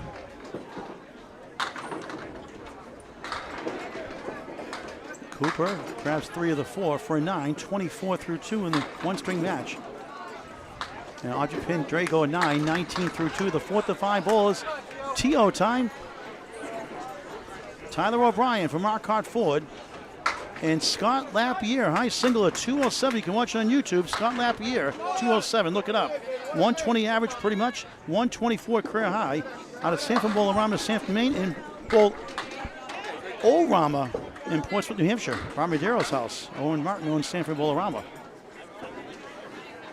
Deadly bowler, like that, strike! 30 plus years of Candlepin bowling, a family of bowlers. His mother was quite the bowler in the 80s. He had a pretty good showing the first time he tried duckpin bowling when he sauntered down for a tournament. O'Brien for a strike, almost. He just turned 31 in May from Greenfield, Massachusetts, in Western Mass. 106 average or so, 112 career high for a season. High single 166, high triple 390, high five 639 out of French King in Western Mass. And Canal Lane's in Agawam, and also in Agawam. Bowl, I believe. I think it's a typo. Canal Lane's in Southampton, Mass. French King in Irving, Mass. We'll stick with that 9-box. Yeah, like Lapierre had never gone duckpin bowling before, but then they did pretty well in the tournament. Eventually got past like bowlers, even like Gary Santora, who's a Candles and Ducks bowler. A formidable one at that. Tyler started bowling in 2012. He was a pitcher in high school. Won King of the Palace in the past also. Lapierre boy. Hits the 5 twice. Shamey once, Shamey twice. Won't go. Close to a double. T.O. in the pocket, sweeps 6. 8 playing hide and seek beyond the 2. 2, 4, 7 in front, a guide to the right. If you ask the Fontaines, T.O. might mean something different. Timeout. Sure. Lapierre turns around, spare on strike. 20 through 1, 30 in the ball through 2. And somehow he's going to be disappointed with that. He wanted that double strike. Of course. And Jason Kaler, all right, nails a strike. Did he ever? Goodness. T.O. clovers the treetops to 8 for a spare. 19 of the ball through 2. Great shot. Here's LaPierre almost doubling that up. That 5-pin's going to get sandwiched, actually, by 2 pieces of wood. Otherwise, that had a chance. Greg Gouillart serving the 5-pin sandwich here at Boutwell's Bowling Center in Concord, New Hampshire. It's just $9.99 plus extra toppings. All right. Mr. Perfect's out there. Perfect game last string. Got $100 from Candlepins for Cancer. There's a beautiful ball. Flies over the bundle of 5. Clips one more for a check mark. For Norway, Maine, originally Harrison, Maine, 117 average in his best year at 117. That's pretty good. 17 years of Candlepin bowling, a family of bowlers, and that's 2 full in the object pin. High single 178, high triple 385, high 570. Play baseball going up. Susie wraps around the 1. He's thinking that Deadwood could have taken it. Wilbow's at Saco Valley Sports Center in Freiburg, Maine, the border of Conway, New Hampshire. It's a great job they do there. A new family owning it. The Frams. Katrina Fram, her husband. Corey, you can go. Tim Susie's high single 192, high triple 481. Decent high 5 is 746. He's from Brattleboro, Vermont. His whole life, 118 average overall. His best for a year, 134. Out of the game for a few years. Come back the last couple or so. I've even been to Brattleboro, and I forget the geography. I forget how close that is to North Star Bowling. This for a $10, it's good.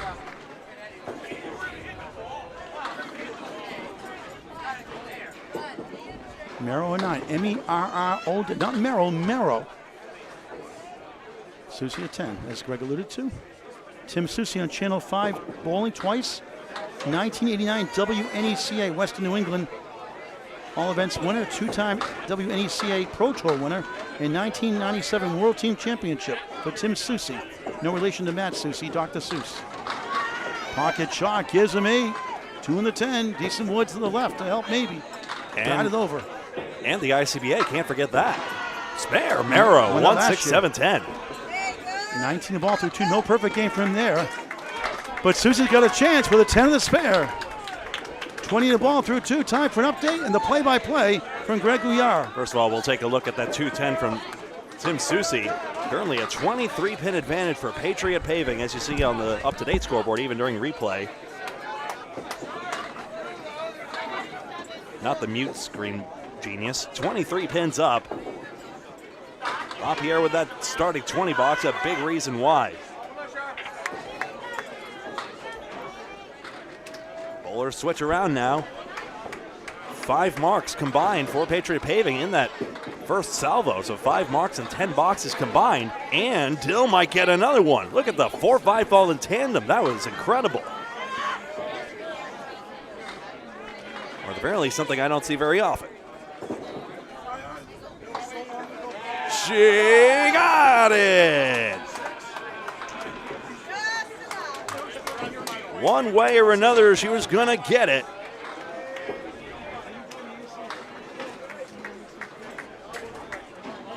Peroni to pin out.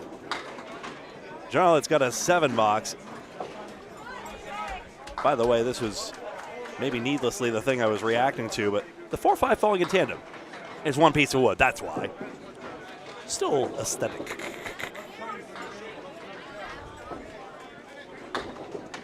So Patriot Paving going further and further ahead against this Western Mass squad. Peroni, good hit here.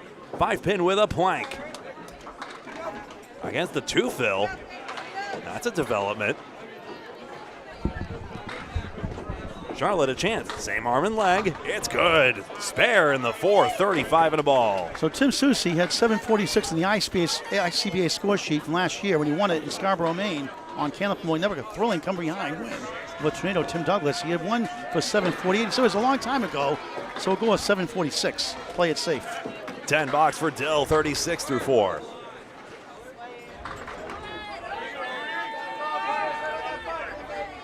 Kelly Dorman and Deanna Bisbee.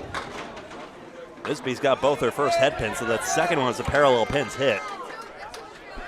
If it wasn't going to be too many colors, I'd add a third color for thin hits. You know, annoying ones like 5, 6, 9, 10, or the other like bundle of 5, diamond, parallel pins, either horizontally or vertically, I'd argue. Too many colors. Yeah, I'll stick with yellow and red. Kelly Dormant, that's the same way Micah Imperato does it anyway. 4 horsemen and a 7-pin. Deanna Bisbee, down goes the 9, 5, 7, 10.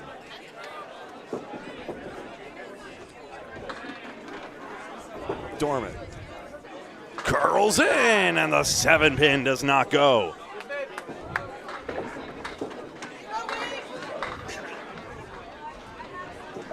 Bisbee's try. Into the 5-pin, rips it out. 7-10.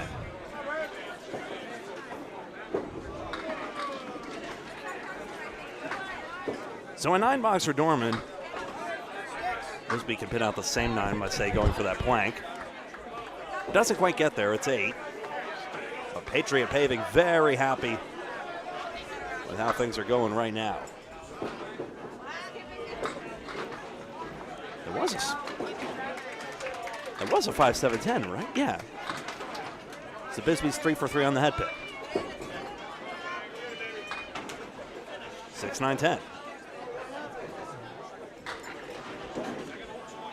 Bisbee, 2, 4, 7, 10. Down goes the 2. I'm not sure that's good news. Makes this a tighter angle to convert the spare. But the wood did come forwards. Kelly Dorman into the headpin spare! 7-pin cluster. Basically the same leave Corey Cooper made.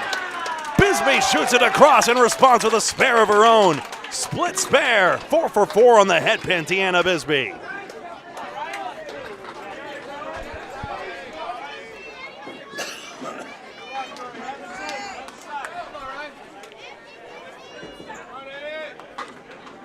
I say Corey Cooper's name and he appears against Ryan Drago. 152 to 125. Exeter's now up 4 points, okay. So we now know that with that Penny Lane loss, Exeter Lanes Montalvo MP have widened the gap to 2 matches worth of wins. Drago, that 9-pin was hit in the half. Not going down. Cooper sabers through, and actually that's a quarter Worcester, that's 1.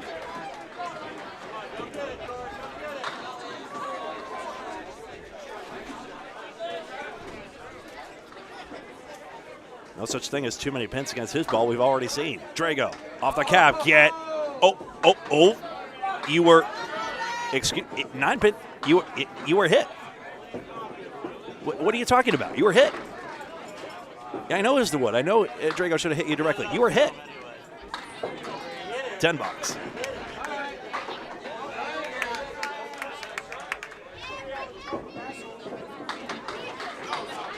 That's a 7 box. There's a 5-pin hiding back there. So +3 to Drago for Marcotte Ford.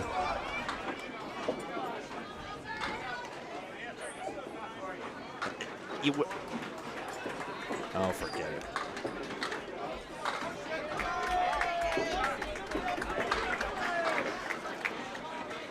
One, 2, 4, and 10. Cooper down the middle, 2, 4, and 3, 6, 10. Near spread eagle. So Drago ends up with the better leave. Good news, Marcotte Ford, who is stacking up marks in a hurry, needs even more than that. Cooper gives it a ride. It's going to get across to the 4-pin, only tagging it but not dropping it. The power in his delivery. Where's Bob Lee's radar gun when you need it? Wonder if we've clocked it already before. He can pick up some sticks here. Picks up 2 more. That's 2 back in his column for Patriot Paving. So it basically evens it out. A 17 visit versus a 16. Drago only 1 to the good. Sorry, guys. People hit the counter. That's unfortunately one I've got here. Over to Scott LaPierre. His 20-box start. A major reason why Patriot Paving is so far ahead.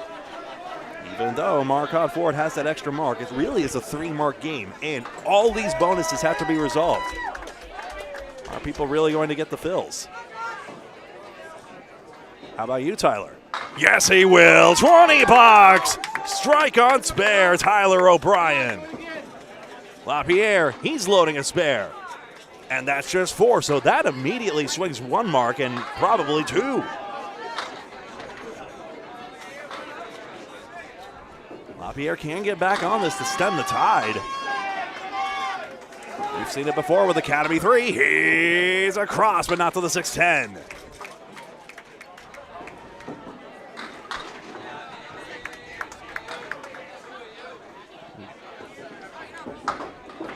So when the dust settles, he gets a 9 box. And we see that actually this is a 1-mark game. It did swing 2 marks after all. Patriot Paving now down to a single-digit lead as Marquardt Ford is building their way back in. Tyler O'Brien, we've seen him already in past Pro Series coverage.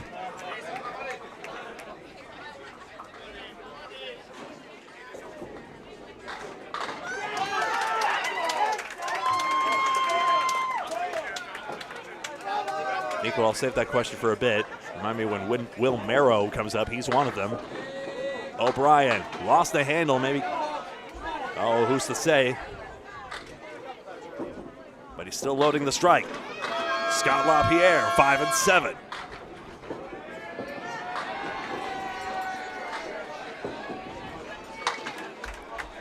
O'Brien down the middle. The fill is 5.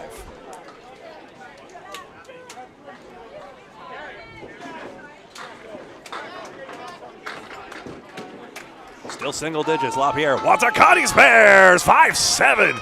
A beauty. And gets a drive-by high five from Tyler. Good sportsmanship. Hi. It's a 5-pin.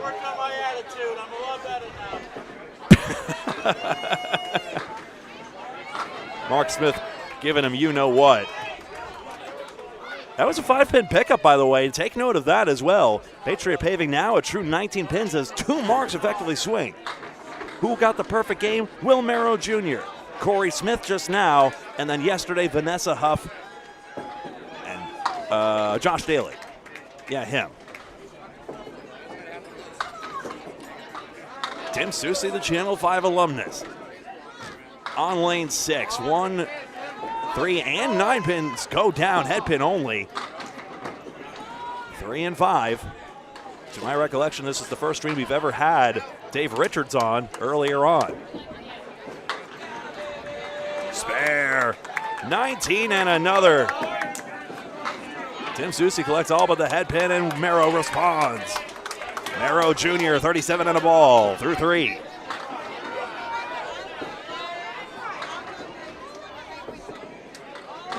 Both bowlers taking advantages of the breaks.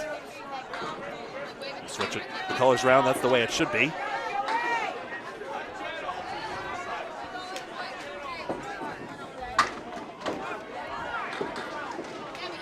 Look to clear out. Got to be careful about that if you don't clear it away.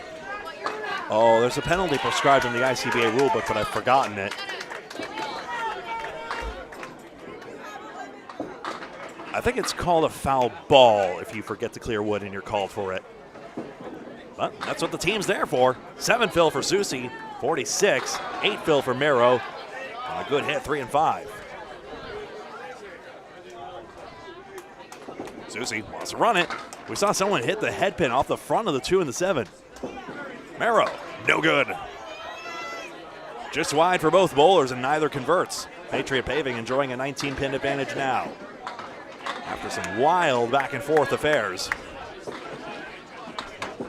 Susi 10, Merrow Jr. 10, both in the 50s.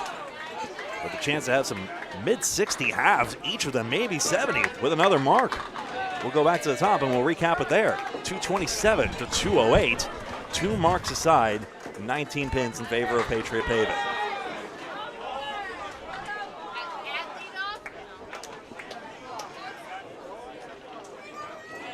Christina Dill, top of the order in lane 6.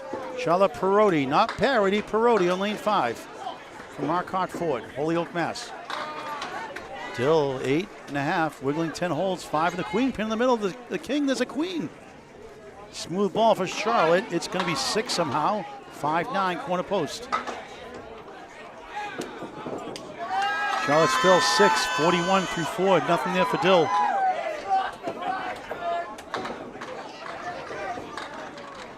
Five, 7, 10.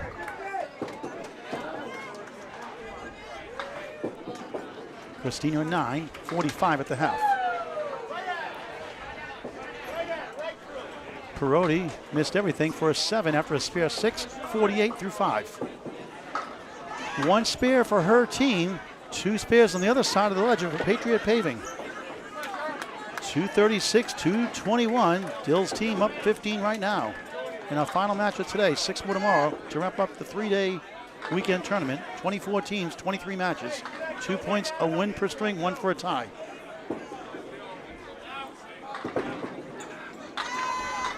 Did I go over the standings already? I didn't go over those yet, did I? I'll have to get that for you in a minute. I never got the copy. All right, Greg, you want to take over for a second? I'll get those printouts if you want. Sounds good. Look at this one. Perotti close to getting a spare anyway. The 2-pin fell the wrong way. Almost got away with that one.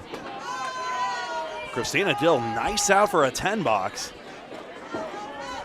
Perotti deals another 10. For 58 through 6. 15 pins plus Patriot Paving, possible to go into the 20s. Both these bowlers, Kelly Dorman and Deanna Bisbee, will fill marks now.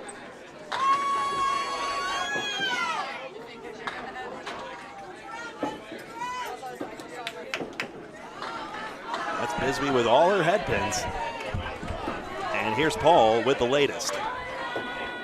Okay, Exeter Lanes continues to lead first place by 4 points, 28-4. They control their destiny. Penny Lanes, 24-8, 4 behind. Second place, Sole Possession. Sole Possession of third, the Narc Clones, 22-10. We'll see them tomorrow morning. Our first match against Academy Lanes.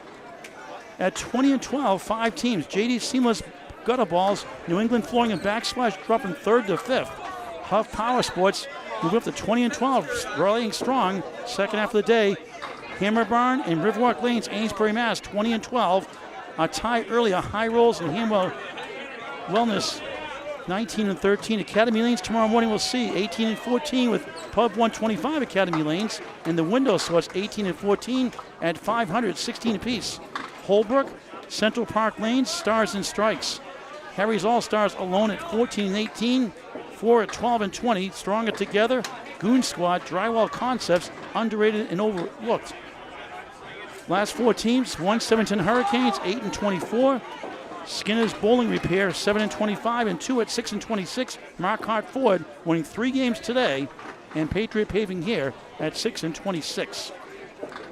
Hammer Barnes 671 leads the team still. Exeter Lane 632. Riverwalk 627. Team highs.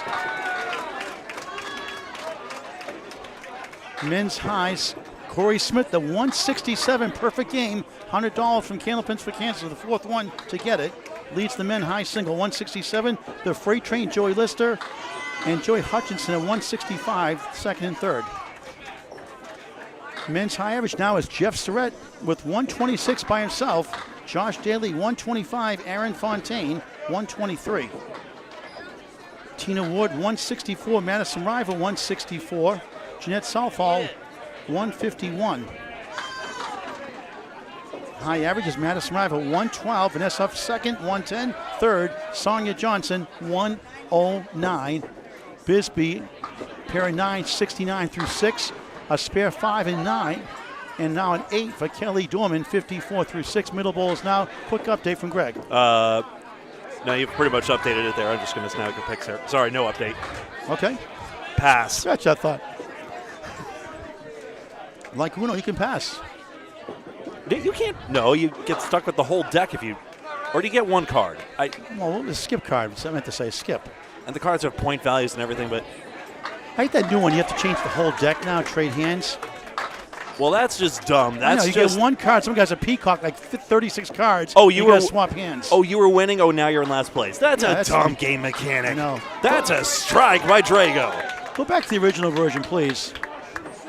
With like the dorky letters And instead of the cool and pick symbols. up 2 for not saying Uno, Greg. Corey Cooper for Patriot Paving. 40 through 4. Spare 5 to start. Has a chance, but triple wood by the 7. Not going to be easy, maybe. Let's see. Right side, I would think. He's going left, and it carries. 10 box. 50 through 5. Drago 46 plus 2. Again for that 7 box in the 4th. Thank you, Anthony. I appreciate you and your and Nico's kind words.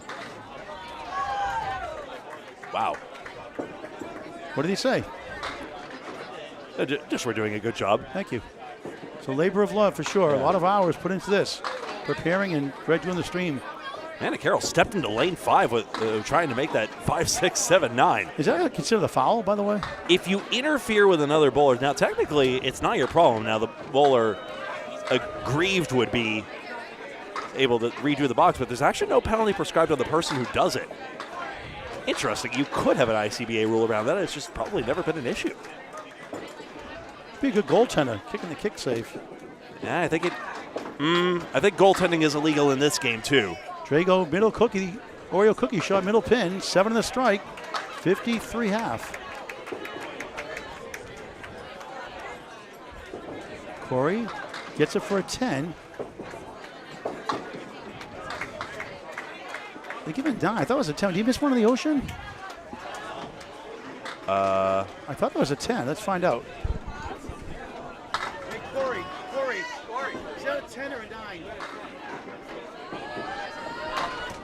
They got it. All right, they fixed it. Looking out for you, Corey. Yeah, he needs that for his average. Yeah, I do. It's going to be one more than Don has. Ryan Drago, 861 through 6. Scott Lapierre, spare is 9. 62 through 4. Had a strike spare 4 to start. 9 in the 3rd. Tyler O'Brien, 5 box after a 9 start spare strike. 5 fill and a 5 box strange game. 49 through 4. Guarantees LaPierre. He declines. 1, 3, and 9.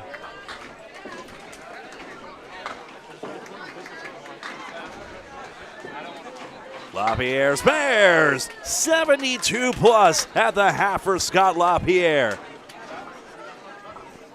Very few Maine bowlers make the trek down to the Friday Night Pro League, down in even lower New England. Lapierre, bowling like Scott Lapierre. Back-to-back for the second time this half, 72 plus. Maine bowlers in the Friday Night Pro League, it's him and Cliff Walker, I think. That's end of list, I believe. Tyler on the board there with a 10, 59 half. Greg Gouillart calls box 7-8 next. Sorry, Greg. At least from this past season. That's all I wanted to say.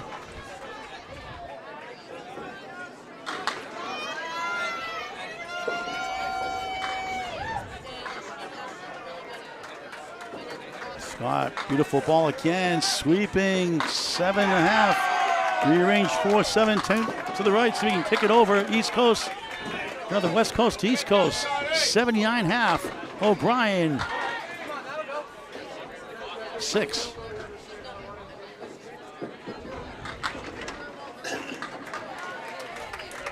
Everything is American Standard notation except for that center column where I'm noting the head pin hits. And of course, Canadian notation down low. Scott spins it down, spare. 3 in a row. 89 of the ball through 6. What did that hit? It got a second kick. Helicopter was in flight. T.O. missed everything. Did the ball descend? That seems like the only explicable thing. Tyler, 112 peak average, 31 years old, high single, 166. Ooh. Wasn't there for a 6. 65 through 6. Anchor bowls come up before Greg with the update and the play-by-play. That is the progression of things. LaPierre gets his 2-1 split, and what in the world takes it? The ball? Will Merrow and Tim Susie almost ready to go, so I can take another look at this for you folks. No, just the wood takes it. Will Merrow from Norway, Maine, where Mark Hollywood Smith lives. His teammate, not bowling the shift. There's no way I would tell someone this in polite company, but I wish they would. Oh my God. What a shot by Jason Jason Taylor Taylor just to made the the right. 6-7, Can yeah. you get that in your replay? Lane over? Just did, but let's see if a featured bowler gets something even bigger. Or, at all significant. Both Susie and Mero can. There's another mark for Mero. 65 through 5 plus 1. Susie, no.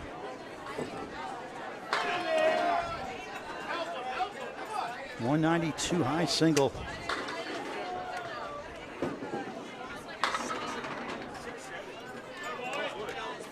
And Susie gets that one for a 10 box. Tim, 56 years young. Mero. By the way, who wants to see this 6-7 on the adjoining lane? Jason Kaler with her most ridiculous cut shot. Doesn't show out of emotion. Usually did that time. It was on the backside of the 7-pin. Was that for a 10 or a spare? Oh, he spared that. Okay. He's on 73 and a ball through 6, if you're curious. Back to this. Mero quarter. That's a youch. Y-O-U-C-H. Put in the dictionary, Webster. Youch. Yikes and ouch combined. Oh, boy. Susie knocks them all down. Strike. 76 plus 2 through 6 on Candlepin Bowling Network.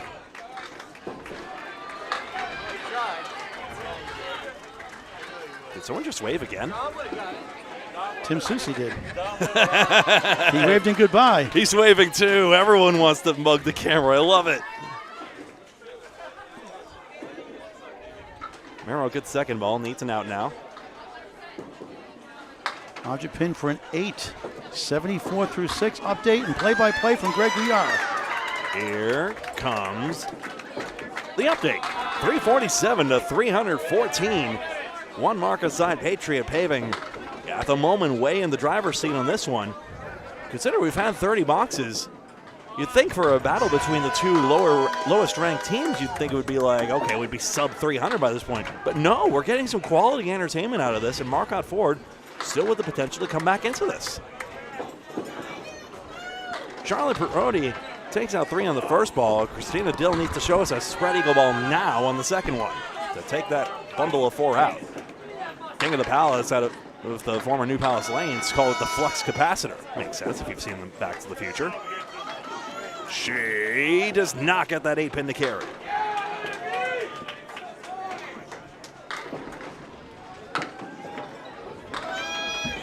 Might be able to gain some pins. My goodness, that's a 3-7-8 picked up by Charlotte for a 9 box. Dill does get the 10, but I'd like to see that one again.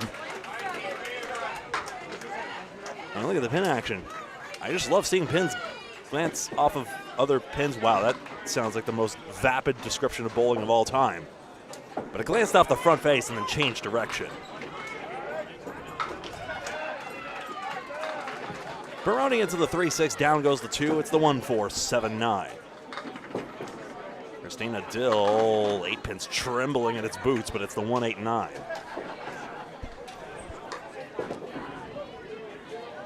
Charlotte digs in. Wood taps the 4, goes nowhere. Not enough mustard on it. Until 9-pin down it goes. Second spare for Christina Dill. Patriot Paving piling on. Perotti pins out 10, 77 through 8.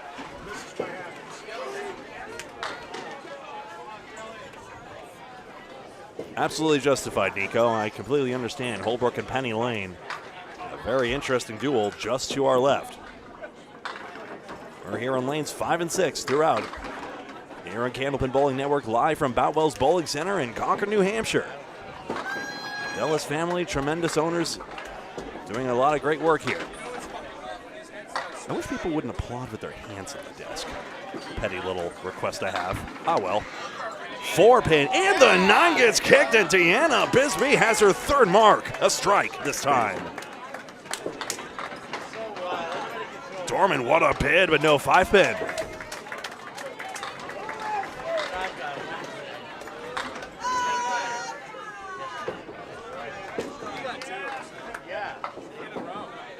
Nine is fine out of that. Bisbee strike one more time. And it comes, that's straight as an arrow. Peels away somewhat. Then the 9-pin gets some love off the wall. I mean, look at the head pin accuracy for Bisbee. 79 plus 2. It's turning into marks.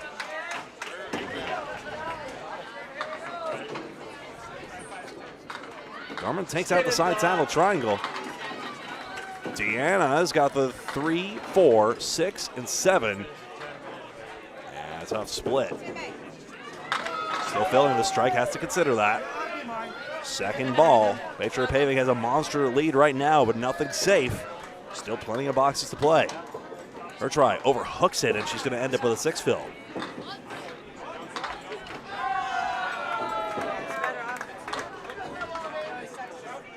Such a tough situation with the 2-and-2 splits, but the key thing is not to do too much all at once, or else you start leaving pins behind. In this case, on the fill and on the box, but it is a good third ball, and that's an 8 box. 42 pins up for Patriot Paving, way, way ahead.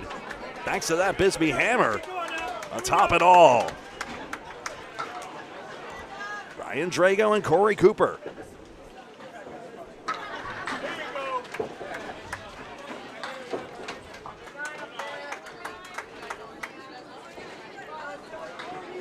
Seven more head pins hit by Patriot Paving to this point in the match. That's part of the equation. It is hot out there. You see the personal fans being broken down. It's even hotter down there in the bowling well. Look at the pins falling forwards for Corey Cooper, beg your pardon, 1, 2, 6, and 10. He's got a par 60 all told. Spare 5, but then great pinning after to follow up. Drago can't quite get to the head pin. It's twirling back, but cannot get there. Cooper spare! Down goes the 10. 70 and a ball through 7.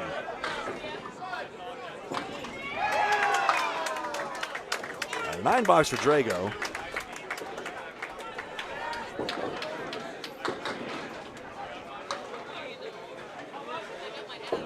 Great to see you all out there. This is Candlepin Bowling Network. We're on Facebook and YouTube. Evan Burns and Bob Lee over yonder.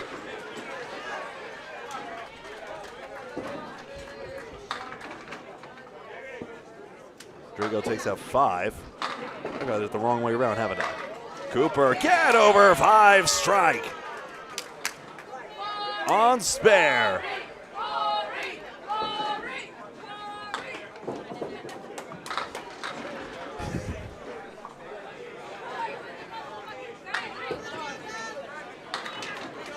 Nothing like the bowler well dynamics.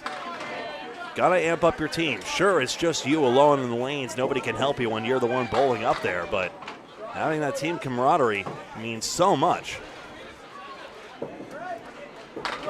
Drago pushes the other button since all the pins were already down over there. Down goes this 5.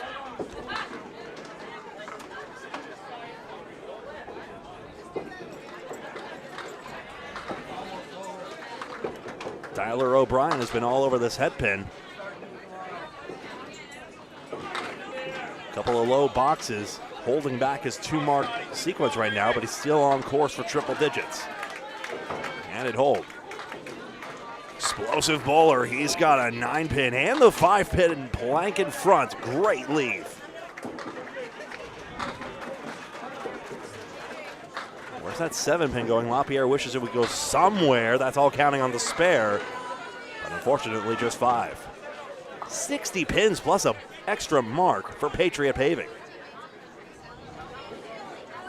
Tyler's got this one. Tyler O'Brien, 75 and a ball through 7. LaPierre just outside on the head pin. With a good third ball that will not cost too much. Apart from the missed opportunity.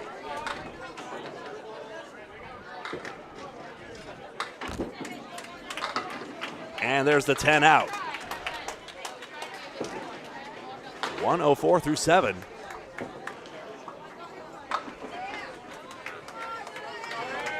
Pins to his side.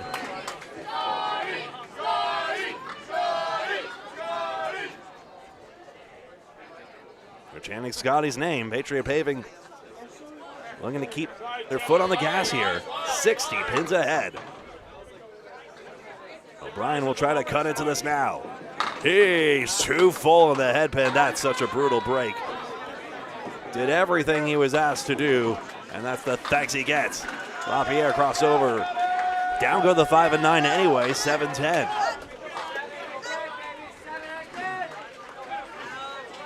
And he's got a split. O'Brien wanted that one. I mean, why wouldn't he? But you see how close he was on the 2-4. What's available to LaPierre? Gets high sides, fair. 6 marks, 114 in a ball for Scotty LaPierre.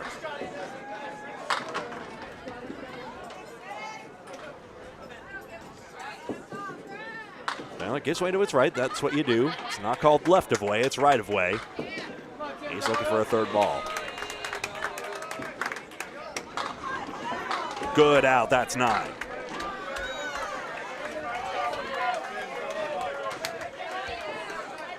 Same thing at a stop sign. Though most other countries can do, you know, if you're on a residential road, they don't even give you stop signs. It's just, if you're on a residential road, you just give way to the right. That's just what you do. You don't need a big red octagonal sign telling you that, you just do it.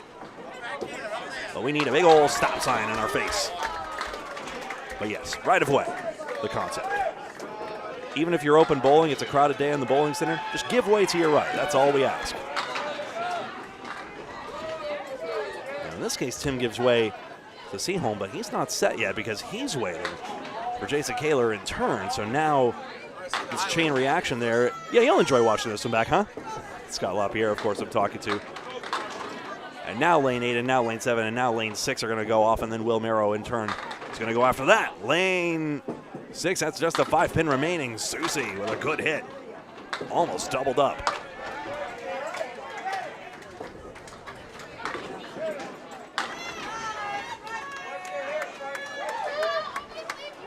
Marcotte Ford needs some way back into this one. Susie drills this 5-pin. Merrow close. Rolling Wood will not take the 4. Spare on strike by Tim Susie. 96 in the ball through 7. To give Marcotte Ford a glimmer. Against a 9 box. 46 pins and 2 more bonuses. Susie really wanted that double strike.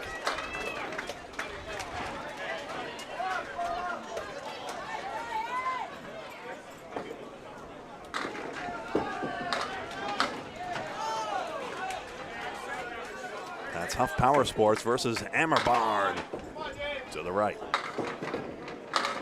Susie 7, Merrow on his heels with a 6. Both splits. Susie trying to keep that perfect game streak alive. Try to be our 5th winner. Ooh, good shout. I didn't notice that. 103 through 7. Does he have money on his mind? We'll see. Oh, wow, what a shot. Fair. Sorry, Greg. Incredible 2-4-6 conversion. Perfection through 8. Ooh. 113 the ball for Tim Susie from Marcotte Ford. Marcotte Ford, Holyoke, Mass, sponsoring the team in Western Massachusetts. There we go. So 38 pins. Don't put the kibosh on Tim. Don't tell him. For a Ford F50 truck or a Ford motor product, Marcotte Ford, Holyoke, Massachusetts, Western Mass. Tim Susie with 5 marks. LaPierre with 6, including one yet to be filled. It's a massive lead for Patriot Paving right now. It's just all around. Top of the order, Christina Dill on the right. Charlotte Perotti will be there on lane 5. Dude, fairly new to Candlepin Bowling from Maine. 2023 APH Average Free Handicap Championship winner. 5 down, 5 to go. Perotti on the 3-9. Dill a spare 2 in the 3rd. Her only mark actually a spare 5 here. So make it 80 through 8. 2 marks. Missed left and leaves everything but number 1, I think. It holds barely. At a notion. Yeah, the Wood got an extra kick at the end there. Same foot, same arm for Perotti. 1-6-10. Dill missed right for a 9. Now 1 to par, 89 through 9. Perotti takes an 8, 85 to 9, 9 blocks to go. To wrap up day 2, 10 matches today, 6 tomorrow morning, 9 o'clock local time, 10 o'clock Atlantic, 10:30 for those in Newfoundland on the half hour. Not every same-footed delivery is the same. Some really almost like halfway fall over on it. Like I'm thinking more the Ryan Hogans and Mike Kustaks of the world. But Charlotte Perotti, like Steve Kelly, our commentating colleague, really gets down to the lane to deliver that ball. Still a chance, got it, spare! Perfectly placed ball, 99 of the ball in the 10th, third spare of the final string. Perotti missed left. Not happy with that shot, 5 of the 9. So tough with that wood, or ball is liable to deflect. Skills in fishing, Candlepin bowling, kayaking, four-wheeling, and snowmobiling. Not during the summertime. Yeah. Perotti's ball speed mimics those of Quebecois duckpin bowlers, actually. Her 994 string. There, the rubber band duckpins really travel through. There's only one United States duckpin center that has rubber band duckpins. Glassport Lanes in Pennsylvania. Till ends up with a wobbling 7 fill, 106 over average string for Christina Till. 52 pins plus.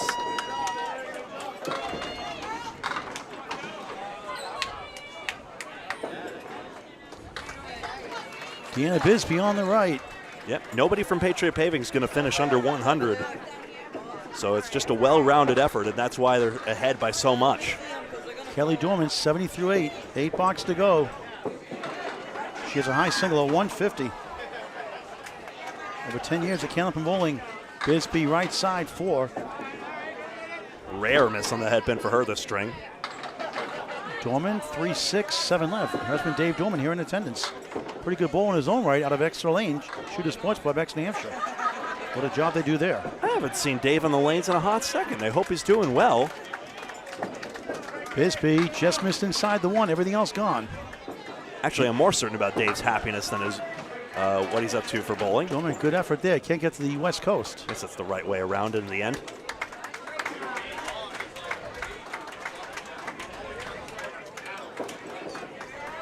Bisbee a 9, 102 through 9. She's the 2023-24 Main State Singles Champion. 2023-24 second place Main States with Amanda Carroll. A 10-string thriller from Stars and Strikes. I call the Apple Pie Log Bowl. Inside joke down there on Candlepin Bowling Network and YouTube. Dorman a 10, 80 through 9. Into racing and softball still, and played softball growing up. Not a soul on the arcade machines here at Boutwell's. Everybody intently focused on one of the 12 matches in progress here in this round-robin tournament. 6 more tomorrow. First ball, 9 a.m. Eastern, 10 a.m. Atlantic, and whatever kooky time zones exist elsewhere. Shortly after, more likely a little bit after, but not much more after. 10:30 in Newfoundland. Yep. 10:30 in Newfoundland. Actually, first ball was on time today, I noticed. Oh, was it? Okay. Yeah. I lost track of time. Nate Lease is keeping it punctual. I'm in the Paul Green. Sometimes it's like, okay. I have my own time zone. I don't know what time it is. Take care of the lanes. Whoever's blocking the dumpster, move the truck. Okay, next ball you count. Well, good luck, everyone. Deanna nails it. Treetop the 8, pumped up spare. Very good bowler on the rise. 112. A 4-mark string by Deanna Bisbee. Getting better and better every year. Kelly 1-4 in the 9. 3 balls after this to wrap it up day 2. Kelly, nice pinning, grabs 2 of the 3 for a 9, 89 string. Tomorrow morning, our first match, a key matchup, the Narclones against Academy Lanes. Make sure you hit the subscribe button on YouTube, Candlepin Bowling Network. After you subscribe, hit the bell icon so you don't ever miss a ball live. Tell your friends and family also. Bisbee, 2 perfect, spread eagle, tough one, 4. But nothing wrong with the 116 final string. All over that head pin and denied 120.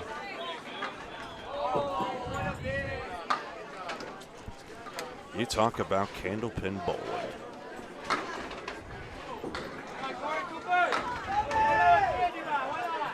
We see the trajectory this match is going. The question is, how high will they go? Will Scott LaPierre soar into the 150s maybe? He could. With a couple more marks at least. Patriot Paving's Corey Cooper. 90 plus 2 bonus balls.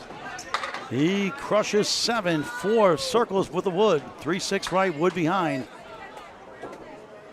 Left-handed Ryan Drago, 78 through 8 at a strike, 7 in the 5th. That's a 3-pinner. Youch. 33-year-old to Corey Cooper. Great effort. He got it! Another 2-1 cut shot, this time for a spare. On strike, 100 through 8, 110 of the ball through 9th. Highlight reel for Greg. Oh, yeah. Greg lives for that instant replay button. Ryan at 8, 78. Make it 86 through 9. I mean, if Corey Cooper keeps churning out contents, I'm here for it. Watch. 3, 4, 6. Now, where does he place this? Let's find out. He gets on very full on the 3-pin, but that causes a sidewall snap as a result.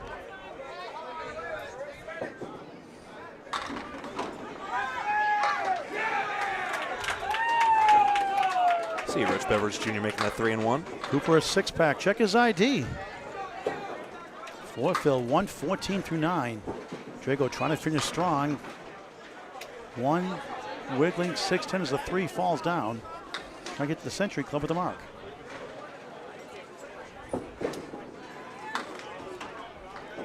Cooper, 3-9, 1-5 left up, middle, 6-10 right. Trying to get to 124 somehow. Drago connects, spare. Has a chance, 96 in the ball in the 10th. Cooper a 6, 120, 10th string today. 17th to 23 overall. Scott Lapierre, the 4th bowler. Tyler O'Brien next. Scott 114 the ball through 8. Drago trying to get to 106. A sport for any age. Candlepin bowling, it's unbelievable. Game of skill and challenge, not as easy as it looks.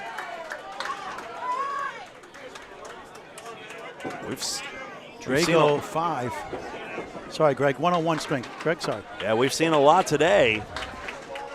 But trust me, the results for none of these guys are typical for you the first time you go Candlepin bowling. Trust me. When you get down to the lanes and you see how far away those 60 feet, you see that 60-foot distance between you and those tiny toothpicks on the other end. It becomes a whole new ball game.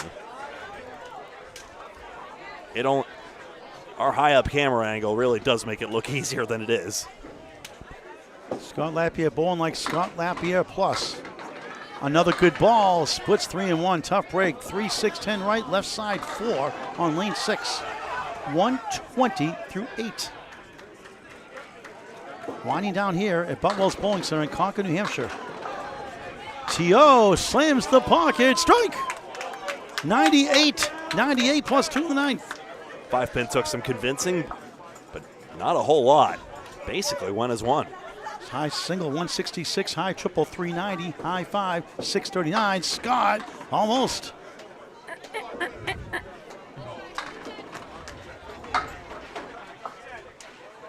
Scott's 207, high single, high triple 467, high 5 727. Right it backwards, you get it right. No good in the ocean, a 9. 129 through 9, 3 blocks to go. Woo. It's going to be a win easily for Patriot Paving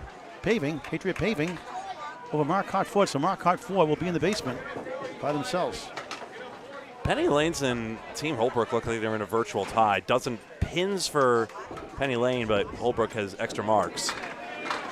2 of them. Splits 2-1, 3-6, 4 left. See a lot of 2-1 cut shots for Marks. 2008 Rookie of the Year in the final year of the Mass Pro Tour. 6 Pro Series titles, including a 207 in Fitchburg to win the Pro Series. Imagine winning that with a 207. O'Brien nails it. It's 8, 9. That close to a double. 4-pin being stubborn. Come on, one time. I think Katrina Campbell at the only double strike today. I'm sure there were other ones we didn't know about. Well, the only one we saw. Yeah. I mean to say. Right. I thought we had another one. Of course, with 24 lanes of action, I think somewhat. there was 2 there. We had 2 today, I believe. O'Brien connects. Spear on strike. 108 through 9. 118 the ball in the 10th. Scott an 8. Another good string. 137.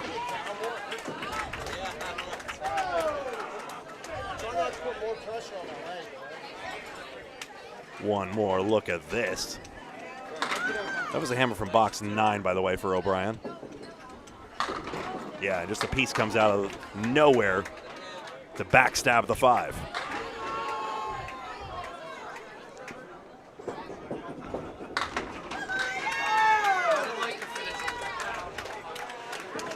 O'Brien left side, kicks up the 8 off the wall. 6, Phil, nice finish. Spare 6 after the strike, 124 string. 5 mark string. 2 blocks to go. Susi adding to his team, but down 50, cannot win it. 113 the ball in the 8th. Will Merrow Jr., 92 through 8.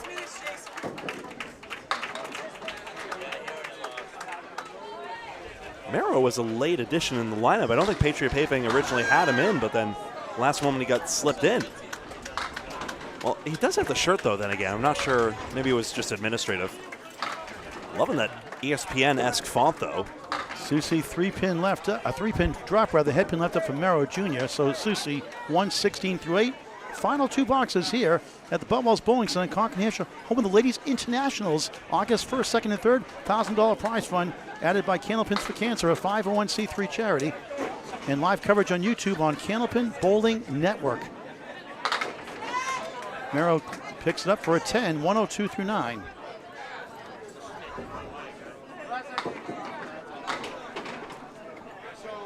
And an 8 box for Susi, 124 through 9. So final box. Thanks for watching all day, folks. Greg, sorry. So a couple of 120 pluses from Team Marcotte Ford, but a well-rounded effort. Everyone over 100 on Patriot Paving. Merrow slams 7, 136. Final box. Thank you for watching all morning, all afternoon, all evening. Susi 9. On lane 5, the king is the 5. Our clones tomorrow morning's first match with Academy Lanes. Merrow, object pin doesn't carry. Susi's does spare. What a 112 in the ball. No, 134 in a ball. I'm looking at the wrong scoreboard, sorry. I'm looking at Merrow, so right, 134 in a ball.